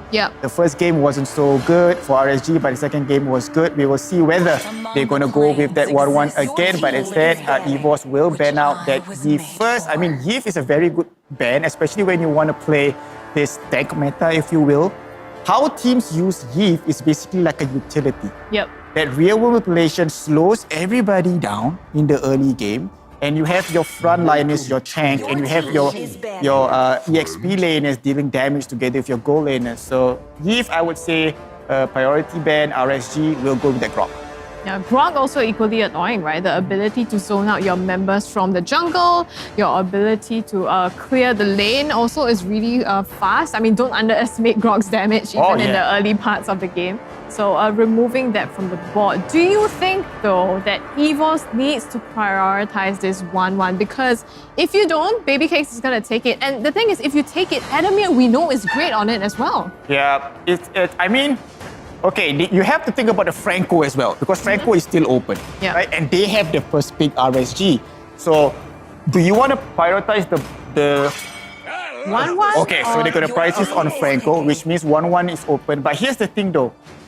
Should RSG go for that 1-1? Is 1-1 a priority pick though? Especially in the first pick, because if you pick 1-1 in the first pick, which means that that's your win condition. But you got to protect your 1-1 at all costs. Instead, they're going to go with a Karina, which for me, I feel Karina is way better because she has that flex, she has that sustainability in the early game, and she can dish out damage in the late game. I would say Karina is a better pick in this first pick for RSG rather than 1-1. Yeah, and something that was also banned out the last 2 games as well. So Bray didn't have access to this Karina, but we know he plays a mean Karina too. So actually letting this through is a great win for RSG. Right, letting the Karina through, letting the Karina get picked by RSG means that now EVOS can go with that 1-1. This is something I like. For those teams that can select the second phase, which is 2, there you go. 1-1 and Uranus. You have a tier 1 marksman and you can have a tier 1 EXP laner. And that where EVOS is doing. Yeah, I think when you said, first picking that 1-1 would mean that that's a win condition. I think that's exactly what EVOS has been doing. Yeah. It's Adamir getting the damage in the later parts of the game. So the fact that they are drafting according to how they prioritize that execution, I think is great. And at least now Adamir gets something that he knows he can play with, right? Yep. Together with Soul as well, because Soul, to his playstyle, soaks up the damage as the Uranus, still doesn't die sometimes for some reason, Yep. and you can help to peel for the back line. Right. A very good pick here, RSG, with that Beatrix, because if they don't pick It's the gonna be Beatrix, gone. it's gonna be gone. You are right, but I'm really liking these two drafts here, right? As you can see, these are very, very comfortable heroes for these teams, right? Not only are they comfortable picks, but they are also meta picks. So this is going to be a great game, this third game. Yep. Diablo on that Paquito. I think there was once in the regular season where we talked about how they actually led through that Paquito, and Diablo was insane on it, right? His flanks and the plays that he made. So really, really comfort pick from him coming here as well. EVOS SG gonna pick up the Baxia likely for gear. Yeah, Baxia. Here we'll be using Baxia. Now, both teams is missing their mid laners. So be prepared to see RSG and EVOS take away all the mages for the final two bans here. I would say Sicilian's going to be off the board. Xavier's still up. Xavier's still up. Xavier will be banned out, I'm guessing. Yeah, it's all the mages here. It's going to be banned out. There is still Kagura, there is still Lilia that's on the board as well. All right, so Cho will be taken off away from EVOS, but Tank Cho. Tank Cho. Okay. Lawsy Tank plays Cho. a Lawsy mean plays Cho. a mean Cho, yeah. Yeah, makes sense. I like it. And I think you couple that with Diablo, the ability to again pick off people is going to be huge because you have Way of Dragon, you have the knockout punches coming in. So I don't think that it's something that they want to deal with. Yeah, definitely. Now, when you talk about roamers, Hilda is still open if you want. Marsha is still open if you want to go for it. But for me, I would rather prioritize the mage, right? Because it deals a lot of damage. And I don't think Kagura will be a good pick for either teams. Like I say, if you go towards the mid to the late game, right? And if you need to protect your base, Kagura doesn't have that. Yeah. So I'd rather you go for a Lilia or a Sicilian, but based on the draft, based on the bans, I have the feeling at least one of these mages is going to be banned out. If you pair the Sicilian with the 1-1 though, is that kind of a repeat of, having too much banking on the later part of the game? That is actually true. I agree with you because if RSG wants to go for that early game aggression again, and you have that Paquito, you have that Karina, so you can be sure that they're going to be aggressive. You're right. Might be Having too Sicilian is dangerous to go into that. Yeah. But it's actually going to be EVOS that takes out the Lilia, which could have been an option for them. Yeah, they will take out. There's a respect ban coming in from EVOS on Baby Cakes, definitely the MVP last game. So I have the feeling RSG will at least ban out, another mage. I would say you're right. I don't think Sicilian will be a good ban. It's gonna be someone. Your team Kagura. is picking. Yeah, because Sailor is really comfortable on that Kagura, right? But Atlas. Atlas. Coming Wow. in from EVOS. I think this is kind of maybe a ballsy pick if I would say because Diggy is not banned out. And RSG hasn't picked up their roamers. So there is a chance that they could still counter this pick. Yeah, they definitely they can counter with Diggy. Yeah. We've seen a Diggy roam before, not a popular pick. It's more of a counter pick, if you will.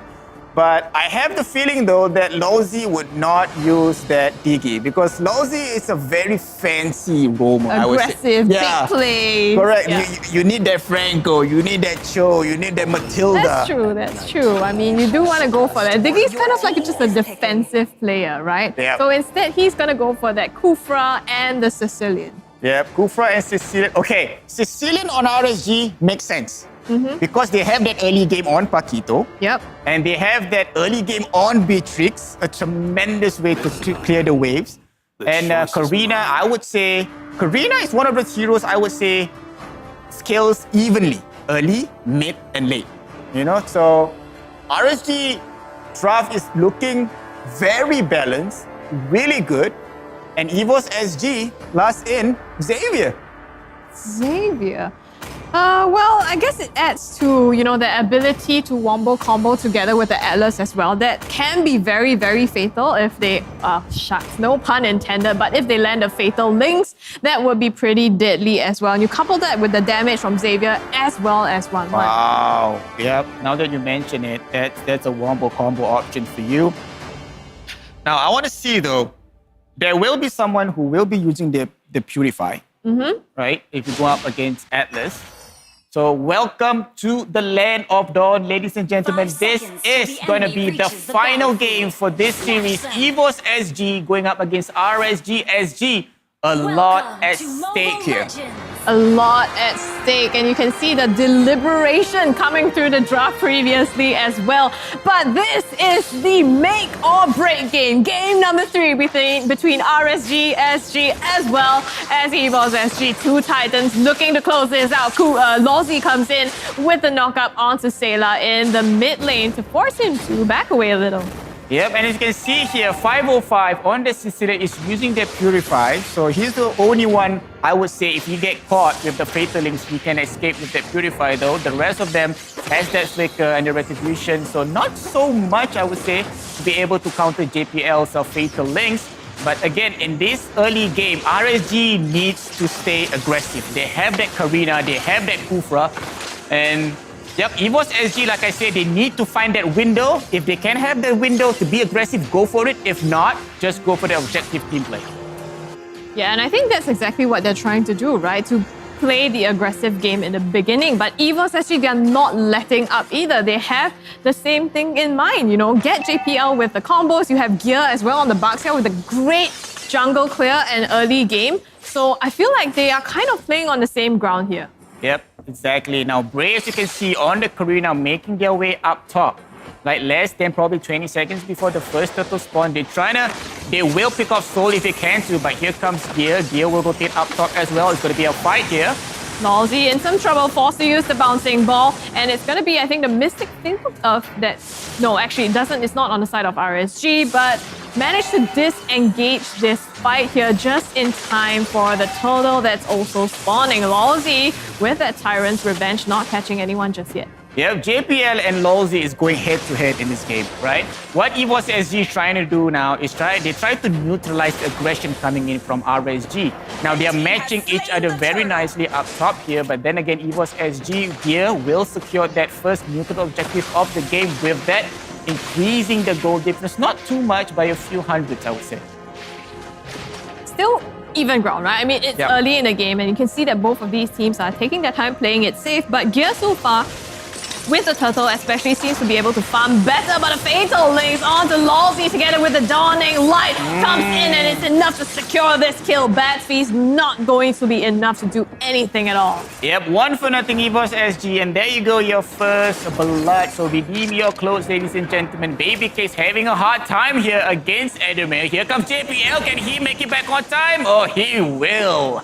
I think a little bit dangerous as well too. Yeah, it was really on the brink of it, you know, but JPL now getting a bit caught out by Bray, trying to dish out the damage to chunk down his HP, but not fully committing it. You can see Lawsy is also not diving in. Yeah, Bray make a smart move there by not committing, right? Because he's the one in front, and it's going to take some time for RSG to actually capitalize on that fight. So well done on Bray not to be super aggressive on here, but look at up top. It's going to be Gear on Diablo. Diablo trying to cut the wave, but look at Soul on the Uranus, mirroring Diablo cutting the wave as well. So yeah, I would say even. Yeah. They're just doing, you know, EXP lane things, right? Just mirroring exactly that, proxying the waves even up to almost the inhibitor turret. Although, I mean, Uranus does have the ability to go even further, but maybe let's not go there. You could be punished for it in the bottom side though. JPL is trying to punish Baby Case with the fatal links onto him, and Lawsy is going to be a double kill, at least not double, but 2 kills on the side of EVOS SG. They're getting that early game kill. There you go. The Fatalings has proven to be fatal, and that dawning light straight from heaven, Sailor bring them back to the respawn area. The second turtle will spawn out. EVOS SG has that first turtle in the bag now. They want to secure the second one. But Bredo, he can snipe if he wants to, but then again, Gear getting that retribution on his side, and with that, winning the team fight, and also the turtle having that 3k gold difference. Yeah, and right now, Gear is 2 levels ahead of Bray. He's been farming extremely well, using that Baxia to its fullest potential. They have the kill pressure, and they're gonna exert it now onto 505 in the middle, but Diablo is here for the flank as well, so Gear gets caught out a little bit. The Dawning Light comes through for the damage, and they're just gonna trade blows back and forth between RSG and EVOS. Yep, Dawning Light at this point of time, but speaking of which, here comes JPL with the Fatalists, get one of them lousy with that Tyrant's Rage, getting that on JPL. JPL goes down, but there you go, it's gonna be 3-4-2 so far on the side of EVOS SG.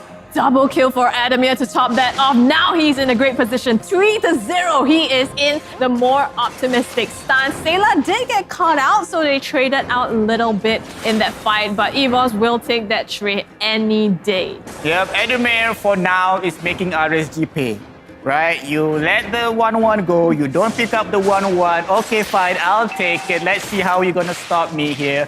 And double kill has been secured by him. 302 KDA. Dawning Light for now, I would say in this early game, is basically just a tickle.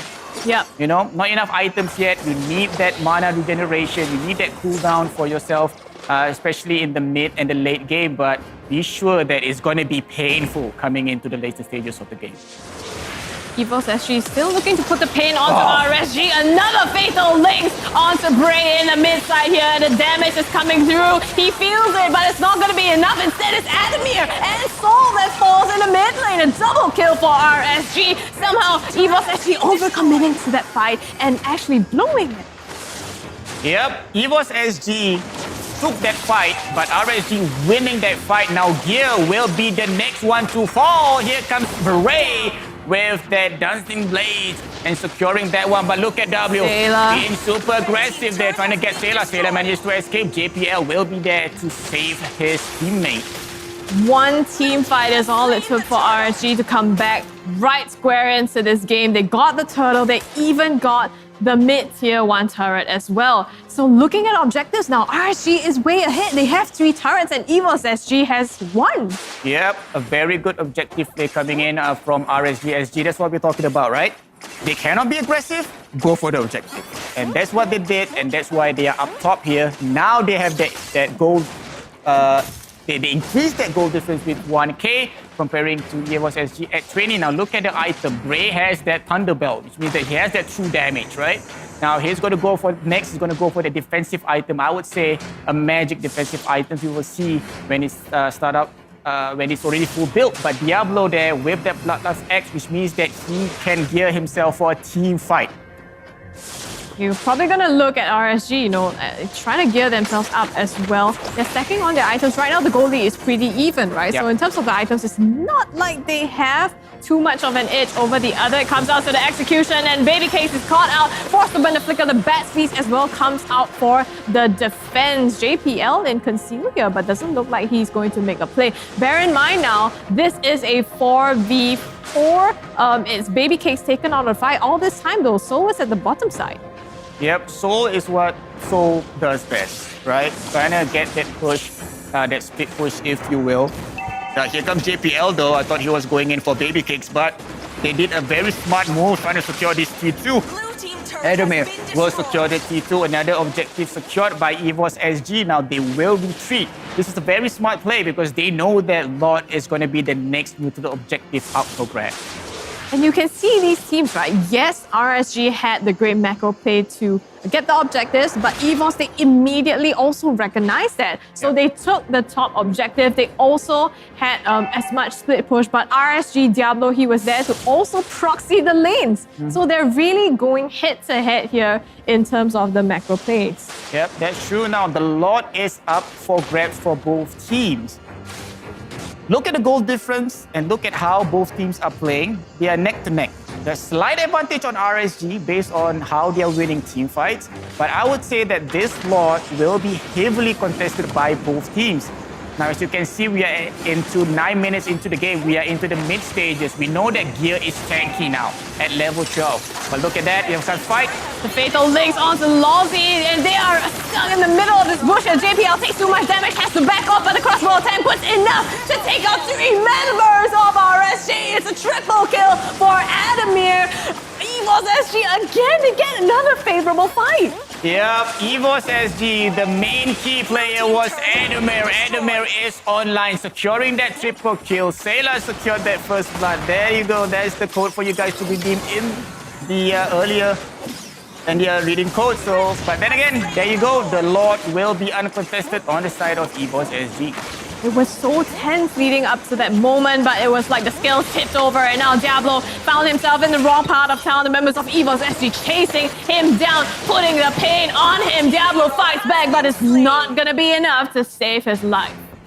Oh man, Adamir on this 1-1, 613 KDA with that Inspire spell is just cray on Adamir, man. It's crazy. So look at that. Lord is going to be pushing up top. This means that they need to sync the mid and the bottom. They have that. Look at Soul already doing his job, right? Cleaning away the waves. So I'm guessing by the way they are doing it right now, they will have a 3-lane siege. They will have a 3-lane siege. That being said, RSG still has a chance, right? Because this is the first Lord. It's a normal Lord. It doesn't crash onto the turrets. But it has given EVOS SG the chance to chunk down on RSG's defenses up until their inhibitor turrets. So it's a huge push for RSG. Doesn't put them out of the game yet, though. Yep, that's true. Now, if I'm RSG, I'm not super worried at this point. Like I said, Sicilian is a very good mage to defend your base. You have that Singeing Claws, you have that Bad Fist, that AoE damage, if you will.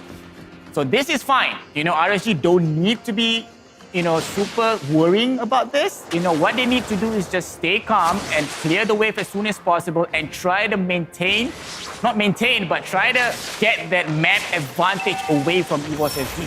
Yep, and they managed to do that. Even the mid inhibitor. Oh, and the remake fatal link comes in together with the dawning light. All the damage is put onto RSG right now. And EVOS SG, they're running through the drop now, getting a triple kill for Adamir.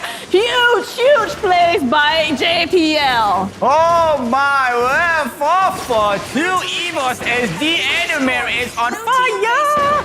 2 times triple kill, securing the inhibitor turrets up top and the bottom. They will secure this inhibitor turret up the gut. They still have one tiny weenie. Bray's trying to save it. Oh, they're gonna go for it. Down.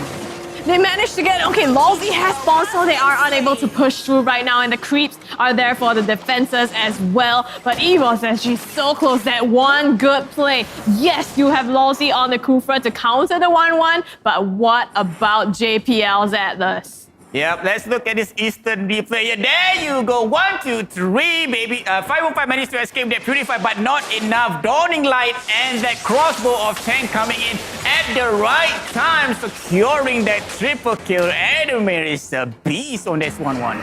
Yeah, but he continues. You can see the damage being put onto Bray as well, just to close off even more. EVOS SG, wow, this is the Titan that we're looking at. And now the Lord has spawned. This is the enhanced Lord now. EVOS definitely want to get this, but RSG, they look like they want to contest it as well. Yep, RSG, I mean, they have the ability to contest this if they want to, you know, but look at the goal difference here. EVOS SG is up 40k already, like 42, 43. RSG is at 37. Now, we know that 43, you probably have all your heroes having 3 full item builds, right? Look at Sailor. He's starting to get very painful right now. You have the Enchanted Talisman, you have that Clock of Destiny, and you have that Winter Dungeon, right? So you have that cooldown, you have that magic damage, if you will. On the side of RSG, 505, he has that Clock of Destiny, they have that Winter Dungeon. I would say they are pretty even in terms of mages. It's how they're gonna pick this fight here that's gonna be important for both teams. Yeah.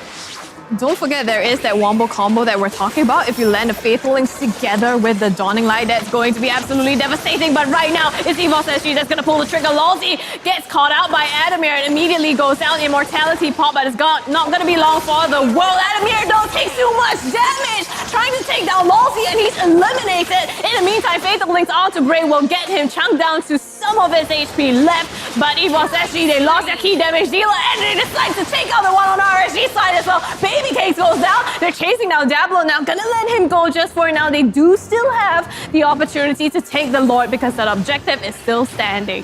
Wow.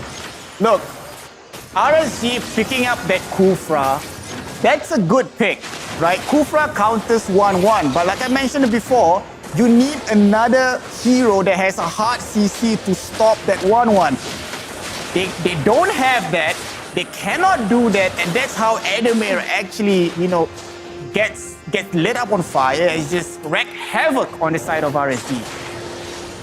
Oh, it's really nail biting now, right now, for between these two teams. EVOS SG now starting up the Lord, trying to take this objective. RSG is here to stop them, but again, the two-man Fatal Links together with the Dawning Light wombo combo gets enough of them. Diablo tries to go in for the flank, but he's caught up between three people, and it will be enough to take him down. Now RSG, they're short 4 people. Pray, you're the lone man. Where can he go? It is only back to the base in a coffin, and EVOS SG don't need the Lord to close this out.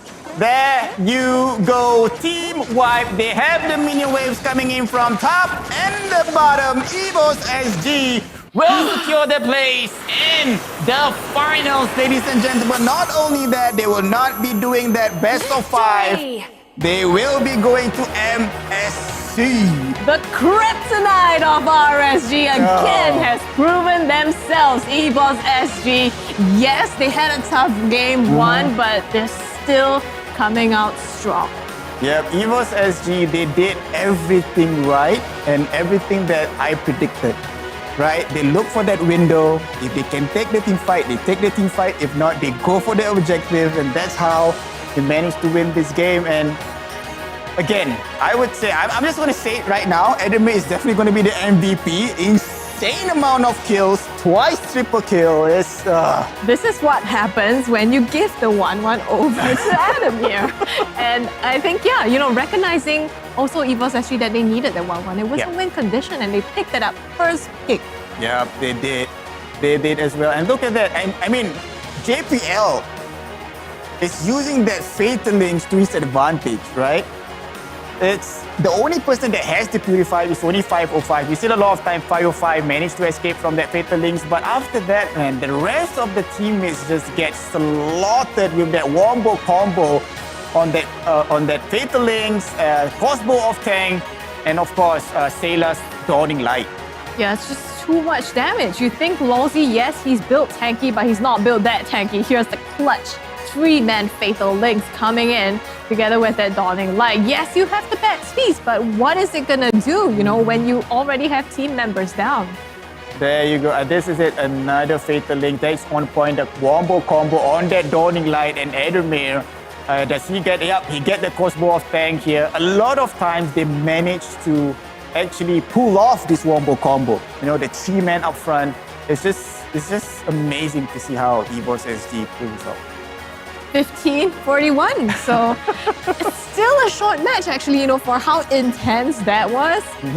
EVOS SG, I'm still reeling from it, but insane plays. Previously, it was Franco with the Iron Hooks. Now it's Atlas with the Fatal Links. Yeah, JPL and Lolzy, they neck to neck. Man, right? Battle of these two tanks, Romer tank. Talk about both heroes having the chains, huh? Fatal Links has the chains, Iron Hook on the Franco has the chains, but this time EVOS SG come in with that victory, with that 2-1 victory. As you can see here, let me see if there's any item that is out of the ordinary.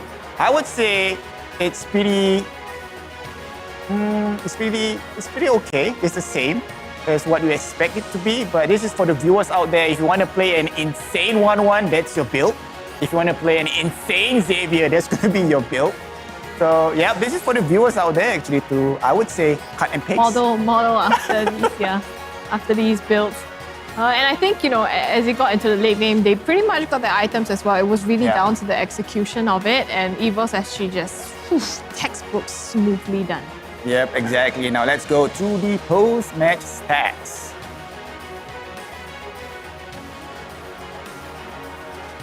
Post-match stats. Well, I wouldn't imagine that. There you go. It is up. Still, of course, going the way of EVOS SG. Look at the damage put out by Sayla and Adamir. Yep. Wow. Adamir deals 55,180, but look at Xavier. He has been very quiet. Like out of nowhere, the dawning light just split past the screen. Deals a lot more damage than the 1-1. That's very surprising. And he's the carry this game, so he could potentially contest for the MVP as well. You're right. Alongside Adamir. And the thing about Sailor, right, is that it's not just a big place, it's not just a one-more combo. He uses the Dawning Light in different places of the map as well. But let's take a look at the MVP for this game. It is going to be neither Adamir nor Sailor. It's going to be Gear on that box, yeah. Yep. Okay, 7-1-11 KDA is insane for a tank, right? We know for a fact that tanks need to have a lot of assists. With defense items built as well. Exactly. These guys are just built differently. Yeah, they are built differently. This meta and this patch, is built differently. And like I said, it stays true. The sentence, a good defense makes a strong offense, stays true in this current meta. Especially for Gear as well. Yep. So let's take a look at where we are now with these games in the standings. Of course, congratulations to EVOS SG for taking that one, and we're gonna look at how we're faring. EVOS SG, of course, getting a straight pass to the grand finals tomorrow. RSGSG, unfortunately, going to drop to the lower brackets. They are the ones who have to play that best of 5 in the lower brackets against the winner of Evo versus Flash. Which we are going to cast after this, so don't go home. For those of you who is at Grid, please do not go home just yet. We have one more series for you guys. It's late, but sometimes some things are worth the wait. You want to see these teams play it out. You want to see what happens to them. And come on, Evo, they are the Titan Slayers. You never know what can happen. Exactly. And Evo versus Flash, I would say it's going to be a very, very evenly up match game, right? I'm guessing it's going to be a 3 game as well. Flash has been amazing. Evo has been amazing. You have the new kids on the block going up with a bunch of veterans. So it's going to be interesting. And the thing is, Team Flash looks like a different Team Flash this playoff. In the regular season, they were a little bit lackluster, if I must admit, right? And I think even Reminiscent himself said that the meta kind of threw them off. Yep. Yeah, and they weren't quite prepared for that. But now, with the amount of time that they've gotten together to get the time to spend and practice, I think it's really made all the difference. It does, and it comes down to what I said earlier just now, right? Playoffs hit the players differently. Like you'll be like, this is the last straw, and we know the Flash. We know that Flash, has family man, right, with KCP and AP. They'll be like, honey, please lah, this is the last straw. Let me just train with the guys, and after that, you can have me to yourself lah. Okay, so I don't know about those personal conversations. But speaking of conversation, we're gonna have one right now in the winner's seat. So let's throw it over to Lysander. All right, thanks, May. Back here at the Grid. I'm Lysander here in the Throne for Champions winners interview presented to you by OSIM. Chairs where we're sitting on right now, brought to you by them. And of course, I'm here with Adamir. And he is, of course, their goal laner for EVOS. They took down their age-old rivals as history repeats itself over and over. Winners bracket game goes to them. They're in the grand finals. 2-1. It's a little bit of a struggle this time around, Adamir. So I guess everyone wants to know what happened in game 2. You want to share with us? I believe what happened in game 2 was that the Franco hooks were actually tilting us. So throughout the game, we weren't doing our usual play style, and it was very hard to come back because they snowballed from all the kills. And our mindset in itself was we got mental lah. So yeah, that's pretty much what happened. Yeah, I mean, I think some of the other players also mentioned that Lozy is very well known for his Franco. So what was the deal letting it through the draft? Do you just want to test RSG? Like, we're going to beat you at your favorite? Is that what's happening? Of course, if you're a team that can play into any team's favorite, you're considered as the best team. So that's what we were trying to do. And I feel that we tested it and it didn't work out. So, we just decided to ban it. Back to banning it. Okay. Okay, so of course, I'm sure all of you guys in the chat also know the beef that's been happening between RSG and EVOS. It's friendly beef, but it's still beef nonetheless. It's very fun beef. So I was asking if you have any kind of words to follow up to the RSG social media guys or the EVOS social media guys to add some ammunition to this ongoing feud. To be honest, I don't have much to say except that RSG has really improved a lot from the previous season, and I can see that they're really hungry to win this season, and it's a whole different feeling compared to last season. So yeah, that's all. All right, saving the flamethrower for the grand finals. I like it. I like it. All right, so do you think they will come back to meet you guys in the finals? I'm pretty confident that we will meet RSG in the grand finals again. They're looking very steady and very strong. So I myself might even say that we won this series through luck. So we'll see. Yeah, I mean 7 games is going to be crazy. You think we go all 7 for the grand final? Are we going all 7 for the grand final if it's RSG again? Hopefully not. It's actually very tiring. Yeah, I bet it is.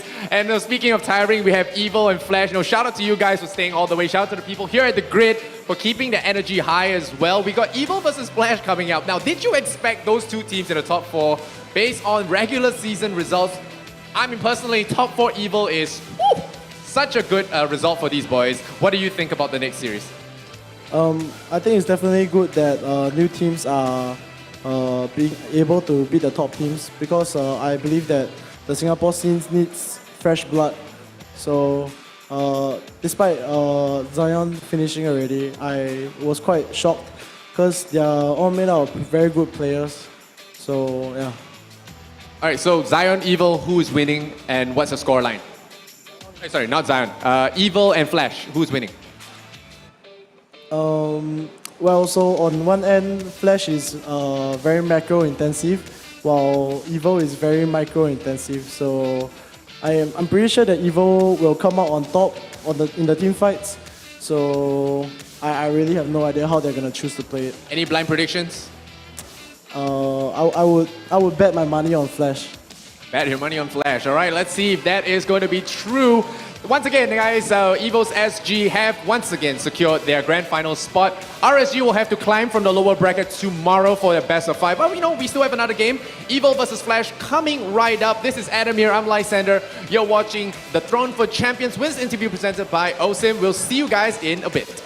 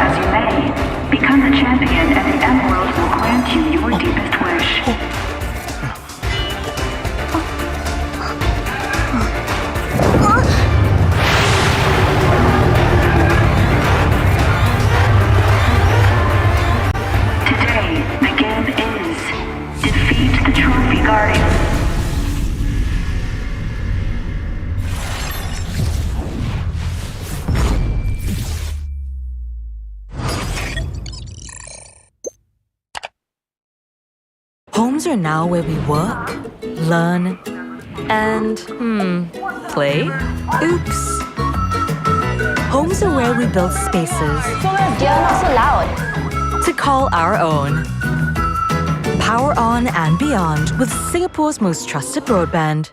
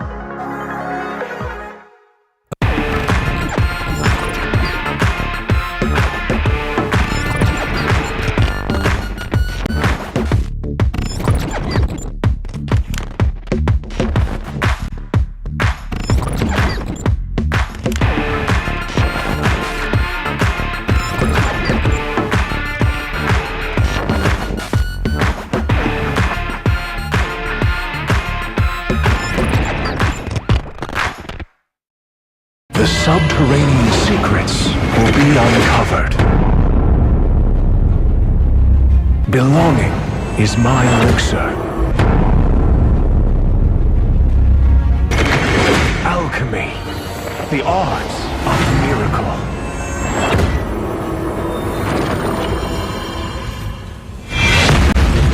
Breaking limits, that's alchemy. Infinite potential. Turn the unknown into the known. Sorrow can be transmuted into joy. One man's stone resonate from the buried ores. I extract the visions of the future. Turn the unknown into the known. Resonate!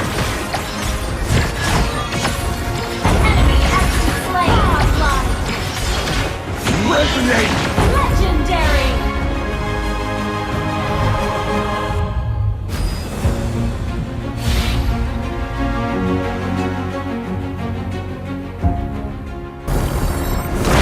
Keep moving forward.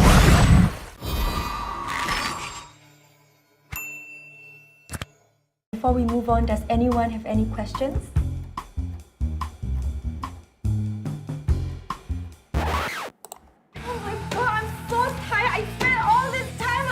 Tammy, I think we heard you.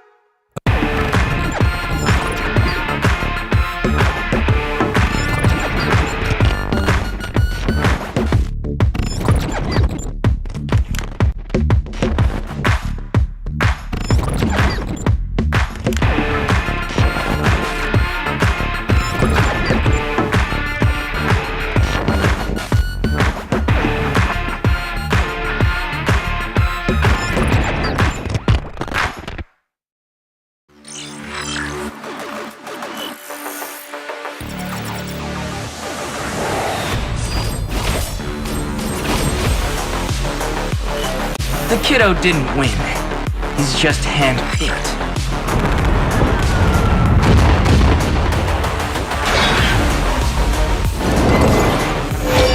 I break boundaries, not bonds.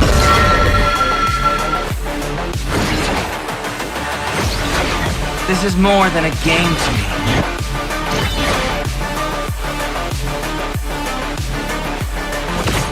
I was never meant to be a watchdog.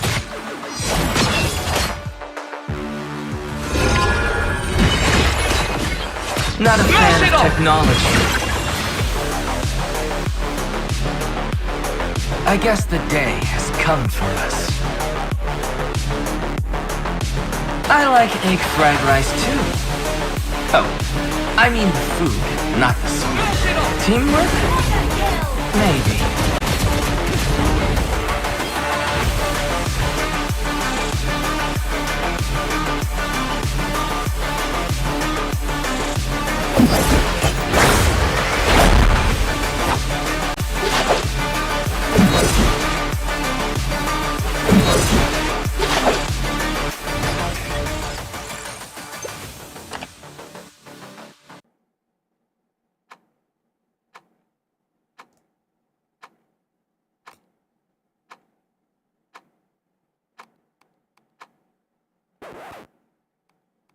Why is everyone always faster than me?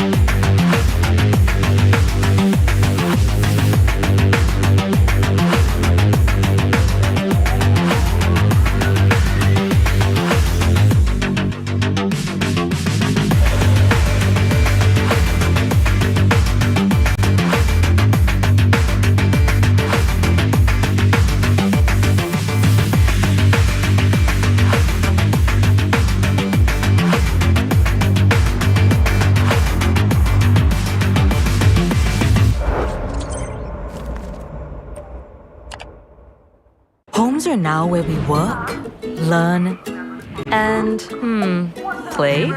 Oops. Homes are where we build spaces Dear, not so loud. to call our own. Power on and beyond with Singapore's most trusted broadband.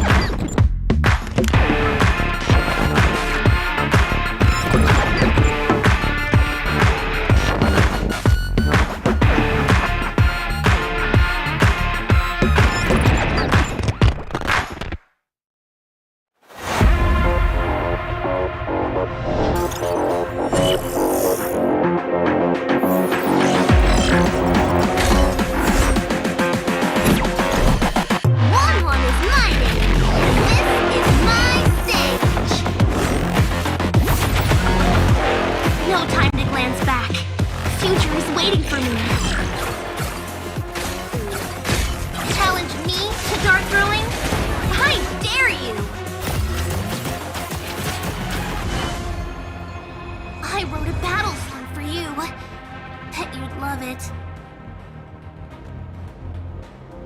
Make some noise, everybody!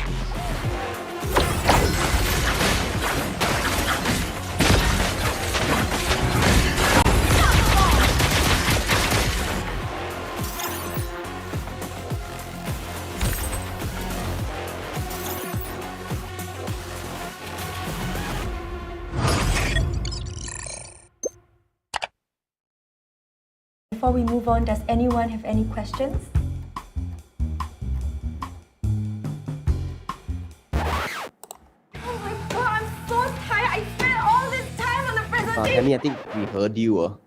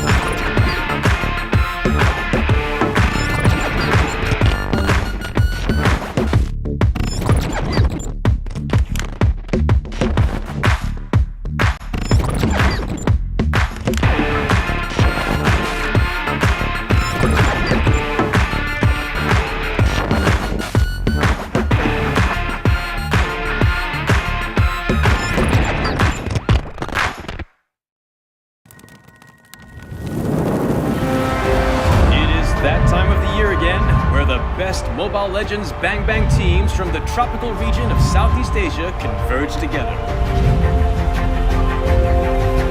The MLBB Southeast Asia Cup, or MSC 2022. Who shall conquer and who shall be conquered? Which team will soar above the clouds and be crowned as the king of Southeast Asia? Like the Zodiacs, a total of 12 teams from the region will compete in 2 stages. The group stage and the playoffs. Each group of 3 teams will fight against each other in a best-of-2 match, where the weakest of each group will be eliminated. That leaves the remaining 8 to continue their paths of glory.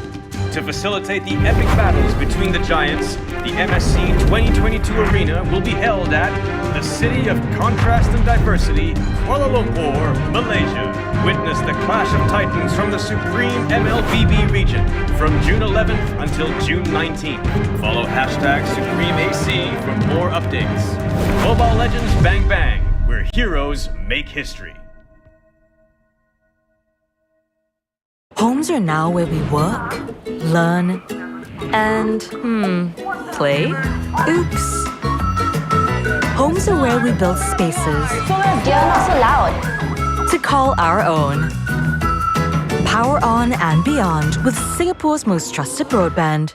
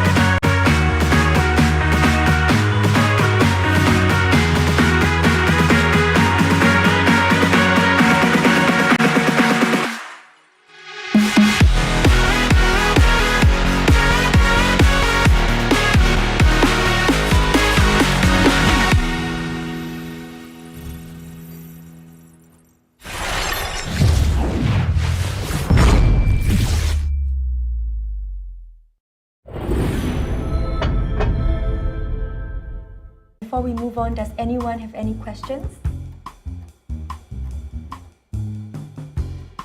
Oh my god, I'm so tired. I spent all this time on the presentation. Tammy, I think we heard you.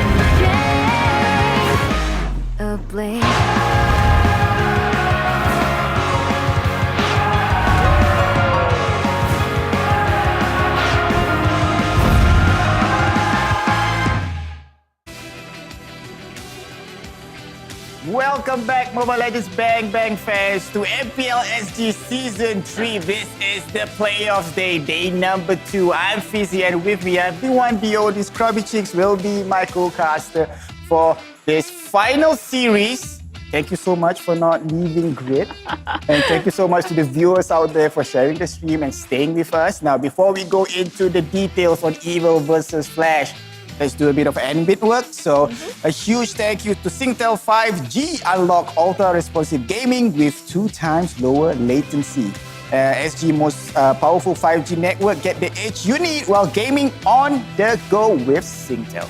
Not to forget PvP Esports, the ultimate regional platform where gaming lives. Guided by its core values of passion, sportsmanship, and healthy gaming, PvP Esports seeks to continually grow the regional esports ecosystems through their initiatives and tournaments. Yep, and not forgetting the MPL milestone giveaway. We are still at Tier 1 though, but we need your help. Follow MPL Singapore on Facebook to stand a chance to win incredible prizes. Each milestone hit will release even greater rewards, from normal skins meh to epic skins okay, and guaranteed skin drops. So get your friends and hit that follow button now. We want to hit that Tier 4, that epic skin, if you will. And while you're on the Facebook page and checking out the live stream, don't forget to hit that share button and share the stream with as many people as you can. Share the fun, share the games as well. You know, we have unlocked a 300 share milestone for everyone. So congratulations and thank you for the support as well. That being said, it's not the end. We have milestones up until 500 shares. So keep hitting that button. Yep, if we can get 200, we can get 300, we definitely can get 500, right? Yeah, get your family, you know, your friends, anyone whom you know plays Mobile Legends or doesn't even play Mobile Legends and still wants to watch the stream. Of course, like Amma, Auntie, Ape, Pang, Woman, share live stream. Share live stream, share live stream. Hello, share live stream. There you go. That's for you guys out there. So, with me singing, I hope you can pay me back with sharing the live stream. You should have your own concert, Fizzy. I would attend that.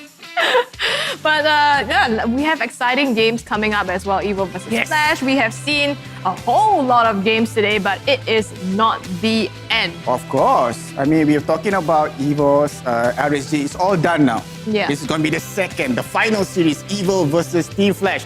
Before that, let's watch the banter videos for both teams. Team Flash impression of us is we are a very young team, could be inexperienced, unlike them, which they are veterans in this scene.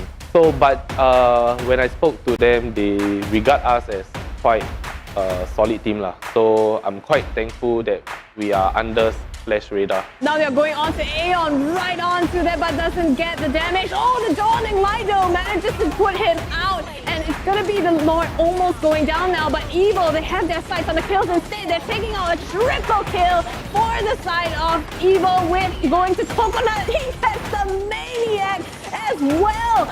I think Team Evo is a pretty up-and-coming team, and mad respect for them for getting the upper bracket finish in the regular season. It's a true underdog. I think it's not just about the result or they end up in the upper bracket, but I think every time they fight a strong team, they will always put up a good fight. It was never an easy roll over. No teams in the regular season can like really roll over them, like how they roll over us sometimes. Carrot is here to zone out members of Team Flash in the back. AP gets the kill onto Jason alone, and here is the fight breaking out. Powerful in some danger here. The members of Team Flash collapsing on him, and he's just eliminated from the fight. Nothing else he can do. Carrot is the next target. The Guardian's Barrier comes in to prevent the escape. Salmon, one more hit, does not connect. Uses the flicker to get away, but wrong direction, my friend. Gets taken out by Team Flash.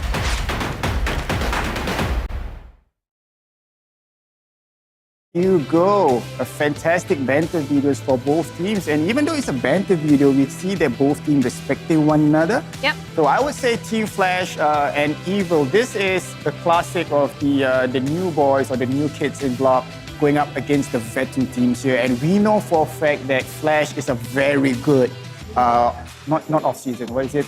Playoffs team, right? I'm guessing this is going to be what they call this, we're going to go to game number 3, but even we go to the future, let's talk about Evil against Flash in this first game of this final series. Yeah, Evil, I mean, even Reminiscent said it himself, Aeon, a true underdog story here, fighting their way up from the qualifiers to this stage in the upper brackets and then to the lower brackets up against Team Flash. Team Flash, obviously veterans, you know, a lot of people expected them to win, wasn't performing, but I think we are seeing a new Team Flash now, and they will probably take this to this game against Evil. So right off the bat in the picks and bans here, it's going to be Angela taken out by Evil and Flash removing that Valentina. Yep, Evil banning out that Angela, it's, I would say it's a common ban for Evil because they know that it's a wombo combo combination with Ling. And we know Reminiscent likes to pick that Ling, so I'm not surprised that if they're going to ban that Ling next, just to take away the assassin plays coming in from assassin. Now for Team Flash, banning that Valentina, which is pretty, it's a no-brainer ban, especially when you're picking second. The next ban, I would say, will probably go somewhere with the Grok. Oh, there you go, nice. Yep, you called it exactly that Grok tick as well. And we know KZP can play that as well, although it could also be flexed into the EXP lane. Team Flash opting to take out the 1-1 from Evil. Yep, 1-1 is definitely a pyro ban here, especially in this meta, in this patch. So they do not want Coconut on that goal lane to have that 1-1. And we will see what's coming in here for Evil. Karina is still open. Baxia is still open. Hilda is still open. So it depends on if Evil wants that Hilda or that Karina. So they should ban either or. Right? Deroth is also open as well, and we know JS does play a lot of Deroth. So this could be one of the bans, but looks like Evil's gonna remove the Marsha first. And when you're talking about the Baxia and Karina being open, actually I think these are the more comfort picks of Powerful as well. Yep, exactly. Now, Team Flash going with that Dyroth in this last ban for this first banning phase, it means that Xavier is open for Evil. And we know how crazy Salmon is on that Xavier, right? The Loi is also open. We've seen both of his insane plays on that. But I guess the question also is, do you want to first pick that, or do you want to kind of suss out, Team Flash's strategy and their potential to counterpick you first? I mean, so far, based on how Evil is playing, we talked this, right? Evil pretty much built their team around Salmon and Powerful. So if they want to go with that Xavier for the first pick, makes sense. But instead, they go with that Karina, which is for me, which is a better pick, I would say, especially in the first pick. There's flexibility there, there's damage, there's sustainability, there's ability for you to roam around the map super fast. So Karina is definitely a good pick here on the side of Evil, but leaves Flash open for two top-tier picks here. And I think Powerful on that Karina has also shown that he's very effective as well, right? But like you said, it leaves the top picks like Baxia and Eve. Yeah, Baxia and Eve. These two heroes complement one another, right? Like we mentioned before, Eve has been used like a utility in this meta, right? The real manipulation slows everybody down, and then you have that Baxia dealing damage and tanking damage in the front lines. So this is definitely a good combo, I would say, in this meta. But there is a flex here, though, for Baxia. Baxia can be in the jungle lane. It can also be as a roamer for the team. So we will see, though. I mean, there's still flex here for Team Flash. Yeah, and I think coupled with the Eve as well, you have that initiation in the front line. At the same time, Aeon on this Eve can prevent people from getting to the back line. And also, like you mentioned in the previous game, it's a utility kind of play style.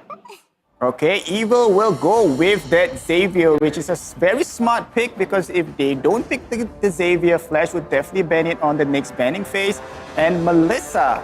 Okay, Melissa, questionable, I would say. Yeah, and pretty early in the game as well. All right, so... okay, so there will be a technical pause for a bit. We're trying to see what's the issue is that we need to work on. So the last pick was actually Xavier and... What was the... Xavier and Melissa. Yeah, I think Melissa is the one that's a bit... I'm not sure why they picked it so early is the first question, and also why Melissa. Yep, exactly. I mean, I don't see Flash banning that Melissa. Yeah. So it's pretty... It's a wasted pick, I would say, too early. But Melissa, though, I mean, as a marksman itself, we see a few teams picking Melissa, but not to great results, right? Yeah. I think we've seen her maybe once or twice, and it probably wasn't a successful game. The thing about Melissa is, yes, she is a huge lane bully, especially in the early game, right? But compared to, the utility in the later parts of the game, I think the other meta marksman pool still kind of fares better. Yep, exactly. I mean, I would rather go for Beatrix, which is I would say a top-tier marksman. Yeah. But I think what Evil is trying to do here is they're trying to minimize... They want to protect Melissa, right? And Melissa have that ulti to protect her. Yeah. Like that dome. So if you have melee heroes like Baxia and probably one of the EXP laners, I would say another melee hero. So it kind of protects her in the late game, which kind of makes sense. But again, you don't need to pick her so early in the draft. It's not going to get banned out in a later phase, most likely. So, well, it could be that they don't want to give away too much as well to Team Flash as to their other picks. Like maybe they have a win condition that they haven't quite revealed yet in their strategy. Or maybe this is one of the strategies that they keep to themselves. Yeah, besides the Loi, this is like a number 2 that they keep hidden in their pockets.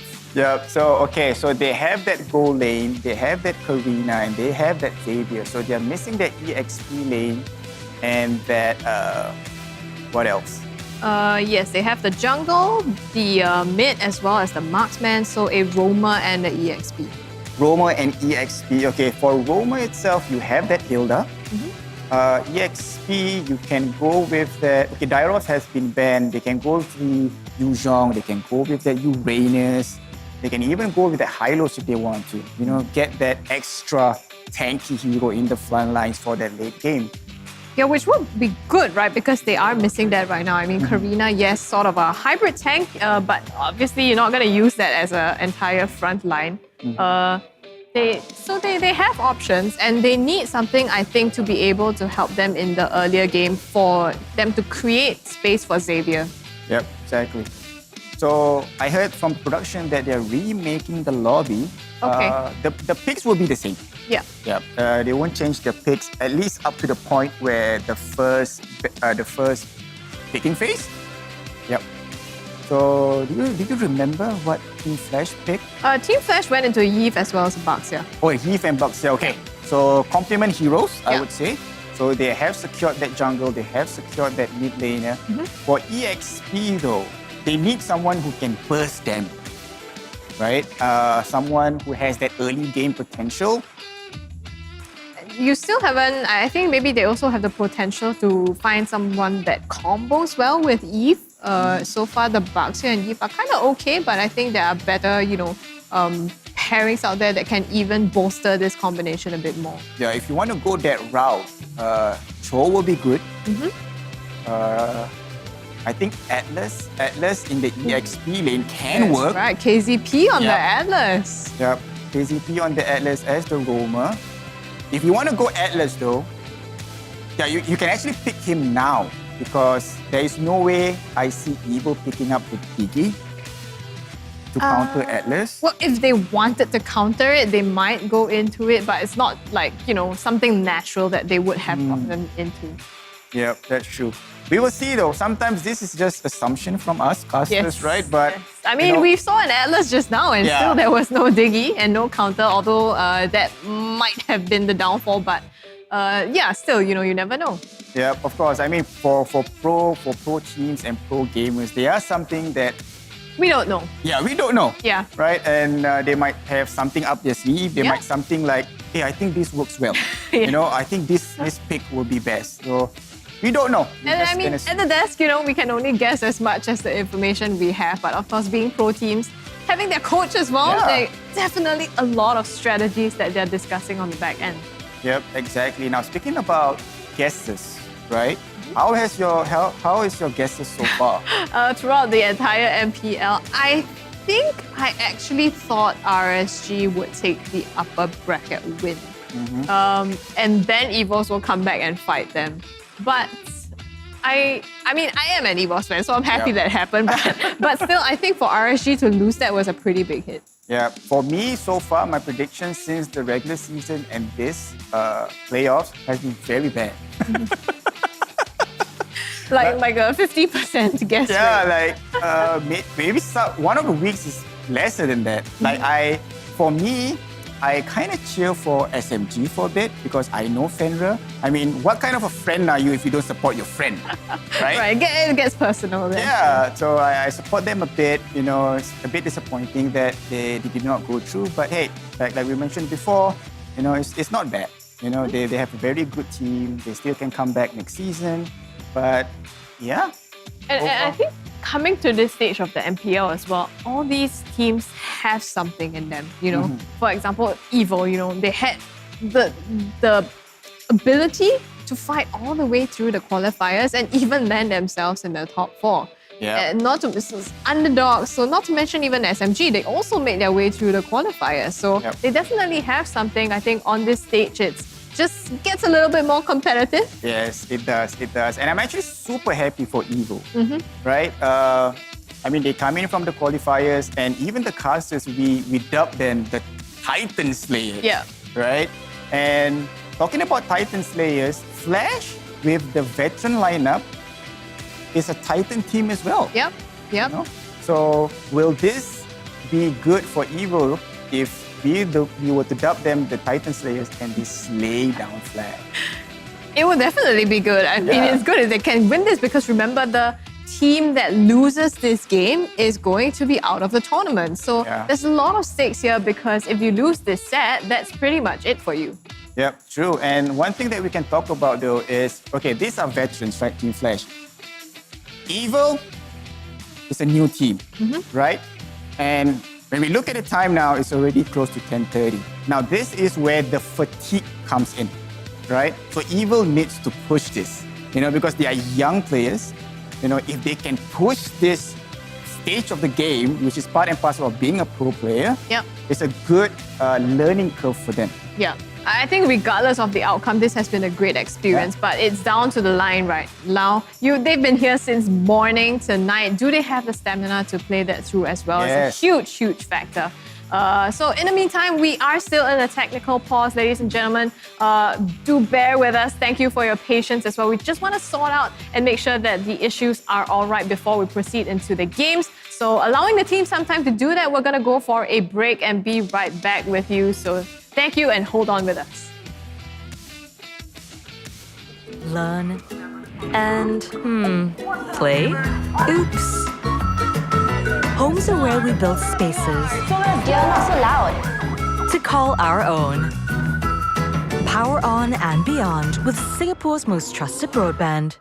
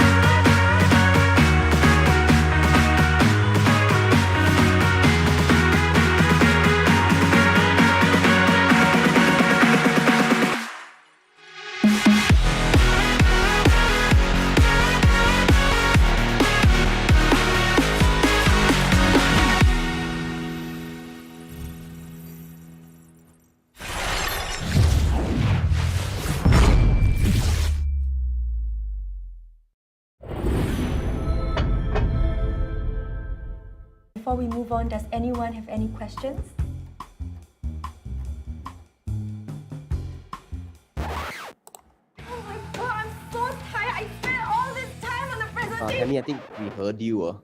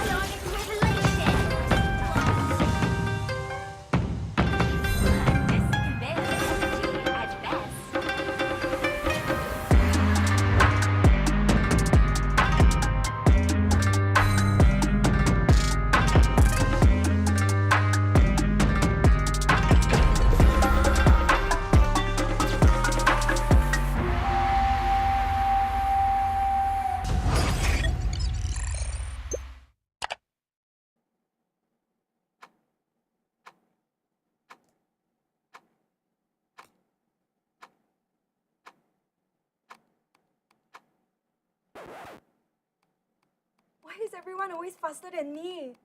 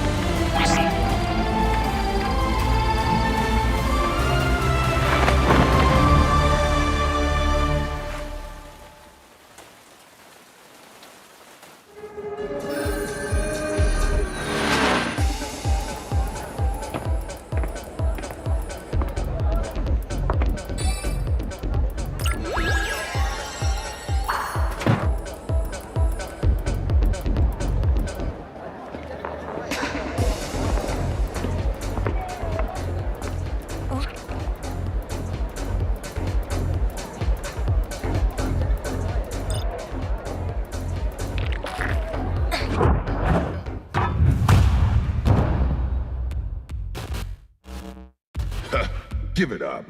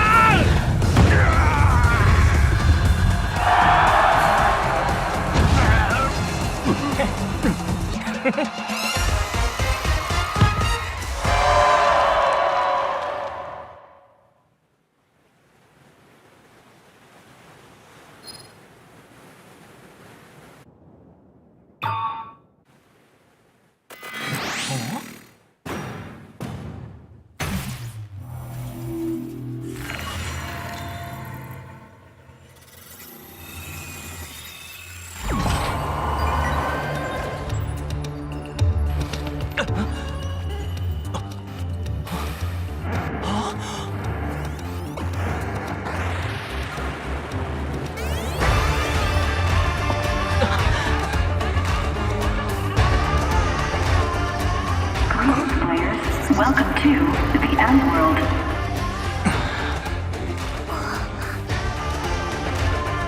Fight as you may, become the champion and the End World will grant you your deepest wish.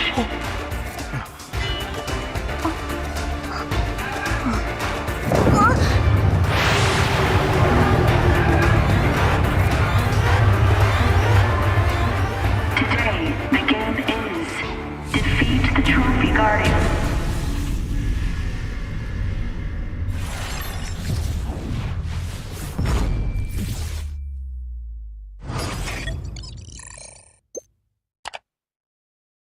Homes are now where we work, learn, and, play? Oops.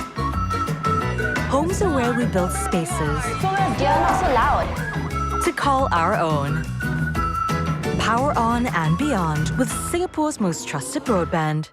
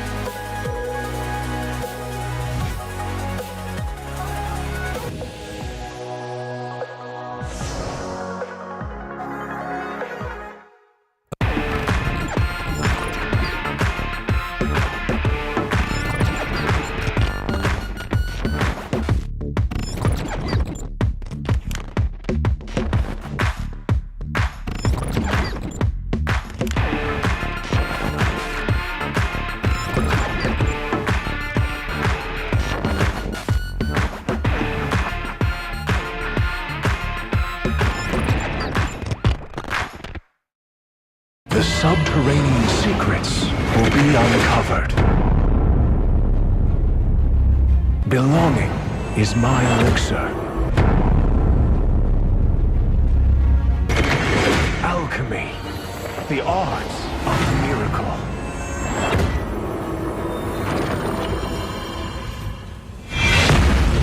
Breaking limits, that's alchemy. Holds infinite potential. Turn the unknown into the known. Sorrow can be transmuted into joy. One man's stone resonate from the buried ores. I extract the visions of the future. Turn the unknown into the known. Resonate!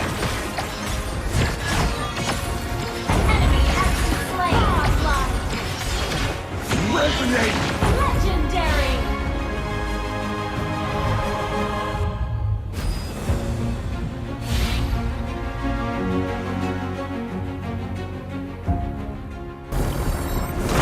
Keep moving forward.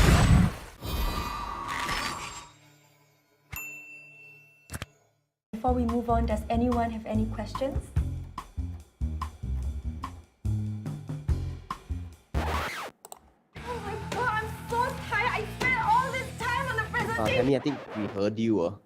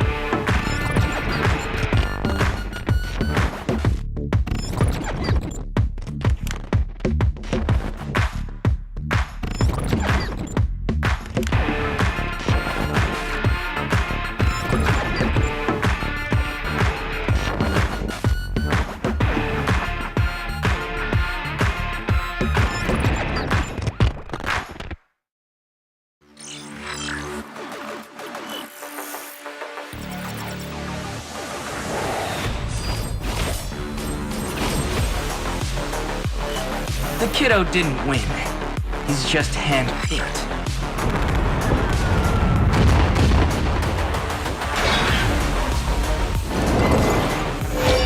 I break boundaries, not bonds.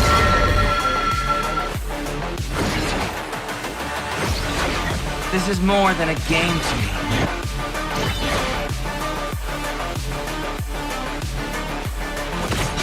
I was never meant to be a watchdog.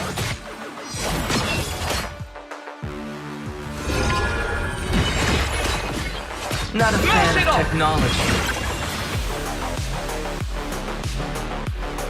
I guess the day has come for us. I like egg fried rice too. Oh, I mean the food, not the song. Teamwork? Maybe.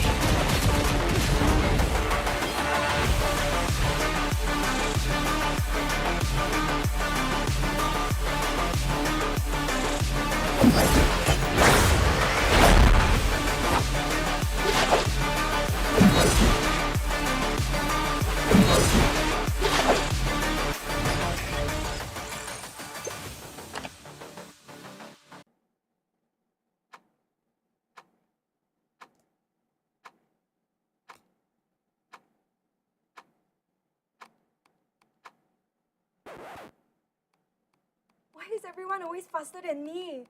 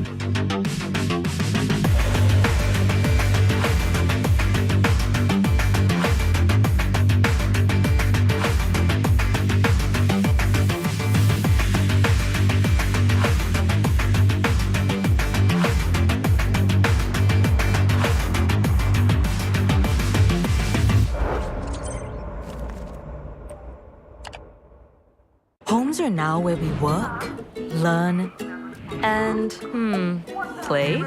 Oops. Homes are where we build spaces You're not so loud. to call our own. Power on and beyond with Singapore's most trusted broadband.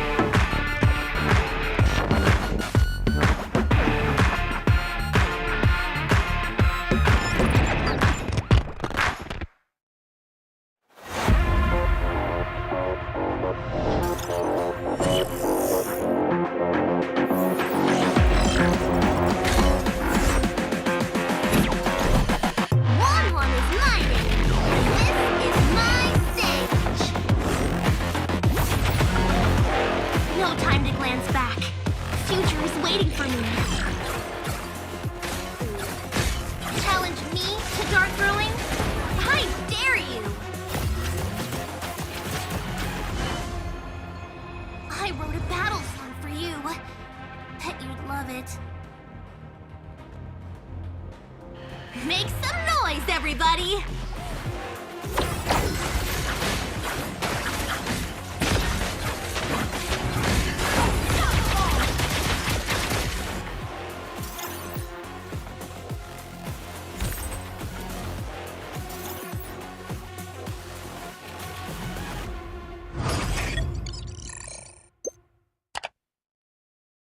Before we move on, does anyone have any questions?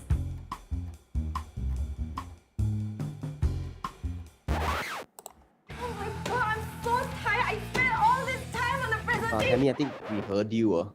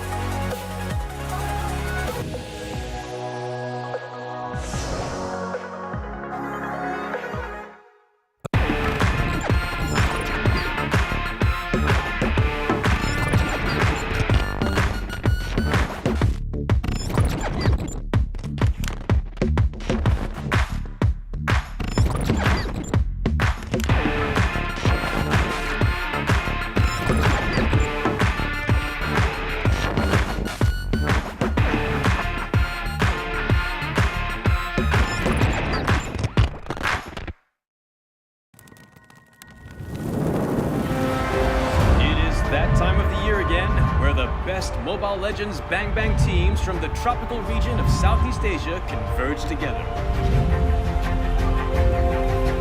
The MLBB Southeast Asia Cup, or MSC 2022. shall conquer and who shall be conquered? Which team will soar above the clouds and be crowned as the king of Southeast Asia? Like the Zodiacs, a total of 12 teams from the region will compete in 2 stages: the group stage and the playoffs. Each group of 3 teams will fight against each other in a best-of-2 match, where the weakest of each group will be eliminated. That leaves the remaining 8 to continue their paths of glory. To facilitate the epic battles between the giants, the MSC 2022 arena will be held at the City of Contrast and Diversity, Kuala Lumpur, Malaysia. Witness the clash of titans from the supreme MLBB region from June 11th until June 19th. Follow #SupremeAC for more updates. Mobile Legends Bang Bang, where heroes make history. Homes are now where we work, learn, and, play? Oops. Homes are where we build spaces Dear, not so loud. to call our own. Power on and beyond with Singapore's most trusted broadband.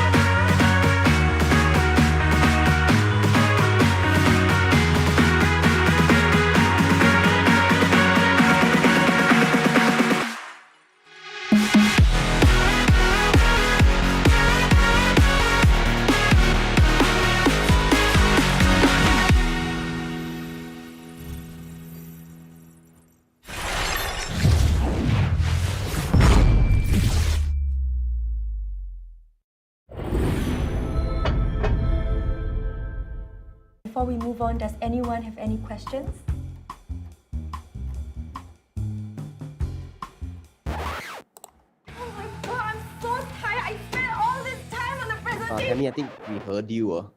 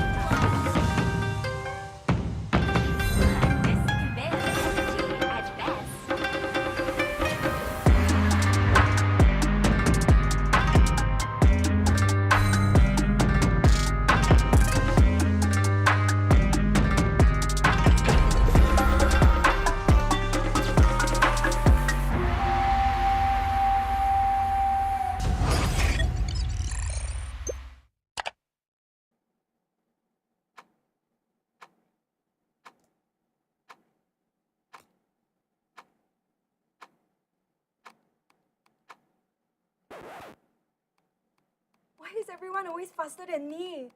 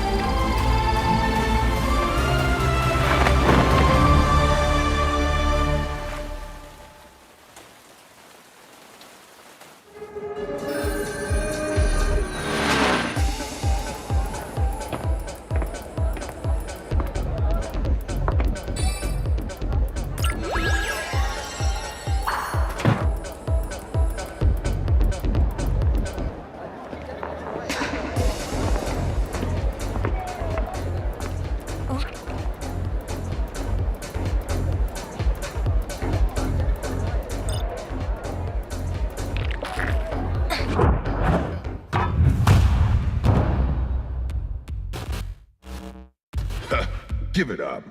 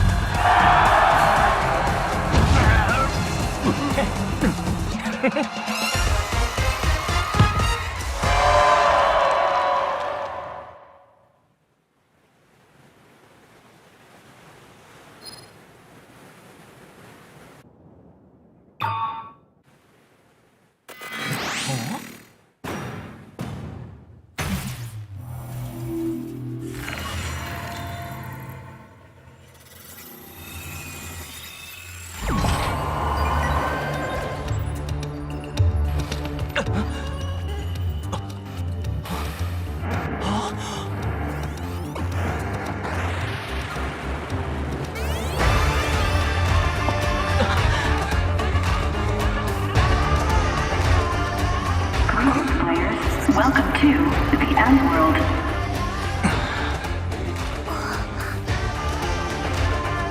Fight as you may, become the champion and the End World will grant you your deepest wish.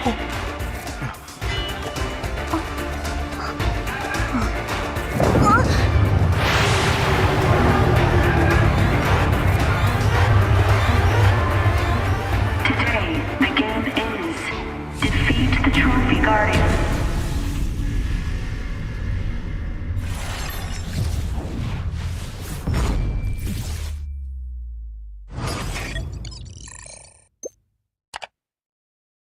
Homes are now where we work, learn, and, play? Oops. Homes are where we build spaces Not so loud. to call our own. Power on and beyond with Singapore's most trusted broadband.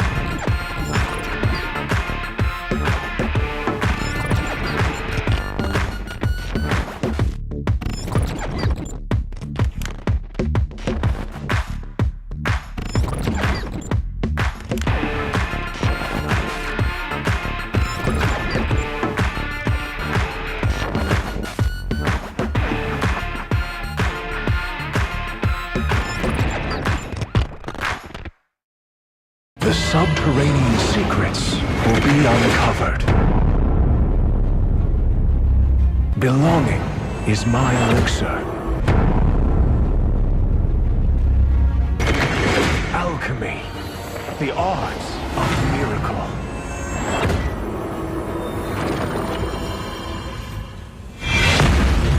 Breaking limits, that's alchemy. Holds infinite potential. Turn the unknown into the known. Sorrow can be transmuted into joy. One man's stone resonates from the buried ores. I extract the visions of the future. Turn the unknown into the known. Resonate! Welcome back, Mobile Legends Bang Bang fans. We would like to apologize to you for that delay. You know, I'm Fizzy and with me is Krabby Chicks. We apologize so much for that delay, but on our side, we will promise you to give the best experience for you guys who have stayed here with us, for those of you at Grid and also the viewers at home. Now, without further ado, we have Team Evil going up with Team Flash. This is the first game of the final series. Yeah, finally we are here. Yes. Evil versus Flash. You know, we really want to see this game because it's an underdogs, proven underdogs, up against the veteran titans of Team Flash. Yeah, that's true. And last time we talked about the mental fatigue and the physical fatigue for the pro players, right? Yeah. For Team Flash, I would say this is not new to them. This is something new for Team Evil, right? So Team Evil needs to get away from this valley of death for this learning curve and see where they are at being a pro team and a pro player. Yeah, it's been a long day, you know, for those of you in Singapore, you know, it's like 11 o'clock. Thank you so much for being here with us. At the same time, the players are also having the same kind of fatigue. So it's really hard for like maybe a new team like Evil to be able to perform despite these long hours. And I think this is down to the line. It's the true test of whether they will be able to do that. Right now, we're just running through the draft that happened earlier on as well. The bands are the same. Angela, Grok, and Marsha on the side of Evil, and Valentina, 1-1, and Derov on the side of Flash. And then the pick is going to be Karina, Xavier, and Melissa for Team Evil. And for Flash, it's going to be Baxia and Eve. So, Baxia, Eve, and okay, so we're going to go with that Evil first. So it's no longer that Xavier and that Melissa. It's going to be different now, I hear. So I think they can safely go with that Xavier. Or maybe it's not a Melissa. Maybe it's not a Xavier. I don't know. No, I think Seven's still gonna probably pick up that Xavier in the end, or it's something that he has in his pockets. But actually, the first pick they're gonna prioritize is this Hilda. Yep, they will be going with this Hilda, which is a very good pick, I would say. Hilda give them the opportunity to actually provide vision, you know, for the teammates, disrupt the buff, being annoying, and also her first kill and comboing off with that sprint spell is just so difficult to bring her down. Now, Evil, instead of going for that Xavier, they're gonna opt for that Sicilian. So you are right, Scrubby Cheeks. There's no longer Xavier for them. Yeah, no longer Xavier, but the thing is, by taking this Sicilian, Salmon plays it, but they're also taking it away from Aeon, right? Actually, they've already picked Eve on Aeon. But the thing is, Sicilian has a very late game kind of scaling, which means that now Evil needs to focus on being able to get through to the early game. I think Hilda can help with some of that as well. What else do you think is lacking here? Well, you're right. No, what Evil needs is actually that early game hero, that burst damage. I would still go with the EXP laner. Paquito will be a good pick here. Zhong will be a good pick here. I want to say Dyrov, but Dyrov has been banned out and Evil will ban out that carry. Now, banning that carry means that they want a very tanky lineup. So I'm not surprised if Evil were to go with a tanky EXP laner as well. Yeah.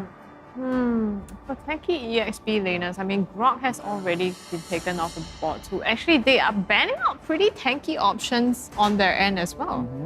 Yeah, Flash going with that Yu Zhong, with that Ruby. Two very good pseudo tanker, I would say, especially in the early games to the late game. Now, Team Flash opting to go with that Franco, KZP. We know that he plays that Franco. We will see, though, is whether his hooks is good enough, as good as Lolzy. We will see that.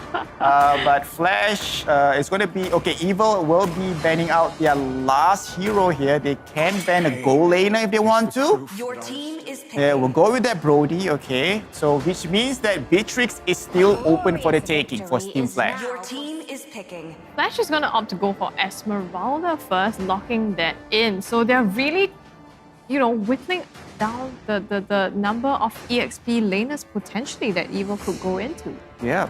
I mean, you look at Team Flash, right? You talk about the composition. Flash is very late game composition. Esmeralda is late game, Baxia is late game, Yves is late game.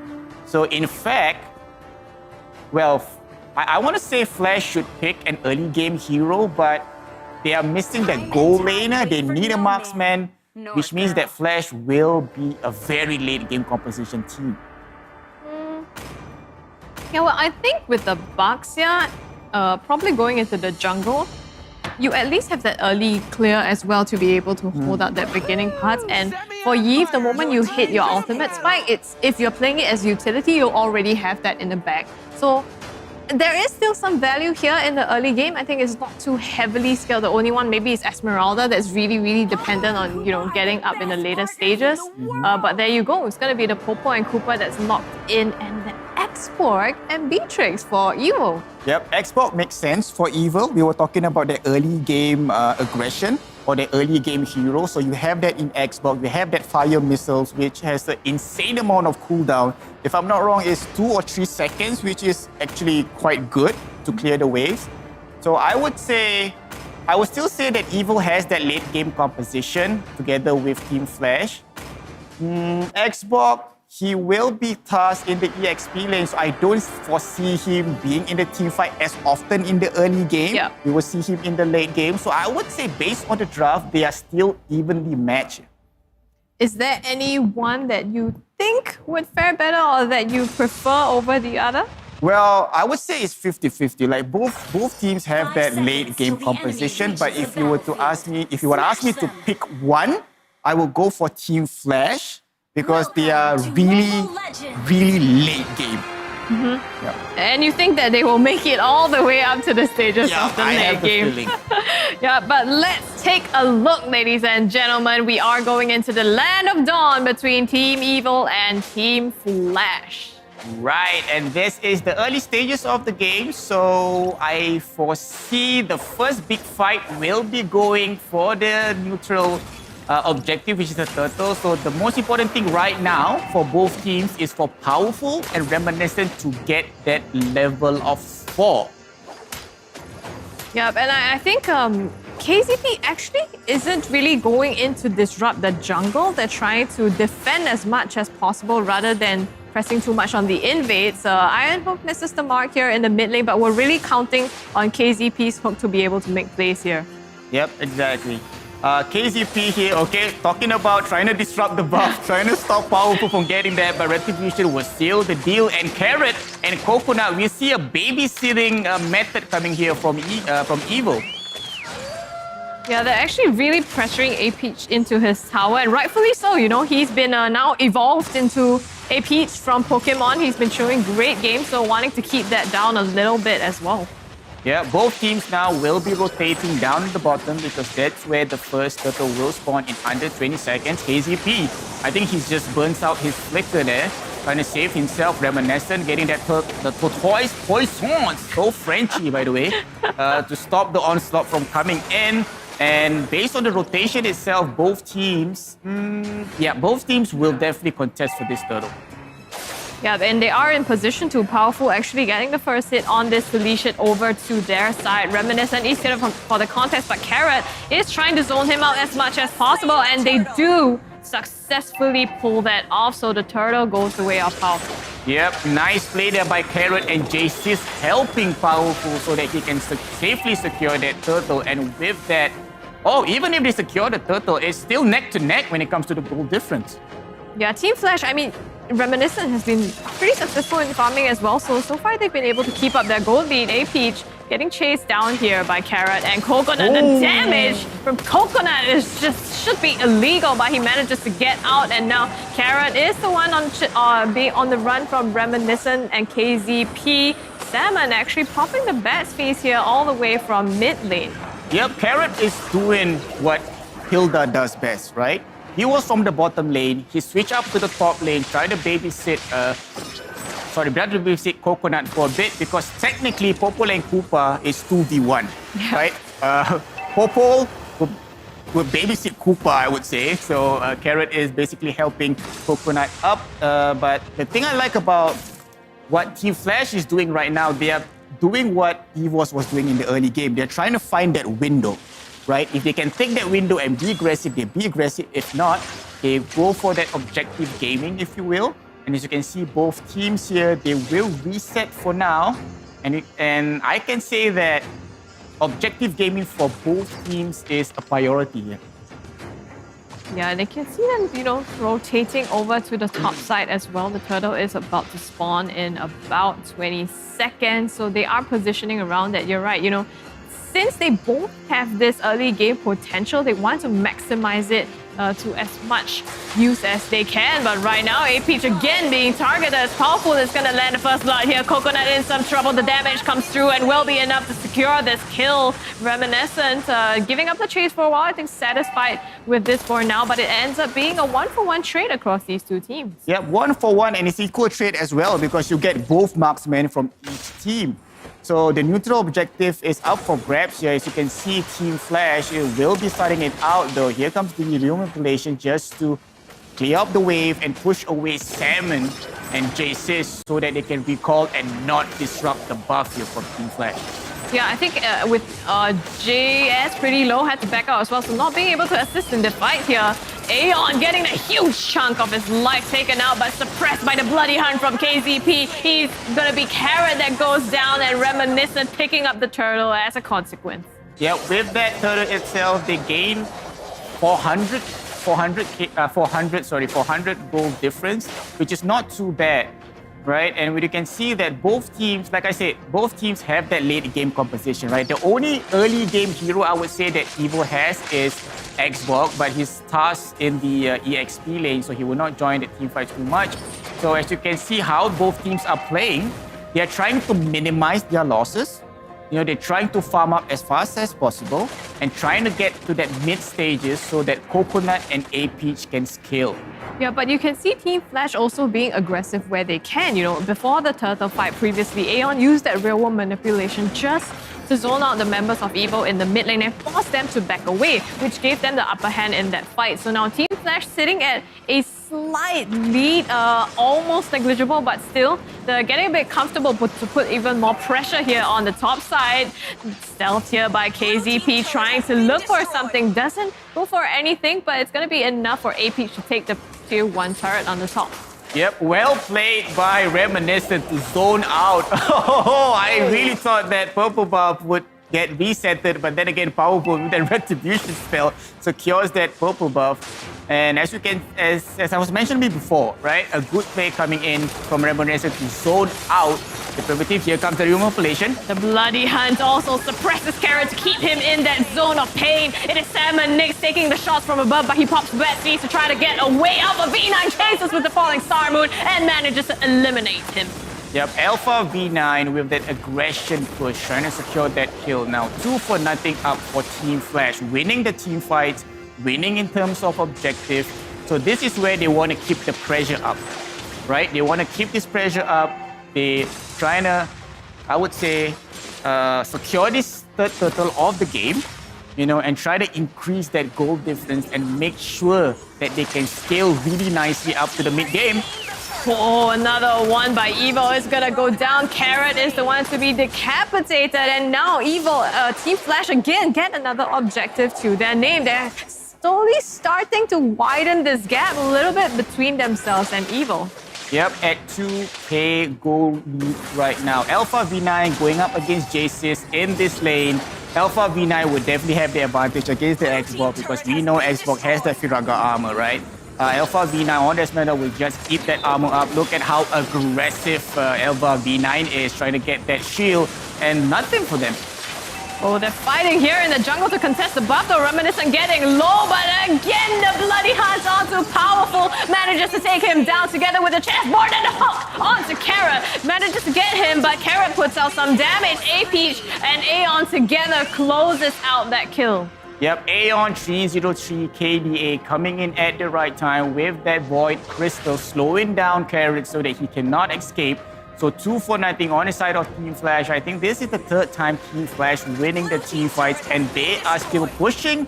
They are still putting on the pressure, being aggressive. And why not, says Team Flash. Let's get the map advantage and steal away the resources from Evil. Yeah, here we go with the instant replay. You can see just at the buff, Reminiscent actually getting a lot late onto him, but the rest of the team was here to back up and take down Powerful, who was overcommitted. Carrot, just an unfortunate iron hook by KZP, so also fell together with him. Yep. So back into the game. We are at 8 minutes, close to the mid-game mark, less than 20 seconds before the Lord spawns. Salmon. Oh. Well, look at that slow coming in from that Eve, right? The human population slows everybody down. And even in the mid stages of the game and also the late, she's going to have firepower as well. So not only is he slowing everybody down, but can possibly shut someone out. Yeah, definitely. I mean, it's been crucial, right? The damage from Aeon together with Reminiscent and A-Peach to be able to take out so far 7 kills. And again, the hook goes on to JS, throws out some flamethrowers in defense, but it's not going to do anything to Team Flash at this point. They are here to take the Lord, and it's likely going to go their way for free. Evil's not in the position to contest this. Definitely not in the position to contest this, so Team Flash will secure this slot. This is not a Luminous slot, this is still the first slot though, but it's still a huge win coming in from Team Flash. When you look at Reminiscent, 103 KDA, you can safely say that the way he's playing this Baxia is basically zoning out his opponents, right? So that they can secure the objective. So a very, very good play here coming in from Team Flash. JCS with that last Insanity trying to run away from that team fight though. Again, look at Reminiscent, moving around the map, clearing the wave, zoning the opponents out, trying to get that map and wave advantage. It's not just Reminiscent that has the zoning capability, right? Aeon has that huge ultimate as well. So while Reminiscent does that, there's Aeon, and there's also the threat of KZP's Iron Hook. There's just so much that you need to look out for here. And dare you run away or step in a bad position, Alpha V9 comes in with the Falling Star Moon as well. Exactly. Now, Lord is going to come up here up top. Lord is going to go down quite easily with the help of JC's Carrot and Powerful. But there you go, here comes KCP trying to get JC's into the front lines here. Here comes therefore V9 with the Falling Star Moon, but so far nobody goes down as yet, and Team Flash will retreat for now. Well, there's not much left for them to contest, right? The creep waves are starting to fall back up, so it's great. They kind of have to fall back for now. Now, Aeon, with the items, there's also an Ice Queen wand together in the range of items that he has. So not just the inherent slow from the real manipulation, that item's gonna make it even harder for Evil to just disengage from any fight. Exactly, and that Genius Wand too, that additional damage, if you will, for that magic damage on Aeon. Now let's look at Evil, right? Powerful, I mean, normally it's going to be with a tank build, so no damage coming in for Powerful just yet. But look at this, JC's caught in the middle. Reminiscent is low. Here comes the last Insanity, busted Reminiscent down. Reminiscent is going to go down, but here comes the fight though. JC's goes down in the hands of A-Peach with that revenge kill. So 1 for 1, but a win for Evil, I would say, because their jungler goes down. Evil getting the better of that fight. Team Flash, I guess, it's more of a consolation prize that they did manage to take out JS as well. Unfortunately, Reminiscent maybe pulled a hit a little too far for him to back off as well. Both teams here, I think they spotted out Alpha V9 here and trying to make a play onto him. Yeah, it seems like it. It's going to be 4v1 if they won this fight though, but I don't think they can scout Alpha V9 because Alpha V9 did a very good job hiding herself in the bush though. But here's the thing about Evil, right? During that last fight, what happened was they managed to get some momentum and win some map advantage, if you will. right? Before that, Team Flash was all over their jungle, but now they managed to get to the halfway point where put them in a very nice position to go for the slot. I wouldn't say contest for it, but you can actually send Powerful in to get that snipe if you want to. Yep, and with Salmon, I mean, you have the bat speeds to be able to zone out others as well. If he lands a Sanguine Claws, maybe potentially print-making, but right now JS getting caught out as well in the middle. Tries to pop some flame just to fend them off a little, but Carrot again on the retreat is immobilized by them. The chessboard comes in to also slow them down. And again, Salmon pops bat speeds, but that's not enough. You just use it in defense all the time. Yep, with that team fight though, only Carrot goes down, which is not a huge loss coming in from Evil, right? So it's only the Roamer that goes down, but this actually gives a window of opportunity for Team Flash. Now they have that inner map advantage. They will go for this Luminous Lord, and it's going to be uncontested. So what Evil needs to do now is try to clear the wave as much as possible. The more wave that they can cut or the more wave that they can clear is better for them so that the Lord will not push as further as it can. JS forced to use that last Insanity to get away, as well as the Flicker to escape the grasp of Aeon there.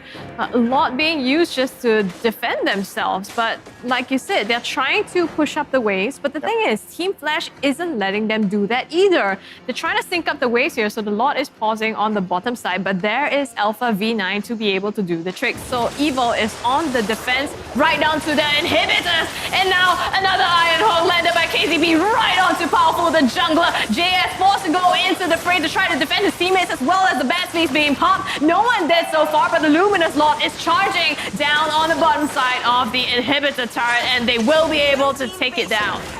Yep, they secured the Lord, they secured an objective. Lord is going to go down. Look at the real revelation. They're trying to go for these crystals here. Instead, they will be dropping down the inhibitor turret up in the middle. But there you go, Aeon goes down in the hands of Powerful, but at what cost though? It doesn't matter because you can see that it's still going to be 4v4 and Team Flash, even though they don't get this GG push, but look at that, all the inhibitor turret goes down, which means that there is no more turrets left for Evil to defend their base. Yeah, just with one Luminous Lord, they didn't have to end the game, you know, but they managed to actually make the best use of it by taking all the inhibitors. Aeon, I guess, stepped a little bit too far forward there, so he was punished, but that zone actually, you know, created a space where it's basically Evil don't step into this, you know, and it's so hard for them to defend anything like that. Yeah, when you look at the items here, I like to focus on Salmon, right? Salmon has that Clock of Destiny, that Winter Truncheon, and has that Divine Glaive.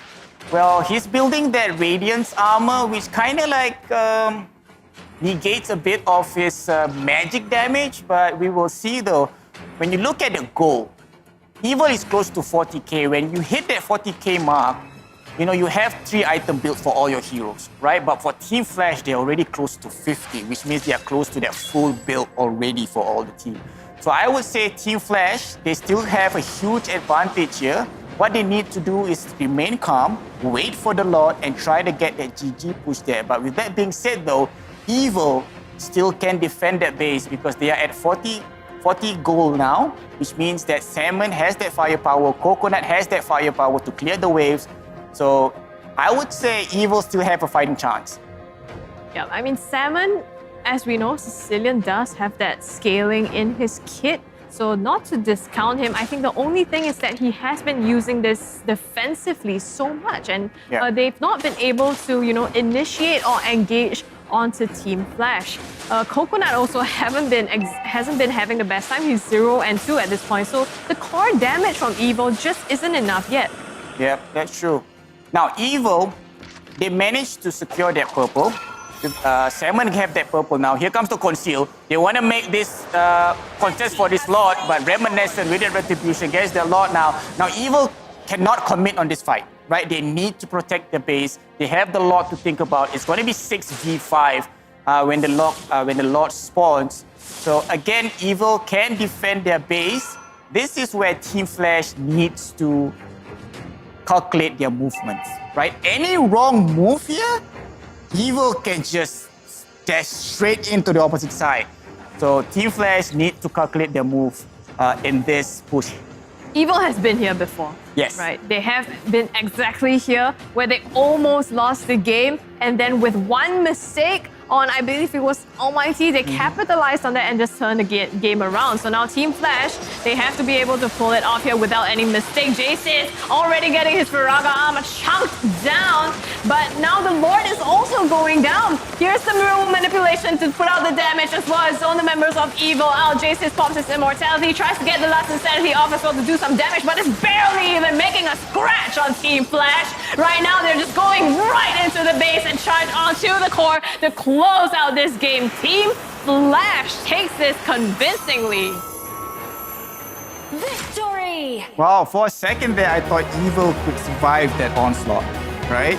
And seems like Team Flash has that minion wave to their advantage, and they went straight for the crystal. So great play coming in from Team Flash, but it's not over yet for Team Evil though. We still have one more game. Yeah, I mean, it is a best of 3, so Evil does get the ticket back in. Like we said, it's important for them to have the stamina as well to be able to carry through. Here we go with the match highlights to see what went down. Yep, this is the mid stages of the game, right? Level 8, level 9, level 10. Real manipulation from Aeon is kind of like the indication for them to start the fight. KZP bringing out Carrot, but that Void Crystal slowing Carrot down, securing the kill, and this was the second, I think the second Lord that goes down that destroys all the inhibitor turrets. Everything just went downhill after that, and there you go. 18-minute match between the two teams, so pretty fast as well. You know, I think it's great that both teams also seem to want to end it. I think, unfortunately, Evil wasn't able to get to that later part of the game where they needed and would have that damage to potentially fight back. Yeah, almost though, almost. As you can see that the firepower coming in from Salmon and also Coconut clearing the wave when the last Lord comes in. But they managed to bring down the Lord, but unfortunately the wave just keeps coming in. Some of the members get caught, they went out, and you know, Team Flash just capitalized on that moment and just hit everything they got on the crystals. Yeah, and you can see Coconut also doesn't have all of his items up as well to be able to help with that defense. That would have been really good. But let's take a look at the post-match statistics. There you go. Rich Guy will go with a peach with the highest goal per minute, 722. The carry will be Aeon on that Reef, 91,596. And the sandbag will be going to Carrot, Hilda, you know, 18 damage taken, 115,225. 115,225. And the forgotten one, as always, most of the time is going to be the roamers. So KZP with 7 total assists. Yeah, I think Carrot really did take a lot of damage, unfortunately. It did result in a lot of death as well. It just didn't kind of put the same pressure that I think Evil might have wanted onto Team Flash. Yep, look at that. Look at the damage to tower. Look at the disparity there. 613 comparing to 34,743. This They one barely touched it. Yeah, barely touched it. This is where we were talking about being very objective oriented. You know, Reminiscent was there to zone everybody out so that his teammates can secure the objective and be aggressive at the same time. It's a very good composition coming in from Flash. Yeah, let's take a look at the MVP for this game from the side of Team Flash. Gonna be Aeon with that Eve. You know, he really set up a lot of fights and forced Evil to basically, you know, if you want to handshake this fight, we're probably gonna win. Otherwise, you retreat. Yep, exactly. And look at that, very impressive 90% match kill participation rate, match goal per minute, 648, which is actually quite good for mid laner. And as you can see from that item build, Enchanted Talisman, 20% cooldown. You have that slow with the Ice Queen Wand, which is a core item for Eve, I must say. The Genius Wand, the Divine Glaive, it's a lot of damage, especially between the mid to the late game.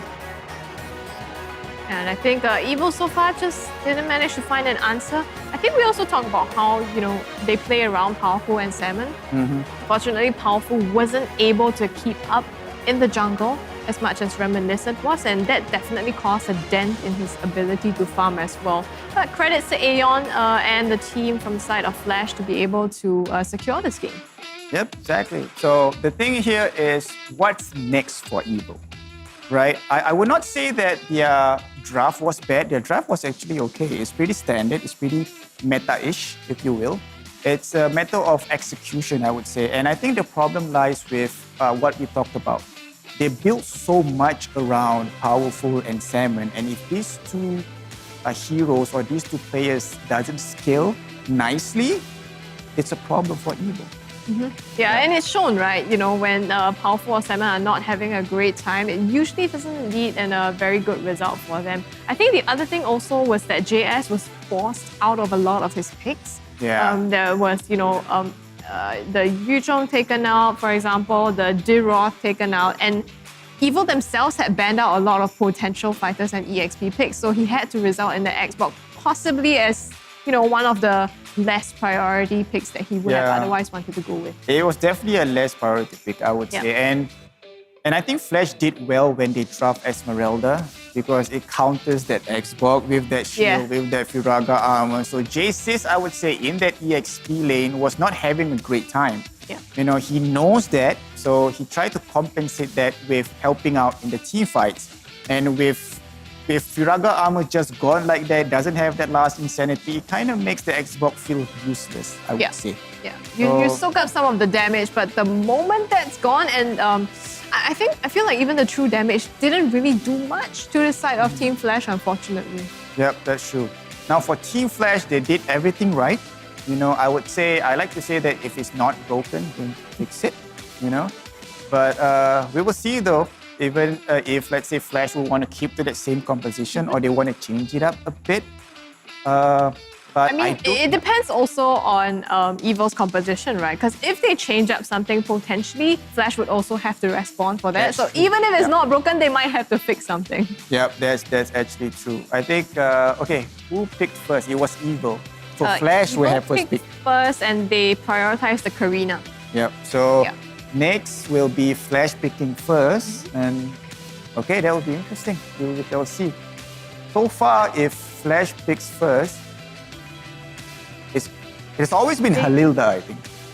Hilda? Yeah. Yeah. Well, in the regular season, KCP did start to pick a lot of Hilda, but I think as we got along, he expanded his picks a little bit. Didn't go so much into the Hilda, so I'm not sure. They might want to prioritize something like Baxia or Yves again, just to be able to. I think Yves was especially, you know, effective in the previous game, so that could be a more prio pick over KZP. He has a lot of flexibility in his hero pool as well. That's true. Yep. And not forgetting that Reminiscent have a lot of heroes in his hero pool. I mean, you know that he plays a tremendous Ling. Yeah. You know, now you know that he can play a Baxia. You know, I think he pulls off a Karina as well. So a lot of options. And that's also showing, right, that Reminiscent and the team has been able to adapt to the meta. We said in the beginning, and themselves, Team Flash has said that in the beginning, they were taken aback by the meta. So they didn't quite maybe adapt too well to it. But Reminiscent showing now that he can play things like Baxia, he can play things like Karina as well, the more tankier versions, and not just Ling. Yep. Expanding that pool to be effective regardless of what Team Evo chooses is going to be difficult for Evo to ban or outdraft them. Yeah, that's a mark of a two veterans, I would say, right? And this is life. Like Mobile Legends Bang Bang is life. You know, it's like you need to adapt to changes, right? Because we know that there will always be new patch. There will always be new meta. So if you want to stay in the game longer, you got to adapt to change. That's life. In more ways than one. I mean, if you play Mobile Legends for a long time, it also takes up a huge part of your life. That's true. Yeah, like us here, right? You know, you spend maybe sometimes play more games than you would like to. Yeah, like I love Mobile Legends Bang Bang. Like I play so much. I wanted to be a pro player, but instead I became a caster. So not too bad, not too bad. Still getting to, you know, have a foot in the game. Yeah, so it's all good. It's all good in the hood. Yeah, but when we talk about the games, right? Again, going back to Evo and Flash, the psychological part really plays a huge part. I mean, the veteran, when we talk about veteran experience, it's not just, you know, flexing your hero pools, flexing your ability to play macro. It's been a very long day. You know, It is. people are tired, and I think the ability to take yourself through these long tournaments is something that maybe people like Team Flash are used to, but Yep. Evil also needs to be able to keep up with that. The mental energy together with the physical energy that you need to have together to make this like possible to play the games through. Yep, that's true. I totally agree with you. When we talk about Team Evil, right? We know that they already exceed expectations. Yeah. You know, from us and also from the viewers, Yeah. right? Even New from team- themselves. Yeah, exactly. Yeah. A new team in the upper brackets, you know, bringing down all the Titans. So this, for them, this is like a personal accomplishment, right? And this is where they need to push to the next level. Yeah. And this is where they need to be. All this uncomfortable environment, uncomfortable timing, you know, a lot of waiting, things like that. So they have to go through all this. Yeah, this is Evil stretching themselves to the limit, right? They've come through so far through the qualifiers, through the regular season, and now they're up against big names like Team Flash. And yes, Team Flash had a very convincing win, but Team Evil, for them to make it here is really commendable. Yep. And as for Team Flash, you know, even though this is nothing new for them, but they also don't want to waste their time. Yes. They will be like, hey guys, this is already 11 p.m. and we cannot lose this. If we lose this, I don't know But what let's to say. keep this short and not go to a game 3. Let's go game 2 and then just win this. you Yeah. know? So both teams do, of course, still want to put their best into it, but it's been a long day, so they still need to keep their hits in the game. And again, Team Evil between Team Flash. This is a high-stakes game, high-stakes match, because the loser of this match is going to be out of MPL SG Season 3. Yeah, they are going to be out, but I believe they will still be invited for the next season. You know, so I mean, bad, but not too bad. But for the winners, though, they're going to face RSG. Yeah, tomorrow, and in a best of 5, no less. So it's Yes. gonna be long games. Yeah, best of 5. It's not going to be easy. And after that, they're going to go with best of 7 against Evos. Oh my God, you're going up against 2 giants at the same time. But if I were to ask you for your personal preference, will it be Evil or Flash going up against RSG? I think with the state of things now, it definitely looks like Flash has the upper hand. And yeah, I think the other thing is also that this Flash that we're seeing now feels different. It's not the one that's the same as the regular season. I think I would have been a bit more torn as to whether or not Flash could live up to that. But I think with this team now, they can do it. Yeah, they definitely can do it. They have that talents in their team. But for me personally, I would like Evil to go through just because it makes a very interesting story. You live to tell the story of the dark horse. Yeah, like a true dark horse. Emerging from the ashes of the qualifiers. Yep, exactly. And it's very good entertainment and very good, I would say, talking points for the next season moving forward. Now, with that being said, though, this is game number 2 between Team Flash and Team Evil. Team Flash actually prioritizing to take out the Luo Yi, which we didn't see in the last game at all. Not in the picks and not in the bands. Your team Yep, Luo Yi. Wow. Okay, is this something Flash is expecting that we don't know about? So, Evil with that Valentina and Flash on that 1-1, I would say. The only thing that is not priority ban, I would say the Luo Yi. Now Evil is on the clock. They can go with that Karina or that Baxia, taking away that jungle option, if you will. Or they can go with that Grok, which is a next better ban, I would say. Yeah, this time Evil has less bans as well, right? Because they kind of have to take out the Valentina. Don't want to give that over to Flash. So between their previous bans, they probably have to decide if this is going to be an Angela, or is it going to be a Grok, or something that Team Flash played in the last game. For example, the Eve as well. Yep, that's true. My pleasure. So let's see. Evil is going to take away that Karina. Okay, so Team Flash can reply back with a Baxia, which forces Evil to go with that assassin, if you will, like Roger, Lancelot, Hayabusa. But with that being said, though, it means that Angela is still open, Ling is still open. So I would say the pressure is on Evil. Next ban.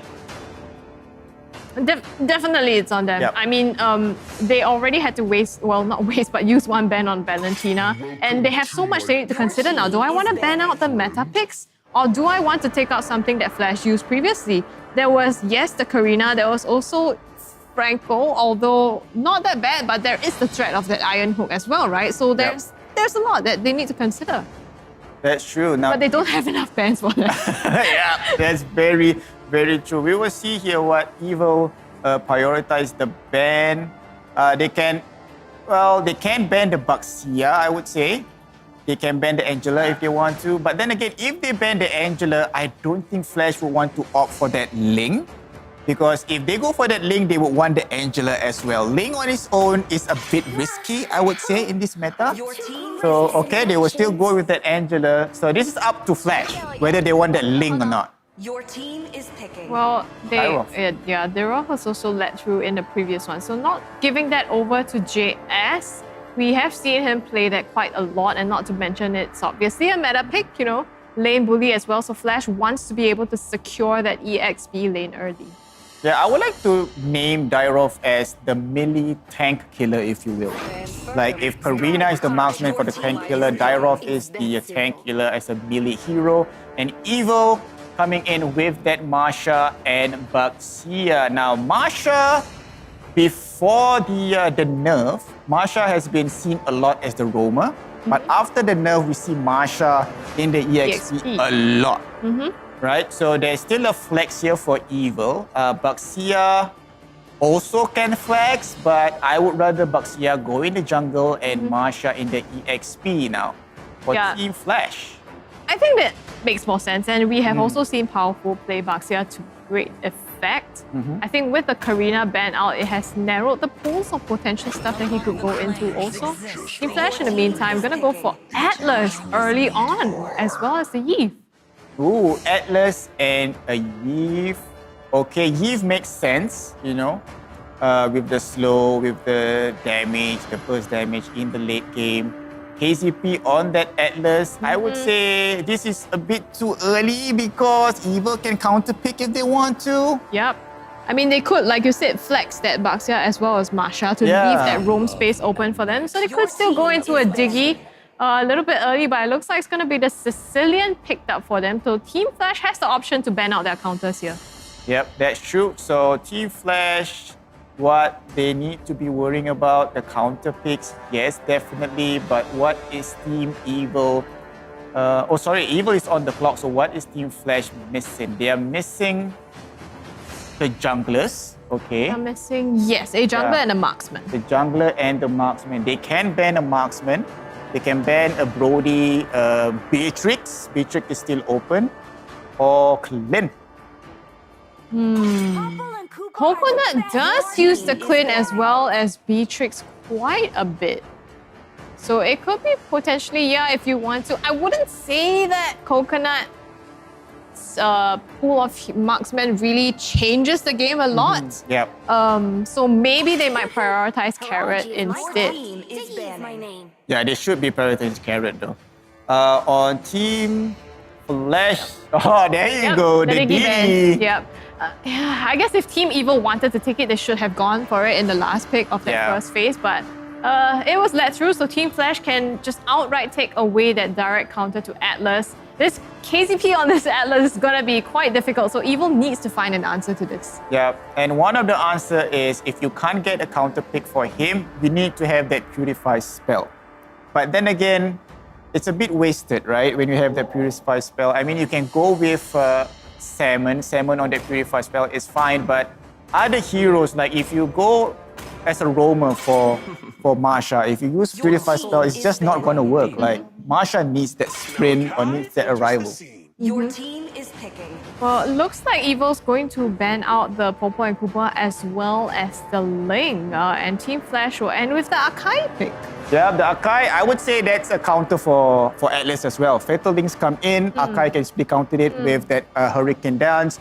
So another targeted ban here coming in from Team Flash so that they know KZP will not be countered. They are really banging in a lot on the Fatal Links and that wombo combo, if you will, with that Yve.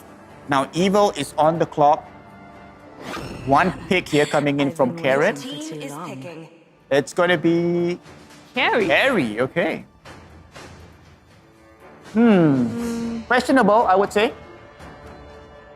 Questionable because, I mean, Carry is well known for a tank killer, and the only tanky hero I would say for now is KZP. Yeah. And also, you both need the scale to the late game with Carry and Sicilian. So, yeah. Marsha and Baxia really needs to create that space, get ahead, be able to exert lane pressure, even though there is a Deroth on the other team. Exactly. Now, if Marsha were to go in the EXP lane, we know how Marsha is in the EXP lane, right? She needs to scale. In the early game, you put her in the EXP lane, she's not going to do well. You know, especially when you go up against Deroth. So, oh, hold on. Deroth jungle. Deroth jungle. Pseudo tank Ruby is going to be in the EXP lane. And then Brody, a Peach, will be the goal. And there you go. They just switch it up. So Reminiscent will be using the Deroth in the jungle. Okay, I guess we're gonna see was it Gear that took the Deroth to the jungle as well? So it's a replay of that. Yeah, exactly. A Reminiscent version. And the last pick coming in from Evil is the Cho. So they had that pickup hero, if you will, that hard CC and the Way of the Dragon to kick everybody off. So we will see though, in terms of draft, I must say I'm inching towards Team Flash. Yeah, I feel like Evil was kind of trying to respond to Team Flash a little bit rather than going into something for them to set their own pace. But, well, the draft has been set, it's been cast in stone, and now we're gonna head into the Land of Dawn. It's gonna be game 2 between Team Evil and Team Flash. Potentially match point for Team Flash if Evil doesn't take one for themselves. Yep, and here we go. Look at KZP there opening up the map for his teammate, providing vision. Now, I want to see the spells here for Team Evil. So you have Coconut with the Purify spell together with Salmon. So protecting their damage dealers and also Salmon so that they don't get caught with that Fatal Link. So, I mean, a nice play here coming in from Evil. Powerful, getting a bit deep here. No, actually, KZP and Reminiscent are exerting their pressure up into the jungle almost of Evil here on the right side, but going to be enough to force them to back off. Powerful just going to go back to jungling and clearing his camps in the meantime, but that sets him back a little bit. Yep, that's true. Now, when you look at both composition, right, Evil is doing that late game composition again. It's all late game scaling heroes, right, on the side of Evil. Now, Team Flash, they went back to the old meta, like the fighter assassin in the jungle lane with Deroth. Deroth is a very early game centric hero. Deals a lot of damage in the early game. The cooldown is ridiculous on that burst strike and the abyssum strike. So I would say that if Team Flash wants to be aggressive, they can though. But speaking of aggressive, Powerful trying to steal away that purple buff, but instead Reminiscent will be able to secure that one. And Powerful just being annoying here. Here's come the early game damage I was talking about, but then again, Powerful tanky at level 4, securing the first blood. And there you go, ladies and gents, redeem your code. A little bit too aggressive on the side of Reminiscent, I think. Just because he had his Abyssum Strike, he decided to go all in onto Reminiscent, but onto Powerful there. But I don't think that was worth it because now the turtle is up as well. He set back a little bit late to the party. Has to try to contest this. Yep, he has to try to contest this though. He still has to look at Reminiscent trying to go into the front line, steal it, but there you go. It's going to be KZP stealing away that Lord. Here comes the real manipulation coming by Aeon, trying to stop that run away from JC's and Carrot. They are aiming Carrot right now. The Roma is in trouble, manages to like break away through the walls by the use of Shunpo. That's the combo that Team Flash wants to pull off, right? The Fatal Links into the real world manipulation. But I feel like, it's not that effective here because they do need the damage from A Peach as well to be able to burst them down before they can get out of that zone. Yep, Team Evil now, what they need to do is basically try to minimize their losses, right? So far, they are playing well. They are keeping to They are not increasing the gaps for that economy. A pitch here, a lot of damage for Brody, especially in this early game. Carrot will be there helping. Carrot will be there helping Coconut out, but it seems like both teams will be set for now. Yep, Salmon also had to rotate to the bottom lane to try to help that out. So I guess Aeon gets a little bit of a free pass here to be able to roam around a little bit. So far, Team Flash still having slightly kind of the upper hand, but Team Evil's not too far behind. Yep, definitely not too far behind. As we can see here, look at Reminiscent up top. Basically, total opposite on where Powerful is down at the bottom. Now we're going to focus in the mid here. It's going to be 3v3. I believe no fights is going to happen. Both teams, it seems like the way they're rotating, they want to wait for this second neutral objective, which is the second turtle, which is going to spawn in less than 20 seconds. As you can see here, Powerful just roaming around, providing visions for his teammates, trying to get that map advantage up top. They're trying to come crashing down onto Alpha V9 on top. 4 people rotating just to force him into a retreat. But the rest of Team Flash is also positioned here at the turtle, potentially to set something up. Yep, KCP now, he's at level 5. He has that Fatal Links, but look at Salmon using that Sanguine Claw. Whip it up. Here comes the Fatal Links and the combo wombo coming into the real population. They got him. Here comes the Bad Claws, trying to save everybody, but look at KCP will be going down in the hands of Jasis. Now Jasis, Alpha V9 is up front trying to get a revenge kill, and there you go, Aeon getting that revenge kill. It's going to be 1-for-1. Yeah, Roma traded out for your EXP, so I guess that's okay. Not great on either side. Team Flash, they were just lying in wait, you know? They're like, okay, we're going to contest this turtle when it's low. Unfortunately, still went the way of Powerful. But again, there wasn't enough burst damage to be able to close out even a 3-man or 2-man Fatal Link. Yep, exactly. I mean, it works, but towards the mid-game, it will be so much more devastating, I would say, once they get their firepower in. But we know for a fact now that they have that good communication skills, right? Whenever KCP hits that Fatal Links, you know Aeon will be there to dish out that real manipulation, and the other teammates will just keep crashing in. Yep. Well, it's probably going to be a slower early game. KCP, the side of Team Flash, they don't need to take any fights unnecessarily. They also have some time to scale, but right now they're finding one on the way of Powerful. KCP overcommitting. Now the best piece is here to put out the damage. Powerful taking some damage, having to retreat as well, but Aeon comes in with the savior, the chessboard, to be able to put out the slows as well and force Evil into a disengage. Yep, this is a total opposite of what Team Flash needs to do. Right? Team Flash having that early game aggression with Reminiscent on that Dyrop. Oh, here comes Carrot. There was a nice pick off there. Here comes the teammates coming in. And killing spree for Powerful. 3-0-1 KDA. 2 for nothing on the side of Evil. It was a brilliant way of the dragon by Carrot there, picking up Reminiscent and Aeon subsequently. Great setup for Evil. So even though, yes, they're waiting to scale to the late game, it doesn't mean that they cannot dive you and pick up some early kills. Yep, this is what, you know, I've been talking about, right? Even though this is the beauty of the tank meta. Even though you scale in the late game, you can sustain team fights and be aggressive in the early game. So that's the beauty of it. Now, with that team fight just now, even though Evil won, but Team Flash managed to secure an objective, which is the T1 bottom turret. So with that, though, the goal difference is not too much. It's a few hundreds only. Leading in terms of turrets and also, or not turtle, Evil has secured 2 turtles. Carrot going way too deep into Team Flash's turrets there, gets taken out and punished for his overstepping. And now Team Flash are trying to get some revenge here. The Fatal Links onto Powerful will knock him up and stun him out. Here comes the combo with the chessboard as well as A-Peach. Enough to dish out the damage and take out 2 members of Evil. They do get some revenge kills, so they trade out 2 for 2. Yep, they trade out 2 for 2, but a win for Evil because A-Peach went down, and that's bad news when your marksman goes down, especially in these early stages of the game. Now, when we look at the goal difference here, can we look at the items and see? There you go. Okay, so Salmon has that Winter Truncheon, Clock of Destiny, and that Mana Boots. So he needs one more item to pop off, I would say, in this game. On the side of Aeon, we'll see the Enchanted Talisman and the Ice Queen Wand. Oh, it seems like he's going to go with a bit of a defensive items, it seems. Or maybe he's just getting that one. We will see though, but on Reminiscence, we have that War Axe, which means that he still can fight. The longer he fights, the more powerful he gets. And we will see here.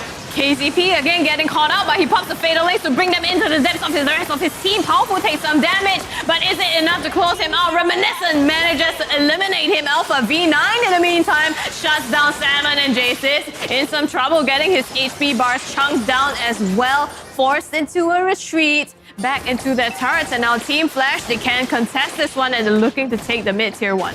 Yep, Team Flash is definitely fighting back, securing that T1 turret up top, and also the middle would put them really nicely to secure this first lot uncontested now. Evil, they have the carry, right? They have that late game insurance. Hasn't really popped off yet, 003 KDA, but this is something that Team Flash needs to worry about, right? The power of that carry.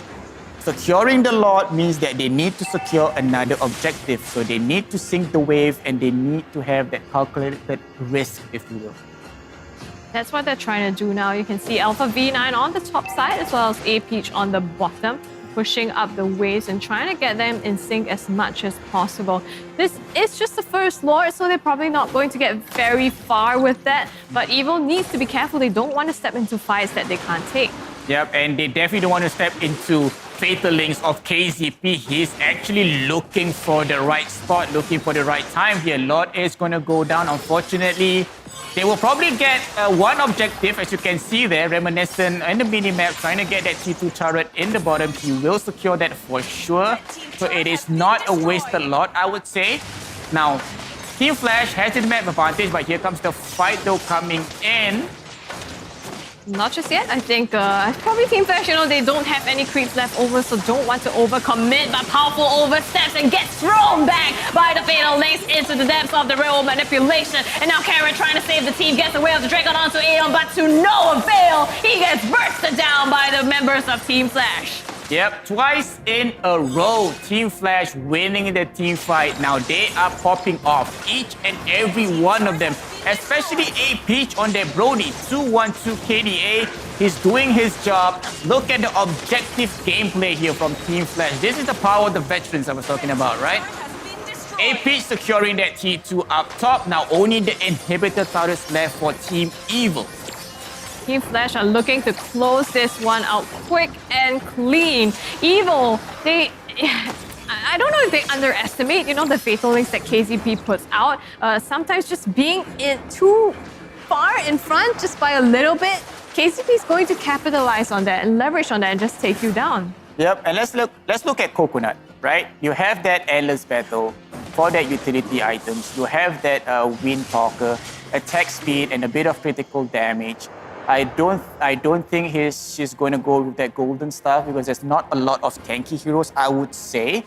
So if I were Coconut, I would rather use critical damage and attack speed in this case. But we will see though. Now Aeon is going to be the main key player when it comes to team fight. Enchanted Talisman, Ice Queen Wand.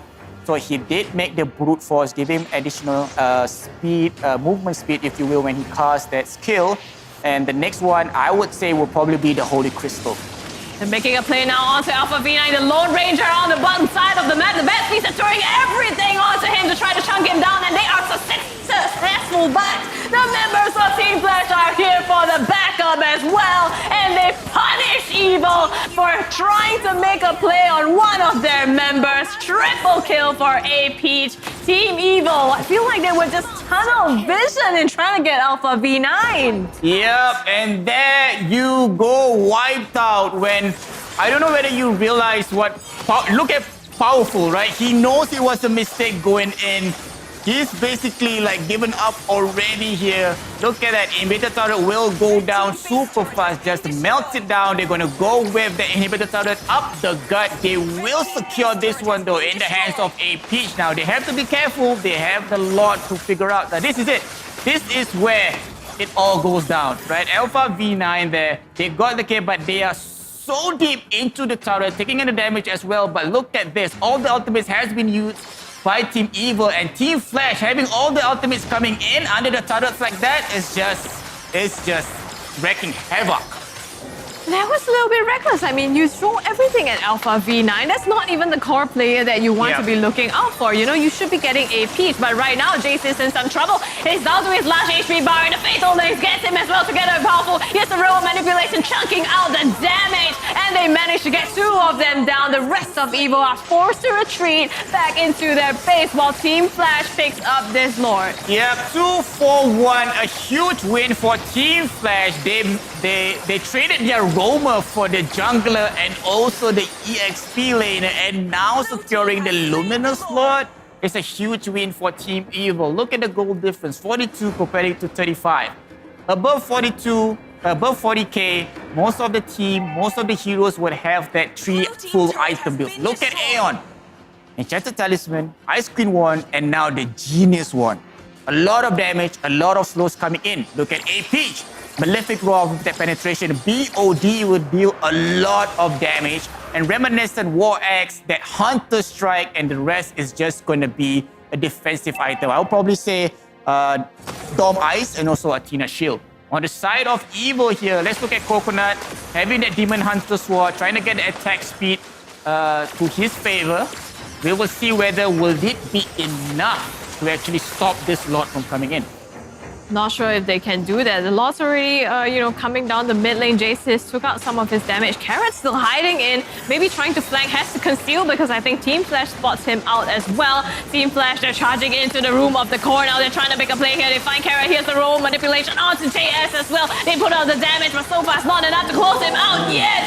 And here comes Powerful. They're trying to make a play here to save themselves, but it's just not enough. They just fend Team Flash off for another day. Yep. That Sanguine Claws was the main skill. Like stopping everyone in his track. That's like a 5-man CC, if you will, right? Stopping the engagement from coming through. That actually saved Evil from shutting out from this game. So well played there by Seven. There's a very good IQ play coming in from Seven. So Evil will live to fight another day. And this means that Team Flash, what they need to do is maintain this map aggression, maintain this map advantage, and not give up this last Lord here. This is where we were talking about how the team plays around Salmon and Powerful, right? Salmon, you just cannot underestimate the plays that he makes. And especially on a Sicilian, there's so much ability to clear as well as to defend. Okay, CP with the flicker Phantalings, and here comes the wobble combo with Aeon on real manipulation. Reminiscent is trying to wreak havoc. Gets one, trying to get 2 on Powerful. He will get the double. Okay, we see a triple. Jace is onto this last bar. Give it to Reminiscent for the triple. Instead, it's going to be A Peach sitting away the triple kill from Reminiscent. And there you go. Aeon gets 1 on Salmon. And here comes the recall party from Alpha V9. It's going to be 4-0. Only Coconut is left to defend the base. Will that be enough though? They're going for the crystal. There will be minions in there. It will be Team Flash 2-0 clean win. 2-0. Unfortunately, KZP on that Atlas, when he lands those Fatal Links to set up those spikes into the railway manipulation, there is just no coming back. Yep, that flicker. That flicker and Fatal Links is on point. Getting 4 members of the team and everybody just puts everything on the line. Aeon, real manipulation, and then Reminiscent coming in with that damage is well team played for this veteran team. Yeah, well played. They deserve, to be called the veteran team as well. Congratulations to Team Flash. They finally made it, and Bona victory will be in the lower bracket finals tomorrow. But that also means that Team Evil, they've made it so far, but they have come to the end of the line here in the MPL Singapore Season 3. Yep, don't worry, Evil. You have proved everybody right? It's awesome.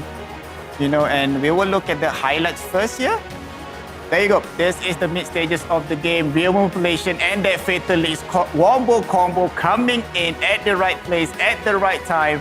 And this is where, this is the first time they try out this combo. It didn't work for them. They lost this team fight. But after this fight, it went to Flash's way.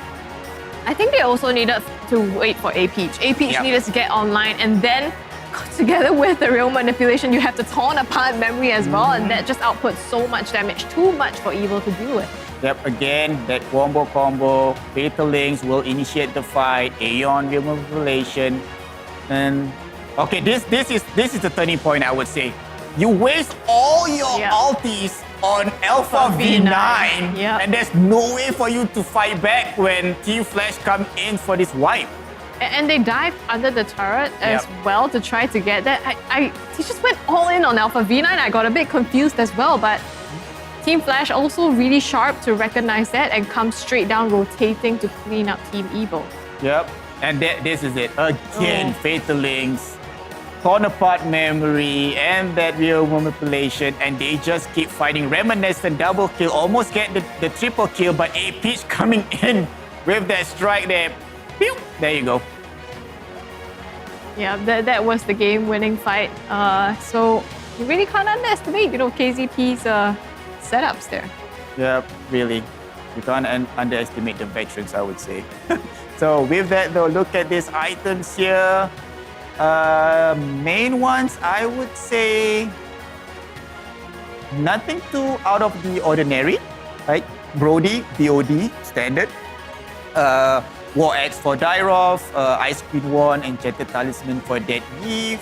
And on the side of Team Evil, I'm actually quite surprised that Marsha didn't go for that 4 Guardian helmets.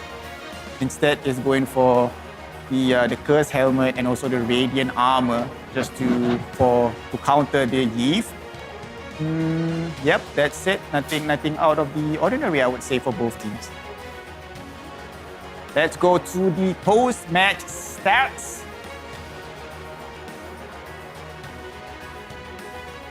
There you go, Rich Guy going over to A Peach, which is a no-brainer, I would say. Gold per minute, 743. The carry would be A Peach as well with 98,621. The sandbag will go to Carrot with 160,058. And the forgotten one, the mage himself, Aeon, with 15 assists. Now, damage to tower. Wow, this is similar to game number 1. Yeah, I mean, when you choked out that much, right, and you just don't have the space to be able to get to your objectives, unfortunately. I think Evil did a bit more work in this game, but it was just too much coming in from Team Flash for them to be able to fight back. Yep, that's true. So the MVP is ready. Who do you think is the MVP here? Ooh, well, to me, KZP, I'm gonna say. But it is going to be A Peach, the one who dishes out the damage. KDA of 8, 1, and 7, and 83% participation. Yeah, the thing I like about A Peach is that no one was babysitting him. Yeah. Right? He's able to hold his own in his lane, dishing out damage, farming, trying to get online. And when he gets online, he joins the team fight. So a really, really well played game here by A Peach. A lot of respect given to him. Look at that 83% match kill participation with 743 GPM. Item builds, again, like I mentioned before, nothing too out of the ordinary. So, yep. Well done, A Peach. Well done, Team Flash. And let's go to the brackets. All right, here we are with the standings so far in these playoffs. You can see Flash took the game 2-0 against Evil, so that means that they advance to the next round to fight RSG tomorrow in the lower bracket finals. The winner of that match will go up to face Evil's SG in the grand finals. Will it be, again, El Clasico number 3, or will it be the new Enter Player 3 veteran Team Flash? Enter Player 3. Yeah, but one thing for sure though, what is similar in this lineup, I would say, is that it's all veteran teams. Yep. Yep, so it means that there's going to be a lot of respect. Yep, there is going to be a lot of pressure. And one thing for sure, it's going to be a very, very good game for both best of 5 and best of 7. Yeah, definitely. I mean, Team Flash was the one that we expected to get to this stage, We thought they would be here. They just didn't have a great showing in the regular season that made people start to doubt them. But they're here now. And it's going to be an intense match because it is a best of 5. Could go anyway, in these long, drawn-out sets. You never know. Yep, that's true. So, all right. So we just heard words that the interview interview seat is ready for the winning team. But before that, we're going to sign off first as us casters. So I believe this is going to be my last day casting for this season, and it's going to be you as well, right? Yep. So before we sign off, especially for me, I would like to say thank you so much to MPL SG. Thank you so much to PvP, especially to Lysander, and all the casters out there. And most importantly, thank you so much for me, the MVP is the production team. Thank you so much, production team. Without you guys, we are nothing Taking here. care of us. Yeah, Yes, so that's from me. What about you?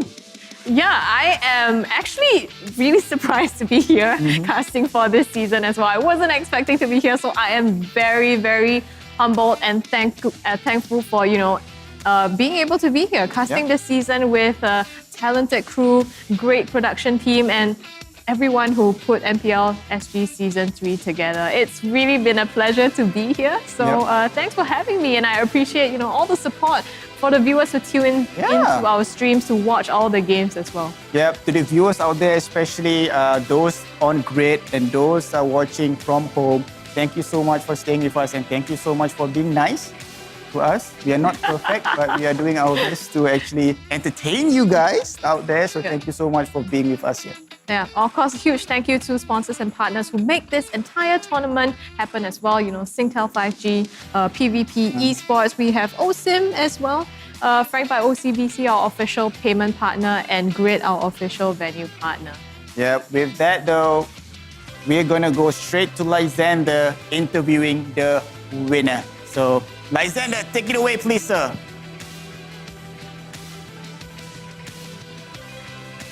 Thanks, Grubby. Thanks, Fizzy. And yes, we are back here at the grid. It's past 12 midnight, and we just concluded the final series today. Flash taking Evil down 2-0. It's been a good run for the boys. Team Evil, top 4 in their first ever showing from the qualifiers. Fantastic run. Flash, though, I'm going to say I doubted you guys, definitely. Regular season completely underperformed. And now suddenly, 2 days of playoffs, and you guys just smash every opponent that comes your way.